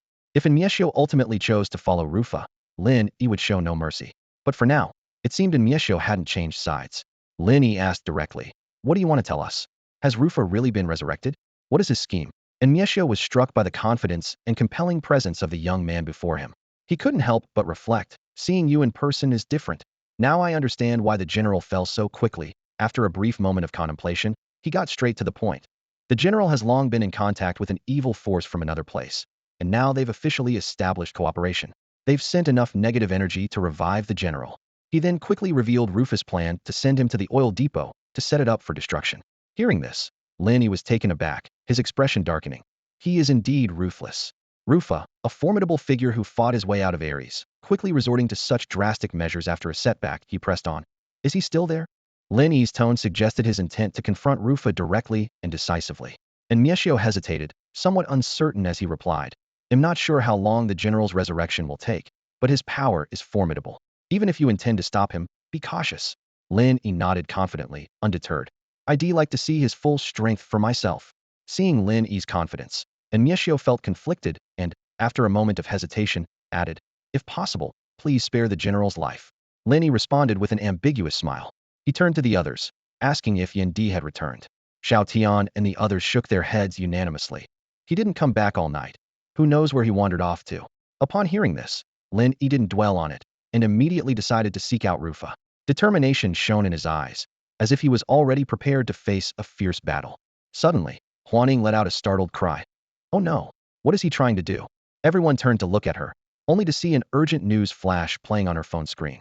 It was a live broadcast from the Hope City Central Television, and the scene was chilling. In the footage, in front of the main oil depot in the southern district of Hope City, a figure stood out prominently. It was Liu Fa, his body fully restored, clad in red underlayers and golden armor, with ancient-looking arm and leg guards gleaming with a metallic sheen, and wearing a light gold helmet that left only the eye sockets exposed. Not far behind him, the shadowy figure of Balgrim was faintly visible. Liu Fa stood there, his posture seemingly casual but brimming with destructive power. He gently waved his arm, and with a forward thrust, unleashed a thunderous wave of energy. The force struck a two-story service center near the oil depot, instantly reducing it to a smoking pile of rubble. Ha! Liu Fa's raspy laughter echoed in the air as he glanced at the panicked crowd fleeing and the distant camera lenses focusing on him, exuding a perverse sense of pleasure. Xingtian, Di. His voice, though hoarse, was incredibly loud. I know you can see this. 3 minutes. I'm giving you only 3 minutes. Bring the Gung Su Vajra scepter here immediately, or I'll blow this place up. His threat was like a heavy blow, instantly resonating in the ears of countless people. You know well, those flimsy metal shells can't withstand my strike. And Mishu. Haha, I wanted to give you a chance, but you missed it. Luckily, I didn't have much hope for you anyway. Despite it being early morning, this heinous incident exploded like a bombshell in Hope City. The perpetrator was one of those monstrous creatures that had been orchestrating attacks, plunging the ordinary citizens of Hope City into deeper despair. The emergency news broadcast continued. Breaking news in our city, another attack by the Beastmen occurred this morning. This incident is extremely dangerous and malicious. Allegedly, the Beastmen demand a meeting with the armored warriors, or they will destroy the oil depot. This is the city's largest central oil depot, with sophisticated security, yet the Beastmen move in and out freely. If it explodes, a quarter of Hope City will be affected, with countless casualties. Many citizens are now in a state of panic. Lin Yi didn't listen further. He decisively got up and headed out. You stay here, I'll go there alone. Di had already vanished, clearly heading there on his own. Meanwhile, on the streets of Hope City's western district, a young man was wandering aimlessly. With curly hair and wearing a t-shirt and shirt, his face was full of confusion. This young man was Duanmu Yin, who had inadvertently followed Leng Shui and the others into Hope City. Just a few days ago, he had acquired the Nava armor in Nambwa City and coincidentally encountered the mutated Balgrim and Leng Shui yesterday, leading him to follow them here. When Duanmu Yin saw the emergency news on the large screen by the street, he keenly sensed the sudden tension in the atmosphere around him. His gaze fixed on the screen, where not far behind Liu Fa, the menacing Balgrim and a man in a black coat casually eating a lollipop could be seen. Are there monsters in this city too? Duanmu Yin thought to himself. I wonder how strong they are. Maybe I can lend them a hand. With a confident mindset, Duanmu Yin started moving towards where Liu Fa was. As Lin Yi stepped out of the teppanyaki restaurant, the Xingtian armor summoner appeared in his hand. He gazed at this trusty companion, which had seen him through countless battles, and felt a surge of complex emotions. Raising the summoner, Lin Yi tilted his head slightly to complete the iris scan for authentication. Then, he pressed the button on the side, and a familiar energy surged from the summoner, forming a belt around his waist. Old friend, Lin Yi murmured as he swiftly inserted the summoner into the belt. From the most ordinary version of myself to now, through more than 10 battles, you've been with me all the way. Today might be a temporary final battle, but don't worry, if there's a chance to reach new heights, I will never forget you. He gently stroked the summoner, bringing his arms together in the yin-yang stance. Taking a deep breath, Lin Yi's voice became firm and powerful. Xingtian armor. Fusion. As soon as he spoke, a powerful energy enveloped his entire body. Red and white armor flowed like liquid across him, forming a majestic suit of armor in an instant. With a thought, his mind projected his intent far away. Teleportation. Waves of light shifted and changed before his eyes. When his vision cleared, Lin Yi found himself in an open area. In front of him was the menacing Liu Fa, along with several massive oil storage tanks, each containing enough energy to wreak havoc. Behind him was a crowd of panicked people, some familiar, some strangers, some visible, some not. Locking eyes with Liu Fa, the air was thick with tension, ready to explode at any moment. Suddenly, Liu Fa sighed softly, a trace of reminiscence in his eyes. Seeing that armor reminds me of a determined young warrior from thousands of years ago. They were an excellent team, yet they were sent merely as a patrol squad to eliminate us. Liu Fa's gaze lingered on Lin Yi for a moment. Your talent surpasses even that of Golfa. Hearing this, Lin Yi allowed a wry smile to tug at his lips. He straightened his posture, the eyepieces of his helmet glowing blue. And yet you destroyed him with your own hands. Lu Fa's eyes turned icy, his voice filled with cold ruthlessness. Yes, there was no other choice. He insisted on opposing me. That foolish boy thought he represented justice. Lin Yi paused, carefully choosing his words. Wasn't he? This question seemed to ignite Lu Fa's inner fury. He pointed sharply at Lin Yi, his voice seething with long-suppressed anger. Do you want me to tell you what justice is? I fought for justice for thousands of years, only to end up like a stray dog, leaving my family and homeland. Did anyone ever speak a word of fairness for me? Justice is just the victor's noble excuse. While I was fighting and bleeding for justice, where were you? These words struck Lin Yi like a heavy blow, momentarily stunning him. He realized that these sentiments had likely been buried in Lu Fa's heart for a long time, only to be unleashed now. However, Lin Yi was not swayed by these words. His voice remained calm and resolute. Galfa did not represent the justice of King Peel, but the justice for those in the universe whose energy crystals you destroyed, leaving them destitute, and for the people on Blue Star 1,000 years ago who were about to be annihilated. You're right, justice is about perspective and can be a noble facade. Lin Yi's voice, though calm, was imbued with immense strength. The energy within him gathered rapidly, and something seemed to be growing within. Meanwhile, his words, transmitted through distant devices, reached the ears of many more people. So, don't use your so-called fight for justice as a cover anymore. All I know is that you, using betrayal by justice as an excuse, have destroyed countless life planets and now intend to destroy my homeland, my friends, and me. I'm not here to speak for anyone's justice. What I do is actually quite simple. Lin Yi's voice suddenly stopped, drawing all eyes in the teppanyaki restaurant to him. Kei Shanshan's eyes gleamed with pride and joy as she watched his tall figure. Beside her, Huaning was entranced, and Xiao Tian, Xiao Fei, and Xiao Gang were captivated, fully agreeing with Lin Yi's words. Suddenly, Lin Yi felt the summoner at his waist become intensely hot. A surge of power erupted like a volcano, enveloping the entire Xingtian armor. The fiery energy became tangible, flowing around him like water. With a swift motion of his finger, the card of the war god Xingtian appeared in his palm. Snap! He decisively inserted the card into the summoner and shouted, "War god Xingtian, upgrade!" Boom! A massive burst of energy erupted, even making Lu Fa, not far away, show a look of surprise. He recognized war god Xingtian, though it had been many years since he last saw him. In an instant, the Xingtian armor transformed into a golden red ensemble, more majestic and formidable, filled with the power of judgment. Lin Yi stood within, the golden crest on his forehead shining brightly. His voice rang out clearly and powerfully. If people don't offend me, I won't offend them. Use their methods against them. I don't understand your justice. I only know that if I don't act, my friends, my homeland, and I could be in danger. The aura of war god Xingtian was as imposing as a mountain, and Lin Yi's words were resolute, leaving Lu Fa speechless. Countless people, whether through broadcasts or in person, witnessed the majestic figure akin to a war god and heard Lin Yi's emphatic declaration. The flames of hope began to kindle in Hope City. People started discussing. Who is this armored warrior? The armor he summoned looks incredible. Yeah, it's so cool. He must be able to stop that beast man.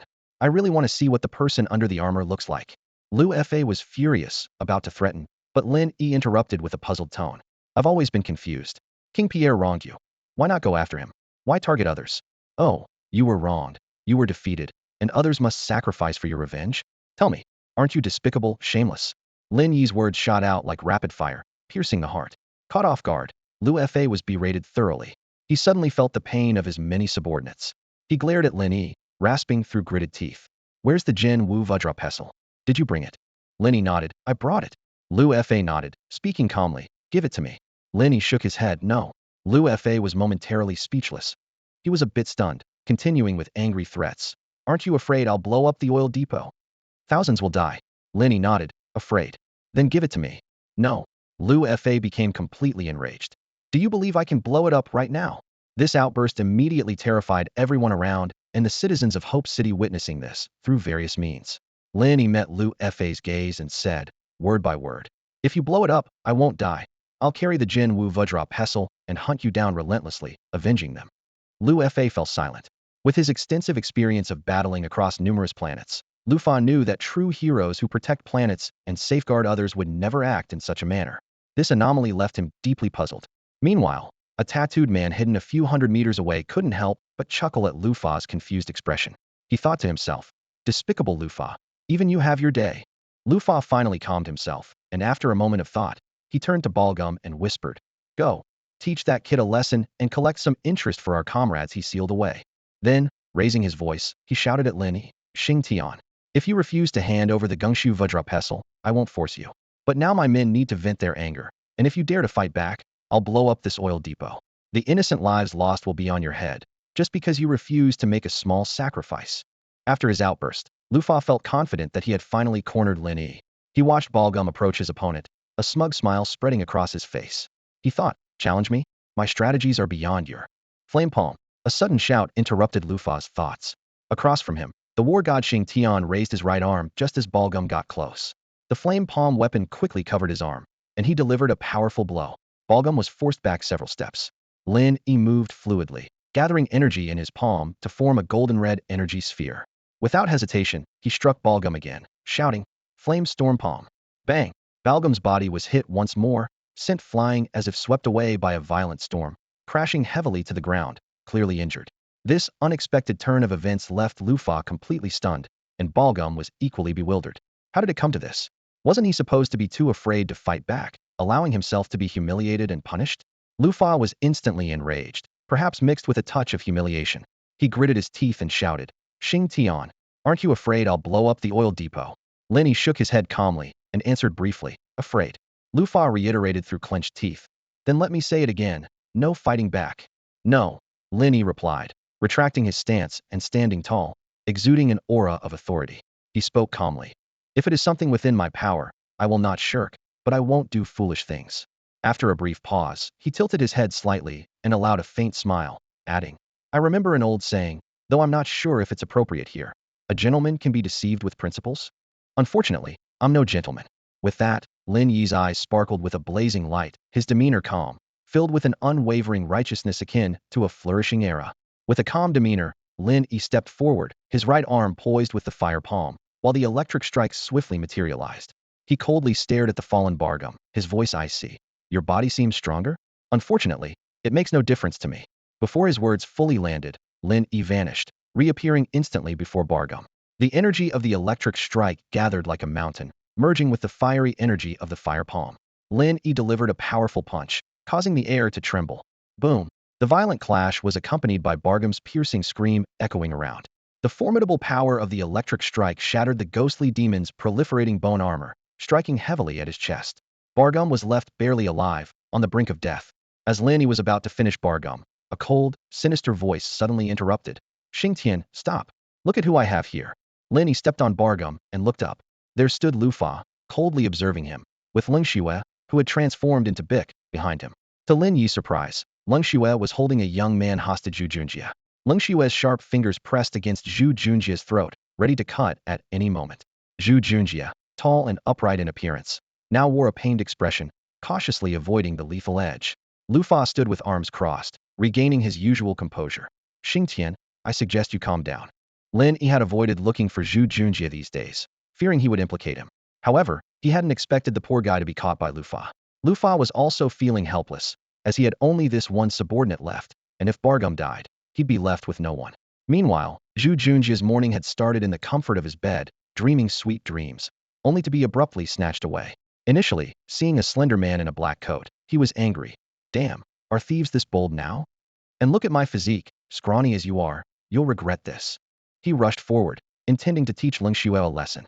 After slapping Lin Xue back a few steps, Lin Xue suddenly transformed into Bic with a furious roar. Zhu Junjie's emotions were utterly chaotic, like planning to bully a weakling only to find they'd turned into a Trex. Now, feeling the killing intent from Bic behind him, and seeing the terrifying Lufa in front, Zhu Junjie was on the verge of tears. "No, sir. You must have the wrong guy." He glanced at the imposing armored figure ahead, a cascade of disbelief running through his mind, not recognizing this person at all. Lufa ignored him, smirking as he addressed Lin Yi again. "If you continue, I won't mind taking care of this kid before blowing up the oil depot." Lin Yi chuckled softly, saying nothing. Zhu Junjie was on the verge of a breakdown. He shouted in anguish, "You must have the wrong person. I don't even know that warrior. Look, he's ignoring me. Can't you villains do a proper investigation? I might lose my life for no reason, and die with regrets." Zhu Junjie felt overwhelmed with injustice, as if he were suffering more than Doi. At that moment, he noticed the armored warrior had paused. A glimmer of hope appeared in his heart. Could it be someone he knew? Or maybe the warrior had a soft heart and couldn't bear to see a stranger die because of him. However, the armored warrior suddenly spoke, his tone lighthearted. Go ahead and kill him if you want. It doesn't matter.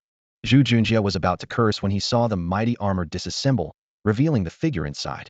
It was a tall, well-built young man with a handsome face and a confident smile, exuding an undeniable aura. Zhu Junjie was even more shocked. Damn. My good buddy is the legendary armored warrior, and now I'm caught up in this. Unable to hold back, Zhu Junjie rushed forward. Lin Yi, you kept this from me all along. This sudden move startled Lin Shui, almost allowing Zhu Junjie to break free. Lin Yi chuckled at the sight and turned to Lu Fa, saying, Look, I've undone the armor transformation. Are you satisfied? Then he glanced at Zhu Junjie and added, Return him in exchange for Bargum. Zhu Junjie's spirits lifted at these words, thinking his friend was indeed reliable. But just as Lu Fa was about to speak, a clear and loud voice rang out. In broad daylight, you Auxers are so brazen. Everyone turned in surprise to the source of the voice. Duanmu Yin strode forward, his gaze sweeping over Lu Fa and Lin Shui with disdain.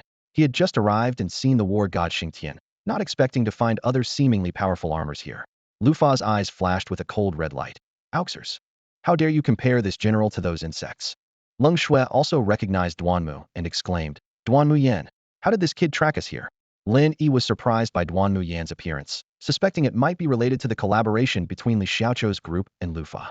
He was secretly eager to see what Duanmu Yin was capable of now. Zhu Junjie was fuming, glaring at Duanmu Yin. We were about to make the exchange, and I would be safe. Where did this kid come from? Is he afraid I might survive? With all eyes on him, Duanmu Yin didn't hesitate to take out the summoner for the Nawa armor. Flame of Nawa. He placed the summoner on his waist, and a belt extended instantly. Duanmu Yin retrieved a key with one hand, quickly inserting and turning it. In an instant, flames erupted, enveloping him in intense energy. Unleash the power of devouring flames. Merge. Duanmu Yin shouted, ready to face the fierce battle ahead. Under the watchful eyes of everyone, Duanmu Yin decisively summoned the Nawa armor. This armor was a vibrant mix of crimson and orange, etched with patterns of burning flames, as if ready to erupt into a blazing inferno at any moment. Lin Yi raised an eyebrow, quietly assessing this artificial yet formidable four elements armor flame Nawa. Lu Fa observed with a cold detachment, his voice laced with surprise but still arrogant. Oh, is this the armor from your place? I didn't expect such a remote planet to have something that enhances power. Meanwhile, Cold-Blood Bick sneered behind his demonic mask, unable to hide his sinister intent. This kid has only been summoning Nawa for a few days, yet he's already causing trouble. Today is the perfect chance to finish him off. Zhu Junjie, who was being held hostage, felt utterly hopeless, not expecting the newcomer to also be an armor warrior. Duanmu Yin approached Lin Yi, and from within the armor came a resolute voice. Don't worry, I'm here to help you. Lin Yi glanced at this future legendary and enthusiastic armor summoner, momentarily speechless. He had been confident in handling everything himself, but didn't anticipate this unexpected ally. Duanmu Yin turned to Lu Fa and taunted, Newcomer Oxer, dare to have a few rounds with me? Using hostages as leverage, it seems you're not much after all. Lu Fa burst into a harsh laugh, pointing at Duanmu. Arrogant brat. Fine, I'll grant your wish. He then warned Lin Yi. Xingtian, I advise you to behave, or you'll end up like this kid. Lin Yi shook his head helplessly. Before the words even settled, Duanmu Yin shot out like an arrow. Lu Fa took a few steps forward to meet him, his Nawa armor fists engulfed in flames, striking fiercely. Lu Fa smirked and sidestepped with ease, launching a heavy punch directly at Duanmu's abdomen. Boom. Duanmu Yin was startled, hastily retreating a step, crossing his arms to barely block the blow. However, Lu Fa's punch was as powerful as a mountain, sending Duanmu flying instantly. With a thud, the Nawa armor crashed heavily to the ground. Just as he was about to get up, Lu Fa appeared before him, delivering another thunderous punch. In the nick of time, Lin Yi shouted, left. Duanmu Yin instinctively rolled to the left, narrowly avoiding it. Amidst the roaring sound, the ground was left with a large crater from Lu Fa's punch. Duanmu Yin struggled to his feet, his voice betraying his shock, so strong. Rufa's attack was as swift as lightning, instantly closing in on Duanmu Yin. A boastful voice echoed from within the golden helmet. Kid, you're too weak. Before the words could fully land, a heavy punch had already been thrown, sending Duanmu Yin flying. He crashed to the ground with a thud, pain coursing through him as he clutched his chest, struggling to stand. Suddenly, a wave of weakness surged through him, causing the Nava armor to disassemble on its own. Not far away, Lin Shui Bike witnessed this and let out a piercing laugh. Nosy brat. Too bad I won't get to deal with you myself. Rufa's eyes were cold as he prepared to deliver a fatal blow. Duanmu Yin felt the threat of death but stubbornly glared at his foe, gritting his teeth. Damn it. I can't kill you. Seeing this, Rufa's eyes flashed with a cold light. Nearby, Lin Yi was secretly amazed. To maintain such a demeanor under these circumstances, perhaps he really is suited for the Shura armor. But for now, Duanmu is clearly too inexperienced. Just as Rufa was about to strike, a clear voice suddenly rang out. Shura armor, unite. The words were like a thunderclap, causing Rufa to whirl around in disbelief to look at Lin Yi. At the same time, Yin Di, hidden in the distance, widened his eyes. Lin Yi swiftly pulled out the Shura armor summoner, flipping open the cover of his phone. In an instant, a part of an intricately designed arm guard appeared on his left arm out of nowhere, featuring a slot. He decisively inserted the phone into it, and immediately, a powerful energy began to surge. With eyes sharp as lightning, Lin Yi scanned the area ahead, quickly pressing the buttons on his phone representing wind, fire, thunder, and darkness, before lightly tapping the activation key. Shura armor, unite.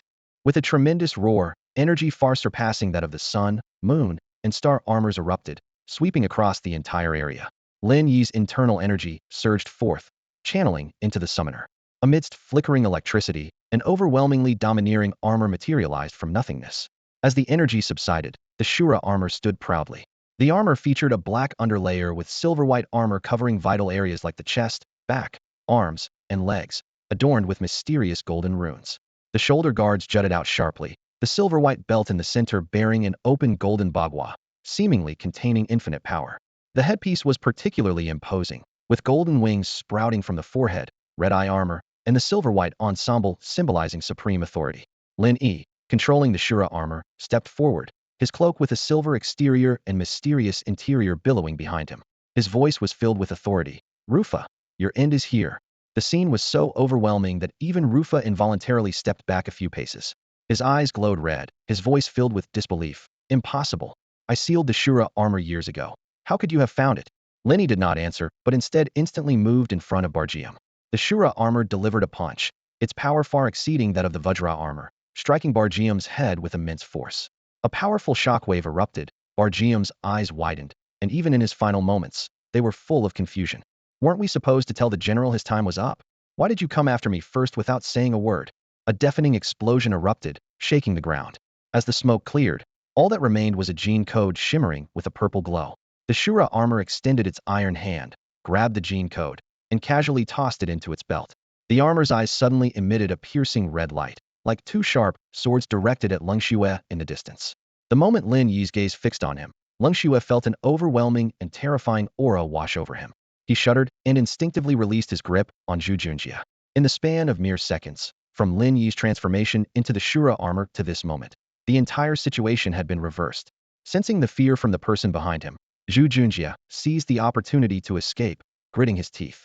He glanced back at Lin Yi, his eyes filled with excitement, transforming into two different armors in succession. That's so cool. On the ground, Duanmu Yin was equally stunned. He had witnessed Lin Yi's war god Xingtian armor almost smash a monster to pieces with just 2 strikes, and now, with a different armor, he seemed even more powerful.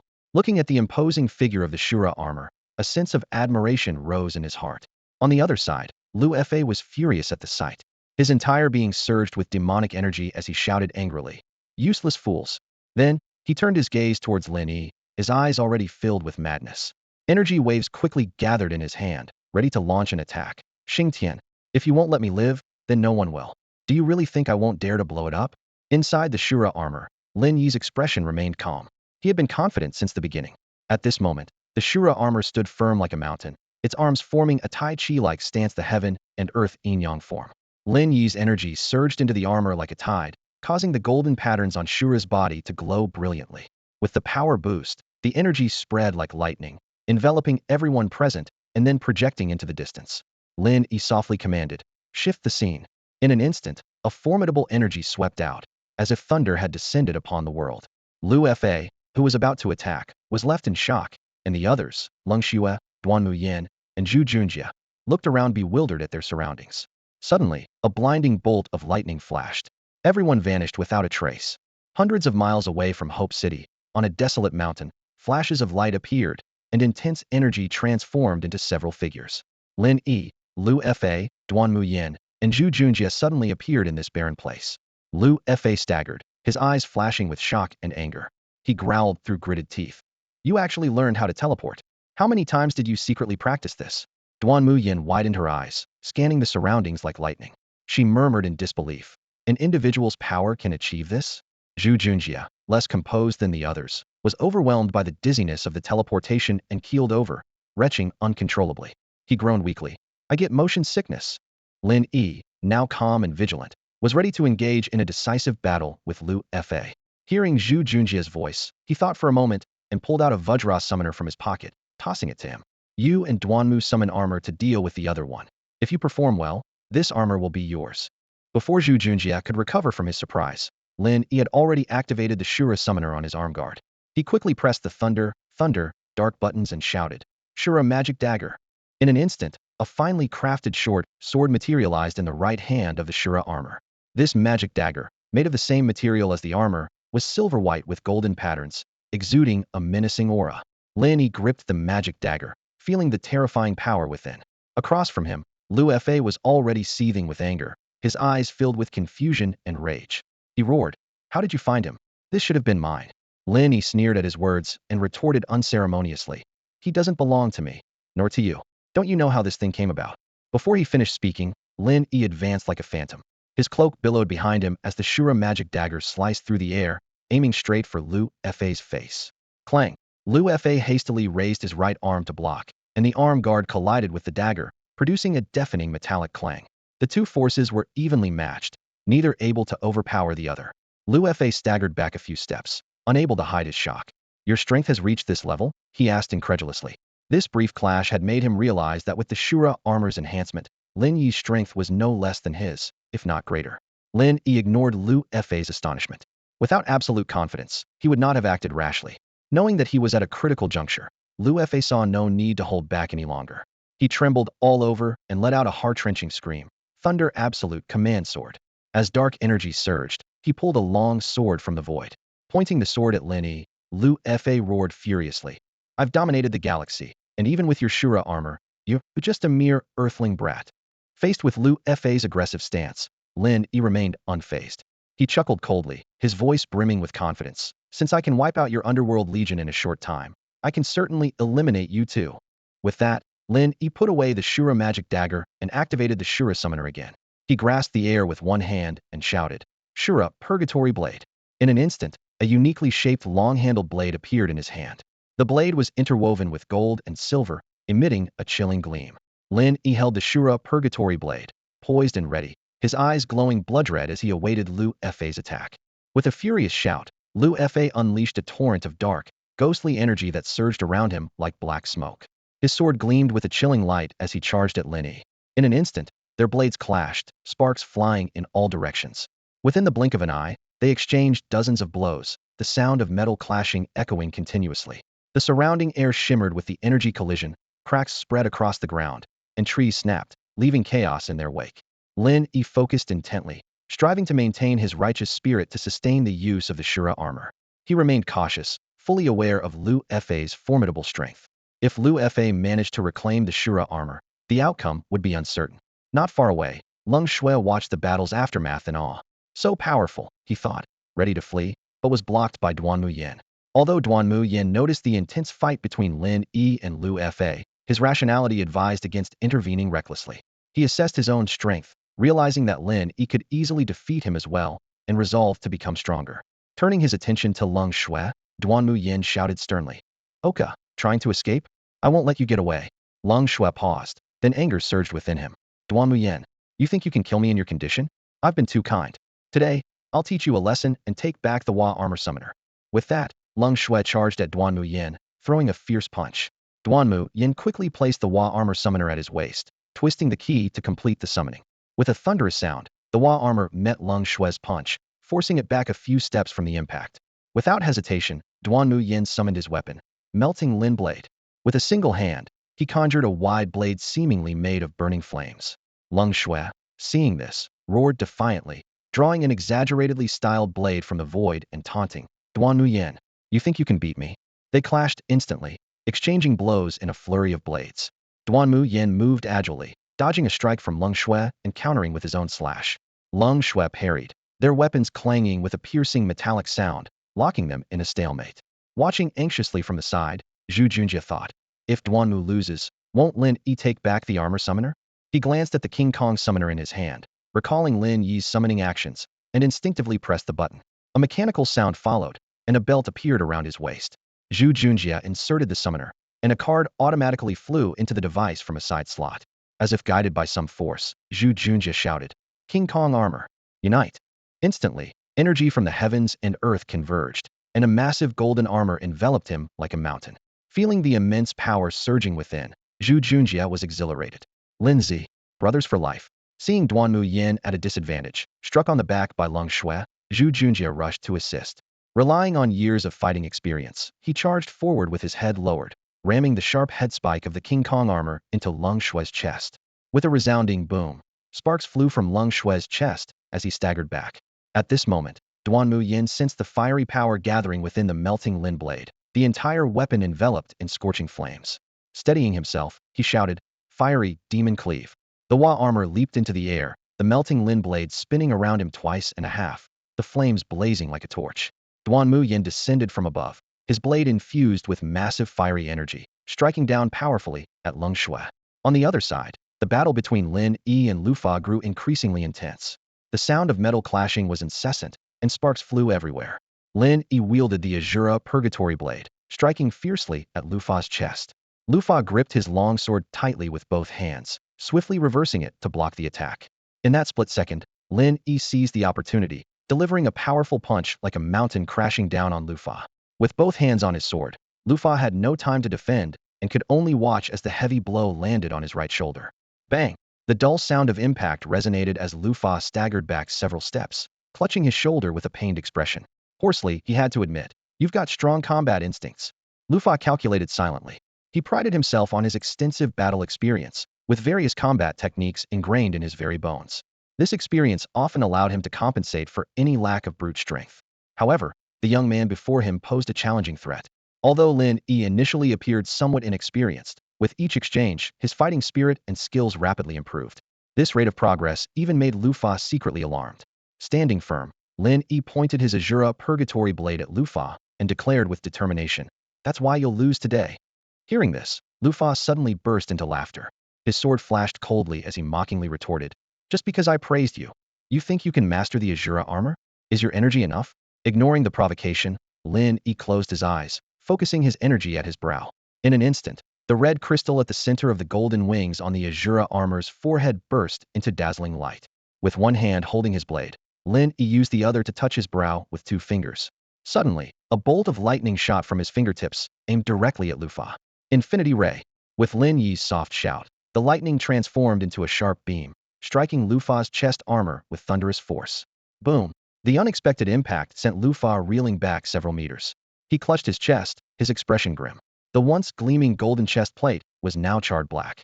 Calmly, Lin Yi stated, "I may not have enough energy to wield the full power of the Ashura armor, but to kill you, it's enough."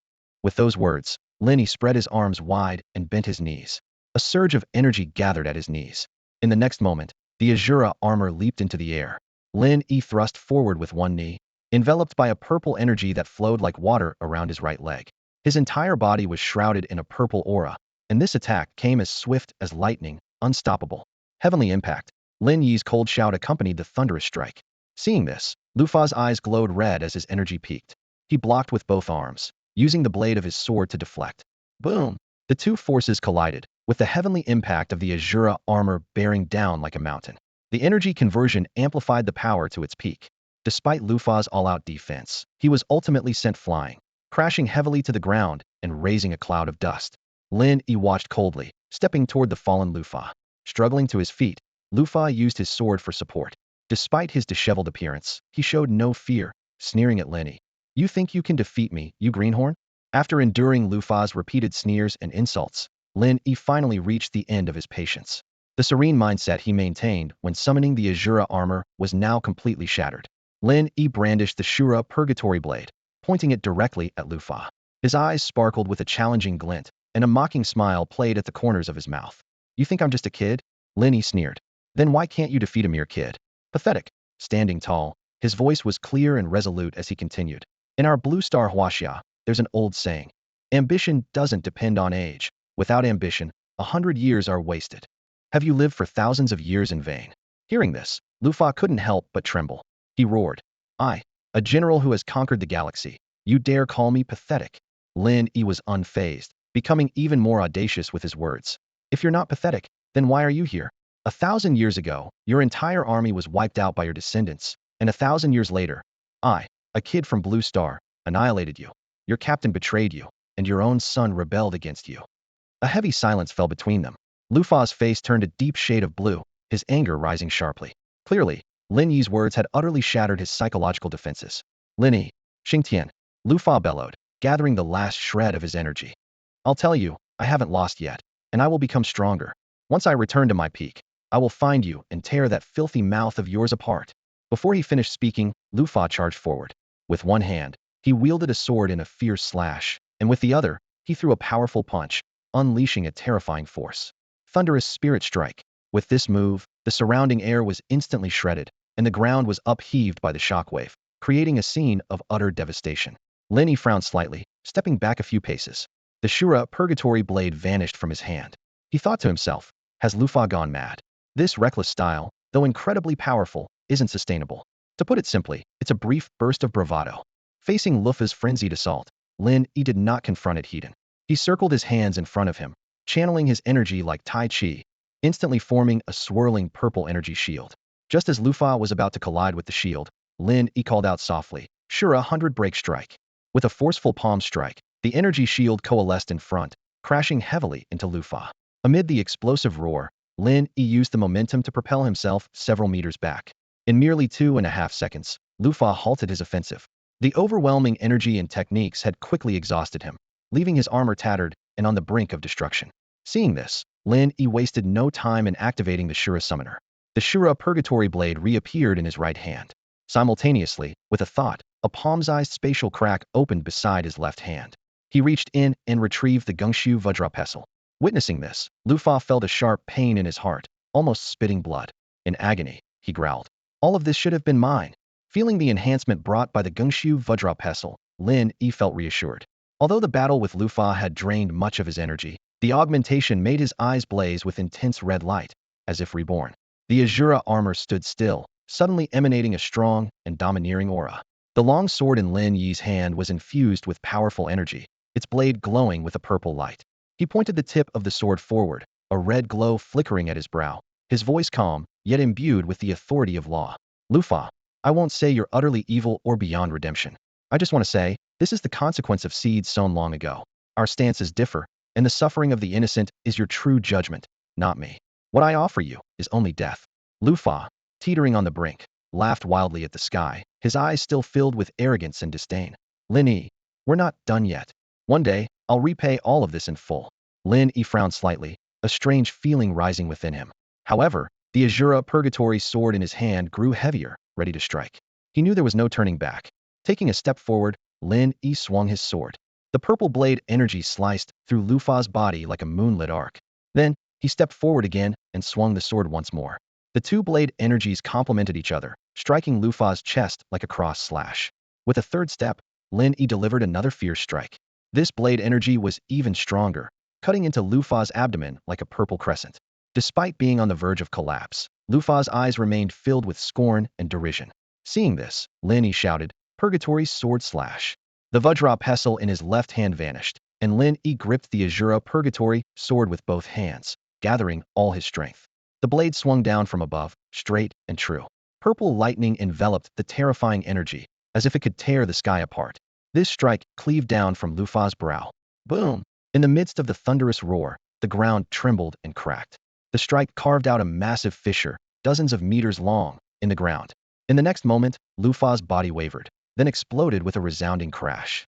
A system notification sounded. Ding.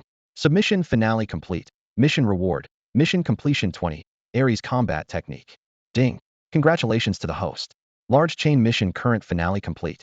Mission completion 110. Mission reward. Any ordinary armor summon right. Due to exceeding mission completion, extra reward. Armor enhancement value 20. Current mission completions 17. Armor enhancement value 90. 5-element bloodline concentration 40. Mission not fully completed. Sovereign descent. Looking at the long list of information on the panel, Lin Yi felt a bit overwhelmed. This time, he really struck it rich. However, He had no time to look closely, as the sounds of battle nearby drew his attention. Turning around, he saw the golden armor and Nava armor engaged in a fierce fight with Cold-Blood Bick. Although Cold-Blood's strength was close to that of a deputy captain of the Nether Demon, Zhu Junjie and Duanmu Yin, the two novices, were barely holding their own. Even though Duanmu Yin unleashed the Nava armor's ultimate move, victory was still a distant prospect. Without hesitation, Lin Yi vanished from his spot. In the next instant, the Ashura armor appeared in front of Cold-Blood Bick.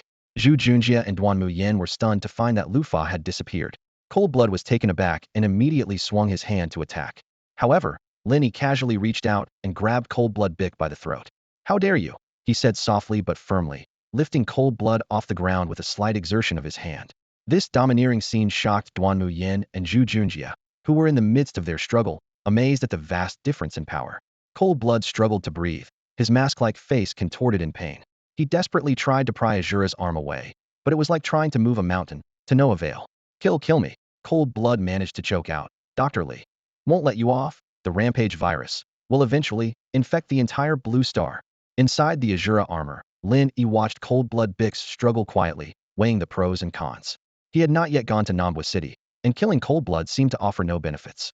Moreover, Duanmu was still too inexperienced and needed honing. In the end, he decided to hold back. Lin Yi channeled a wisp of his energy, using the Ares combat technique, and embedded it deep within Cold-Blood. "From now on, you'll be my locator for Nambwa City," he thought to himself. Then, Lin Yi suddenly flung Cold-Blood away, sending him crashing into the ground and creating a large crater. Lin Yi turned to look at the battered Cold-Blood Bick, the imposing gaze of the Ashura armor making the latter tense up, fearing another attack. "Do not let me see you in Hope City again," Lin Yi said coldly. Cold-Blood, feeling as if granted a reprieve, nodded repeatedly and scrambled to flee. Not far away, Duanmu Yin and Zhu Junjie watched the scene in astonishment. However, Lin Yi suddenly sighed. "As expected, I still can't carry out the so-called optimal plan." Before he finished speaking, he ran his hand over the red crystal on his brow, unleashing his energy. A purple electric flash of limitless rays instantly pierced through the fleeing Cold-Blood. Lin Yi stepped forward, the Ashura armor appearing in front of Cold-Blood Bick once more. "Sorry, I suddenly changed my mind." Cold-Blood Bick's eyes widened in shock. Upon hearing those words, Lingxua Bike was filled with despair. Suddenly, a powerful fist struck like thunder, and under the immense force, Lingxua Bike's body exploded into fragments, disappearing without a trace. Lin Yi felt invigorated, as if every cell in his body was rejoicing. He stepped forward effortlessly, once again standing before Duanmu Yin and Zhu Junjie. After dispelling the Shura armor, Lin Yi's face beamed with satisfaction as he cheerfully said, "Indeed, slaying these creatures is the best way to rejuvenate both body and mind." Duanmu Yin, hearing this, was filled with admiration and involuntarily exclaimed, "Master." Zhu Junjie, on the other hand, was exceptionally excited. After he and Duanmu Yin removed their armor transformations, he immediately rushed towards Lin Yi, playfully punching his shoulder with excitement and a hint of reproach. "You rascal! How could you keep such a thrilling secret from me? But at least you still have a conscience." Seeing this, Lin Yi calmly said, "It seems you two didn't finish off Lingxua Bike, this Vajra armor summoner." Before he could finish, Zhu Junjie quickly changed his demeanor. Looking at Lin Yi with sincerity and a touch of sadness, he said, "Lin Yi, we've been such good brothers. I've always believed you'd share any good things with me. I never thought it would come down to a summoner. And even when you have two, you still weren't willing to share. Have you forgotten the time you were cornered in the restroom?" "Stop!" Lin Yi interrupted Zhu Junjie decisively, showing a hint of impatience. He said helplessly, all right, I'll give it to you. But you'll need to undergo some training for a while to use the armor properly. It'll come in handy later." Zhu Junjie didn't hear a word beyond getting the Vajra armor summoner and eagerly nodded like a pecking chicken. Even if it meant selling himself, he would probably agree without hesitation. Lin Yi turned to look at Duanmu Yin, noticing the admiration and eagerness in his eyes. Duanmu Yin couldn't wait to ask, "Master, how can I become stronger? As strong as you?" His eyes shone with determination, clearly realizing his own shortcomings in the face of Lingxua Bike's power. After a moment of thought, Lin Yi advised, "The four elements armor requires you to understand the essence of the corresponding element. Truly grasp the meaning and power symbolized by fire, and you'll have better control over the Nava armor. Additionally, you need to engage in more battles to refine your combat skills and use the armor's abilities more flexibly." Duanmu Yin pondered upon hearing this, realizing that he hadn't been consciously connecting with the essence of fire while using the Nava armor, which resulted in limited elemental energy. Lin Yi continued, "I'm somewhat familiar with the situation in Nambwa City. I'll leave it to you to put in the effort these days. I might head there in a while, and who knows, we might fight side by side one day. Hearing this, Duanmu Yan's face lit up with joy. With Lin Yi's formidable strength joining, it seemed the downfall of Nandwa City's oxen was inevitable. Finally, Lin Yi decided to give a little surprise, curious to see if his motivation could help Duanmu Yan grow faster. He took out the Shura armor summoner, and with the infusion of cosmic energy, transformed into the Shura armor. The overwhelming yet majestic aura left both Duanmu Yan and Zhu Junjie in awe. Lin Yi patted Duanmu Yan's shoulder encouragingly. If your strength grows to a level that impresses me, maybe one day you could try out this armor. Upon hearing this, Duanmu Yan's eyes sparkled with determination. His fists clenched as he closely examined the imposing Shura armor, igniting a fierce fighting spirit within. In the next moment, Lin Yi grabbed Zhu Junjie and shouted, "Shift and change." Instantly, they vanished from the desolate mountain. Lin Yi's final words echoed in Duanmu Yan's ears. Head back to Nandwa City. Duanmu Yan stood there dumbfounded, looking around the vast, deserted landscape, suddenly realizing his predicament. Unable to contain himself, he shouted, "Master, how am I supposed to get back?" Lin Yi was unaware of Duanmu Yan's breakdown after he left. He silently justified this oversight to himself. It's a test, he firmly told himself. Then, he activated the Shura armor's teleportation ability and, together with Zhu Junjie, instantly returned to Hope City. Hope City was already buzzing with excitement. The heroic deeds of the armored warriors defeating the beastmen had spread throughout the streets, and even videos were going viral online. When Lin Yi led Zhu Junjie through the door of Huanhuan's teppanyaki restaurant, he was taken aback by the scene before him. Everyone was crammed onto the sofa, eyes glued to the TV screen. The television was showing footage of the confrontation between the war god Xingtian and Lufa. In the morning light, Xingtian's majestic figure was delivering a passionate speech. Gorfa does not represent the justice of King Peel. Snap! Lin Yi rushed forward in a few strides and decisively turned off the TV. What's so interesting about that? His face was full of awkwardness. Looking around, Kei Shanshan's beautiful eyes sparkled with a pleased smile, while Huan, Xiaodian, Xiaofei, and Xiaojiang all watched him with knowing smiles. Hey, I just had a showdown with Lufa. Lin Yi hastily explained. Lufa, the leader of the Netherworld Legion, the one who plundered the energy crystals of half the planets in the galaxy, and the former commander of the Ares planetary army. Aren't you worried about my safety, just sitting here watching highlights? Just as Kei Shanshan was about to reassure him, a familiar gruff voice came from the stairs. I told them not to worry. Emperor Yan's imposing figure appeared at the top of the stairs. With your strength and strategy, along with the Shura armor, defeating Lufa is no problem. Qing Zizai followed closely behind, wearing a relaxed smile. I didn't expect that as soon as I arrived, you had already taken care of everything. Looks like I'm the most relaxed spellcaster here. Lin Yi laughed heartily and pulled Zhu Junjie to the front. Let me introduce a newcomer. The summoner of the Vajra armor, still a bit green. Qing, Huan, you guys show him the ropes. The group sized up the burly yet gentle-looking new companion, and no one objected to Lin Yi's arrangement. Emperor Yin then asked in a deep voice, that despicable Lufa, did you kill him? Mentioning Lufa, his voice carried deep resentment. If it weren't for his own arrogance back then, he wouldn't have been defeated by Lufa's schemes, imprisoned for thousands of years, nor would Yinxing have fallen. Thinking of his home planet's current plight, Emperor Yan's gaze grew more intense, waiting intently for Lin Yi's response. Lin Yi furrowed his brow at Yan Di's inquiry, falling into a brief moment of contemplation. He meticulously recalled every detail of his fierce battle with Lufa before finally speaking. I did indeed use the Ashura armor to slay him. However, his voice carried a hint of doubt. Lufa's behavior in the fight was very unusual. He recklessly expended his energy, yet showed no fear of death. This contradictory behavior makes me wonder if he is truly dead. Turning to Yan Di, Lin Yi's eyes shone with curiosity. Is there some secret art in the universe that could allow someone to survive under such circumstances? Yan Di, upon hearing this, also sank into thought. His gaze became profound, as if searching the depths of his memory. After a moment, he spoke slowly, with a touch of uncertainty in his tone. There is indeed such a secret art, but I've never seen anyone successfully perform it. It is said that this technique can split the soul, dividing a person into two. However, it's a method of breaking down to rebuild. Once used, it means starting over from scratch. Lin Yi raised an eyebrow, his face showing surprise, but no fear. With confidence, he declared, even if he did survive, so what? I wasn't afraid of his previous strength, let alone starting over. As he grows stronger, so do I. What's there to fear? Yan Di, hearing this, showed a glint of admiration in his eyes. He laughed heartily and said, good. Only with such a mindset can one be worthy of the Ashura armor. Then, with a disdainful expression, he mocked, a clown like Lufa. Even if he survives by luck, so what?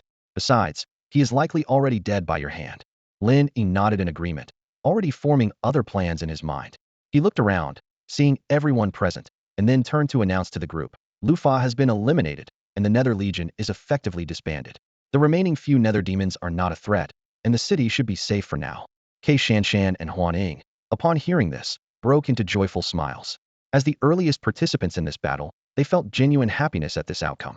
Xiao Tian and his companions also showed expressions of relief. Although they had fought far less than Lin Yi, they understood the danger and hardship of each battle. Now that the threat was removed, it was naturally something to celebrate. Noticing everyone's reactions, Lin Yi allowed a slight smile to touch his lips before quickly resuming a serious demeanor. He continued, but we cannot let our guard down. The current blue star is like a deep pool, with nether demons, Orcs, and the strange beasts of Jinghai being merely surface threats. What lies hidden at the bottom, we do not know. If other monsters or dangers arise, we must be ready to respond at any time. After hearing this, everyone nodded in understanding. They realized that although the immediate crisis was over, future challenges still loomed, and they must remain vigilant at all times. Lin Yi's eyes sparkled with a hint of pride as he announced his new plan. Since Ashura is here today, I've decided that once we're done here, we'll head to Jinghai City. Let's have Meijin set up a satellite positioning system for us.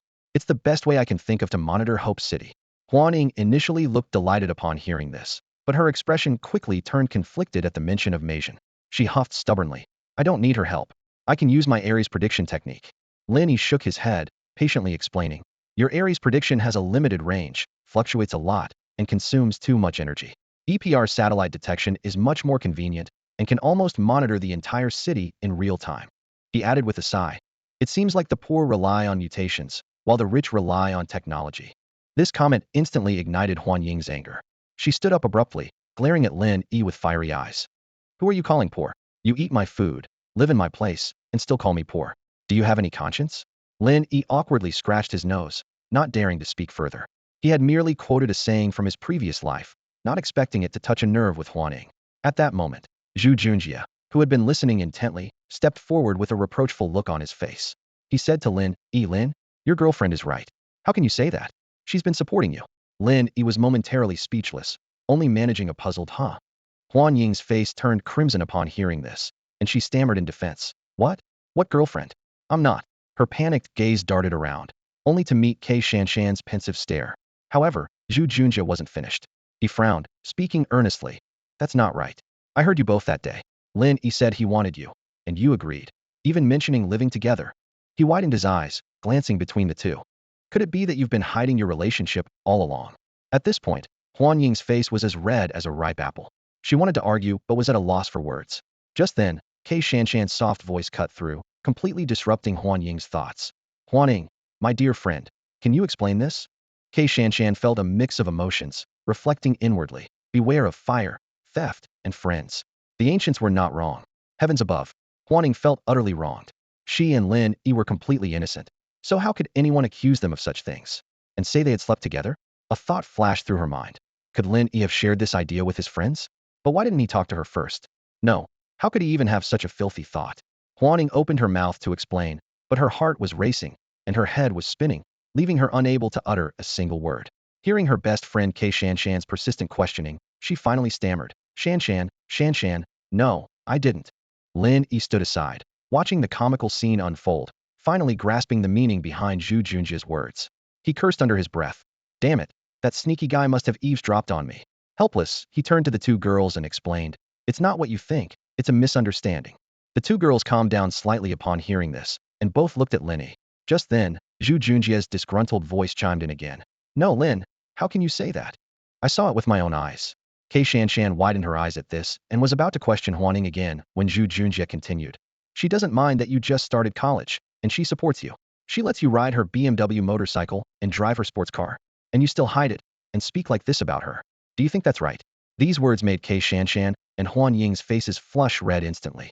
Zhu Junjie felt secretly pleased, thinking he was helping his good friend, unaware that Xingtian was already mortified beyond words, and Lin Yi wished he could strangle him on the spot. Xingtian recalled the gifts she had given Lin Yi and suddenly realized that, in the eyes of others, this looked like supporting him. Today, she wore what she had on when Lin Yi first met her, a black over-thinny skirt paired with a loose white shirt, her black hair tied up in a ponytail, exuding a blend of grace and youthful energy. Her face flushed, even her neck turned pink, and she looked up at Lin Yi with a slightly tipsy glance, only to see him smiling at her. which made her lower her head again. Huaning also realized what was happening. Seeing Kei Shanshan's shy demeanor, she felt a surge of annoyance. So I'm taking the blame for you? Why should I be embarrassed then? Today, she wore a simple and neat outfit. Fitted light blue jeans that accentuated her perfect legs, paired with a white t-shirt. Her light brown hair tied up at the back, giving her a clean, energetic look. She stormed over to Lin Yi, eyes wide with determination.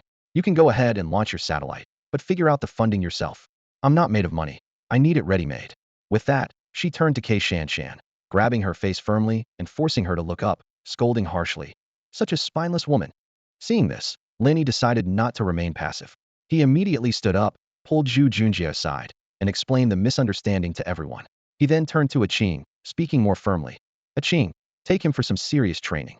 He assured Zhu Junjie. Don't worry, I'll evaluate your training results. Next, Lin Yi took out the Shura armor summoner and pressed the button in front of Yen Di. In an instant, the imposing and dominant Shura armor appeared before everyone. Yen Di was stunned, muttering to himself. Why does this feel like the original partner has become the third wheel? Lin Yi ignored him. His focus was on healing Yuzi. The Shura armor scanned the surroundings, and Lin Yi's voice followed. I need to purify Yuzi's genes and take care of Kara as well. Hearing this, Xiao Tian beamed with joy, and the group shared in the happiness for Yuzi. With a thought, Lin Yi opened the zero-gravity high magnetic prison, and a spatial vortex appeared. Detecting movement inside, he murmured to himself, already awake? Inside the prison, Yuzi opened her eyes and, spotting the exit, smiled smugly. She stood up, walking out with her head held high. In the end, you have to let me out, don't you? What can you do to me? However, upon seeing the imposing Shura armor, the fear she once felt surged back. Kara screamed through Yuzi's body. Impossible. Lin Yi chuckled softly. Nothing's impossible. He raised his hand, an invisible force gripping Kara's throat. Kara struggled, gasping, cough, cough. If you kill me, the girl dies too. Lin Yi retrieved the Gen Wu Vajra pestle from the spatial vortex, saying coldly, Yuzi's fate is not your concern, but you, Kara, are doomed. He pointed the pestle at Yuzi, and a beam of light entered her body. Kara let out a harrowing scream as her form shifted wildly within Yuzi. Moments later, she was forcefully expelled, crashing to the ground. Clutching her chest, Kara glared at Lin Yi's Gen Wu Vajra pestle with hatred in her eyes. Lin Yi paid her no mind, pinning her to the ground while continuing to purify Yuzi, who lay on the sofa. He turned to Xiao Tian, asking, do you want to deal with her yourself? Upon hearing Lin Yi's words, Xiao Tian looked at the trapped Kara with a complex expression, a hint of sadness flickering in his eyes. He turned to Lin Yi, speaking in a low voice. Go ahead. But, I want to see what happened back then with my own eyes. Senior Yin Emperor mentioned that the Ashura armor can take one back to the past. I want to see if that's possible. Lin Yi nodded slightly, a knowing look on his face. He understood Xiao Tian's desire to save his parents, but he also knew it was a futile endeavor. I'll deal with Kara first, and then we can talk in detail. With the Ashura armor enveloping him, Lin Yi's every step was filled with menace, like the arrival of death itself. Kara struggled desperately, but could not break free. She let out a shrill laugh, lifting her gaze to Lin Yi. I just want to ask one last question. Where is the general? Lin Yi looked down at her, his voice calm. Him? I defeated him before you. Whether he's dead or alive, I can't say. Hearing this, Kara was utterly despondent. She closed her eyes and shouted loudly. General, Kara, deputy captain of the Scarlet Underworld squad, is here to follow you. Before her voice faded, the demonic energy around her surged dangerously, as if she intended to go down fighting. Lin Yi remained unflustered, the Ashura armor clenching a fist and gathering immense power. You are indeed a loyal subordinate, he commented with a hint of sarcasm, then delivered a powerful punch. In an instant, Kara was shattered on the spot, a purple aura enveloping her, with no remnants left behind. The deep red genetic code appeared, and Lin Yi grabbed it, crushing it with force. With a bang, the genetic code transformed into specks of light, dissipating into the air. Having dealt with Kara, Lin Yi turned to Yuzu, who was undergoing purification by the Vajra pestle. He could sense that her genes were nearly restored and she would soon awaken. Moments later, Lin Yi retracted the Vajra pestle and placed it back into the zero-gravity, high magnetic prison. This Ares artifact seems to have limited functions, Lin Yi mused to himself. Aside from its known uses, he had yet to discover other capabilities of the Vajra pestle. As for methods to counter the Ashura armor, only practical combat could verify that. However, with both artifacts in his possession, this function was temporarily unnecessary. As he closed the prison, a fleeting inspiration crossed Lin Yi's mind, as if he had forgotten something important. Just then, an impatient Xiao Tian stepped forward, interrupting his thoughts. Lin Yi, I want to know if the Ashura armor can really take one back to the past and change what happened. Xiao Tian asked eagerly. Lin Yi looked at the hopeful Xingtian, then glanced at Yin Emperor standing with arms crossed by the sofa, and nodded helplessly. As Lin Yi finished speaking, Xingtian's face was just about to break into a smile when he was interrupted by Lin Yi's serious follow-up. Lin Yi explained solemnly. Theoretically, the Ashura armor can indeed achieve that. However, you are facing two problems right now. He raised one finger and continued. Firstly, your energy intensity is not yet sufficient to activate the Ashura armor's abilities. Although you have some righteous energy within you that can temporarily summon the armor, without adequate energy intensity, it's like having impure and insufficient energy inside you, which will affect the use of many abilities. Upon hearing this, Xingtian furrowed his brows, a look of determination mixed with frustration crossing his face. Just as he was about to speak, Lin Yi raised his hand to stop him. I know you want to say you'll train hard to quickly improve your energy intensity, Lin Yi said, his tone growing more serious. But that's just one issue. The second problem is more severe. At this point, Lin Yi turned to look at Yin Di, his expression becoming even more grave. After summoning the Ashura armor, I discovered that the abilities to travel back to the past and forward to the future seem to be sealed. To put it plainly, the limits for these time-related abilities have been raised indefinitely. Taking a deep breath, Lin Yi continued. Under normal circumstances, since eventually Xingtian's energy can open a time-space channel to return to the past, I should be no less capable than Xingtian at his final stage. Yet, I can't even sense the ability to activate this now. In short, with my current ability, I can't open a time-space channel. Lin Yi looked at Xingtian with a hint of apology and helplessness in his eyes. Xingtian, understanding Lin Yi's point that even Lin Yi couldn't do it, making it impossible for him, felt a sense of despondency. Then, Lin Yi deactivated the transformation of the Ashura armor and approached Yin Di. In Yin Di's surprised gaze, he placed the Ashura armor summoner into his hands. Huh? What do you mean by this, kid?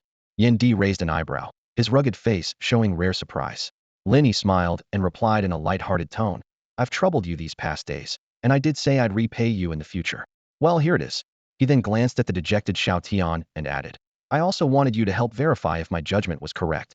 If I'm wrong and you can open a time-space channel, that would be even better.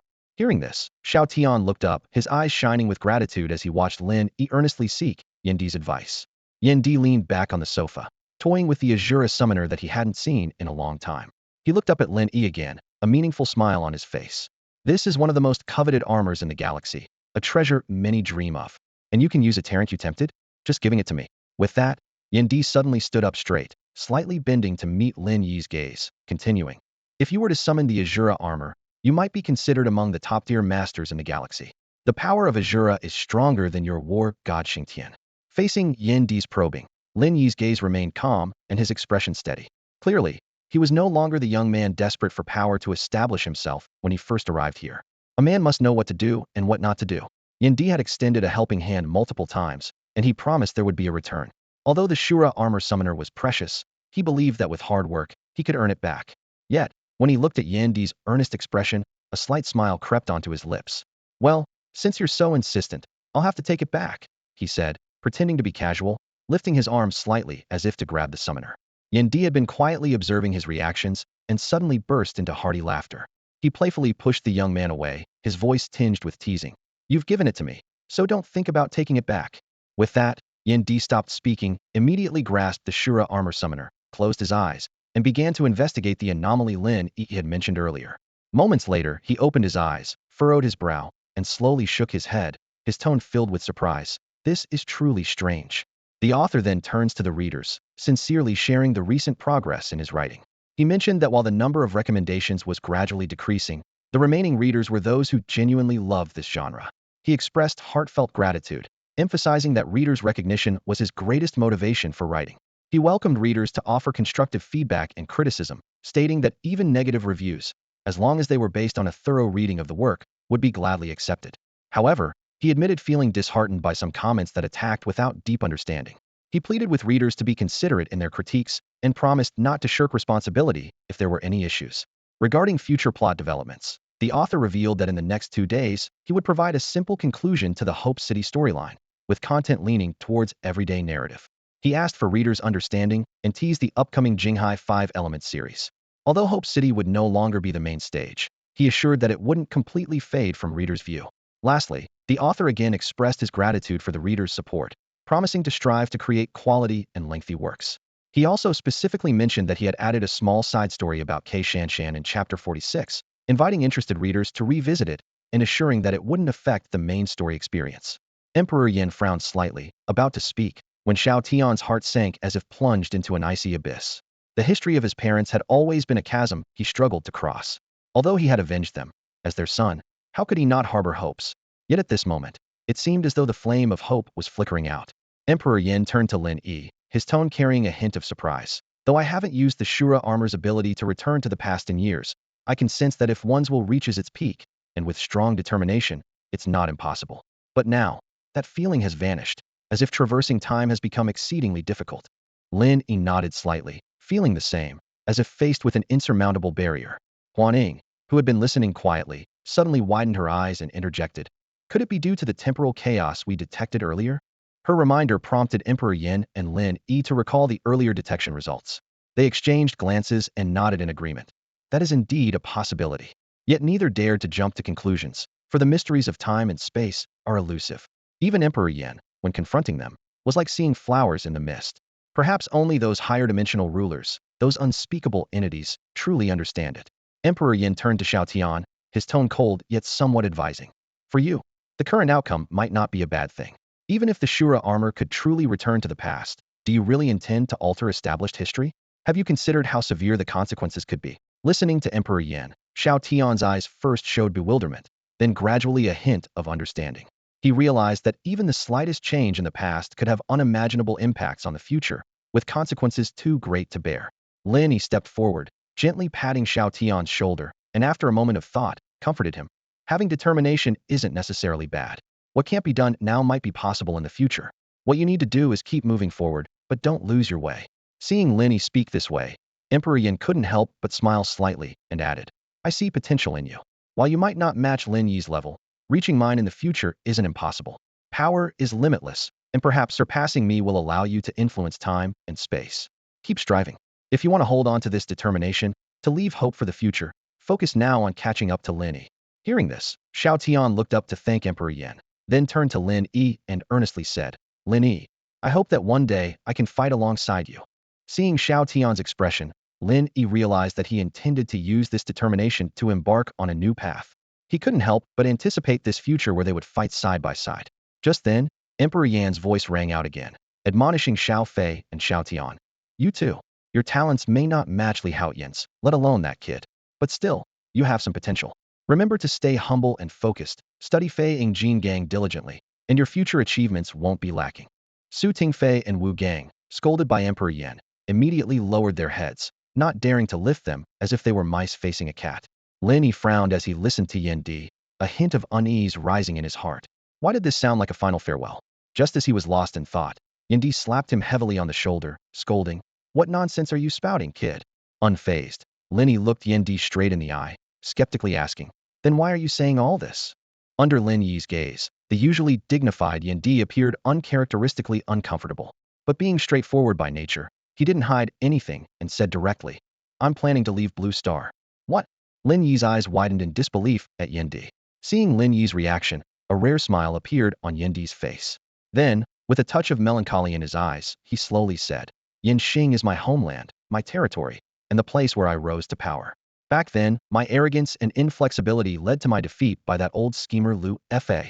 Yinxing was overrun. Over the years, I haven't dared to imagine what Yinxing has gone through, my subordinates, my people. For once, the usually rugged and righteous Yin Di showed a more delicate side. He sighed deeply and continued, Until now, strangely enough, seeing you like this makes me uncontrollably nostalgic for that place. I've always thought I was born for battle, and it was through fighting that I became a leader on Yinxing. I should continue seeking stronger opponents. When you first released me, that's what I intended to do. Everyone present listened quietly to Yin Di's words, surprised that such a seemingly fearless warrior had so many concerns.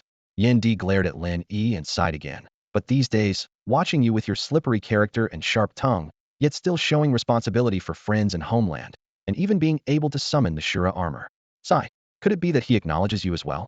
The more you care, the harder it is to pretend not to see or feel it. Lin Yi looked innocent, baffled by the unexpected scolding. Yin Di continued, So I've decided to return to Yinxing, not for anything else, just to see what it's like now, how the people in homeland are. That battle back then led to the planet's downfall because of me. I originally planned to challenge strong opponents on Blue Star before returning, but now I've changed my mind. It's time to put them before myself for once. Lin Yi felt a mix of emotions, both moved by Yan Di's ability to let go of his obsessions and saddened by the impending loss of such a powerful protector. Seeing Lin Yi's worried expression, Yan Di laughed heartily, giving him another slap on the shoulder, saying, "Look at you. I'm just going back for a look. I'll be back soon. After all, there seem to be quite a few strong individuals on your planet now." Lin Yi nodded helplessly, relieved that his own strength wasn't too weak. He thought to himself, when your bodyguard decides to leave, even if you feel reluctant and at a loss, you should still smile and wave him off, hoping for his quick return. Casually, Lin Yi remarked, "I heard that in Jinghai City, there's a battlefield between the Bright Realm and the Shadow Realm. Maybe the top figures from both worlds will get involved." Hearing this, Yandi's eyes lit up, his resolve to leave even stronger. Finally, Yandi stretched his body, activated the Shura armor summoner, and instantly transformed into Shura. Unlike Lin Yi's transformation, Yandi's Shura armor exuded an overwhelming aura, making everyone present feel pressured. A golden red pattern lit up on Lin Yi's forehead, and a protective shield appeared before everyone, isolating them from the powerful aura. "Huh? You've got some skill now," came Yandi's surprised voice from within the Shura armor. He scrutinized Lin Yi, then, as if recalling something, cautioned again, "I know you must have acquired Lu Fa's battleship, but I advise you not to leave the planet anytime soon. Your strength isn't enough yet. The universe changes rapidly, and individual power is but a small part. Right now, your planet is a temporary vortex in the universe, and the chaotic space-time is the perfect opportunity to train and enhance your strength. Wait for a significant improvement in your abilities before considering leaving Blue Star." After giving his instructions, Yandi shook his head and murmured to himself, "Why am I telling you all this? I might be back soon, and then I can explain it to you." With that, he turned and walked out, with Lin Yi following closely, curiously asking, "Elder, how are you leaving? Are you going to traverse the stars with your physical body?" Once outside, a terrifying purple lightning suddenly erupted around Yandi, and a powerful energy swept through the area. He tapped a few buttons on the Ashura armor summoner with his right hand and called out, "Inferno Steed." In an instant, under the influence of this mighty energy, a corner of the sky above Yandi began to distort, then suddenly contracted to form a spatial passage. Accompanied by a sharp, air-tearing sound, a streak of purple lightning shot out from the passage and stopped instantly before Yandi. This was the Inferno Steed, a sleek, purple shuttlecraft. It was twice the size of the shuttlecraft used by the Xingtian team, with a more imposing structure, exuding a strong sense of intimidation. Yandi replied to Lin Yi, "Kid, aren't you asking how I travel? This is how." With that, he leaped up, and the light purple, high-precision canopy of the Inferno Steed opened, taking him inside. Lin Yi watched the shuttlecraft with excitement, thinking to himself that he would have to check out Xingtian's shuttlecraft later. After entering the Inferno Steed, Yandi's voice echoed one last time, "Kid, don't forget our challenge." Before the words even faded, the shuttlecraft burst into a flash of purple lightning and, with a sound of instant space penetration, vanished into a beam of light.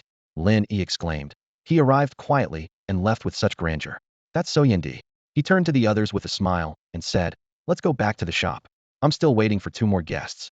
Back at the teppanyaki shop, Xiao Tian and the others went to the backyard with Kei Shanshan, where Qing was instructing Zhu Junjia. They joined in the training. Huaning gave Lin Yi a strange look before heading upstairs, possibly still holding some resentment towards him. Finally alone, Lin Yi excitedly opened the panel to receive his reward. After defeating Lu Fa, he had acquired the Ares combat technique. Instantly, a vast array of combat skills flooded his mind, and this power even began affecting his body.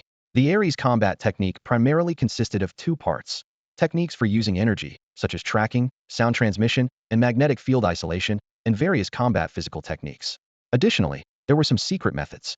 Lin Yi rubbed his chin, feeling the new knowledge in his mind, and mused, "If I can integrate these physical techniques and energy usage skills, I might be able to handle most situations just with my nether physique." What he didn't know was that the Ares combat technique was actually the essence of the entire Ares Star military's combat knowledge, covering all aspects and considered the supreme manual of the Ares Legion. Most people weren't even qualified to learn all of it. After Lin Yi devised a plan to master the Ares combat techniques, he finally unlocked the most valuable reward of this large chain mission: the ability to summon any ordinary armor. As he scanned the selection interface, he saw that aside from the ones he already possessed, Xingtian, Fei Ying, and Jin Gang, there were 9 other armors to choose from: Yin Long, Feng Ying, Dihu, Shui Ao, Hei Shi from the 5 elements, and Na Hua from the 4 elements. Lin Yi pondered. He already owned the 3 armors of the sun, moon, and stars, so there was no need to choose them. The 4 elements armors seemed to be summonable as long as one had the summoner. In contrast, The five elements armors had the strictest summoning conditions, requiring the corresponding bloodline. He couldn't help but wonder if choosing a five elements armor would grant him the corresponding bloodline, or if it would simply block the armor's sensing. After much consideration, Lin Yi decided to choose a five elements armor. Although he was unsure how the system would grant him the summoning rights, as long as he could summon it, it would be enough. He planned to head to Qinghai City, where he could surprise the people there with the five elements armor. Among Yanlong, He Shi, and Shui Ao, Lin Yi finally set his sights on Yanlong Di Hu and Feng Ying were relatively average, but the Yanlong armor, like Xingtian, had a high potential despite its mediocre stats and no obvious weaknesses. With his decision made, Lin Yi decisively chose the Yanlong armor summoning rights. Instantly, a fiery red light appeared out of nowhere, like a surge of new energy entering his body. A warm current swept through his body, even enhancing his power, revealing a red-gold pattern on his forehead and unleashing a powerful aura. After a few breaths, Lin Yi felt the energy gradually dissipate. He widened his eyes, somewhat speechless. That's it? Not even a summoner. Clearly, the system only granted him summoning rights. He still needed to earn the summoner and qualification himself. Lin Yi realized that to summon the Yanlong armor, he must replace the original summoner. He couldn't help but sigh. If only I had a fire crystal stone. This meant that going to Qinghai City would inevitably lead to conflict. He decided to first observe whether the summoner there matched his memory and see if the other party was sensible. Even without the Ashura armor, Lin Yi's current prowess with the war god Xingtian was not to be underestimated. At that moment, the door of the teppanyaki restaurant opened, and Enmashio and Xiao Shifei walked in together. Lin Yi turned to look at them, a smile on his face. I thought you weren't planning to see me again. Both of them wore wry smiles. Enmashio approached Lin Yi and shook his head. You've already eradicated all the threats in Hope City. If we don't come to find you, you might seal us away as well. Xiao Shifei also took a few steps forward, a hint of melancholy in his eyes. I've been recovering in the wilderness since I was injured by the Flame Emperor. Lin Yi nodded in understanding. He was not a heartless person. Looking at the two captains of the Netherworld, he stood up and faced them. After a moment of thought, he said, I know you both just want a peaceful life, but I have something I'd like to ask you to help with. And Mashio and Xiao Shifei asked in unison, surprised, what is it? Lin Yi's face showed a slightly bashful smile. Do you know how to operate the Apha's battleship? Meanwhile, on a long-distance bus about to depart from the Hope City bus terminal, an oddly dressed man sat quietly in a corner. He wore a well-fitted suit, leather shoes, and a hat with an unusually wide brim. Strangely, no one around seemed to notice his presence. The bus slowly drove out of Hope City. The strange man turned his head to gaze at the rapidly passing scenery outside the window. His occasionally revealed face, full of gloomet, was none other than Badu. A hint of red flashed in his eyes. His mouth set in a tight line as he murmured softly, I told you, Lin Yi, Xingtian, we are not finished yet. What? You want to activate the Afar's battleship? And Moshio's eyes widened in disbelief, and even Xiao Shifei, who was usually expressionless, showed a rare look of shock. Lin Yi continued with a cheerful smile. It's just sitting there anyway, so why not test if it still works after all these years? And Moshio and Xiao Shifei exchanged glances, momentarily speechless. The Afar's battleship represents the pinnacle of Ares Star's technology, capable of achieving limitless energy with the Powerball from the Gungshu Vajra. But since Lin Yi had already made up his mind, and the Gungshu Vajra was in his possession, it seemed only he could operate the battleship. With a sigh, Enmoshio explained to Lin Yi, the Afar's battleship is very intelligent.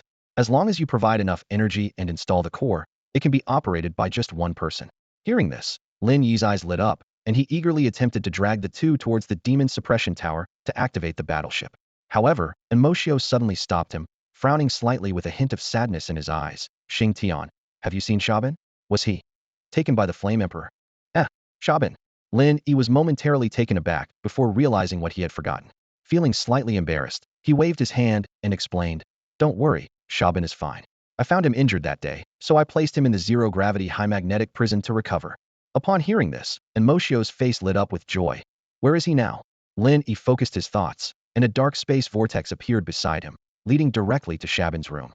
He's still in there. Inside the zero-gravity high magnetic prison, Shaban felt as if time was dragging on endlessly. The more he thought, the more panicked he became, almost driving himself to despair.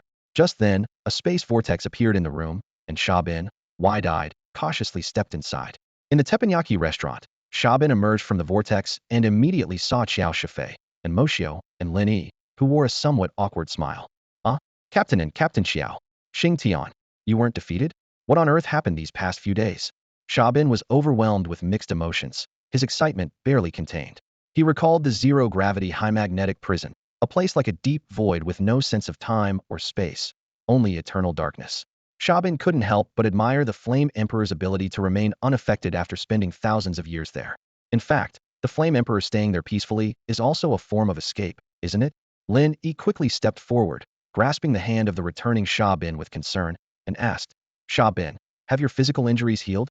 Since you're back, there's something I'd like your help with. His words cleverly interrupted the question Xiaobin was about to ask. Xiaobin's expression became serious as he responded earnestly. Whatever it is, Xingtian, just say it, and I'll do my best to help. After all, in his mind, Lin Yi had saved his life to some extent. Lin Yi felt a twinge of guilt, silently berating himself for forgetting Xiaobin's kindness. And Ma Xiao and Xiao Shifei, upon hearing this, also immediately expressed their willingness to help. Lin Yi smiled and waved them off, explaining that this task could only be accomplished by Xiaobin. He explained his request to Xiaobin in detail, using the identity of the security department's Beast Human Investigation Team to deter those interested in him and Huan's teppanyaki. Lin Yi stated that he didn't mind being photographed, but didn't want people to deliberately seek him out or involve higher-ups. Xiaobin confidently patted his chest, promising he could act as a dedicated contact, joking that it might even boost his rank. Lin Yi nodded in relief and then sent Xiaobin off to report the disappearance. Xiaobin confidently assured him he was experienced in handling such matters. Next, Lin Yi brought in Ma Xiao and Xiao Shifei to the backyard training ground. He introduced them to Kai Shanshan, Huan Ying, and Xiao Tian, encouraging everyone to seek advice on armor techniques and combat experience from the former leaders of the Underworld army. Xiao Gang and Xiao Fei were immediately intrigued by the two, while Xiao Tian remained indifferent. Kai Shanshan and Huan Ying focused on enhancing their mental abilities, while Qing guided Zhu Junjie through some basic knowledge. Lin Yi looked around at everyone, smiling as he offered to also provide guidance, but they pretended not to hear. Who would voluntarily seek a beating? Lin Yi turned to Zhu Junjie, giving an official smile. Xiao Zhu, Qing must have taught you a lot of theory. Let's put it into practice now. Zhu Junjie cautiously backed away, hiding behind Qing. I know you're looking for revenge. I'm not stupid, I won't fight you.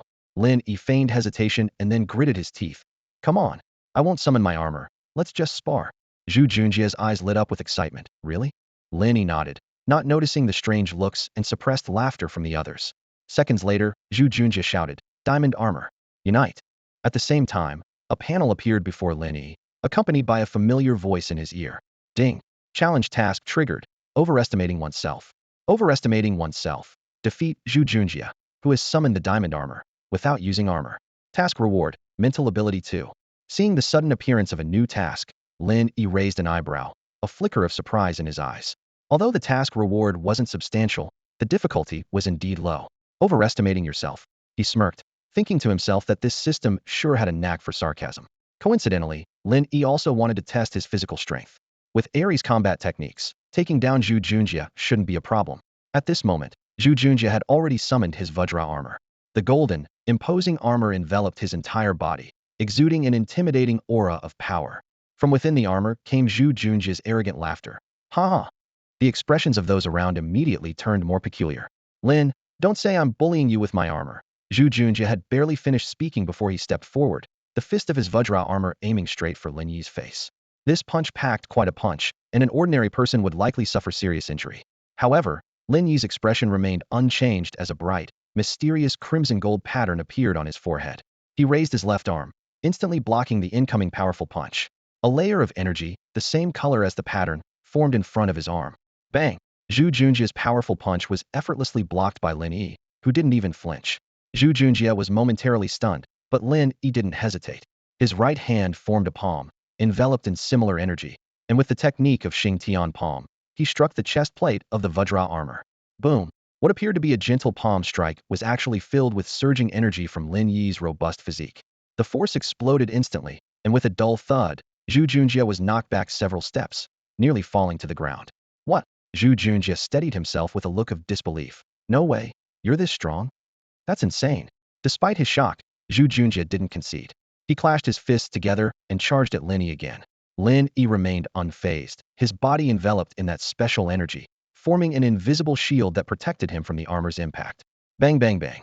Lin Yi's hands moved swiftly, easily deflecting Zhu Junjie's continuous attacks. Then, he turned his palms into fists and launched a fierce counterattack. At the same time, Lin Yi concentrated his mental energy, his attack speed suddenly increasing.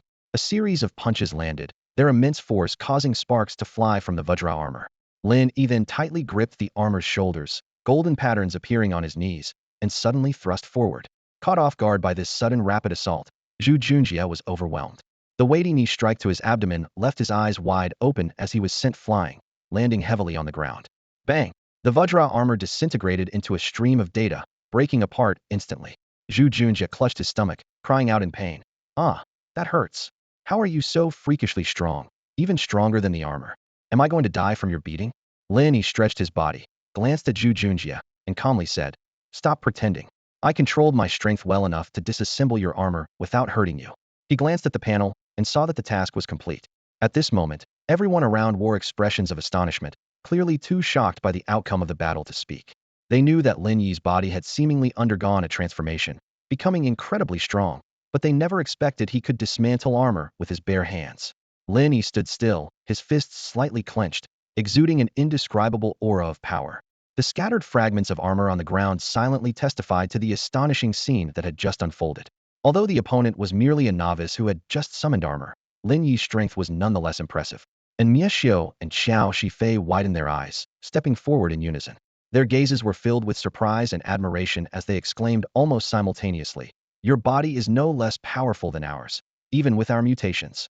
Lin Yi simply smiled faintly at their words, choosing not to reply. He thought to himself, You're just stating the obvious. Your mutated bodies, they just haven't been altered in appearance by demonic energy.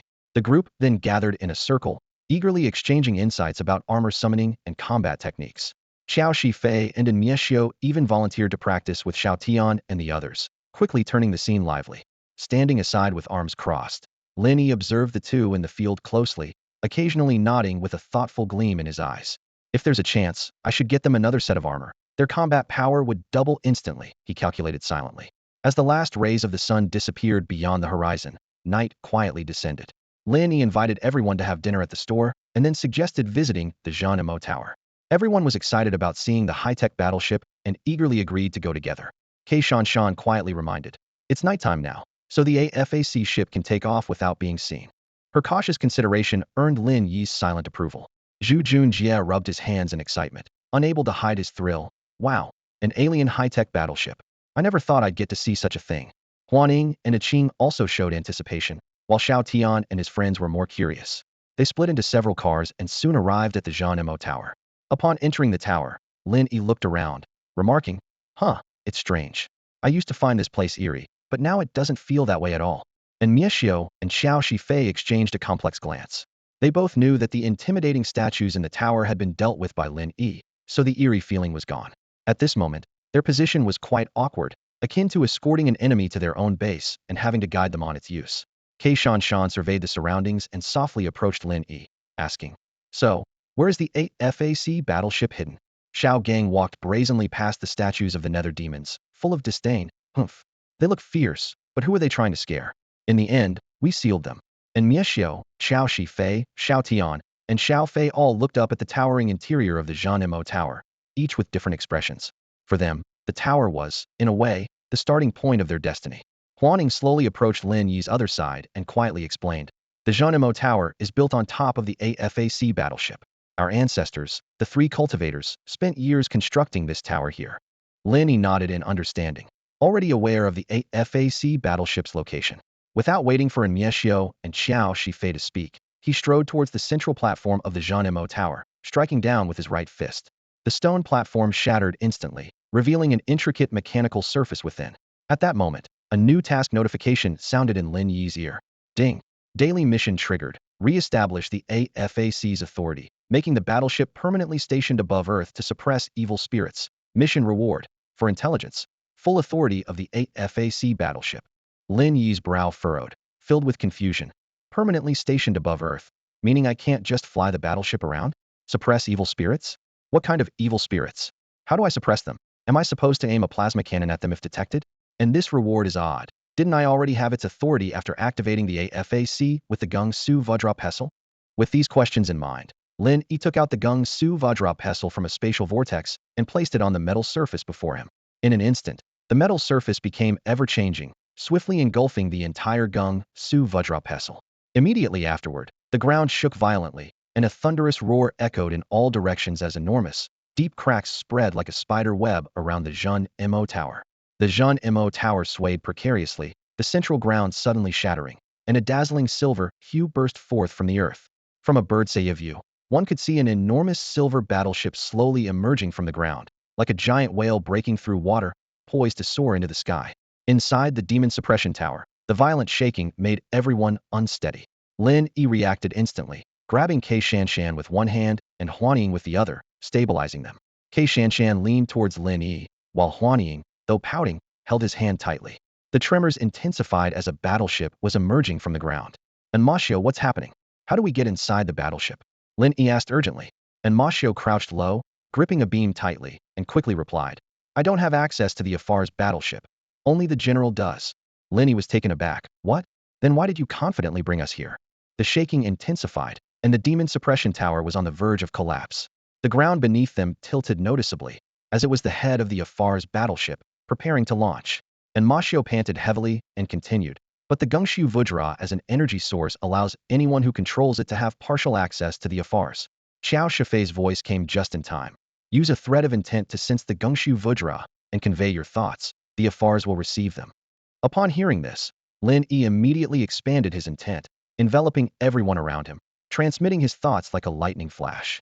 The demon suppression tower collapsed with a roar, debris flying everywhere. Xiao Tian and others huddled in a corner, barely maintaining their balance. Zhu Junjie clung to a statue of a ghostly demon, puzzled. Weren't we here to see the battleship? Why can't we get inside? Outside, the residents of Hope City rushed outdoors, thinking an earthquake was happening. The Afars emerged from the ground, creating a massive chasm. Dirt flew into the newly formed pit as the battleship tilted upward like a rocket, its tail emitting a powerful blue flame, with incredible thrust. Boom! Amidst the rocket-like roar, the Afars accelerated abruptly.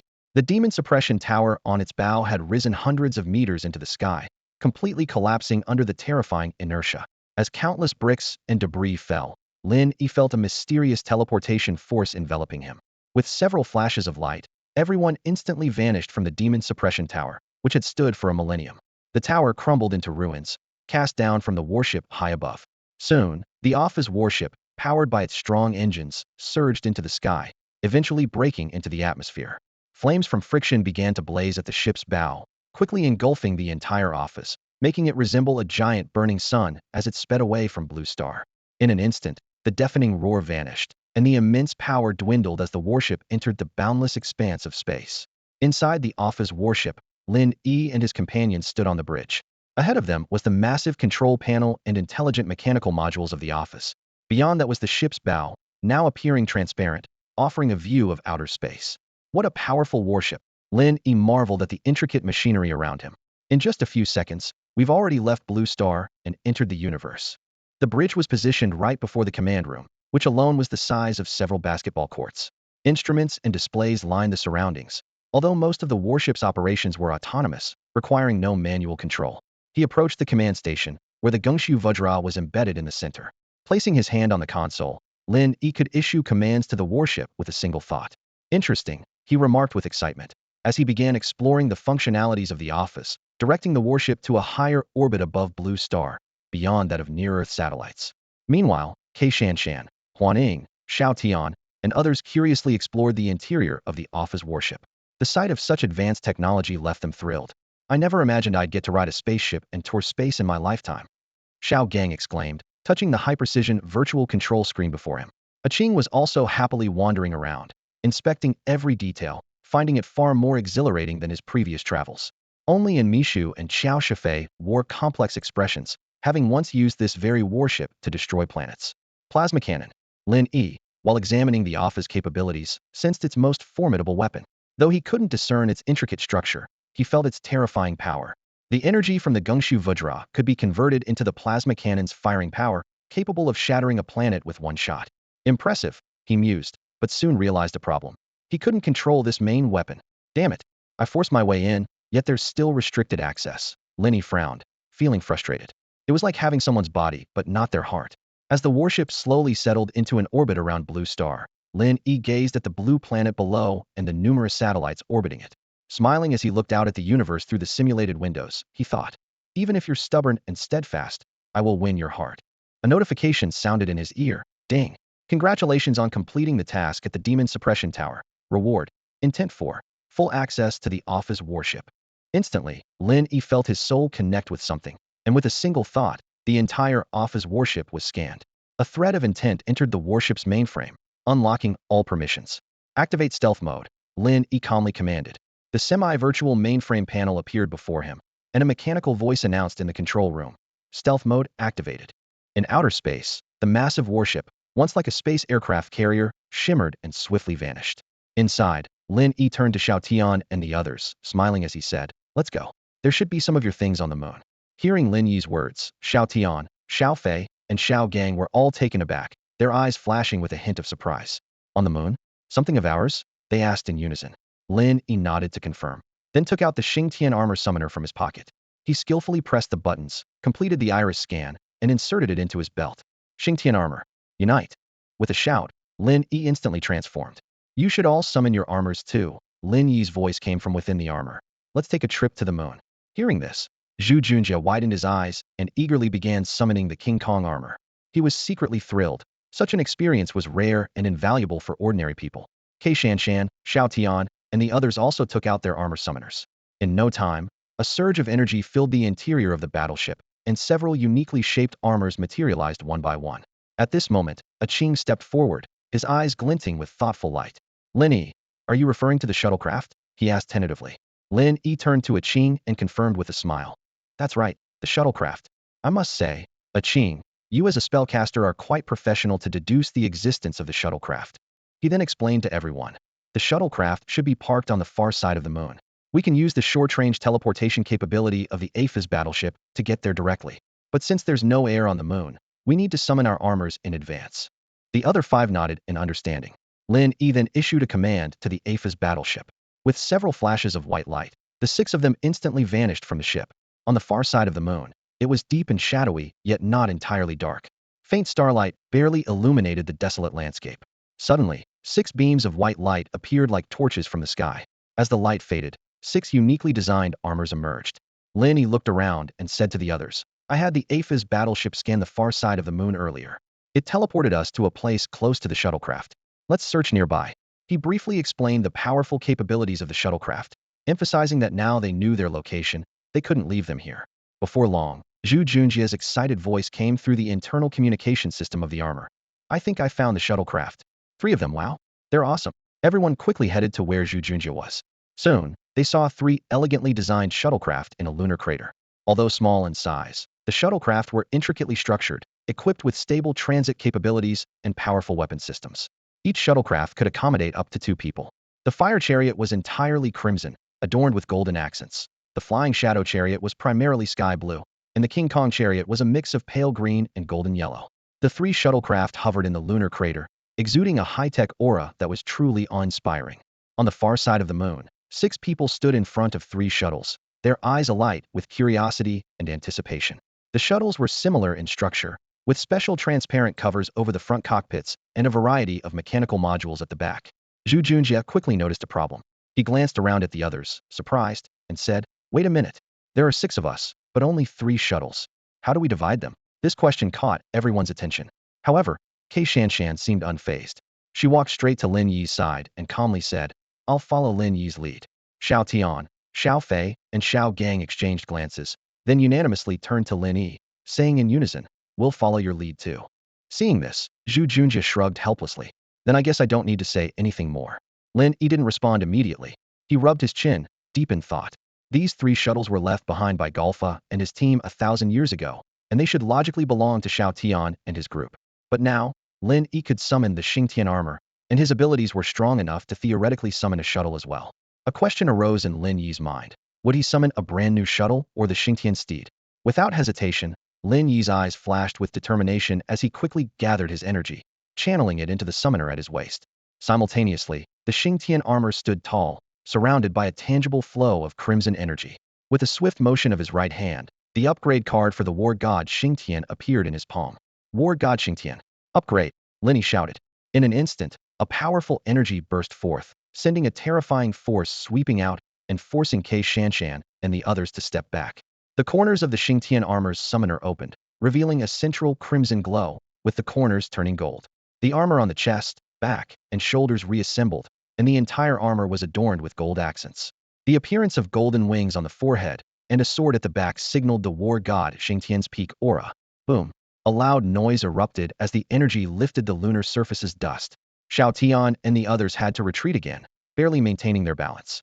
What a powerful aura, Xiaotian exclaimed, as he summoned the fire punishment sword and thrust it into the ground to brace against the shockwave. Kei Shan, half kneeling on the ground, looked up with her feying armor's eyes glowing blue. He's really becoming stronger. Zhu Junjie and Xiao Gang, both clad in their golden armor, stood side by side, struggling to withstand the impact. Zhu Junjie exclaimed in surprise. Is Lin always this strong? Xiao Gang responded dismissively. You think just anyone can be my leader? Lin Yi relished the surge of power within him, feeling immensely invigorated. After completing 2 tasks, his energy seemed to have reached a new level, a powerful, yet somehow obstructed sensation. On Blue Star, he never had the chance to unleash his power so freely, but now, the opportunity had finally arrived. I wonder just how strong I've become, Lin Yi pondered. It's a pity Yin Di has already left. Otherwise, we could have sparred again. Inside the war god Xingtian, Lin Yi's eyes turned crimson, with a pattern glowing at his brow, amplifying his power further. His energy continued to rise, and a thought echoed in his mind. Faster. Reach the limit. All his energy poured into the summoner, culminating in another explosive release. Lin Yi's eyes momentarily lit up, a smile playing on his lips as he softly declared. Now. The war god Xingtian, with one hand on the summoner at his waist, extended his other hand forward, slightly cupped, as a summoning card materialized out of thin air. He swiftly pressed the newly appeared card into the summoner, then shouted, War god Xingtian steed. Boom. An intense burst of fiery red energy erupted, tearing through space in a massive crimson vortex above the war god Xingtian. Amidst the tremors, a golden red light shot out from the vortex, appearing before Lin Yi in the blink of an eye. Lin Yi reigned in his aura, satisfied as he surveyed the exquisite golden red shuttle before him. The shuttle's armor was adorned with gold and red hues, with intricate patterns covering key areas. The light blue cockpit cover added an air of prestige, and its propulsion and weapon systems were more imposing than those of the other shuttles. Although not as large as the Purgatory Steed, it was no less impressive in presence. Lin Yi gazed at the brand new shuttle in front of him, his eyes sparkling with delight and satisfaction. This shuttle, summoned by the war god Xingtian, stood out with its striking new appearance. Not far away, others were also drawn to this new model, gathering around it. Xiao Gang squeezed to the front, curiously touching the war god Xingtian's steed, and teasingly turned to Xiaotian. Xiaotian, we're all part of the Xingtian armor, so why is your shuttle so different? Xiaotian shook his head in response. Maybe it's because the shuttle summoned in the battle mode is different. As everyone closely examined the new shuttle, Lin Yi explained to the group. The original shuttles on the moon were left by the previous summoners of the 3 armors 1,000 years ago. Those belonged to Xiaotian and the others. He then looked at Zhu Junjie and Kei Shan, adding, if the 3 of us want to summon a shuttle, we'll have to rely on our own efforts. Hearing this, Zhu Junjie nodded repeatedly, silently determined to train hard and summon such a cool ride. Lin Yi didn't linger on the moon for long, and immediately directed everyone to pilot the shuttles back to the Apha's warship. This lunar trip made him realize that with full access to the warship, he could easily control it even from a distance. He decided to station the warship in space. Subsequently, Lin Yi maneuvered the warship to lower altitude, returned to Earth to teleport Welcome and others back to the ground, and then returned to the initial position. He turned to Qiao Shifei and Miao Xiao, who were gazing at the night sky, and said, since you've both adapted to life on Earth, I won't say much. But with the current chaotic situation, if evil creatures appear in the city again, I hope you'll lend a hand. Qiao Shifei and Miao Xiao turned around, smiles on their faces. Of course, they replied in unison. Even if we weren't friends, we'd still step in during such situations. Lin Yi nodded with a smile, and then everyone parted ways. Lin Yi, Welcome, Kei Shan, and others returned to the teppanyaki restaurant. Xiao Tian, worried about Yuzi, immediately went upstairs to check on her, and was relieved to find she was fine. Lin Yi returned to his room, comfortably lay down on his bed, and for once, had a good night's sleep. Despite the system's assistance, his battles had been intense. In just a week, he had eradicated Lu Fa's nether army, constantly fighting nether demons or searching for them. Calling him a nether demon slayer wouldn't be an exaggeration. That night, Lin Yi slept soundly. However, many others were restless and couldn't sleep. In the vast expanse of the starry sky, Yin Di piloted the Inferno steed, leaping through space in search of natural wormholes, racing towards his home thousands of light years away. His figure flickered in the cosmos like a beam of light traversing time and space. Meanwhile, life on Earth continued as usual. In the welcoming room downstairs, Yu Shanshan and Huaning sat close together, speaking in hushed tones. A fleeting hint of sadness crossed Xingtian's eyes as she thought to herself, he'll probably be leaving soon. In the security office, Xia Bin, who had been absent for 3 days, was still buried in work, with urgent reports and proposal drafts piling up.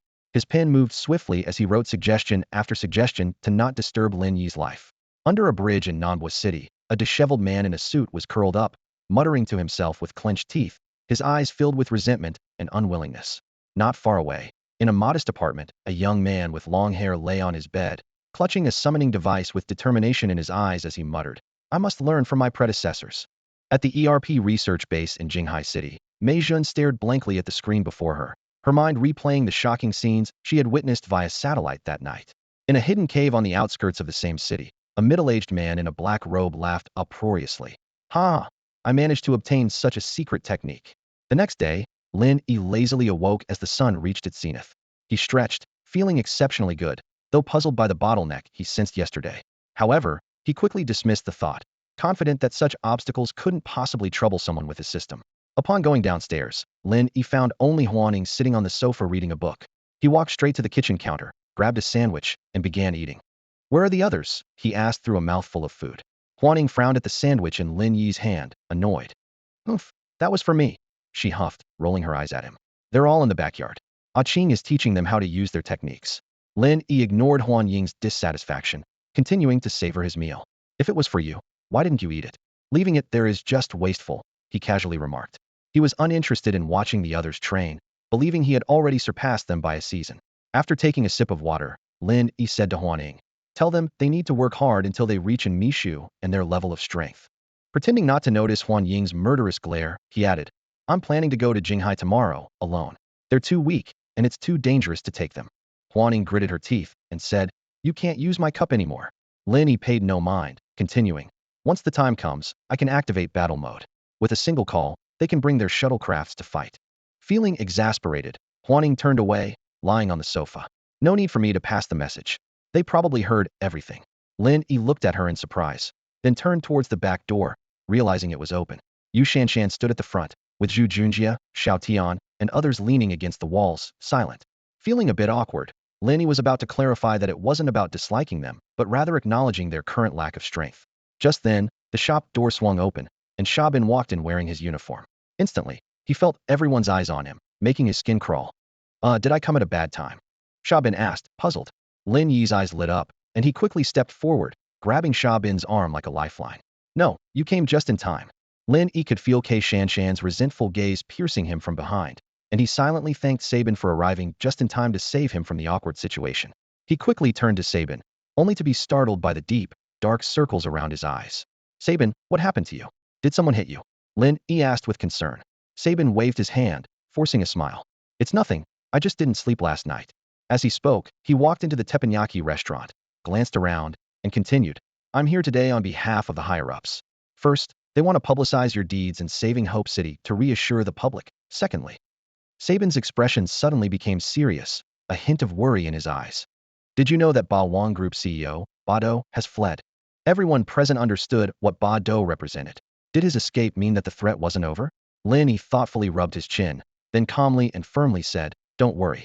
I've heard a saying that applies to me as well. Enemies defeated by me never pose a threat again. I give them a chance to catch up, but they never do. His words invigorated everyone present. Though it sounded arrogant, Lin Yi's confidence somehow provided reassurance. Sabin's worry slightly eased as he continued. The higher-ups believe such a large corporation can't be allowed to collapse. With Ba Do gone, his shares are now available.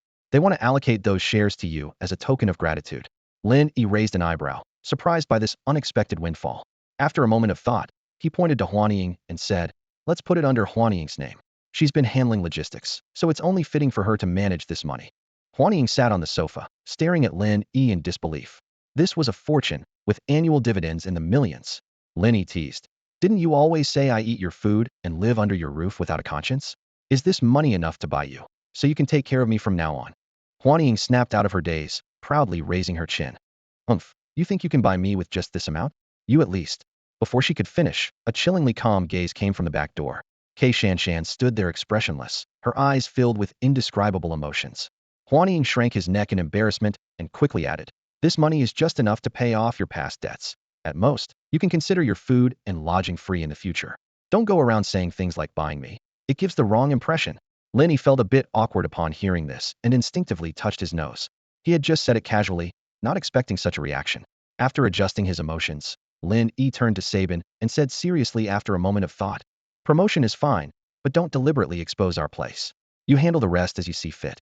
After a brief conversation, Sabin bid farewell and returned to the unit.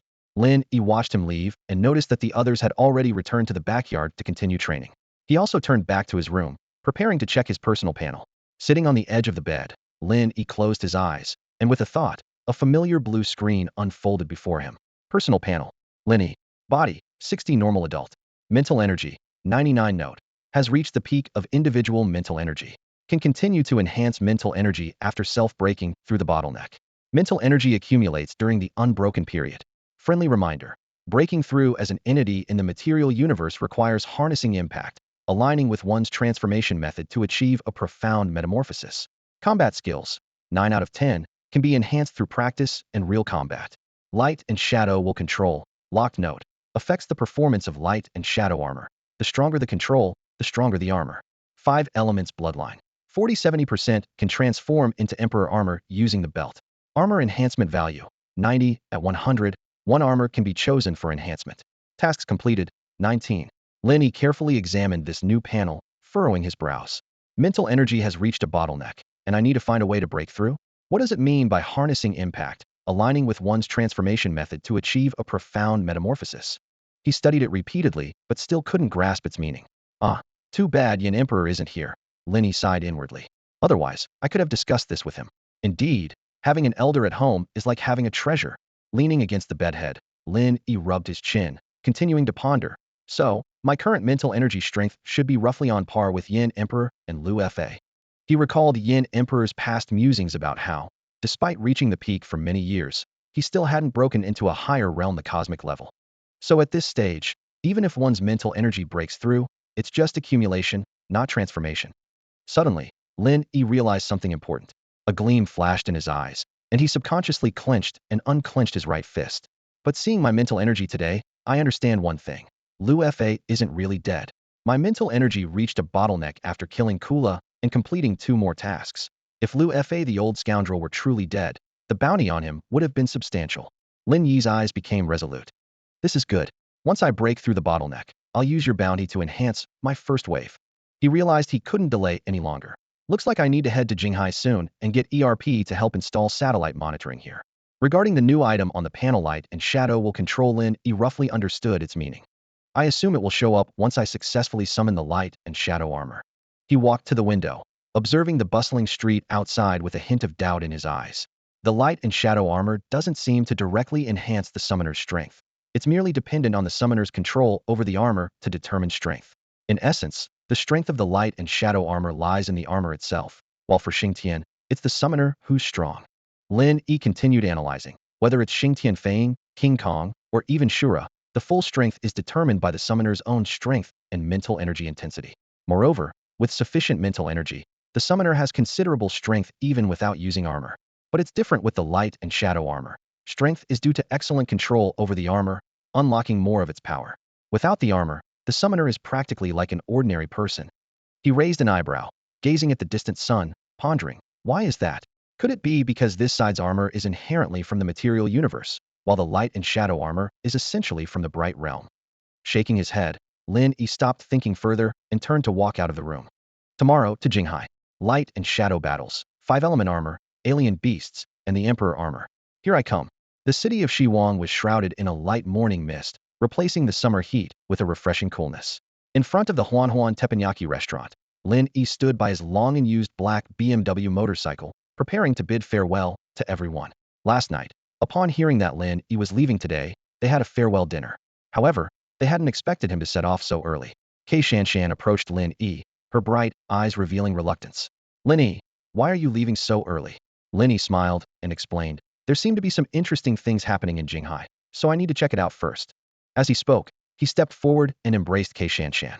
Xingtian wore a black cloud-patterned skirt with a loose white shirt, perfectly accentuating her tall and curvaceous figure. She stiffened in Lin Yi's arms, not daring to move. Lin Yi buried his head in her pale neck, inhaling the fresh scent from her hair. Sister K, once I sort out the scholarship matters in Jinghai, I'll need your help with the school processes here. Lin Yi whispered in her ear, his warm breath making Kei Shanshan's ears itch, her cheeks turning crimson. Feeling Lin Yi release his embrace, Kei Shanshan immediately stepped back, keeping her head down, yet still watching Lin Yi. She softly said, "Don't worry, I'll handle the school affairs here for you." She then shyly stepped aside. Lin Yi turned to Xiao Tian, Xiao Fei, and Xiao Gang.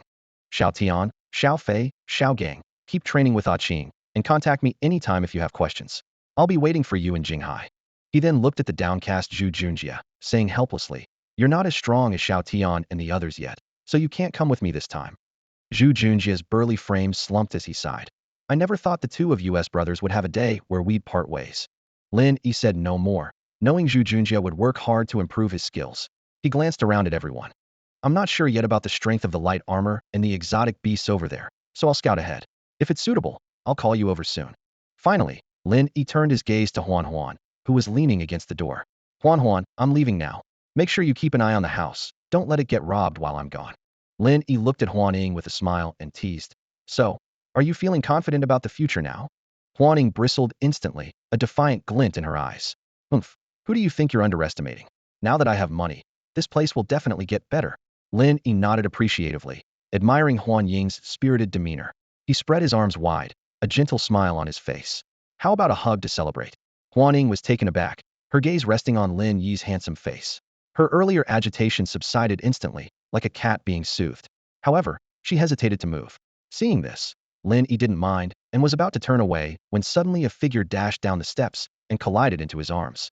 Huan Ying's voice followed, with a hint of playful reproach, "Safe travels." As soon as she spoke, she quickly stepped back, her expression calm again. "All right, I'm off then," Lin Yi said simply, mounting his motorcycle and putting on his helmet. Despite his composed demeanor, his eyes sparkled with excitement. Evil wolf beast? Interesting. The motorcycle roared to life, like a beast's growl. The sleek black bike sped down the street, soon disappearing into the distance. Kei Shanshan and the others watched Lin Yi's departing figure for a long time. He was like a brilliant meteor, bringing light to Hope City, and now he was taking that light elsewhere. A soft murmur lingered in the air. "Soon, I'll catch up to you." After leaving Hope City, Lin Yi sped along the highway, recalling his phone call with Mei Jun the night before. "Hey, I'm heading to Jinghai City tomorrow," Lin Yi stated plainly. "Huh, tomorrow?" Mei Jun confirmed in surprise, then quickly replied, Okay, I'll come pick you up then. How about at the World Trade Center in Jinghai City?" "Sure," Lin Yi answered briefly. As soon as he hung up, a familiar system notification sounded in Lin Yi's ear. Ding. Daily mission triggered. Drama. Arrive at the World Trade Center in Jinghai City at the precise time. Defeat the evil wolf beast and save Mei Jun. Mission rewards. Jinghai version mission exchange list unlocked. Jinghai version wanted list unlocked. Light and shadow will control unlocked. Energy 3. This unexpected mission was the reason Lin Yi set off early. On the wide highway, with few vehicles around, Lin Yi seized a solitary moment to release energy and form a barrier. His voice emerged from inside the helmet. Xingtian armor. Merch. With a burst of crimson light and immense energy from the heavens and earth, Lin Yi transformed into Xingtian armor. Then he spoke again. War god Xingtian steed. In a space invisible to ordinary people, a crimson gold vortex appeared in front of the motorcycle. The black bike charged into the vortex, and in the next instant, a crimson gold shuttlecraft emerged from the other side, soaring skyward. Meanwhile, inside the ERP research lab in Jinghai City, Mei Jun was focused on monitoring screens covering the walls, checking for any anomalies in the city. After confirming everything was normal, she sat down, murmuring to herself, "I'm supposed to pick up Lin Yi today. Did he say he'd come early? Should I leave in advance? What if we don't get along?" Just then, a piercing alarm sounded, and a warning symbol flashed on the screen. Mei Jun immediately became alert, quickly operating the keyboard to pinpoint the anomaly. Another energy beast? 200 meters east of the World Trade Center? Inside Jinghai University. Mei Jun muttered in surprise, then promptly contacted Xian Nan and Dong Shan. "Xian Nan, there's an energy beast inside Jinghai University. I've sent you the exact coordinates. Dong Shan, come to the research lab, I'll teleport you there." After using the laboratory satellite to transport Dong Shan away, Mei Jun frowned, caught in a brief moment of indecision. The timely appearance of the mutant beast stirred an internal conflict about whether she should still go to pick up Lin Yi. After hesitating for a moment, Mei Jun quickly recalled Lin Yi's capabilities and made up her mind. She swiftly set up the teleportation device in the lab and promptly used it to leave. However, Mei Jun's destination was not the World Trade Center, but a location 200 meters from the mutant beast. She planned to first gather battle data on Dongshan and Xingtian while observing the mutant beast's characteristics before heading to the World Trade Center. Confidently, she believed that with the flame dragon armor and wind eagle armor at her disposal, subduing a mutant beast should not be an issue. Unfortunately, her judgment was flawed. At Xinghai University, a dazzling beam of light suddenly descended from the sky. As the light dissipated, the wind eagle armor summoned by Dongshan appeared on the ground. Although similar in structure to the other five-element armors, its uniqueness immediately stood out. Dominated by a deep blue hue, especially on the chest and back, the armor featured silver accents on the arms and legs, creating a stark contrast. Most striking were the red glowing eyes of the wind eagle armor and the throwable disc's wind eagle rings mounted on its shoulders. As soon as Dongshan appeared, he noticed the mutant wolf beast not far away. Without hesitation, he charged at the ferocious mutant beast, engaging in an intense battle. The wolf beast, transformed by a magic stone and environmental contamination, had a bizarre gray-blue body. Its lower half was clad in a tattered battle skirt, resembling a bipedal werewolf. This mutant beast was not only robust, but also exceptionally agile, with formidable strength. Damn it! Dongshan's initial attacks were ineffective, and the mutant wolf beast quickly summoned its weapon. Wielding a large blade, the creature dodged his attacks with astonishing speed and countered with several swift strikes, knocking Dongshan to the ground. He didn't even have time to summon his weapon before being severely wounded, causing the wind eagle armor to disassemble. This scene left Meijian, who was observing from the shadows, extremely anxious. The wolf beast let out a deafening roar, stepping closer to the fallen Dongshan. Just as it raised its large blade to strike, a figure suddenly appeared, blocking its arm. Xingtian in the flame dragon armor. Xingtian blocked the wolf beast's attack with one hand and was about to tell Dongshan to retreat, but the wolf beast unexpectedly kicked him hard, sending him stumbling back several steps. Then, with another earth-shattering roar, the wolf beast charged forward at lightning speed, swinging its blade to unleash several fierce slashes. These precise strikes hit the flame dragon armor's chest, causing sparks to fly, and Xingtian fell to one knee, unable to withstand the attack. With its blade held high, the wolf beast howled triumphantly, seemingly celebrating its overwhelming victory. Just as it was about to attack Xingtian again, Meijian could no longer hold back and stepped forward, shouting, "Hey, mutant beast, come and get me." Her shout immediately drew the attention of all present, and as expected, the wolf beast turned its focus towards her. However, no one noticed the person on the corridor above the road, watching the entire event in disbelief. "Wow, this is insane. That thing just took them both down," Lin Yi muttered, somewhat speechless. He had arrived at the scene in his shuttle at incredible speed, witnessing the entire sequence of events as soon as the wolf beast appeared. Suddenly, the wind eagle armor appeared, but was promptly thrashed by the fierce wolf beast. The flame dragon armor followed, only to meet the same fate. These brutal battle scenes unfolded before Lin Yi's eyes. He silently assessed the strength of the wolf beast, thinking that if it were part of the Underworld Legion, it might well hold a position as a deputy captain. However, he hadn't expected the light shadow armor to be defeated so effortlessly. Lin Yi's mind raced, speculating that the battle had only just begun and that the five elements armor hadn't fully developed yet. As he pondered, the wolf beast suddenly flashed and appeared right in front of Meijian. Its hideous face was terrifyingly close, with thick saliva dripping from its fangs, both frightening and repulsive. Meijian wanted to flee, but her legs felt as if they were filled with lead, rendering her immobile. The wolf beast raised its arm, the large blade poised to strike her mercilessly. Not far away, Dongshan and Xingtian watched in horror and helplessness. They wanted to intervene, but were powerless. As the blade descended, Meijian closed her eyes in despair, a tinge of regret crossing her mind. If it weren't for Lin Yi, she wouldn't be here. A strange thought flitted through her mind. If I really die here, I hope you avenge me, or I'll haunt you as a ghost. Just as Meijian believed she was doomed, a thunderous crash echoed, like a mountain colliding with the earth. To her surprise, she found herself still alive and heard a confident, bold voice. As expected, this woman is here because of me. So as long as I'm here, you can't kill her. But you will die here.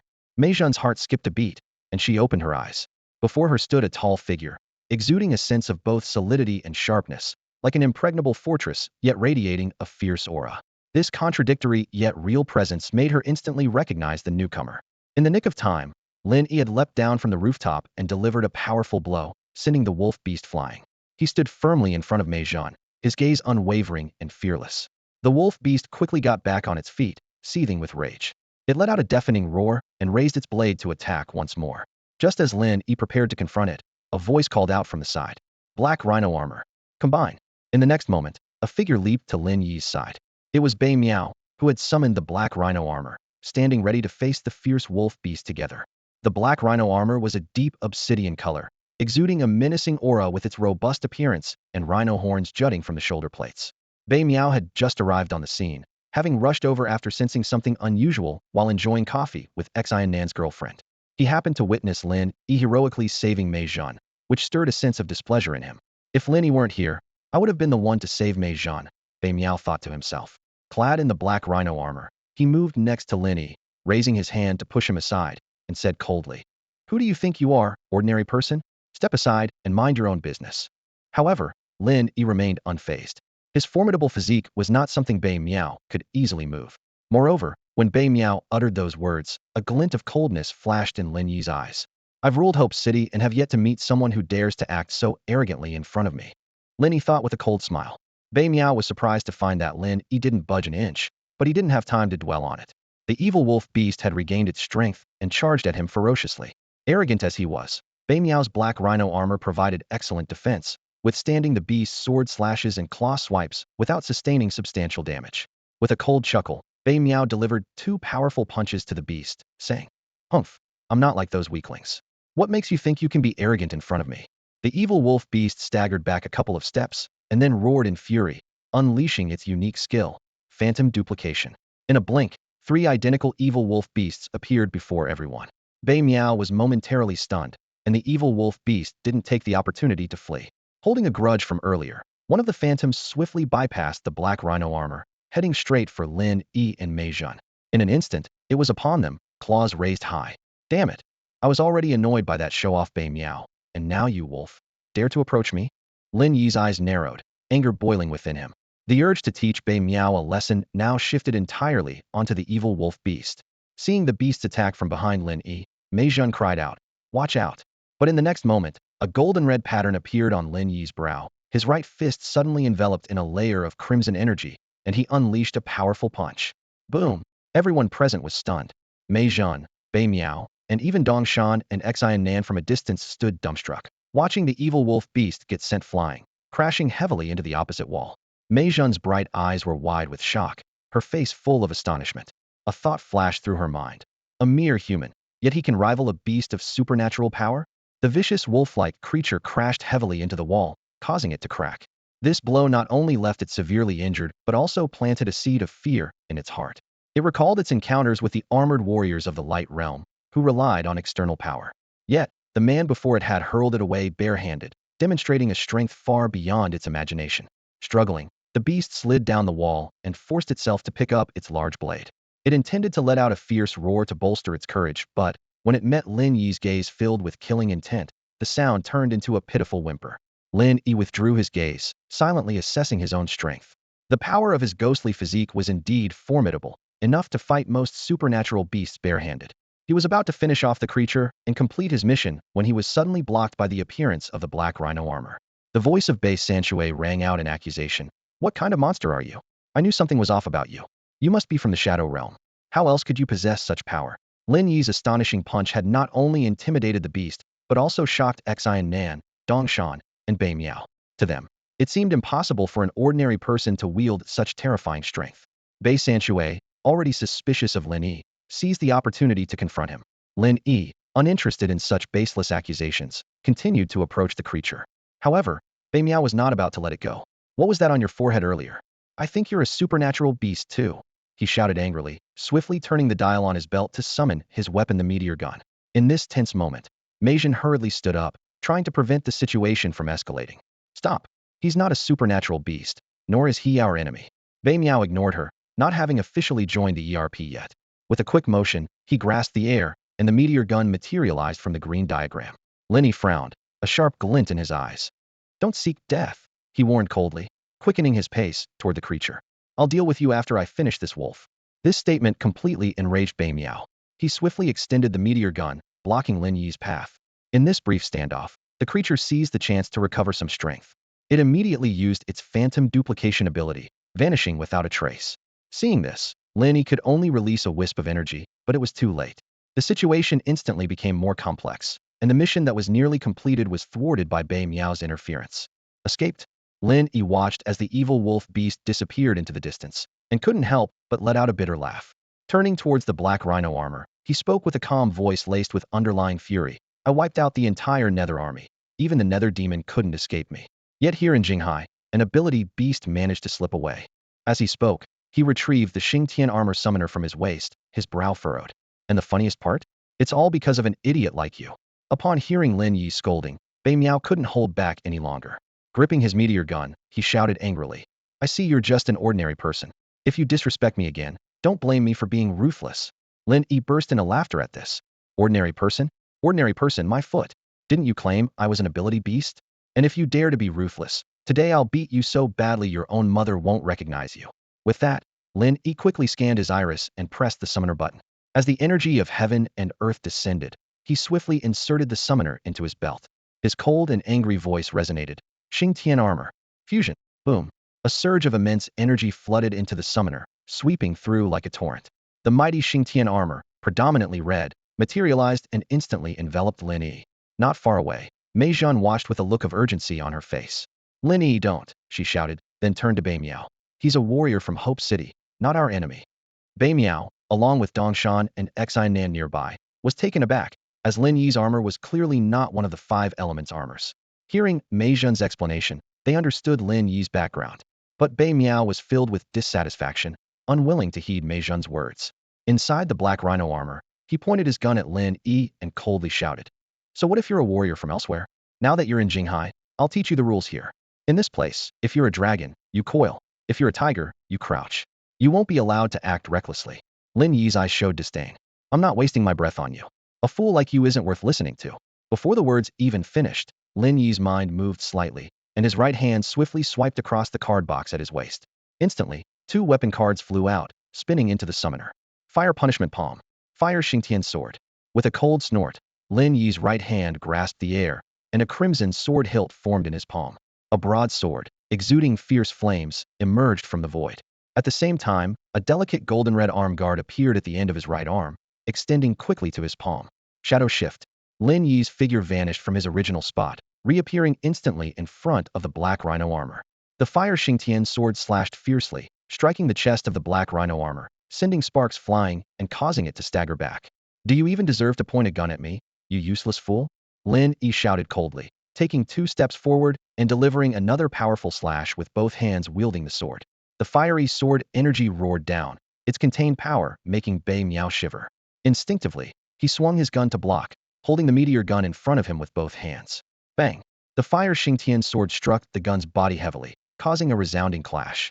Seeing this, Lin Yi smirked mockingly. With his left hand pressing down on the sword, he trapped Bei Miao. His right hand formed a palm, channeling energy into the fire punishment palm, where a rotating fiery energy orb condensed in his palm. Fire Punishment Storm Palm. With the palm's power at its peak, Lin Yi fiercely struck towards the black rhino armor's face. Boom! The violent palm force collided with the black rhino armor's exterior, unleashing a powerful impact. The black rhino armor was sent flying, crashing heavily to the ground. A groan escaped as the black rhino armor disassembled. Bei Miao, disheveled, was revealed, his right cheek swollen significantly. The side of Byzantiui's face burned with pain, his eyes dazed. It had been a long time since he had felt such a humiliating sense of powerlessness. In his haze, memories of his childhood surfaced: the orphanage being invaded, his inability to protect his companions and sister, and his escape with the Shuing Stone alone. A sudden mocking voice interrupted his reverie. Bei Miao looked up and saw the man responsible for his current predicament, Lin Yi. Although he didn't know his name, that face was likely to haunt him for life. Lin Yi removed his Xingtian armor and looked down at Bei Miao, with a mix of confusion and contempt in his eyes. Why pretend to be strong when you're not? You're so hostile to strangers, afraid they'll steal your spotlight. If anyone deserves a beating, it's you. Watching the changes in Bei Miao's expression, from gritted teeth to swallowing his pride, Lin Yi couldn't help but laugh. Let me guess, you're thinking, you're my lifelong rival, aren't you? Bei Miao's head jerked up, eyes flashing with unwillingness. He clenched his fists, holding on to the last shred of his dignity. Today, I'm not your match. I admit defeat. But one day... Stop! Lin Yi coldly interrupted, his eyes showing indifference. You won't have the chance. With that, Lin Yi bent down and, to Bei Miao's alarm, took the Shuing Stone from his arms. He stood up, examining the stone, which was entirely jet black. When it glowed, a green light flickered, as if it contained a powerful torrent. Too bad I can't harness this thing. Lin Yi glanced at the despairing Bei Miao on the ground and, without hesitation, tossed the Shuing Stone into the zero-gravity, high magnetic prison. Ignoring Bei Miao, Lin Yi turned to Mei Zhen, who had witnessed everything. He gave a slight smile. I didn't expect to meet under such circumstances. Mei Zhen showed a look of helplessness and sighed. I didn't expect this to happen as soon as you arrived. She had initially intended to invite Bei Miao's black rhino armor to join the ERP, but now she was at a loss. Lin Yi shook his head, his gaze sweeping towards Xingtian and Dongshan in the distance. I also didn't expect your team to be so dysfunctional. A team that can't speak with one voice is utterly inefficient. He continued to elaborate on his point. How do you achieve one voice? It's simple, through strength. A team that's unified but slightly less skilled is far better than a fragmented team of strong individuals. Finally, Lin Yi mentioned Bei Miao. He's just a troublemaker. Given his actions today, sparing him was already generous of me. Lin Yi silently cursed himself. It was unfortunate that a fierce wolf beast managed to escape from his grasp. Fortunately, he had left a faint tracking energy on the creature, giving him a chance to find it again as long as it remained undiscovered. Lin Yi felt relieved, knowing that ordinary mutant beasts had limited intelligence and were unlikely to detect such a subtle trail. Not far away, Xingtian and Dongshan coincidentally approached each other, their serious gazes fixed on Lin Yi. The fact that he had shattered the black rhinoceros armor with just 2 moves was astonishing. Even more shocking was that this newcomer had brazenly seized the light shadow stone, stripping Bei Miao of his summoning rights. Lin Yi didn't linger there. His motorcycle was still parked outside Jinghai University. He and Mei Zhen strolled through the campus as they made their way out. Lin Yi couldn't help but remark, this prestigious university is really something else. Its campus is much better than that rundown college of ours. His tone showed no signs of awkwardness despite meeting for the first time. Mei Zhen, wearing white sneakers, slim-fit jeans, and a light white hoodie, with her short ponytail adding to her brisk demeanor, smiled and replied, Jinghai University is well known, so of course, its construction is top-notch. But there's no need to be envious. Next semester, you'll be studying here, so consider this a head start on familiarizing yourself with the campus. After a brief chat, Lin Yi began to inquire about the current situation with the mutant beasts. Mei Zhen responded, so far, over 10 mutant beasts have appeared, with 8 sealed into magic spirit stones. Lin Yi nodded thoughtfully, noting that the Shadow Tyrant was still at large. As they headed to the ERP research lab, the Shadow Tyrant, whom Lin Yi was concerned about, was experiencing changes of its own. In a dimly lit cave, mechanical equipment transmitted electricity, the sound of currents filling the air. The Shadow Tyrant stood at the highest point, looking down with satisfaction. Suddenly, the battered wolf beast stumbled in through the cave entrance, letting out a weak whimper due to its severe injuries. The Shadow Tyrant's face darkened with fury. Useless. You couldn't even take down those armor warriors. The wolf beast struggled to its feet, whining with both grievance and ferocity. The Shadow Tyrant frowned. You mean you could have easily defeated 3 armor warriors, but got injured by an unknown guy? It was fortunate he understood the language of level 10 mutant beasts, otherwise, he wouldn't know what had happened. The Shadow Tyrant sneered, humph. I'll give you another power-up, and those useless armor warriors will be no match for you. With that, he pointed to a nearby power charging chamber. Once the wolf beast entered, the Shadow Tyrant waved his hands, causing 4 electrically charged magic talismans to float in the air. In an instant, a torrent of electricity poured all the energy from the talismans into the wolf beast. Amid the intense light explosion, the beast trembled violently, but its aura grew stronger. Moments later, a wild and ferocious roar erupted from the chamber. The wolf beast seemed revitalized, bursting out with a skyward howl. The Shadow Tyrant smiled with satisfaction. Go now. With your new abilities of invisibility, teleportation, and cloning, no one can stop you.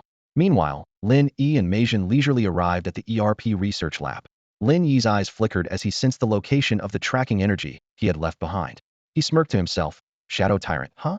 I'll pay you a visit at your lair when I have time and show you what a real surprise is. The moment Lin Yi stepped into the ERP research lab, he couldn't help but be amazed once again. Despite having already witnessed the grandeur of the APHA's battleship, the level of technology here still left him in awe. How could such advanced civilian technology exist on Blue Star today? It was simply mind-boggling. Although the research lab wasn't large, its layout was intricate. The most striking feature was the surveillance room, with walls covered in screens of various sizes. With precise satellite scans, the traces of the mutant beasts were laid bare. In addition, there were rooms specifically for teleportation, training, recovery, and a sealed space designed to contain magic spirit stones. As Lin Yi carefully examined the equipment around him, he remarked to Mei Zhen, your facilities here are far superior to ours. This level of technology completely outclasses mutations. He couldn't help but think. Indeed, the wealthy rely on technology, while the poor rely on mutations. No wonder we were so poor before, relying only on Ares transmission and prediction techniques. Mei Jun's lips curled slightly upward. She elegantly tucked a strand of hair behind her ear and softly explained, "Most of these are the results of my brother, Dr. Jielu. I mostly just handle their usage." Lin Yi nodded in understanding and casually sat in a chair. Looking directly at Mei Jun, he straightforwardly requested, "I hope you can help me set up a similar system in Hope City. What do you think?" Mei Jun was momentarily taken aback, a hint of hesitation appearing on her face. She carefully replied, "It's possible, but such a system requires a lot of expenses and probably a satellite as well." Anticipating this, Lin Yi raised an eyebrow and crossed his hands on his knee, confidently saying, "We'll cover the expenses ourselves. As for the satellite, can the battleship temporarily serve as one?" Hearing this, Mei Jun froze, her mind flashing back to the scene she witnessed 2 days ago. She forced a slight smile, hesitating whether to feign ignorance. Lin Yi, sensing her change in demeanor, directly pointed out, "I know you must have seen it." He teased, "Don't worry, I won't blame you for spying on me all day." Mei Jun felt a bit awkward and shot Lin Yi a glare, retorting with a huff, "Who's spying on you?" She quickly composed herself and shifted the topic. "Once we're ready in a few days, we can proceed." Lin Yi nodded in agreement, smoothly ending the conversation. After a moment of silence, seeing Lin Yi no longer speaking and just observing, Mei Jun couldn't hold back and asked, "What do you plan to do with the water shadow stone?" Sensing her curiosity, Lin Yi gave a meaningful smile and countered, "What do you think should be done with it?" Mei Jun, somewhat reassured, earnestly analyzed, "We're short-handed right now. Since we've found a light shadow stone, we should utilize it to summon another armored warrior, which would benefit us all." Lin Yi nodded in agreement, acknowledging her point. The water shadow stone wasn't much use to him, and Mei Jun's suggestion was undoubtedly the most suitable choice. Seeing Lin Yi nod, Mei Jun's face lit up with joy. However, Lin Yi's voice soon rang out again. "You can have the water shadow stone, but I have conditions." "Name them," she responded without hesitation.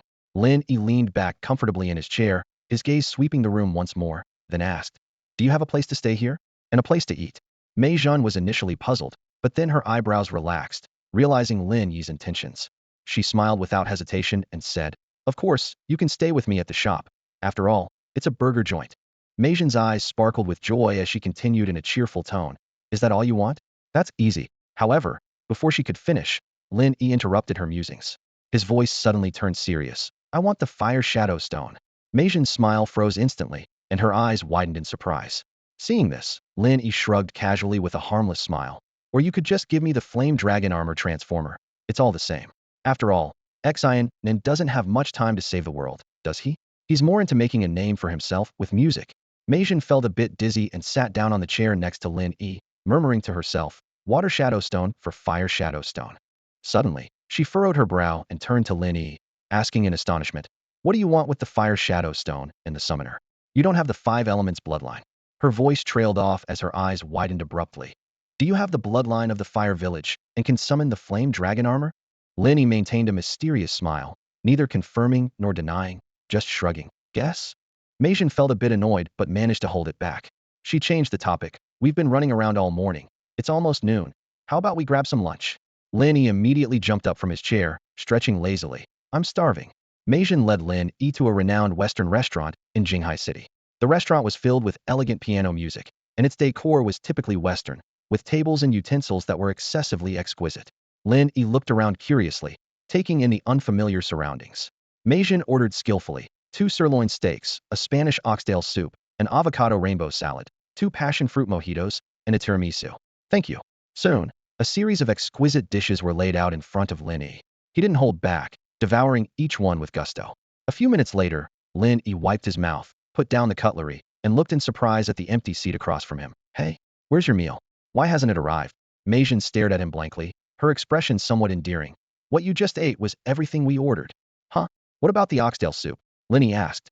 "That's the bowl you just put down." Mei Jun pointed to the empty bowl on the table. Lin Yi's eyes widened in disbelief.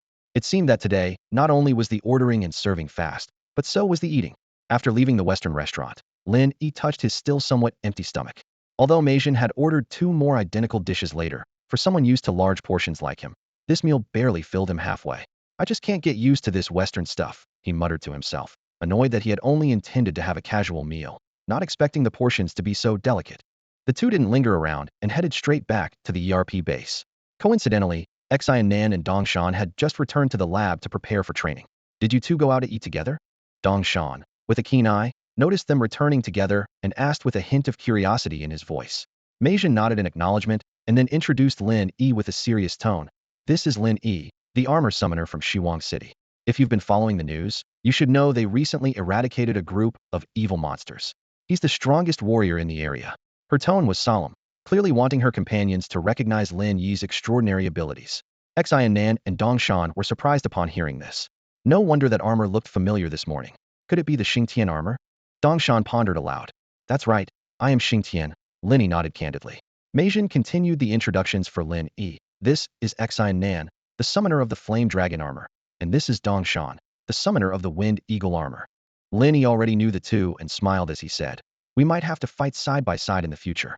The Shadow Realm folks are not easy to deal with. Before he could finish speaking, a sudden urgent alarm sounded in the lab. Beep, beep, beep. Meijin's expression changed abruptly, and she quickly rushed to the console, her fingers flying over the keyboard. The location of the alien beast is locked. Xingtian, Dongshan, prepare for teleportation. She spoke rapidly, and then remembered Lin Yi was still present, casting an inquiring glance his way. By now, Xingtian and Dongshan had already stepped onto the teleportation device, disappearing in 2 flashes of white light. That wolf beast, I need to deal with it myself, Lin Yi said with determination, striding towards the teleportation device. If I let you escape again, I'd be letting down the Xingtian armor. As the satellite energy infused, a powerful spatial force enveloped his entire body. The sensation was similar to teleportation, but also distinctly different. Lin Yi felt a shift, and as light and shadow intertwined before his eyes, he found himself in the northern suburbs of Jinghai City. The sparse high-rises and old buildings starkly contrasted with the bustling city center. Suddenly, a frantic shout pierced the tranquility of the old town. Help! Help! There's a monster!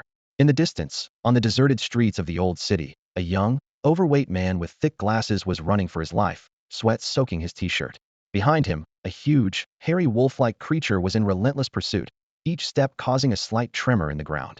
Why are you chasing me? The young man shouted as he ran, recalling how he had been leisurely selling barbecue just moments before when this terrifying creature targeted him. His legs were starting to give out, but survival instinct drove him to keep fleeing. During this chase, they arrived at a dilapidated basketball court. The hoop was tilted, and the ground was riddled with cracks. The young man realized in despair that he had nowhere to escape. Just when he thought all was lost, 2 dazzling beams of light suddenly appeared before him. Xingtian and Dongshan emerged from the light, swiftly taking out their armor summoners. Flame Dragon armor, unite! Wind Eagle armor, unite! Their shouts echoed around. Enveloped by intense elemental energy, and with the power of satellite projected light and stone energy, 2 imposing suits of armor instantly attached to them. The 2 leaped up and landed steadily behind the panting young man, blocking the charging creature. Seeing this, the young man quickly retreated a few steps, finally breathing a sigh of relief, tears of joy and gratitude gleaming in his eyes. Thank goodness! Someone's here to save me. I was about to collapse from exhaustion. However, he didn't notice another beam of light quietly appear behind him, from which Lin Yi emerged, observing the battle with a serious expression. Xingtian and Dongshan were startled to see the creature again, but as armor warriors, they didn't back down. Xingtian stepped forward, his armor-clad fist gleaming with a metallic sheen, and struck at the creature. Let's take it down together. Dongshan followed closely, attacking the creature from another angle. The 2 coordinated seamlessly, their attacks seemingly impenetrable. But the creature's body paused, then vanished instantly, reappearing behind Dongshan the next second. What? Dongshan's attack missed, and alarm bells rang in his mind. Xingtian's urgent voice came. Watch out!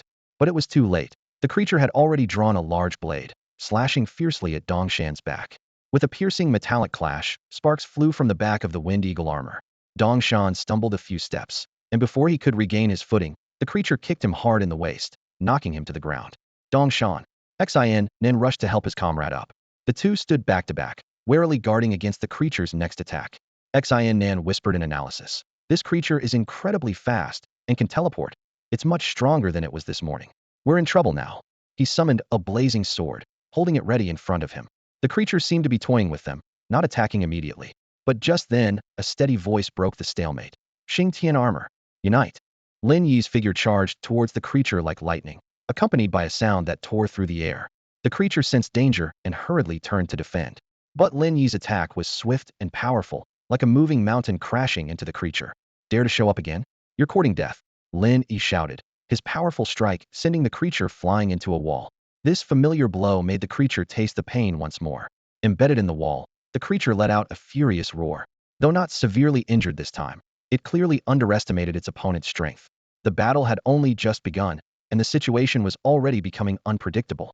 Standing before Xingtian and Dongshan, Lin Yi faced the creature, its eyes filled with anger and madness.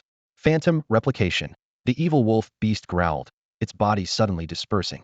A powerful surge of energy erupted, and 6 identical evil wolf beasts appeared out of thin air, encircling Xingtian, Dongshan, and Lin Yi. Xingtian and Dongshan's expressions changed drastically as they hurriedly warned, "Watch out for this move. We can't tell the real one from the phantoms. We need to find a way to hold out." Before they could finish speaking, the 6 evil wolf beasts lunged at them. Xingtian swung his blazing sword in a fiery arc, but it only sliced through the air. The next moment, an evil wolf beast struck from behind, its claw aimed directly at his back. In just a few exchanges, Xingtian was already gasping for breath, struggling to fend off the attacks. Dongshan, already weak, was struck down and disintegrated into a burst of light. Only Lin Yi remained unmoved, his palms forming a yin-yang stance as he swiftly countered the phantom attacks from all directions. What seemed like simple movements miraculously neutralized all the assaults. Glancing back, Lin Yi saw Xingtian and Dongshan on one knee, looking defeated. He couldn't help but think to himself, "They're really dragging me down. How did these two ever seal the evil wolf beast in the first place? Are we going to be wiped out?" The triumphant howls of the evil wolf beast echoed around them, as if mocking the trio. It fixed its gaze on the isolated Lin Yi, eyes gleaming with a crimson thirst for revenge. Suddenly, the evil wolf beast unleashed its phantom replication again, the 6 figures spreading out rapidly. An intense killing intent filled the air, their menacing faces locked onto Lin Yi. Xingtian and Dongshan watched in despair, convinced that even Lin Yi couldn't withstand this attack. In the distant ERP research lab, Mei Jun clenched her fists in tension.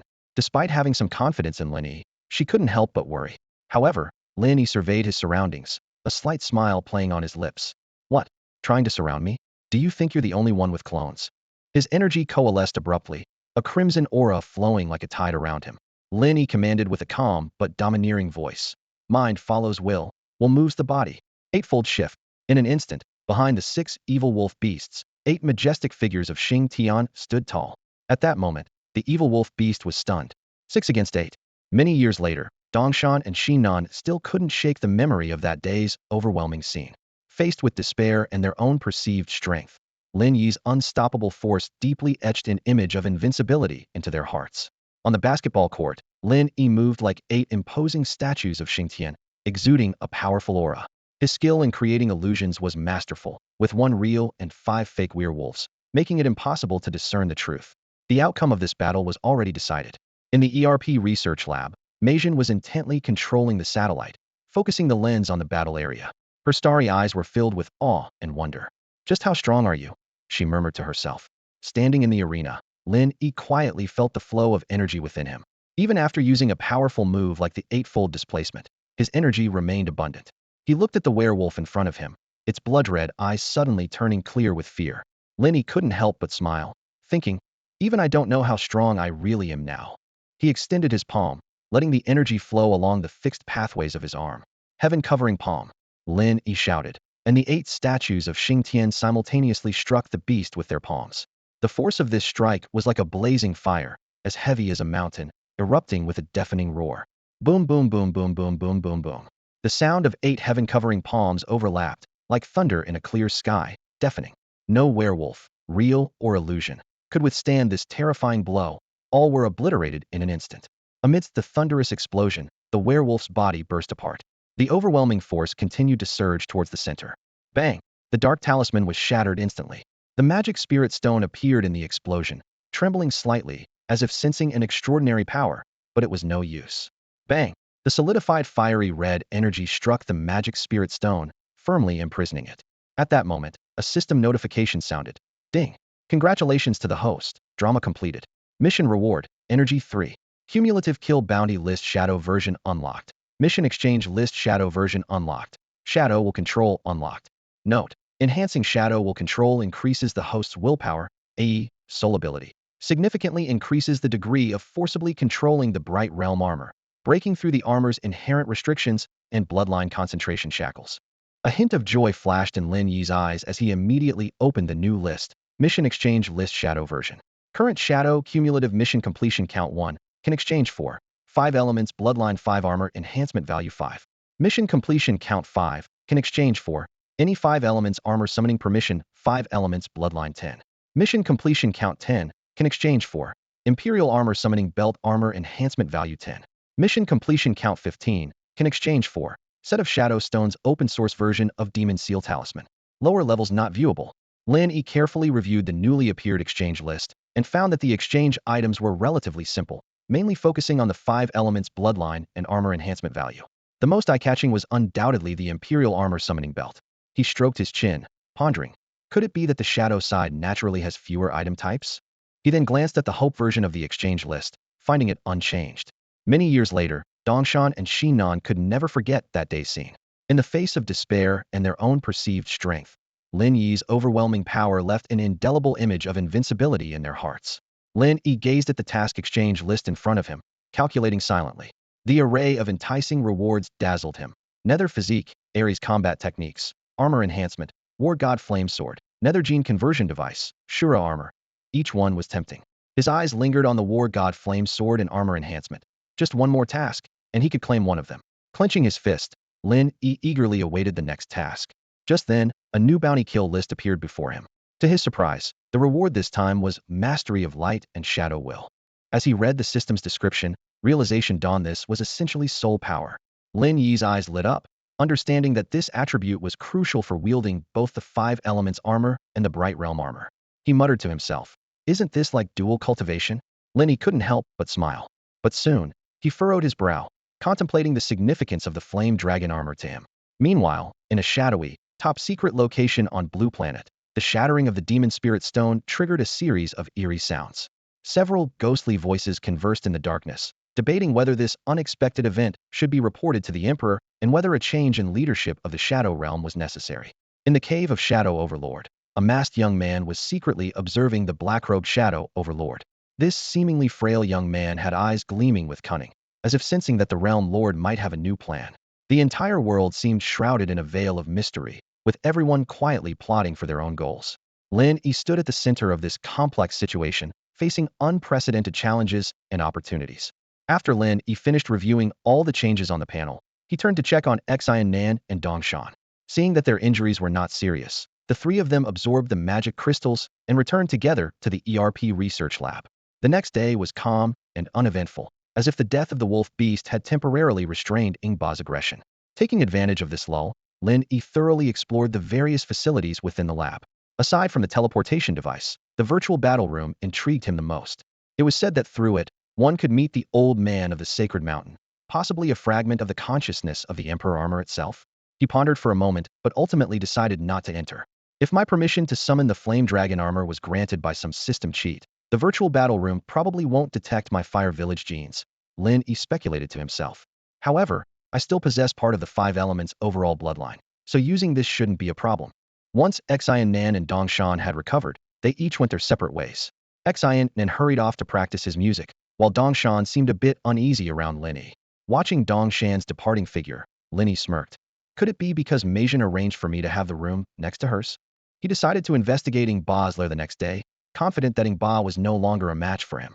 Summoners of the light and shadow armor, be grateful for my presence. Who knows how much trouble I've saved you? Lin Yi thought smugly. The morning in Jinghai City was full of vitality. The oppressive heat of the sun had subsided, leaving the air fresh and pleasant. On Beiqing Street, a young man wearing old-fashioned square glasses strolled along. With a canvas bag slung over his shoulder and a camera around his neck, he appeared to be an ordinary photographer. This man, named Xiao Song, was a reporter for Bright magazine, and he muttered to himself, what is the connection between those monsters and the armored warriors? I must get to the bottom of it. If Lin Yi were here, he would surely recognize this fearless reporter. Like Ah Qing, Xiao Song had repeatedly faced off against the beasts with supernatural abilities, narrowly escaping death each time, yet remaining undeterred. A few minutes later, Xiao Song arrived at the flower shop he had an appointment with and gently knocked on the door. The elderly shopkeeper greeted him with a smile, and Xiao Song quickly stepped forward to assist him. Oh dear, why did you come out yourself? And that stone of yours? Its patterns are indeed peculiar, and it even glows. I'll take good photos today and write an article that will surely catch the attention of those in the know. Meanwhile, inside the ERP research lab, Lin Yi was comfortably seated in a chair, eyes slightly closed. He focused his mind, carefully probing the location where the tracking energy had lingered the longest earlier. That must be the Shadow King's lair. As Lin Yi was deep in thought, Mei Jun suddenly burst through the door, her face alight with excitement. She hurried over to Lin Yi and said eagerly, Lin Yi, we might have found another shadow stone. Upon hearing this, Lin Yi's eyes snapped open, a hint of surprise flashing in them. A shadow stone? Which one? Although he had a general idea of the trajectory of the armor world from his past life, the specifics were hazy, especially concerning matters in Jinghai City. He quickly sorted through his thoughts. Only the Earth Shadow Stone and the Gold Shadow Stone hadn't appeared yet. The Gold Shadow Stone seemed to always be with Shi Zhao, but the Earth Shadow Stone. Suddenly, an idea struck him, and his eyes widened. I remember the Shadow King summoning the Earth Tiger armor. At that moment, Mei Jun excitedly pointed to the screen in front of them, her voice filled with barely contained excitement. Look, this newspaper reports a stone whose patterns and shape closely resemble the Earth Shadow Stone. Lin Yi glanced at the screen, and sure enough, the stone in the photo looked remarkably like the Earth Shadow Stone. He jumped to his feet, excitement gleaming in his eyes. What are we waiting for? Let's go get it. Mei Jun was startled by his aggressive attitude, as if he was ready to snatch the Earth Shadow Stone.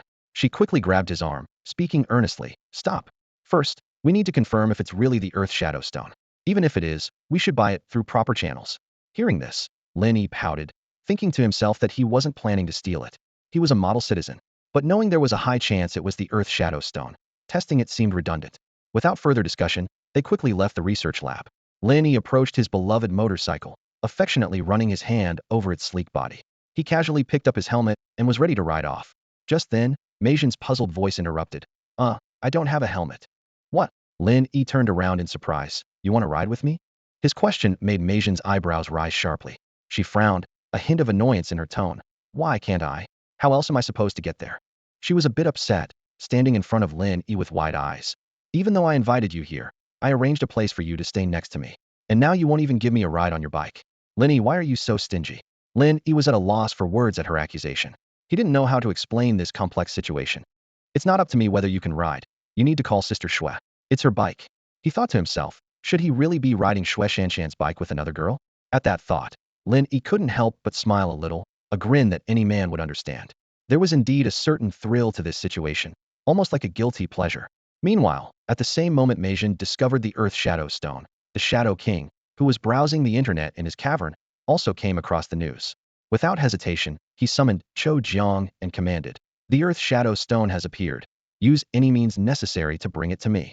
And don't inform the Realm King. Chou Jiang nodded in agreement, but a sly, mocking smile appeared on his face.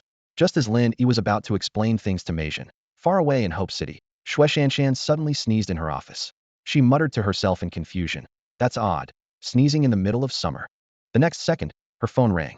Xue Shanshan glanced at the caller ID and frowned slightly. A number from Jinghai City? She answered the call, and as the voice on the other end came through, her previously gentle and beautiful face turned expressionless. So you're telling me you want to use my bike in another city to give a ride to another woman you're living with? On the other end, Lin Yi's voice came through calmly yet proudly. No, no, no. I am a man of principles and limits.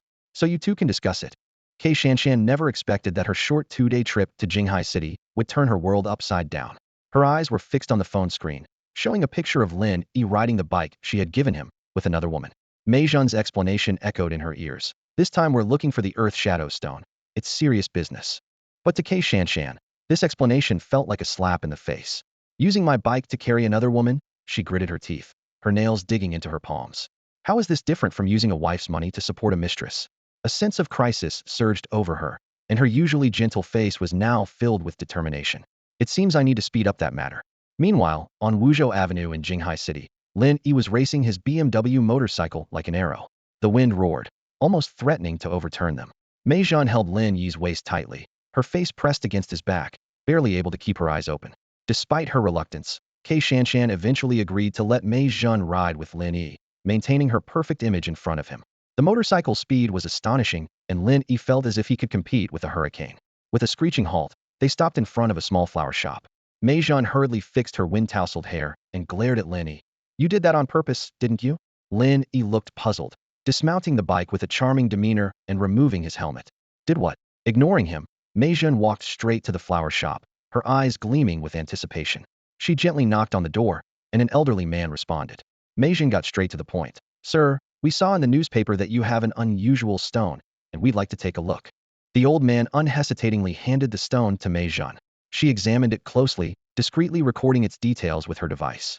Then, with a smile, she turned to Lin Yi and whispered, "We'll know if it's really the Earth Shadow Stone once we test it." Lin Yi was speechless as he watched her attempt to return the stone. The stone's unique shape, special patterns, and the glowing characteristic the old man mentioned were obvious indicators. Why bother with testing? Time was of the essence. His logic was simple. If something valuable is within reach, seize it before it's too late. Lin Yi didn't believe there could be another stone so similar, yet not the Earth Shadow Stone. He snatched the tawny stone from Mei Zhen's hand, instantly focusing his energy. As soon as he began to explore, he felt the stone's profound and majestic aura. Lin Yi gazed at the Earth Shadow Stone, his brow slightly furrowed. The energy fluctuations within this stone were no less than those of the Water Shadow Stone, yet it summoned such a mediocre Earth Tiger armor, which was truly puzzling. He shook his head gently, then leaned closer to Mei Zhen's ear and whispered, "No need to test it. This is the Earth Shadow Stone." Mei Zhen was surprised to hear this, curious about how Lin Yi could determine it so quickly, but she chose to trust him, considering his unique status. She asked softly, "What should we do now?" Lin Yi smiled easily, "Just buy it. It's useless in anyone else's hands anyway." He paused, a hint of coldness flashing in his eyes. "If it's not for sale, then I won't hesitate to use some extreme measures. For the future of Jinghai City, Huaxia, Blue Planet, and the entire material universe, I don't mind being ruthless." Mei Zhen noticed the domineering glint in Lin Yi's eyes, feeling a slight unfamiliarity. She sighed softly. "I'm just worried that the old man might not want to sell it and decide to keep it as a collectible." Lin Yi frowned and said, "Let's ask first." The elderly florist was leisurely sitting behind the window, occasionally glancing at the two of them. Mei Zhen, holding the Earth Shadow Stone, walked into the shop with a warm smile and said gently, "Sir, would you consider selling this stone? We really like it and would love to take it home. Name your price, we're willing to pay." However, the old man's response was unexpected. He looked at Mei Zhen a few times, then reached out to take the stone back. "It's not about the money. I'm not selling it. I just want to know its origin and use, planning to keep it as a family heirloom." His tone was firm, and his grip strong, as he took the stone back from Mei Zhen. Though reluctant to let go, Mei Zhen had no choice. She turned to Lin Yi, who looked calm and composed. Quickly, she turned back and pleaded with the old man. "Sir, to be honest, this stone is crucial for us. It affects not only your life, but also the fate of the entire Jinghai. Keeping it might bring trouble." Yet the old man remained unmoved. "What trouble? I'm old and near the end anyway. What do I care about trouble? It's none of my business." With that, he gestured for them to leave. Helpless, Mei Zhen left the flower shop. The door closed with a bang, and worried that Lin Yi might take drastic action, she quickly pulled him towards the parked motorcycle. On the way, Lin Yi's expression remained calm, as if he had anticipated this. He asked, "What about the Earth Shadow Stone?" Mei Zhen sighed. "There's nothing we can do. We can't just take it by force." Just as Lin Yi was about to speak again, his expression suddenly sharpened, his gaze turning intensely towards the interior of the flower shop. "You won't take it by force, but others might."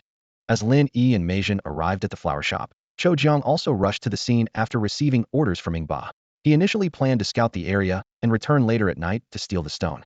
However, upon spotting Lin Yi and Mei Zhen, he couldn't help but gasp. Mei Zhen wasn't much of a concern, but Lin Yi made him uneasy. As someone tasked with monitoring supernatural beasts, he was well aware of Lin Yi's impressive feats defeating a fierce wolf beast with just a punch, without even summoning his armor. Facing such an opponent, he dared not reveal himself recklessly. Hiding in a corner behind the flower shop, Cho Jiang observed everything. When he saw Mei Zhen being refused the stone by the old man, he felt a little relieved. Not selling it was better.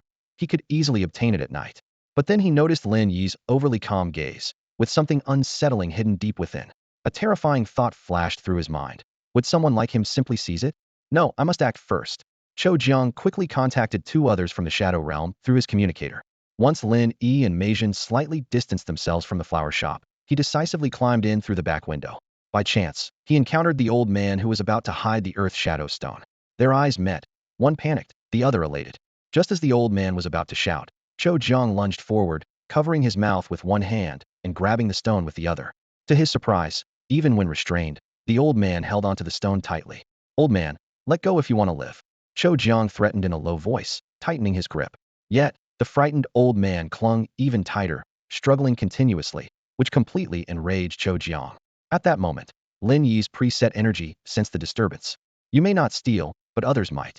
Upon hearing Lin Yi's words, Mei Zhen looked at the flower shop in shock, and they both rushed back immediately. "Who's stealing the Earth Shadow Stone?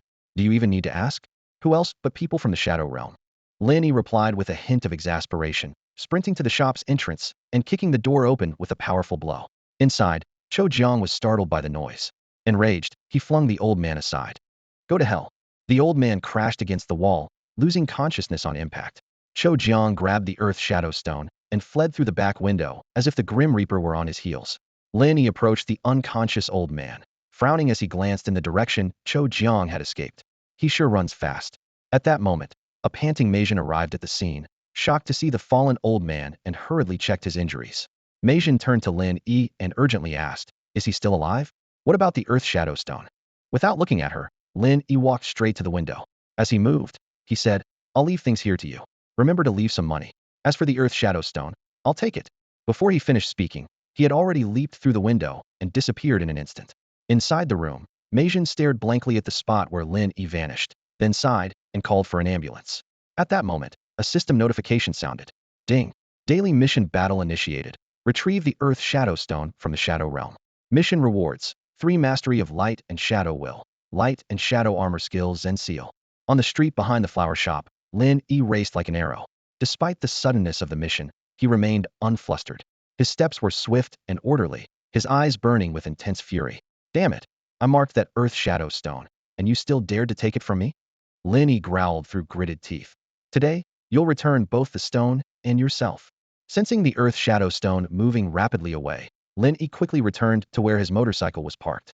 He mounted the bike, started the engine, put on his helmet, and twisted the throttle. The low roar of the engine filled the air. Once he was sure of the direction, he tapped the gear shift with his toe, and as the clutch reached the critical point, he revved the engine hard. Virum. In an instant, the black, imposing BMW motorcycle shot forward like a phantom, heading into the distance. As the buildings grew sparse and people became scarce, Lin Yi reached the edge of the old city, nearing the outskirts and beyond.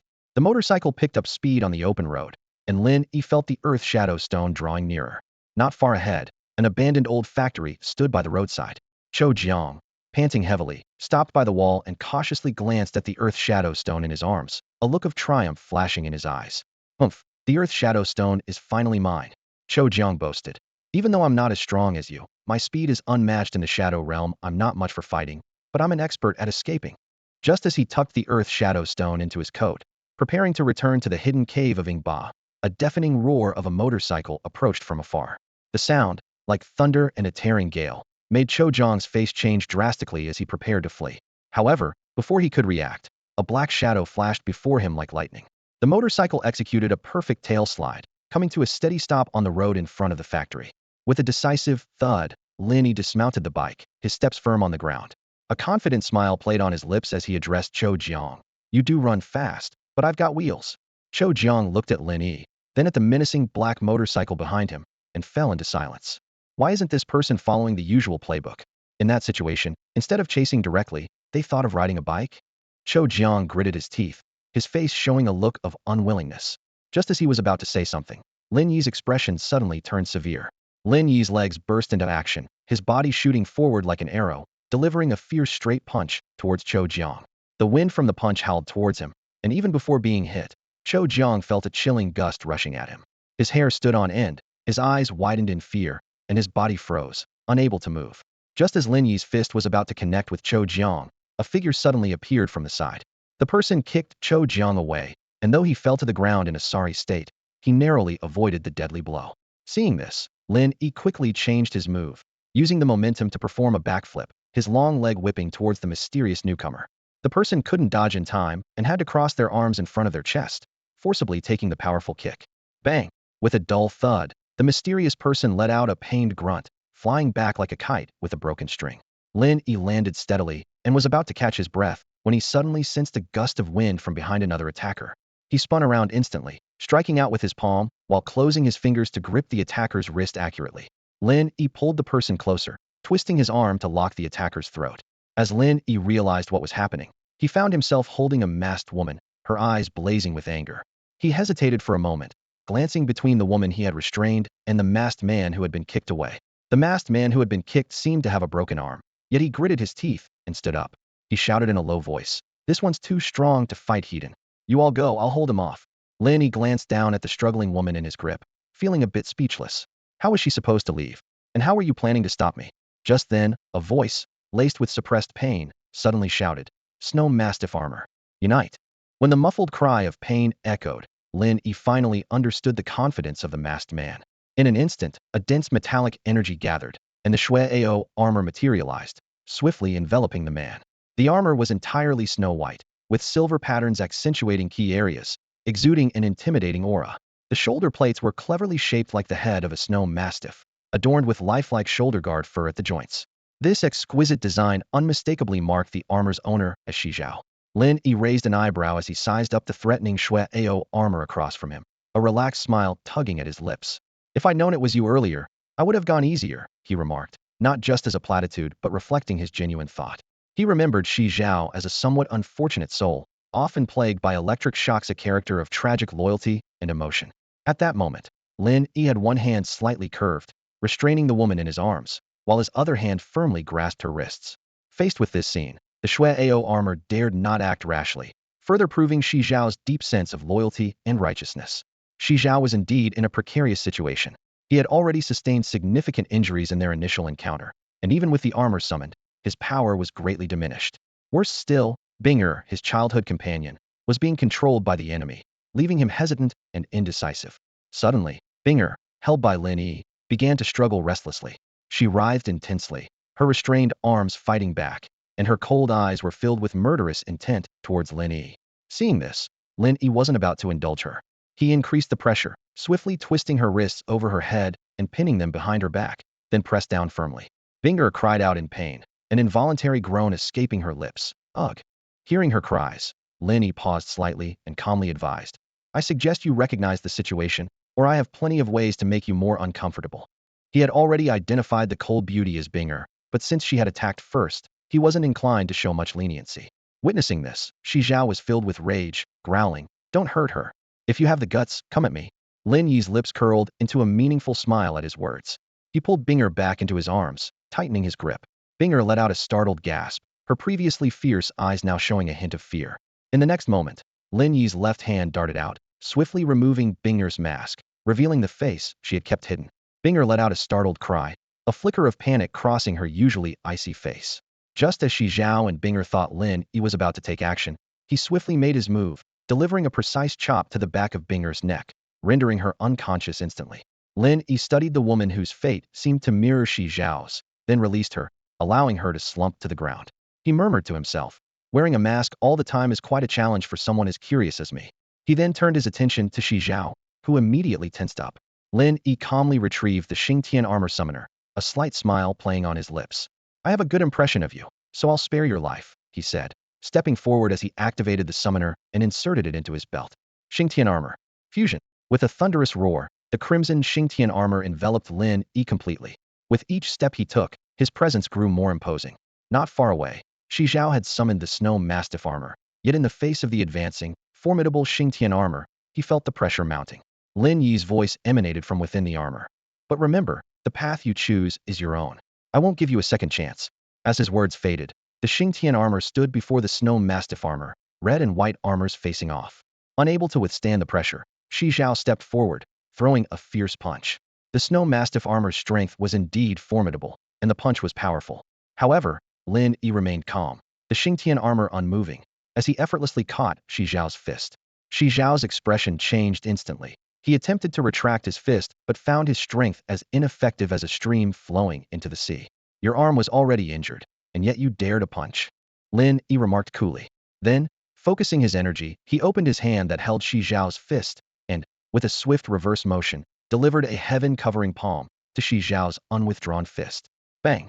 An invisible force surged through Shi Zhao's arm, exploding at his chest in an instant. The snow mastiff armor staggered back, its arm hanging limply. Inside the armor, Shi Zhao gritted his teeth against the pain, eyes filled with disbelief. He had never encountered such a powerful opponent. In his Xingtian armor, Lin Yi advanced like a deity of retribution. He reached the side of the snow mastiff armor, gently placing his hand on its chest. Boom!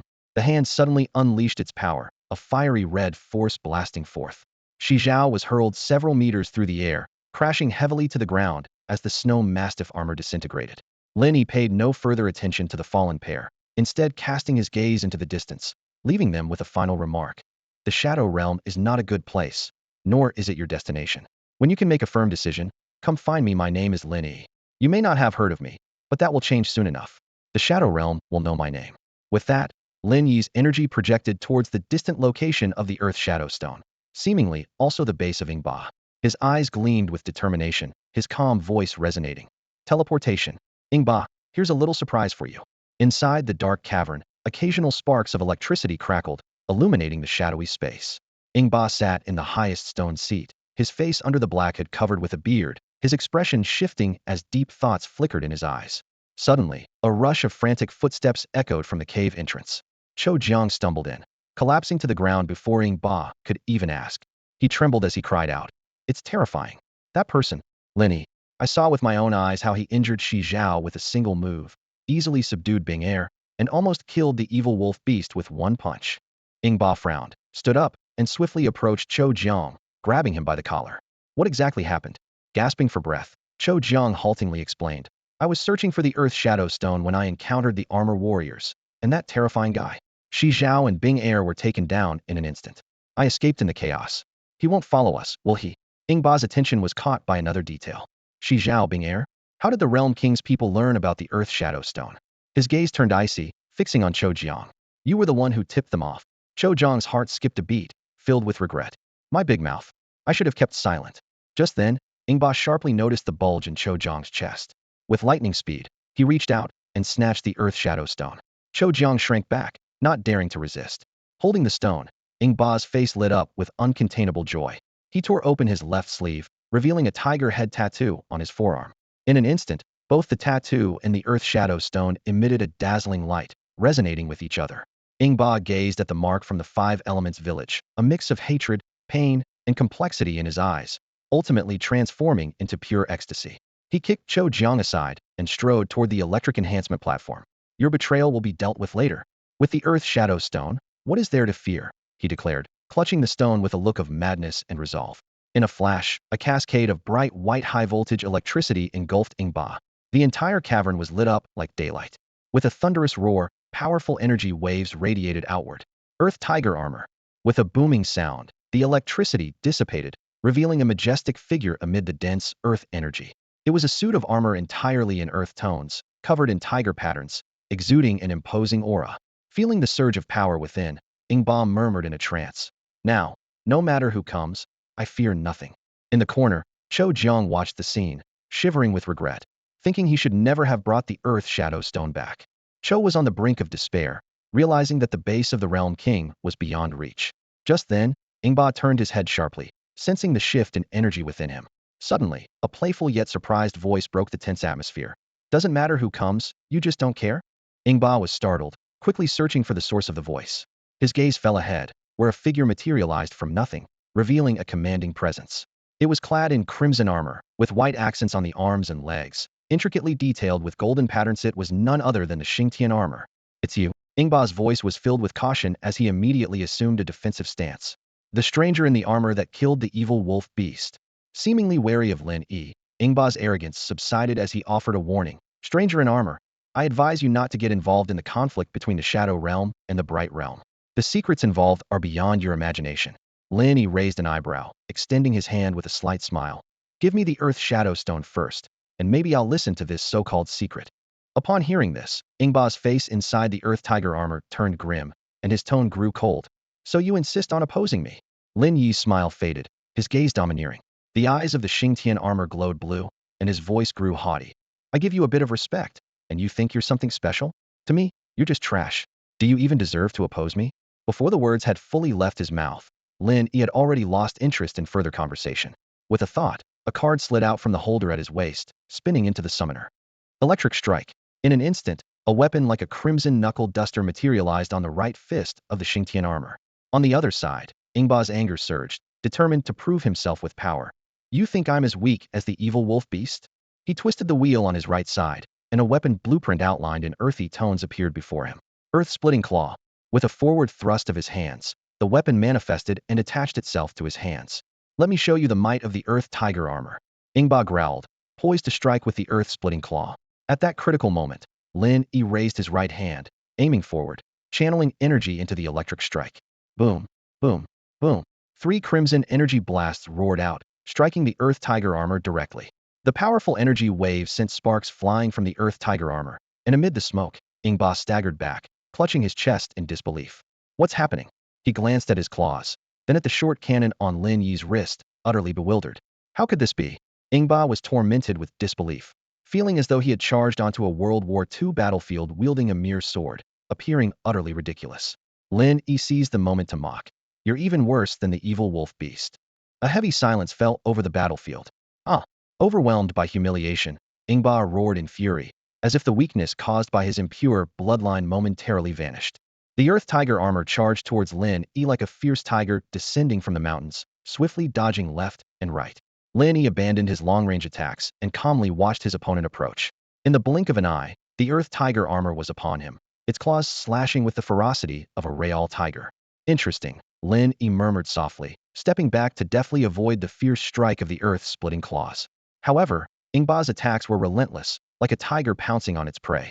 Each blow carried the heavy force of the earth, accompanied by a chilling tearing sound that echoed through the air. While fending off the attacks, Lin Yi pondered. As expected, the Five Elements armor is not only connected to the power of the Five Elements, but also closely linked to its mimicked animal. He used this opportunity to delve deeper into the mysteries of the Five Elements armor, gradually gaining insight. Despite Ingba's relentless pursuit, Lin Yi moved with the grace of a leisurely stroll, unhurried and composed. He keenly noticed that while the earth-splitting claws attacks were impressive in force, they lacked sustained power. After another evasive maneuver, Lin Yi's eyes suddenly sharpened. His right fist shot out, precisely blocking one of the claws. Then, his left hand transformed into a palm, striking swiftly at Ingba's other descending wrist. With a crisp bang, the Earth Tiger armor's assault was abruptly halted. Sensing danger, Ingba quickly retreated a few steps, trying to create distance. But Lin Yi sneered, taunting. You think you can just run after attacking? The Xingtian armor transformed into a shadow and appeared behind the Earth Tiger armor in an instant. Lin Yi raised his right fist, channeling intense energy into the electric shock strike, making it glow a vivid crimson. I told you, you're not even as good as the evil wolf beast. Lin Yi shouted, his right fist crashing down like thunder. The force within the electric shock strike surged like a massive wave, striking the Earth Tiger armor's back with devastating power. Ingba couldn't evade the attack, the immense impact crashing into him. Aggravated by Lin Yi's words, he coughed up a mouthful of blood. Boom! The Earth Tiger armor hit the ground heavily, the impact so forceful it cracked the ground. The armor was forced to disassemble, revealing Ingba inside, coughing up blood. I can't accept this. This is the Earth Tiger armor. Ingba's rugged face was filled with despair. Lin Yi ignored his words, calmly bending down to pick up the Earth Shadow Stone from beside Ingba and placing it in a high magnetic, zero-gravity prison. Ingba, his face covered in blood, struggled to lift his head, weakly reaching for the stone, my Earth Shadow Stone. But it was too late. As his black robe fell away, his face, covered with a beard, was full of sorrow. He glared at Lin Yi, gritting his teeth. I want you to apologize, take back what you said. Otherwise, I'll never let you rest easy. Lin Yi, who was contemplating how to deal with Ingba, was baffled. Dude, you're my prisoner, and you want me to apologize? What are you thinking? Then, out of a sense of humanity, he asked, which words? Though Ingba's breath was weak, his middle-aged face remained defiant. The evil wolf beast. It's about the dignity of a middle-aged man. Oh, Lin Yi realized, then said helplessly, but I really do think you're not as good as the evil wolf beast. Ugh. Ingba spat out another mouthful of blood, collapsing to the ground completely. After a moment of despair, a vicious look appeared on his face. I'll make you pay for that mouth of yours. Lin Yi was speechless. What are you doing? What are you pretending? However, the situation suddenly changed. A terrifying dark aura erupted around Ingba, spreading rapidly like black mist, engulfing him in an instant. The darkness was so intense that Lin Yi felt uncomfortable and had to retreat several meters. Then, Ingba's anguished roar echoed. I, with the purest five elements bloodline and earth shadow stone, offer a sacrifice. Consume my bloodline, devour my flesh, with the remaining energy of my alien beast. Summon the supreme shadow of the Shadow Realm, a projection of the Shadow Emperor, just to kill this child. Lin Yi couldn't help but exclaim. Isn't that a bit much, dude? It's just some words? Boom! The black mist spread out, nearly engulfing the entire cave. Explosive sounds accompanied by shrill screams rang out, then abruptly stopped. A dense shadowy aura erupted like a descending demon god, all the black mist seeming to come alive, writhing and consuming everything around it. At this moment, Lin Yi couldn't help but feel a bit anxious. He frowned and thought, how could an adult be so sensitive to a joke? What puzzled him even more was that Ingba was able to summon the phantom of the Shadow Emperor. Where did such dark magic come from? Why hadn't it been used in previous life and death battles?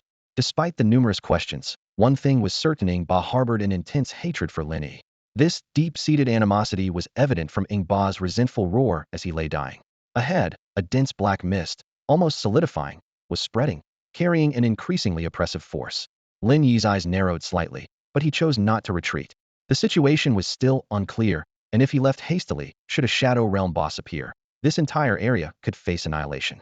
Of course, if the situation became too dire to handle, ensuring his own safety would remain the priority.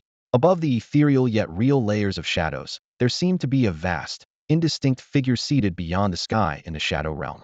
Suddenly, a grand yet chilling voice echoed through the space that brooked no other life. Huh. On that planet, there's actually a sacrifice from the Bright Realm's bloodline summoning my arrival? And the Earth Shadow Stone? A product gifted by the Bright Realm in that material world. Before the voice faded, a pure black beam of light, carrying endless darkness, instantly shot into an infinite spatial rift. The voice continued. Then I'll take this opportunity to see what makes this planet special. And crushing a few ants from the Bright Realm would be some entertainment. At that moment, the satellite alarm in the ERP research lab went off wildly. Meijun hadn't returned yet, and the satellite automatically transmitted the signal to her, as well as to Dongshan and Xingtian.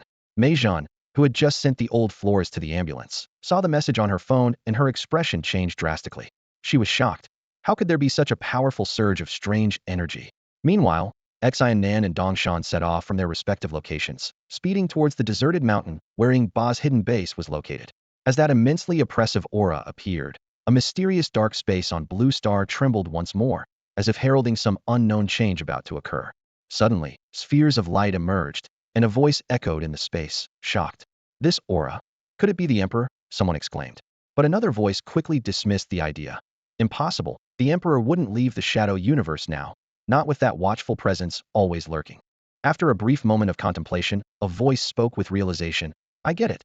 Someone has successfully performed the Shadow Realm's secret technique, sacrificing themselves to summon the Emperor's shadow avatar. Then, a burst of laughter followed. Ha! Let those Shadow Realm fools investigate. If the Emperor's avatar descends, who on Blue Star could possibly stand against it? Even with a time limit, it's enough for the Emperor to wreak havoc. Amidst this atmosphere of excitement, Lin Yi's eyes widened within the Xingtian armor. He saw the black mist ahead almost solidifying, swirling to form a towering shadowy figure. The figure appeared cloaked in black, nearly matching the height of the entire cavern. As the overwhelming pressure swept over, Lin Yi felt as if he was carrying a mountain on his back. Damn, did they really summon the Shadow Emperor? Lin Yi thought, not daring to hesitate any longer. The crimson gold pattern on his forehead instantly blazed, and his energy surged explosively. The Xingtian armor was immediately enveloped by a fiery red, tangible energy. Without hesitation, Lin Yi extended his right hand, and a summoning card appeared out of thin air. He quickly inserted the card into the summoner at his waist, his entire body shuddering. War God Xingtian. Upgrade. With a roar, the Xingtian armor, enhanced by Lin Yi's strongest form, seemed to ignite with blazing crimson flames.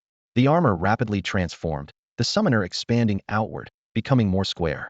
The chest and back plates restructured, revealing golden armor. Golden wings formed on the helmet's forehead, with a sword emblem at the back, exuding an imposing aura. Accompanied by the explosive roar of magma, a golden red, godlike armor emerged from the flowing magma.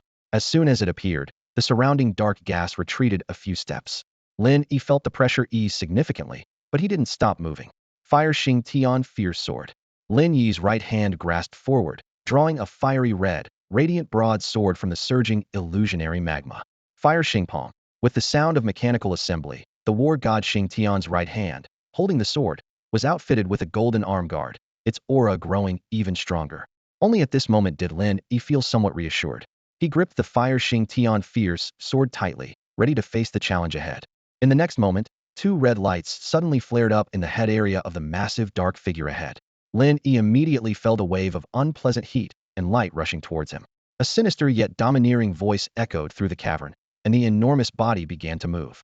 A huge, indistinct black hand reached for Lin Yi, causing the surrounding darkness to surge like a tide.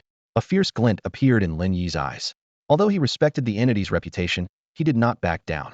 He quickly gathered his energy, tightly gripping the fire punishment sky flame sword. The blade instantly ignited with fierce flames, slashing down harshly at the exaggerated dark hand and the surrounding black mist. I respect your name, but that doesn't mean I'm afraid of you. Lin Yi shouted, his voice erupting simultaneously with the sword's energy. With unparalleled fiery sword energy, the fire punishment sky flame sword instantly severed the terrifyingly powerful hand. Darkness and flames collided, unleashing an incredibly powerful shockwave. The tangible objects within the cave were immediately shattered, and the rocks began to crack and fall. At that moment, a system notification sounded in Lin Yi's ear. Ding! Battle mission, sword to slay the Emperor, triggered. Mission objective, defeat the Shadow Emperor's phantom clone by any means. Mission rewards, 5 elements bloodline 10, armor enhancement 10, energy 38. Hearing the mission, Lin Yi's spirits lifted, and a fiery battle intent ignited in his eyes. However, in the next second, a deafening roar erupted. The dark figure ahead was engulfed in a frenzy of swirling black mist, violently striking the cavern. Such a small cave is unfit to be my foothold on this planet. Let me see the sun of this world. The Shadow Emperor's voice was filled with disdain. As soon as the words fell, a tremor akin to an earthquake shook the ground. The entire cavern began to collapse almost instantly, dust billowing everywhere. Lin Yi's battle intent was immediately replaced by shock. No way. This is too much. He quickly activated his teleportation ability to escape from the collapsing cave. Outside, the barren mountain concealing the shadow base resounded thunderously. The mountainside suddenly caved in, and shadowy energy surged wildly. Lin Yi appeared not far away, observing the scene with a solemn expression. Amidst the collapse of the barren mountain, a towering figure filled with immense pressure emerged, stepping through the ruins. Just as Lin Yi thought the battle was about to commence, a sinister and murderous voice rang out. I've seen the body with the bloodline, but where is the Earth Shadow Stone the ant mentioned? Upon hearing the angry voice of the Shadow Emperor, Lin Yi abruptly awakened. It was only then that he realized Shadow Overlord's dying condition for summoning the Shadow Emperor involved a Shadow Stone. Damn, making empty promises even in death. Lin Yi cursed inwardly. Trying to draw hatred towards me, huh? He recalled Shadow Overlord's middle-aged face covered with a thick beard, surprised by his cunning nature. Crafty old man, truly wicked. At that moment, the figure standing above the shattered cavern slowly turned towards Lin Yi. Those eyes suddenly lit up with a piercing red glow, like 2 burning infernos from hell. Are you the one that Ant wanted me to kill? The deep voice thundered through the air. The Shadow Emperor took heavy steps, gradually emerging from the area shrouded in darkness and shadow power. As his true form was fully revealed, Lin Yi couldn't help but feel his pupils contract. The Emperor's image far exceeded his expectations. Standing over 2 meters tall, his entire body was covered in ancient yet sinister dark armor. A black helmet of the same material adorned his head, with only the glowing red in the eye sockets visible. The armor bore the unique wild patterns of the Shadow Realm, and shadow power swirled around him like smoke.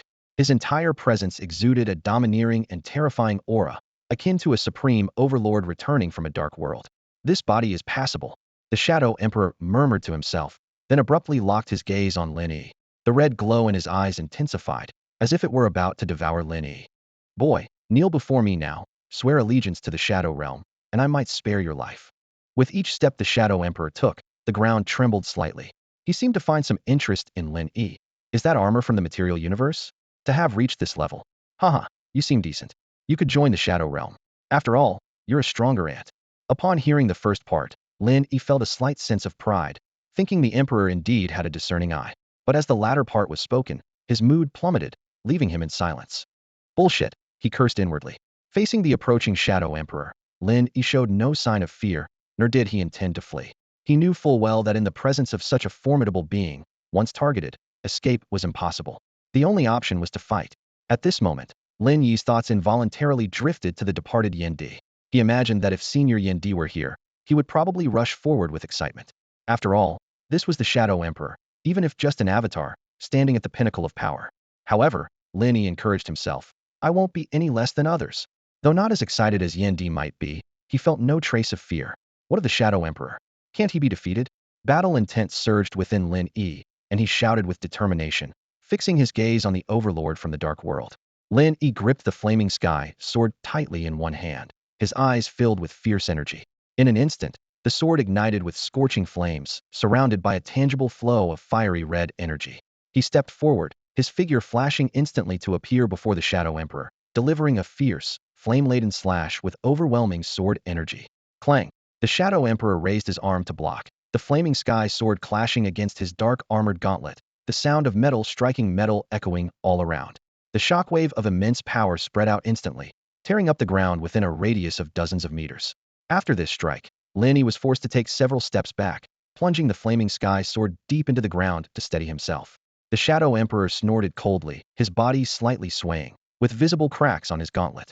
He glanced down at his arm, seemingly unconcerned, and remarked with surprise, "The light and shadow battle has just begun, and someone already possesses such formidable strength? Interesting." Before he finished speaking, a surge of shadow energy erupted from the Shadow Emperor's body, repairing the damaged gauntlet in the blink of an eye. He then launched a counterattack, transforming into a streak of black light, charging fiercely towards Lin Yi. Seeing this, Lin Yi was startled, instantly enhancing his internal energy, and met the attack with his sword. Bang! Bang! Bang! The battle erupted. The sounds of collisions and impacts filled the air incessantly.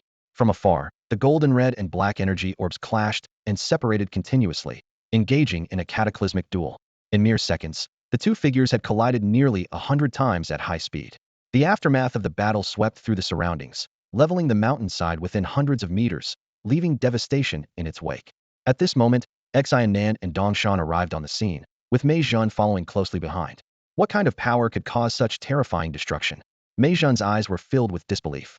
The three stood in shock, witnessing the bombarded-like ground and feeling the waves of powerful impact. The clash continued relentlessly. Lin Yi transformed into the golden red war god Xingtian, swinging his sword multiple times in an instant, unleashing several energy spheres brimming with immense power. The Shadow Emperor was not to be outdone. With a mere wave of his hand, strong dark waves surged forward, colliding fiercely with the energy spheres. Boom, boom, boom. Explosions sounded one after another. The two figures collided intensely once more, but this time there was no stalemate. Bang! Lin Yi was struck by a mountain-heavy shadow punch from the Shadow Emperor, sending the war god Xingtian's figure flying backward. This scene immediately caused Mei Zhen and the others in the distance to be filled with anxiety. Fortunately, Lin Yi's control over his body was exceptionally strong. He twisted in midair, plunging the flaming sky sword into the ground to absorb the impact, dragging a trench several meters long before coming to a halt. The Shadow Emperor's taunting voice slithered through the air like a venomous serpent, engaging with a mere fragment of my presence. You do show some strength. However, you're just a powerful ant. Do you really think testing this body against me will allow you to withstand my might? Before his words had entirely dissipated, a formidable surge of shadow energy erupted around the Shadow Emperor. The pitch-black energy swallowed the sky in an instant, resembling a vast curtain of darkness covering the world. Simultaneously, the suffocating energy began to escalate madly, like a volcano on the verge of eruption. Lin Yi's heart tightened at the sight. He realized that the Shadow Emperor's fragment was still growing stronger, and the alarming rate of this growth was terrifying. Nearby, Mei Zhen and the others watched in horror, their faces turning pale.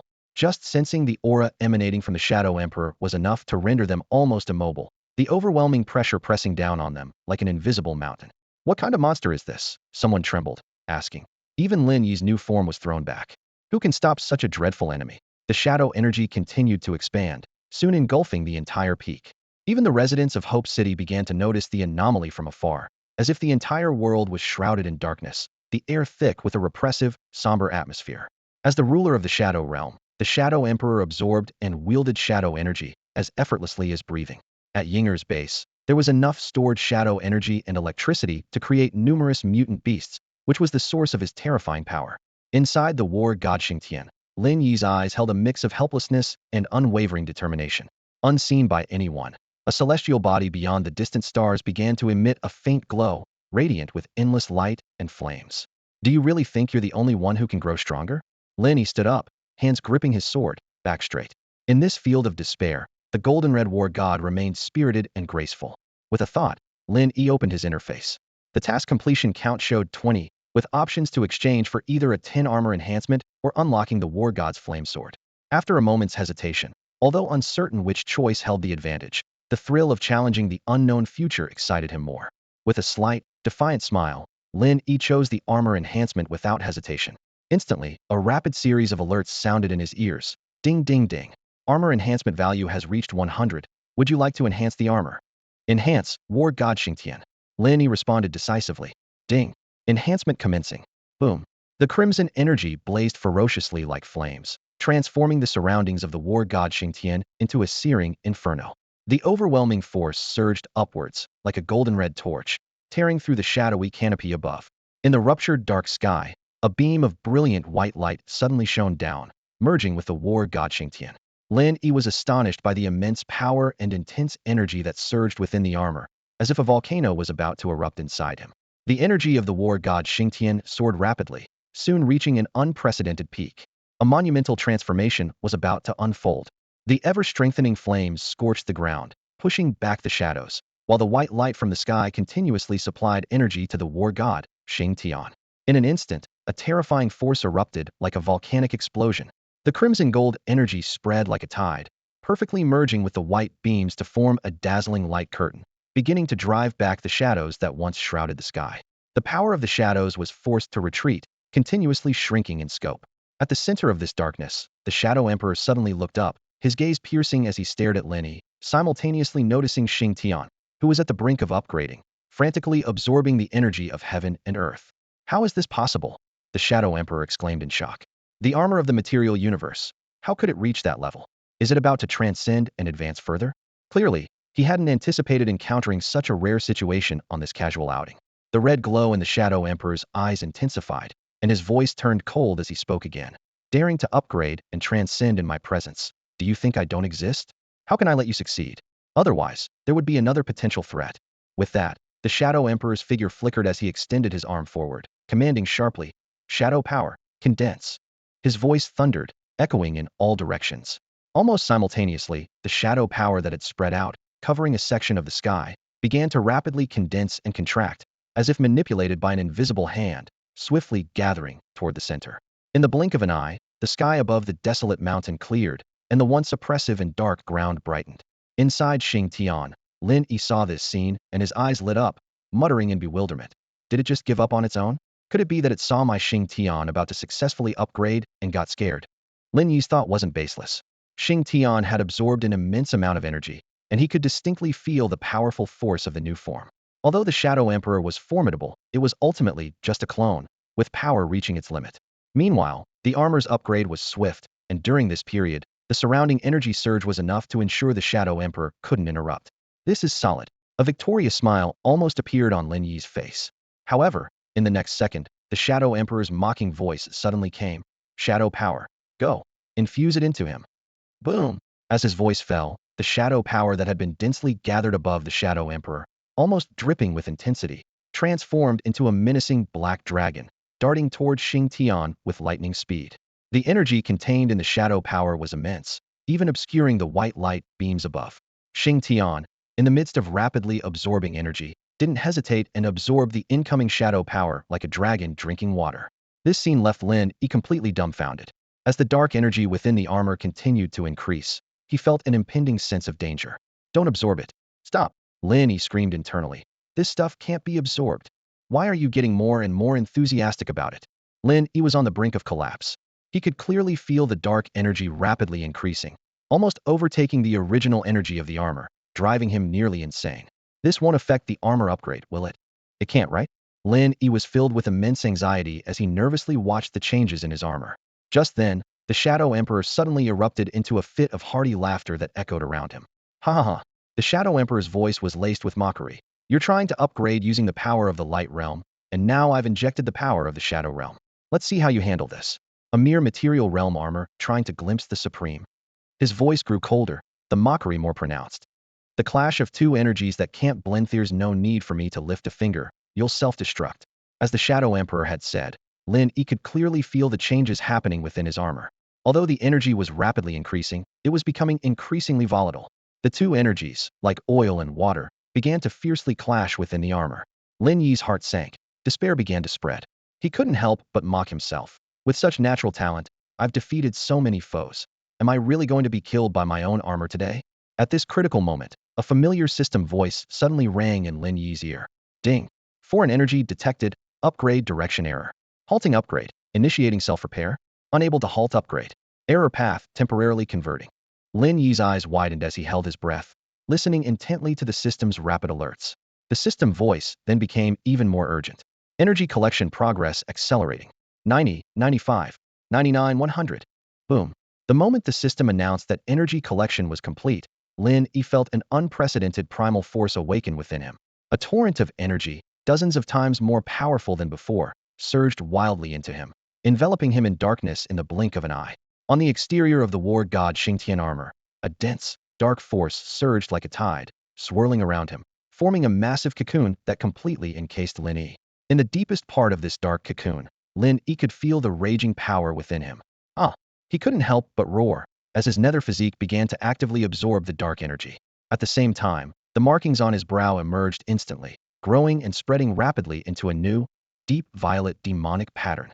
Outside the armor, the war god Xingtian was also being consumed by the intense dark energy. The summoner began to change shape, gradually turning black and purple. The entire armor underwent a dramatic transformation, its original golden-red exterior replaced by a deep purple-black hue.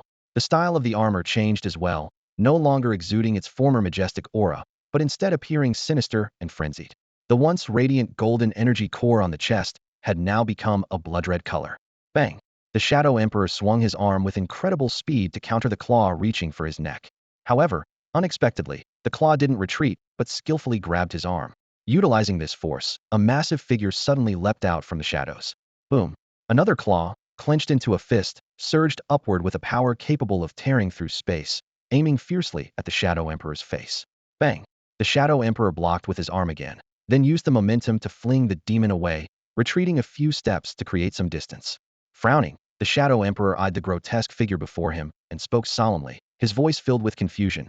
Why haven't you self-destructed, you ant? Instead, you've transformed into this form. This was beyond the Shadow Emperor's understanding. According to what he knew, no one could survive the clash of two incompatible energies. Unfortunately, the Shadow Emperor was unaware that some people have a trick up their sleeve. Lin Yi stepped back a few paces, his voice hoarse yet strangely excited as it emanated from the demonic Xingtian. Heh, isn't this thanks to you, Shadow Emperor? With that, he spread his arms towards the sky, and a surging dark aura exploded like a sonic boom. Lin Yi's fervent voice resonated again. Now let me tell you his name, Jian Yi Xingtian. Boom. As soon as he finished speaking, Lin Yi transformed into a shadow and charged at the Shadow Emperor. Jian Yi Xingtian moved with incredible speed, his figure flickering as he clasped his hands together and brought them down hard on the opponent's head, the turbulent demonic energy swirling around him. Impudent! The Shadow Emperor roared in anger, narrowly retreating to dodge the blow, then clashing fiercely with Jian Yi Xingtian. However, this time, Jian Yi Xingtian was not at a disadvantage. He seemed like a true demon king descending upon the world, using every limb to launch a ferocious assault on the Shadow Emperor. Though the attacks appeared simple and brutal, the power within them was dozens of times stronger than before, with the sounds of thunderous collisions echoing continuously.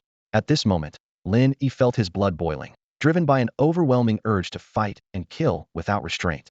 The black and purple markings on his forehead grew more intense, as if merging with Jian Yi Xingtian, man and armor becoming one. I'll make you pay for overpowering me. Jian Yi Xingtian's claw struck hard against the Shadow Emperor's shoulder, forcing him back half a step. I'll make you regret calling me an ant. Lin Yi shouted in fury, delivering a headbutt with Jian Yi Xingtian's menacing helmet crashing into the Shadow Emperor's face, the impact sounding like a muffled thunderclap. I'll make you regret giving me dark energy. Lin Yi's arms clamped tightly around the Shadow Emperor's, his knee thrusting forward to strike a critical spot.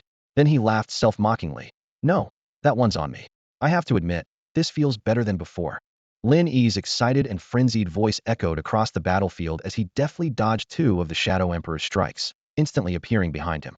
The Shadow Emperor, while fending off Lin Yi's relentless assault, listened to his maniacal shouts, growing increasingly agitated. This ant. It's like he's become a different person, a madman. How dare he fight me like this? Annoyed, he trembled violently, unleashing the power of shadows from within, surging all around. In an instant, a powerful shockwave spread in all directions, instantly pushing everything around the Shadow Emperor away. With a powerful leap, the Jian Yi Xingtian moved back to confront the Shadow Emperor. Inside the armor, Lin Yi closed his eyes to feel the forceful and sinister energy within him, silently musing. No wonder they say that turning to the dark side makes you 10 times stronger, while redemption weakens you by a third. Without the war god's fiery sword, the war god Xingtian is indeed no match for Jian Yi Xingtian. In terms of sheer strength, Jian Yi Xingtian has already surpassed the war god form, not to mention the dark form comes with its own specialized weapon. Lin Yi suddenly opened his eyes, a hint of blood red flashing in his pupils. He stared at the Shadow Emperor across from him, and, breaking from his usual demeanor, let out a loud, maniacal laugh. Shadow Emperor, they say you're the ruler of the Shadow Realm? Huh. The Shadow Emperor snorted coldly at these words, his aura gathering and exploding around him, and scoffed. I am the supreme king of the Shadow Realm. Today, I have only sent a mere shadow of myself. And you, a mere insect, truly think you can contend with me?" Lin Yi laughed wildly again, waving his hand arrogantly and shouting, "Ha ha, I don't care if you're just a shadow. Today I'm going to beat you." And when word spreads, it'll be said that even the so-called ruler of the Shadow Realm was defeated by me. The Shadow Emperor fell silent at this. From a distance, Meijin heard Lin Yi's words and, despite her concern for his condition, had to admit that his words were indeed incredibly bold. Xian Nan and Dong Shan widened their eyes, unable to believe Lin Yi's audacity, even more so his strength. They had intended to provide support, but realized that approaching rashly would be akin to suicide after sensing the energy fluctuations on the mountainside. Lin Yi felt his blood boiling, alarms ringing in his mind. Something's wrong. This is very wrong. He could clearly sense the changes within himself. The arrogance he had always kept hidden was now fully unleashed. Strangely, despite his rational mind telling him that something was off, deep down, he found himself loving this state. Suppress it? Why suppress it? Today, I'm going to crush this Shadow Emperor. Inside Xingtian, Lin Yi muttered to himself, his tone growing more resolute. In the next moment, he suddenly lifted his head, the faceplate of Xingtian revealing his eyes, which burst with a dazzling blood-red light. Abruptly, a powerful surge of dark energy erupted from the armor, and the blood-red aura, like a blood flame, became tangible and flowed. Lin Yi's right hand moved with lightning speed across the side of his black belt, and with a flash of mysterious dark light, a purple-black card spun into his palm. Snap! Lin Yi decisively slammed the card into the enchanted summoner. Instantly, a fierce and wild roar echoed through the air. Jin Yi Demon Sky Sword. Boom. The moment the card touched the summoner, a blaze of ghostly purple and dark black flames erupted before Xingtian. Lin Yi's right hand made a gripping motion, and a formidable, menacing sword hilt materialized in his palm. A blood-red crystal was embedded at the end of the hilt, which seemed to be forged from black molten lava, its surface etched with spiral patterns. The connection between the hilt and the blade featured the head of a dark demon dragon, its jaws open wide, as if devouring the blade. The crossguard angled sharply across the dragon's head, exuding a sense of power and dominance. Feeling the immense power within the demonic sword, Lin Yi's eyes lit up. He gripped the hilt tightly, and with effort, drew it from the flames. Sh! A sharp, piercing sword cry sliced through the air as the blade emerged from the fire. This sword, resembling black meteorite encased in blazing flames, was both awe-inspiring and fiercely sharp despite its fearsome appearance. As Lin Yi swung the Yi Demon Sky Sword, the flames merged into the blade, making the blood-red hue even more intense. Across from him, the Shadow Emperor, who had been poised for a kill, sensed the weapon's formidable power. His eyes flickered with uncertainty as he inwardly cursed, "Damn it! Where did this kid come from?" His strength increased after summoning this weapon. Lin Yi, sensing the state of the Yi Demon Sky Sword, felt a thrill of excitement in his wild gaze. He realized this was not the sword's final form, it could grow even stronger. Wielding the sword with one hand, he was enveloped in a dark aura, with blood-red energy flowing like a halo around him. Insignificant ant. The Shadow Emperor couldn't afford to hesitate any longer, fearing what Lin Yi might do next. This avatar had existed for a long time, depleting much of its stored shadow power, so he couldn't delay any further. With a roar, he absorbed all the shadow power around them, darkening the sky as an invisible force of darkness emerged. On the devastated mountainside, under a shroud of darkness spanning several kilometers, two figures stood opposed, similar in presence, yet vastly different in aura. Within Xingtian, Lin Yi, wielding the Yi Demon Sky Sword, advanced step by step. An invisible force began to gather and surge. This scene resembled a dark demon king about to ascend his throne, ready to reclaim his rightful place. In the Shadow Realm, an endless expanse of darkness, the previously cold voice echoed once more, this time laced with palpable anger. "A mere ant dares to challenge me. If I could be present in the material universe right now, I would crush you with a single finger." The Shadow Emperor, having vented his frustration, quickly calmed down to assess the situation. His shadow avatar had limited power, and the energy sustained by absorbing the 5 elemental bloodlines was nearly depleted. He needed to swiftly deal with the arrogant ant. Otherwise, in that world, no one would be able to stop the slaughter of all his subordinates. This was crucial to his millennial-long plan, as the war with the Bright Realm for control of the material universe had reached a pivotal moment. Defeat was not an option. Murmuring a few words under his breath, the Shadow Emperor fell silent. Suddenly, a massive shadowy hand appeared out of nowhere, as if it could easily crush a planet. It slammed down with tremendous force, shattering the space and revealing a vast spatial rift. At the same moment, deafening thunder clapped above Blue Star. In the suburbs of Jinghai City, on a desolate mountain, shocked gazes watched as space tore like fabric, forming a massive rift across the mountain. Beyond the rift lay endless darkness, exuding the aura of the Shadow Realm. Not far away, a dark purple crystal stone appeared silently. From within the crystal, voices filled with ecstatic excitement emerged. It's the aura of our Shadow Realm. The Emperor himself has opened the rift. We can return. Nonsense. Returning without completing the mission is suicide. What are you afraid of? With the Emperor himself taking action, we can use our alien beasts to deal with those two armored warriors first. Ha. Soon this planet will be ours. Then we'll open the gates wide, and our Shadow Realm will. Shut up. Be careful. Walls have ears. Humph. Who could possibly have the ability to eavesdrop on us? As soon as the words were spoken, the voices abruptly stopped. On the other side, Lin Yi eyed the spatial rift warily, instantly wielding his magic sword to confront the Shadow Emperor's avatar. Whatever you are, it's a safe bet to take you down. The sword erupted with blood-red energy, its sharp blade aimed directly at the Shadow Emperor. Vile ant! The Shadow Emperor roared, forced to halt his energy absorption and step back. He raised his arm, attempting to block the sword with his gauntlet. However, as the blade met the gauntlet, a clear, crisp sound rang out. How is this possible? The Shadow Emperor was utterly shocked, quickly transforming his arm into shadowy energy to regroup, retreating rapidly. Only then did his tone reveal a hint of apprehension. This weapon, it's incredibly powerful.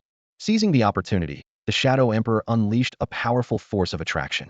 His hand shot out like lightning towards the sky as he roared, "Shadow power, come." With a thunderous boom, the rift in the sky quaked violently. In an instant, a torrent of shadow energy cascaded down, engulfed by the Shadow Emperor's form. His aura surged, and a towering shadow demon figure, tens of meters high, coalesced around him with a resounding roar. "This time, I'll obliterate you completely," the Shadow Emperor declared coldly, leaping into the colossal shadow demon form. The energy from the sky continued to pour down, further amplifying the demon's power. Inside the giant Xingtians, Lin Yi watched the scene unfold, gritting his teeth, his eyes reddening with rage. Damn, a cheater with energy transmission. So that's how it is. Seeing the intensifying shadow power pouring down from the sky, Lin Yi's eyes suddenly lit up, a renewed vigor on his face. "I'm the Dark Xingtian now. If you can absorb shadow energy, so can I." Before he finished speaking, Lin Yi flashed into the air beneath the spatial rift. He launched himself directly at the Shadow Emperor, diving into the torrent of shadow energy. Boom. Like a vortex, Lin Yi frantically absorbed the energy, competing with the Shadow Emperor for this precious power. Instantly, he felt an immense rejuvenation, full of vigor and strength. Clutching the giant Xingtian sword, Lin Yi unhesitatingly slashed at the massive shadow demon form. "Come on, let's fight for another 300 rounds." The Shadow Emperor, noticing Lin Yi's approach and his energy absorption, was instantly enraged. "Stealing my power right in front of me." Boom. The two collided in an instant. Despite the difference in size, their true power levels were remarkably close. The clash sent shockwaves in all directions, and Lin Yi's sword energy tore through the enveloping shadows. Within the Shadow Realm, the Shadow Emperor gritted his teeth, feeling the energy being equally absorbed, growing increasingly exasperated.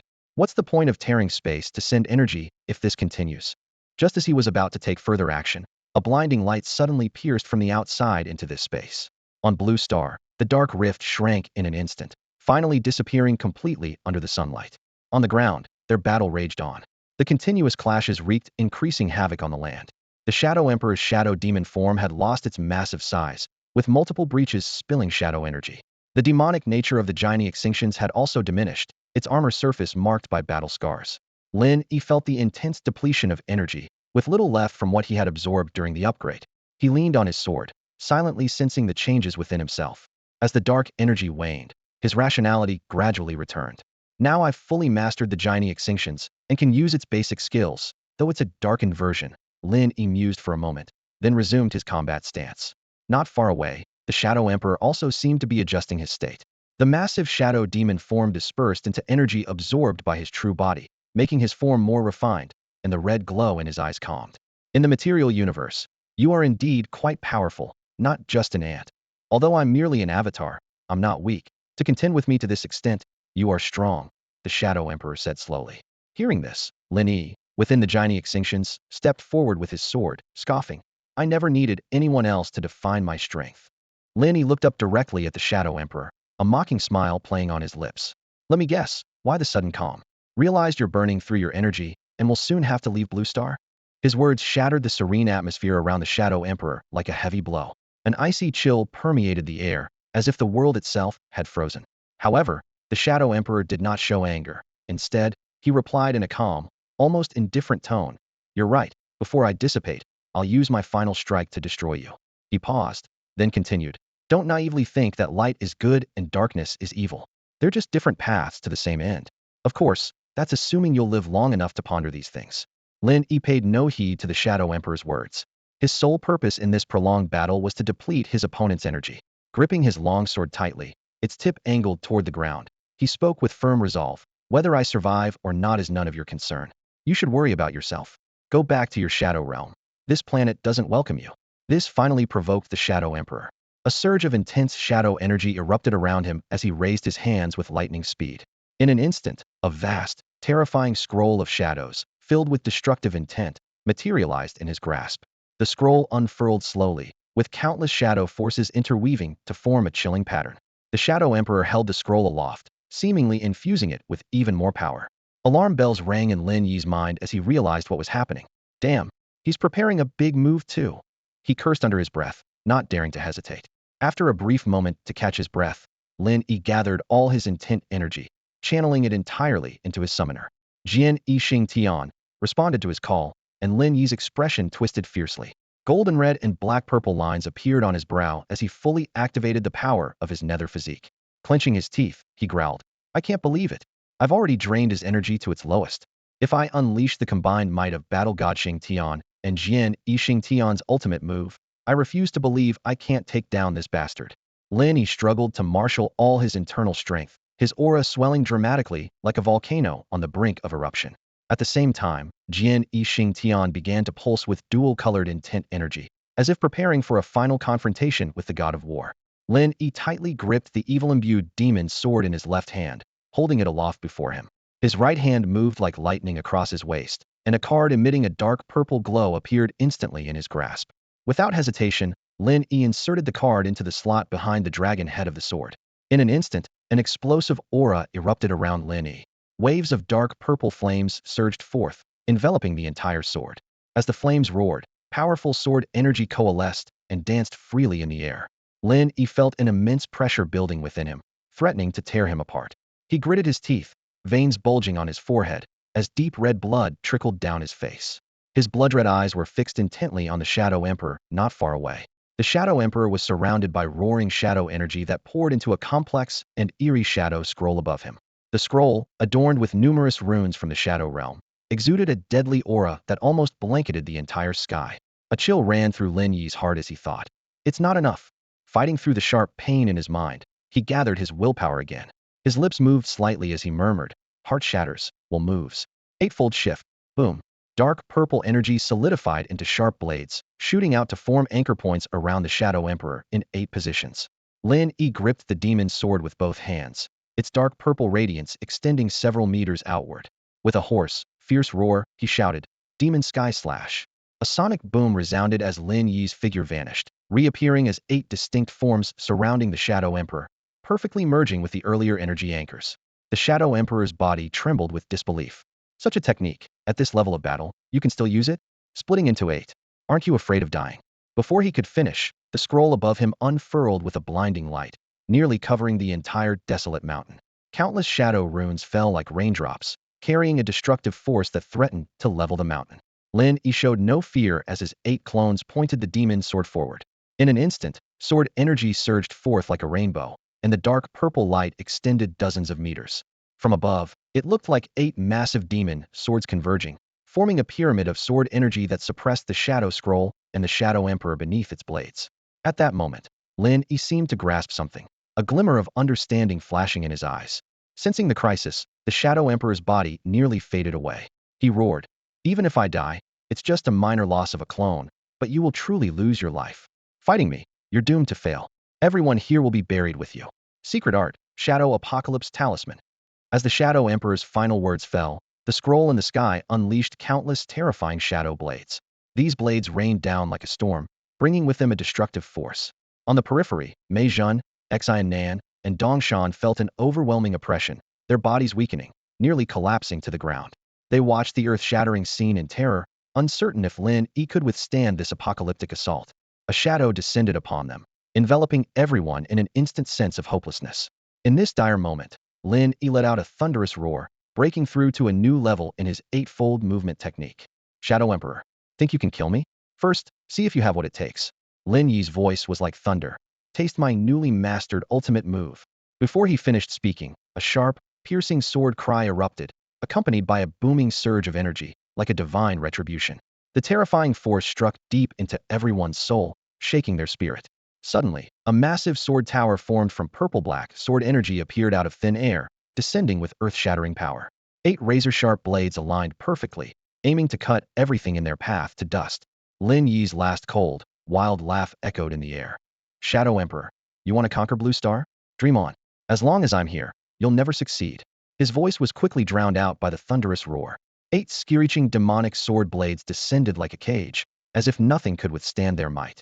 The shadow scroll frantically shrunk and condensed, its refined shadow power turning into blades for a desperate counterattack. However, the moment it touched the eightfold demon sky slash, the seemingly strong scroll was sliced apart like ordinary cloth. The ensuing explosion failed to halt the falling blades. The blade struck the Shadow Emperor's avatar, tearing it into 8 pieces, which then exploded and dissolved into shadows, vanishing into nothingness. Boom! Moments later, the entire barren mountain began to shake violently, with deafening roars and crashing sounds filling the air. Several kilometers away, Mei Zhen and the others looked up to see a massive, powerful black mushroom cloud rising slowly, reaching into the sky. The battlefield on the barren mountain, spanning several miles, was neatly sliced, resembling the remnants of a battle between gods and demons. Dong Shan stood dumbfounded, his Adam's apple moving as he struggled to speak. Looking at this scene, can he still be alive? Xin then turned to look towards Jinghai City, where disturbances were already brewing.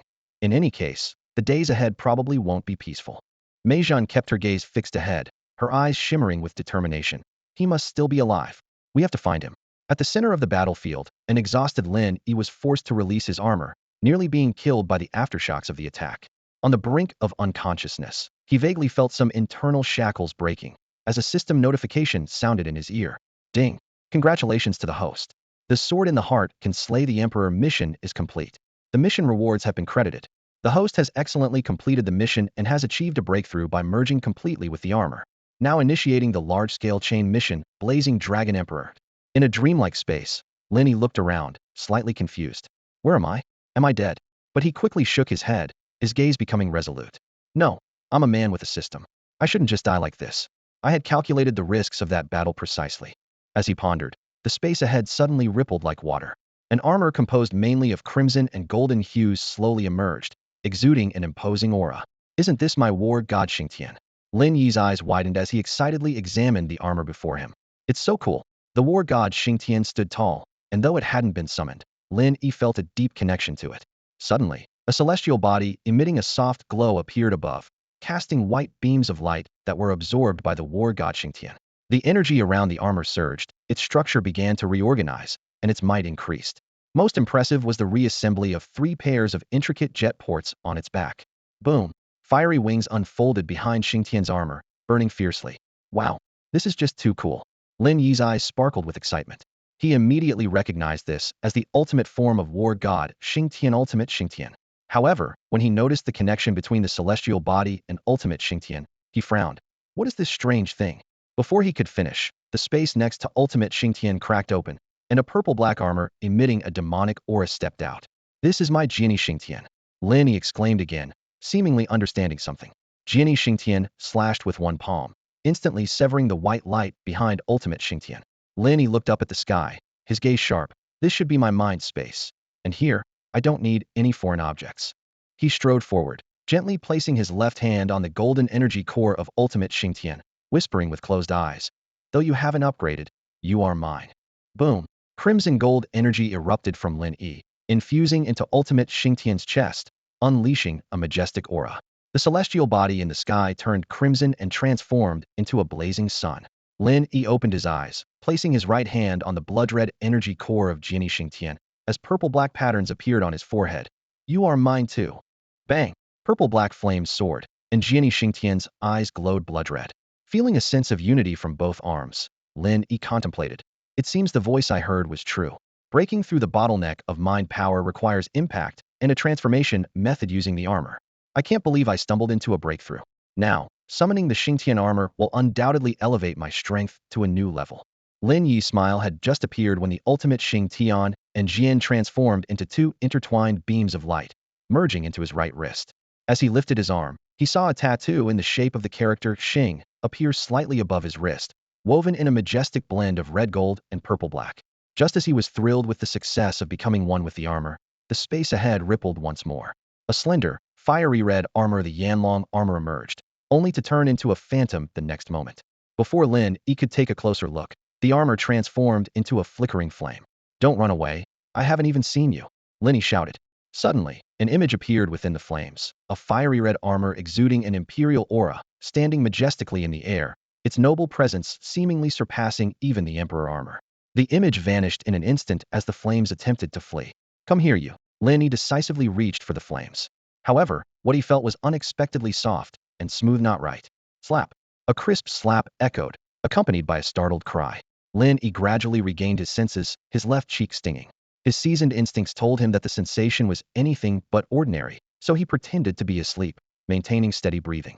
This was the second floor of a burger shop, in Lin Yi's bedroom, next to Mei Zhen's room.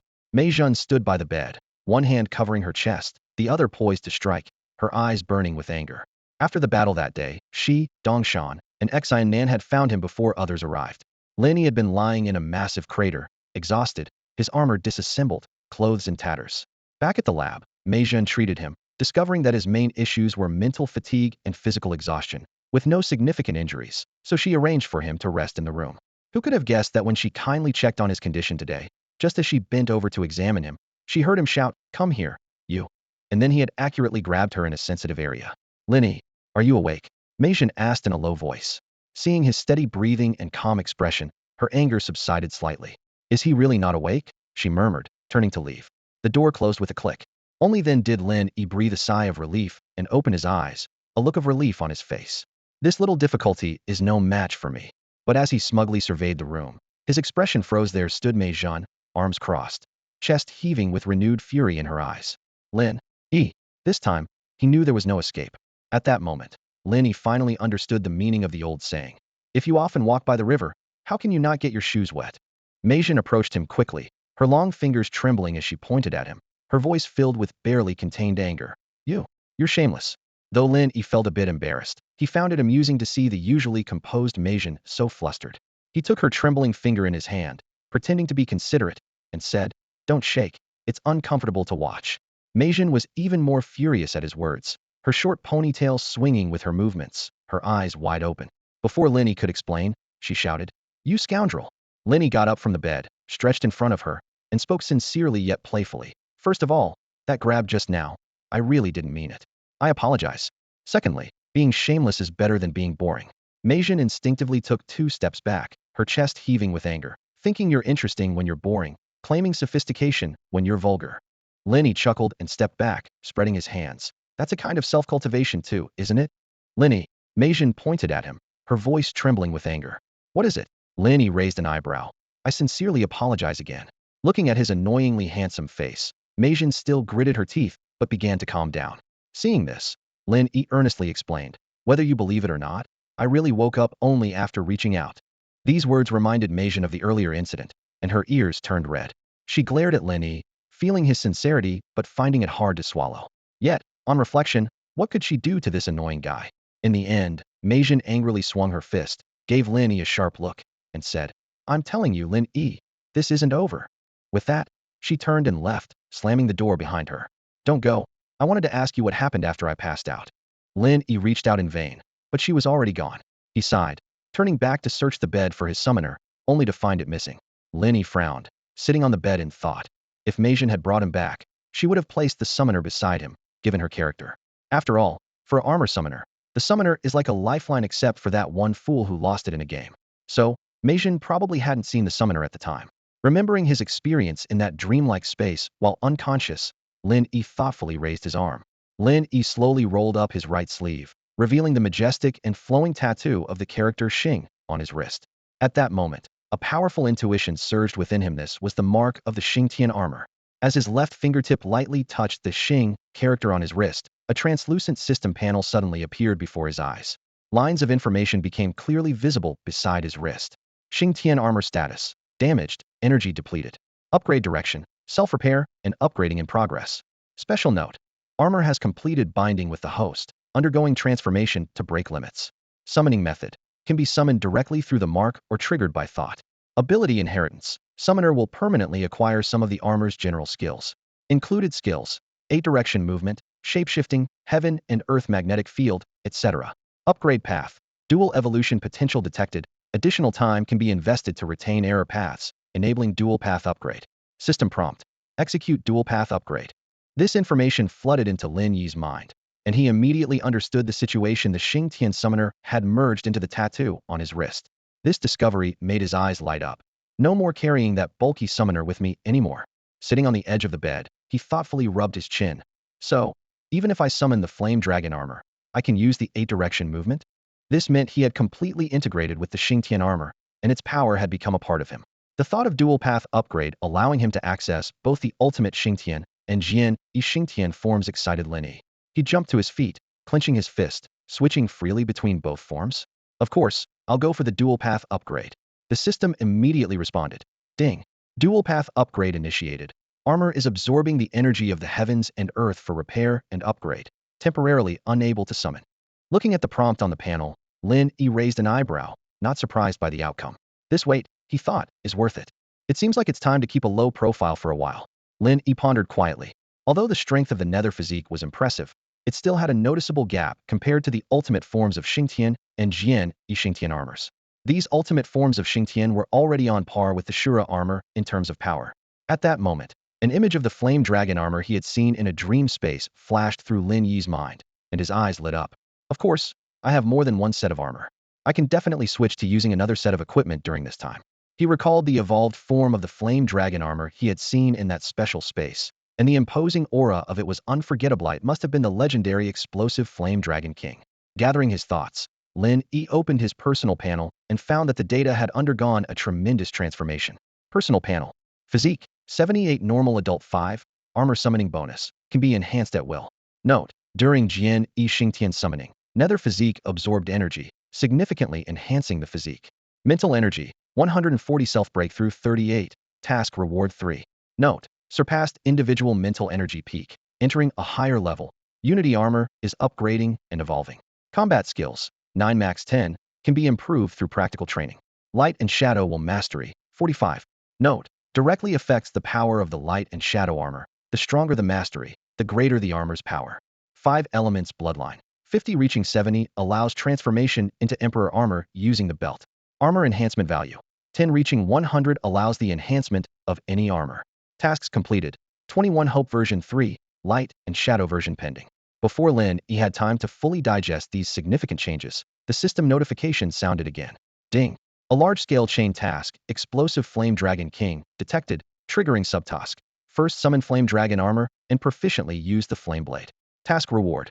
Light and shadow will mastery increased by 5. When Lin Yi saw the new task appear, a slight smile crept onto his lips.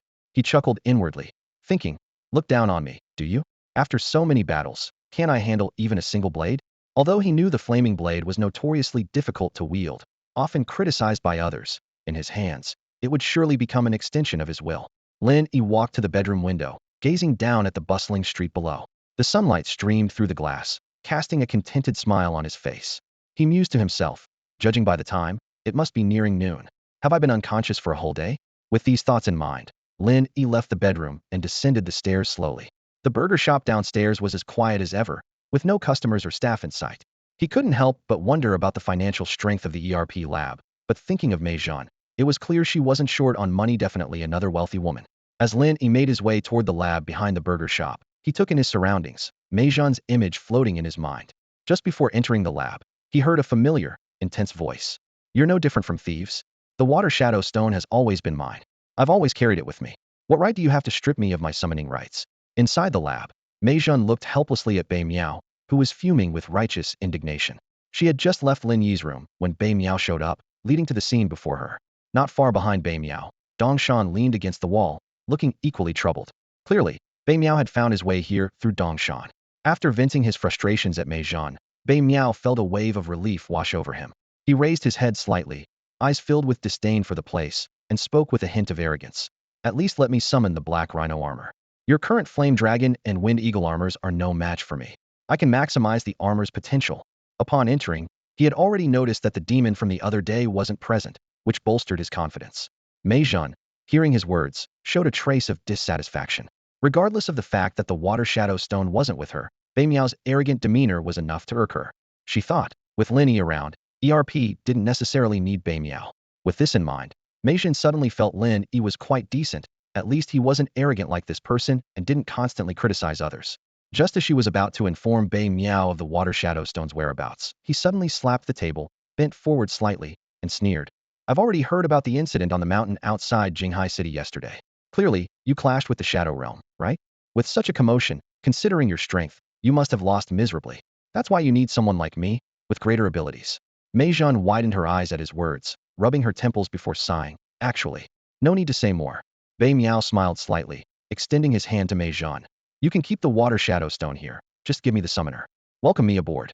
Silence. Mei Zhan looked at his outstretched hand in silence. Dong Shan listened to his presumptuous analysis in silence. A sense of awkwardness and subtle tension filled the air, as if time itself had frozen in this moment. The room fell silent. Bei Miao furrowed his brow, about to speak, when a calm voice sounded from behind him.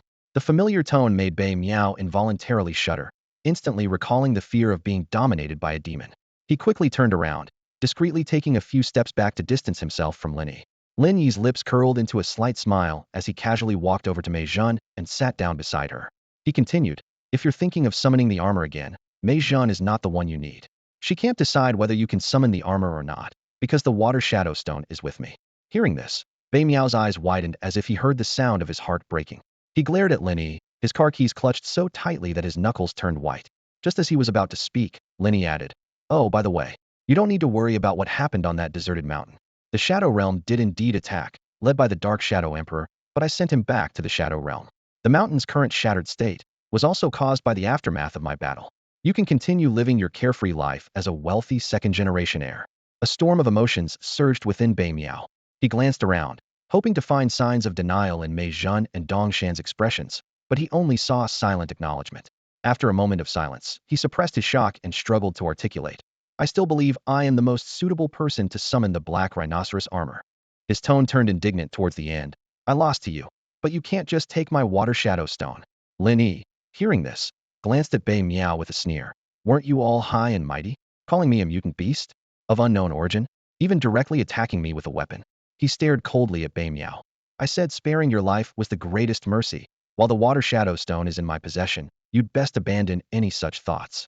Bei Miao gritted his teeth, fists clenched, glaring at Lin Yi. Seeing this, Lin Yi raised his eyebrows in disbelief and said, still baring your teeth at me? Looks like you haven't learned your lesson. With a subtle gesture, he extended his right hand towards Bei Miao's throat, as if grabbing it from a distance, and began to lift.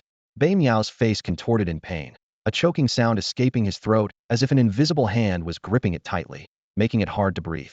At this moment, Mei Zhan urgently called out, Lin Yi. She grabbed Lin Yi's arm, her eyes filled with a look of compassion. Lin Yi's arm was tightly constricting Bei Miao's throat, his grip growing stronger by the second. Seeing this, Mei Zhan quickly and quietly urged, you still live here. Don't do something that will bring trouble. Her voice was filled with concern, fearing that Lin Yi might make a rash decision with dire consequences.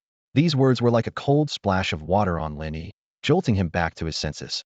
He realized he had unconsciously increased his grip. Quickly regaining control, he released Bei Miao, forcefully tossing him to the ground.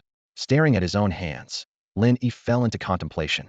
Was this his true nature, or the lingering influence of dark forces?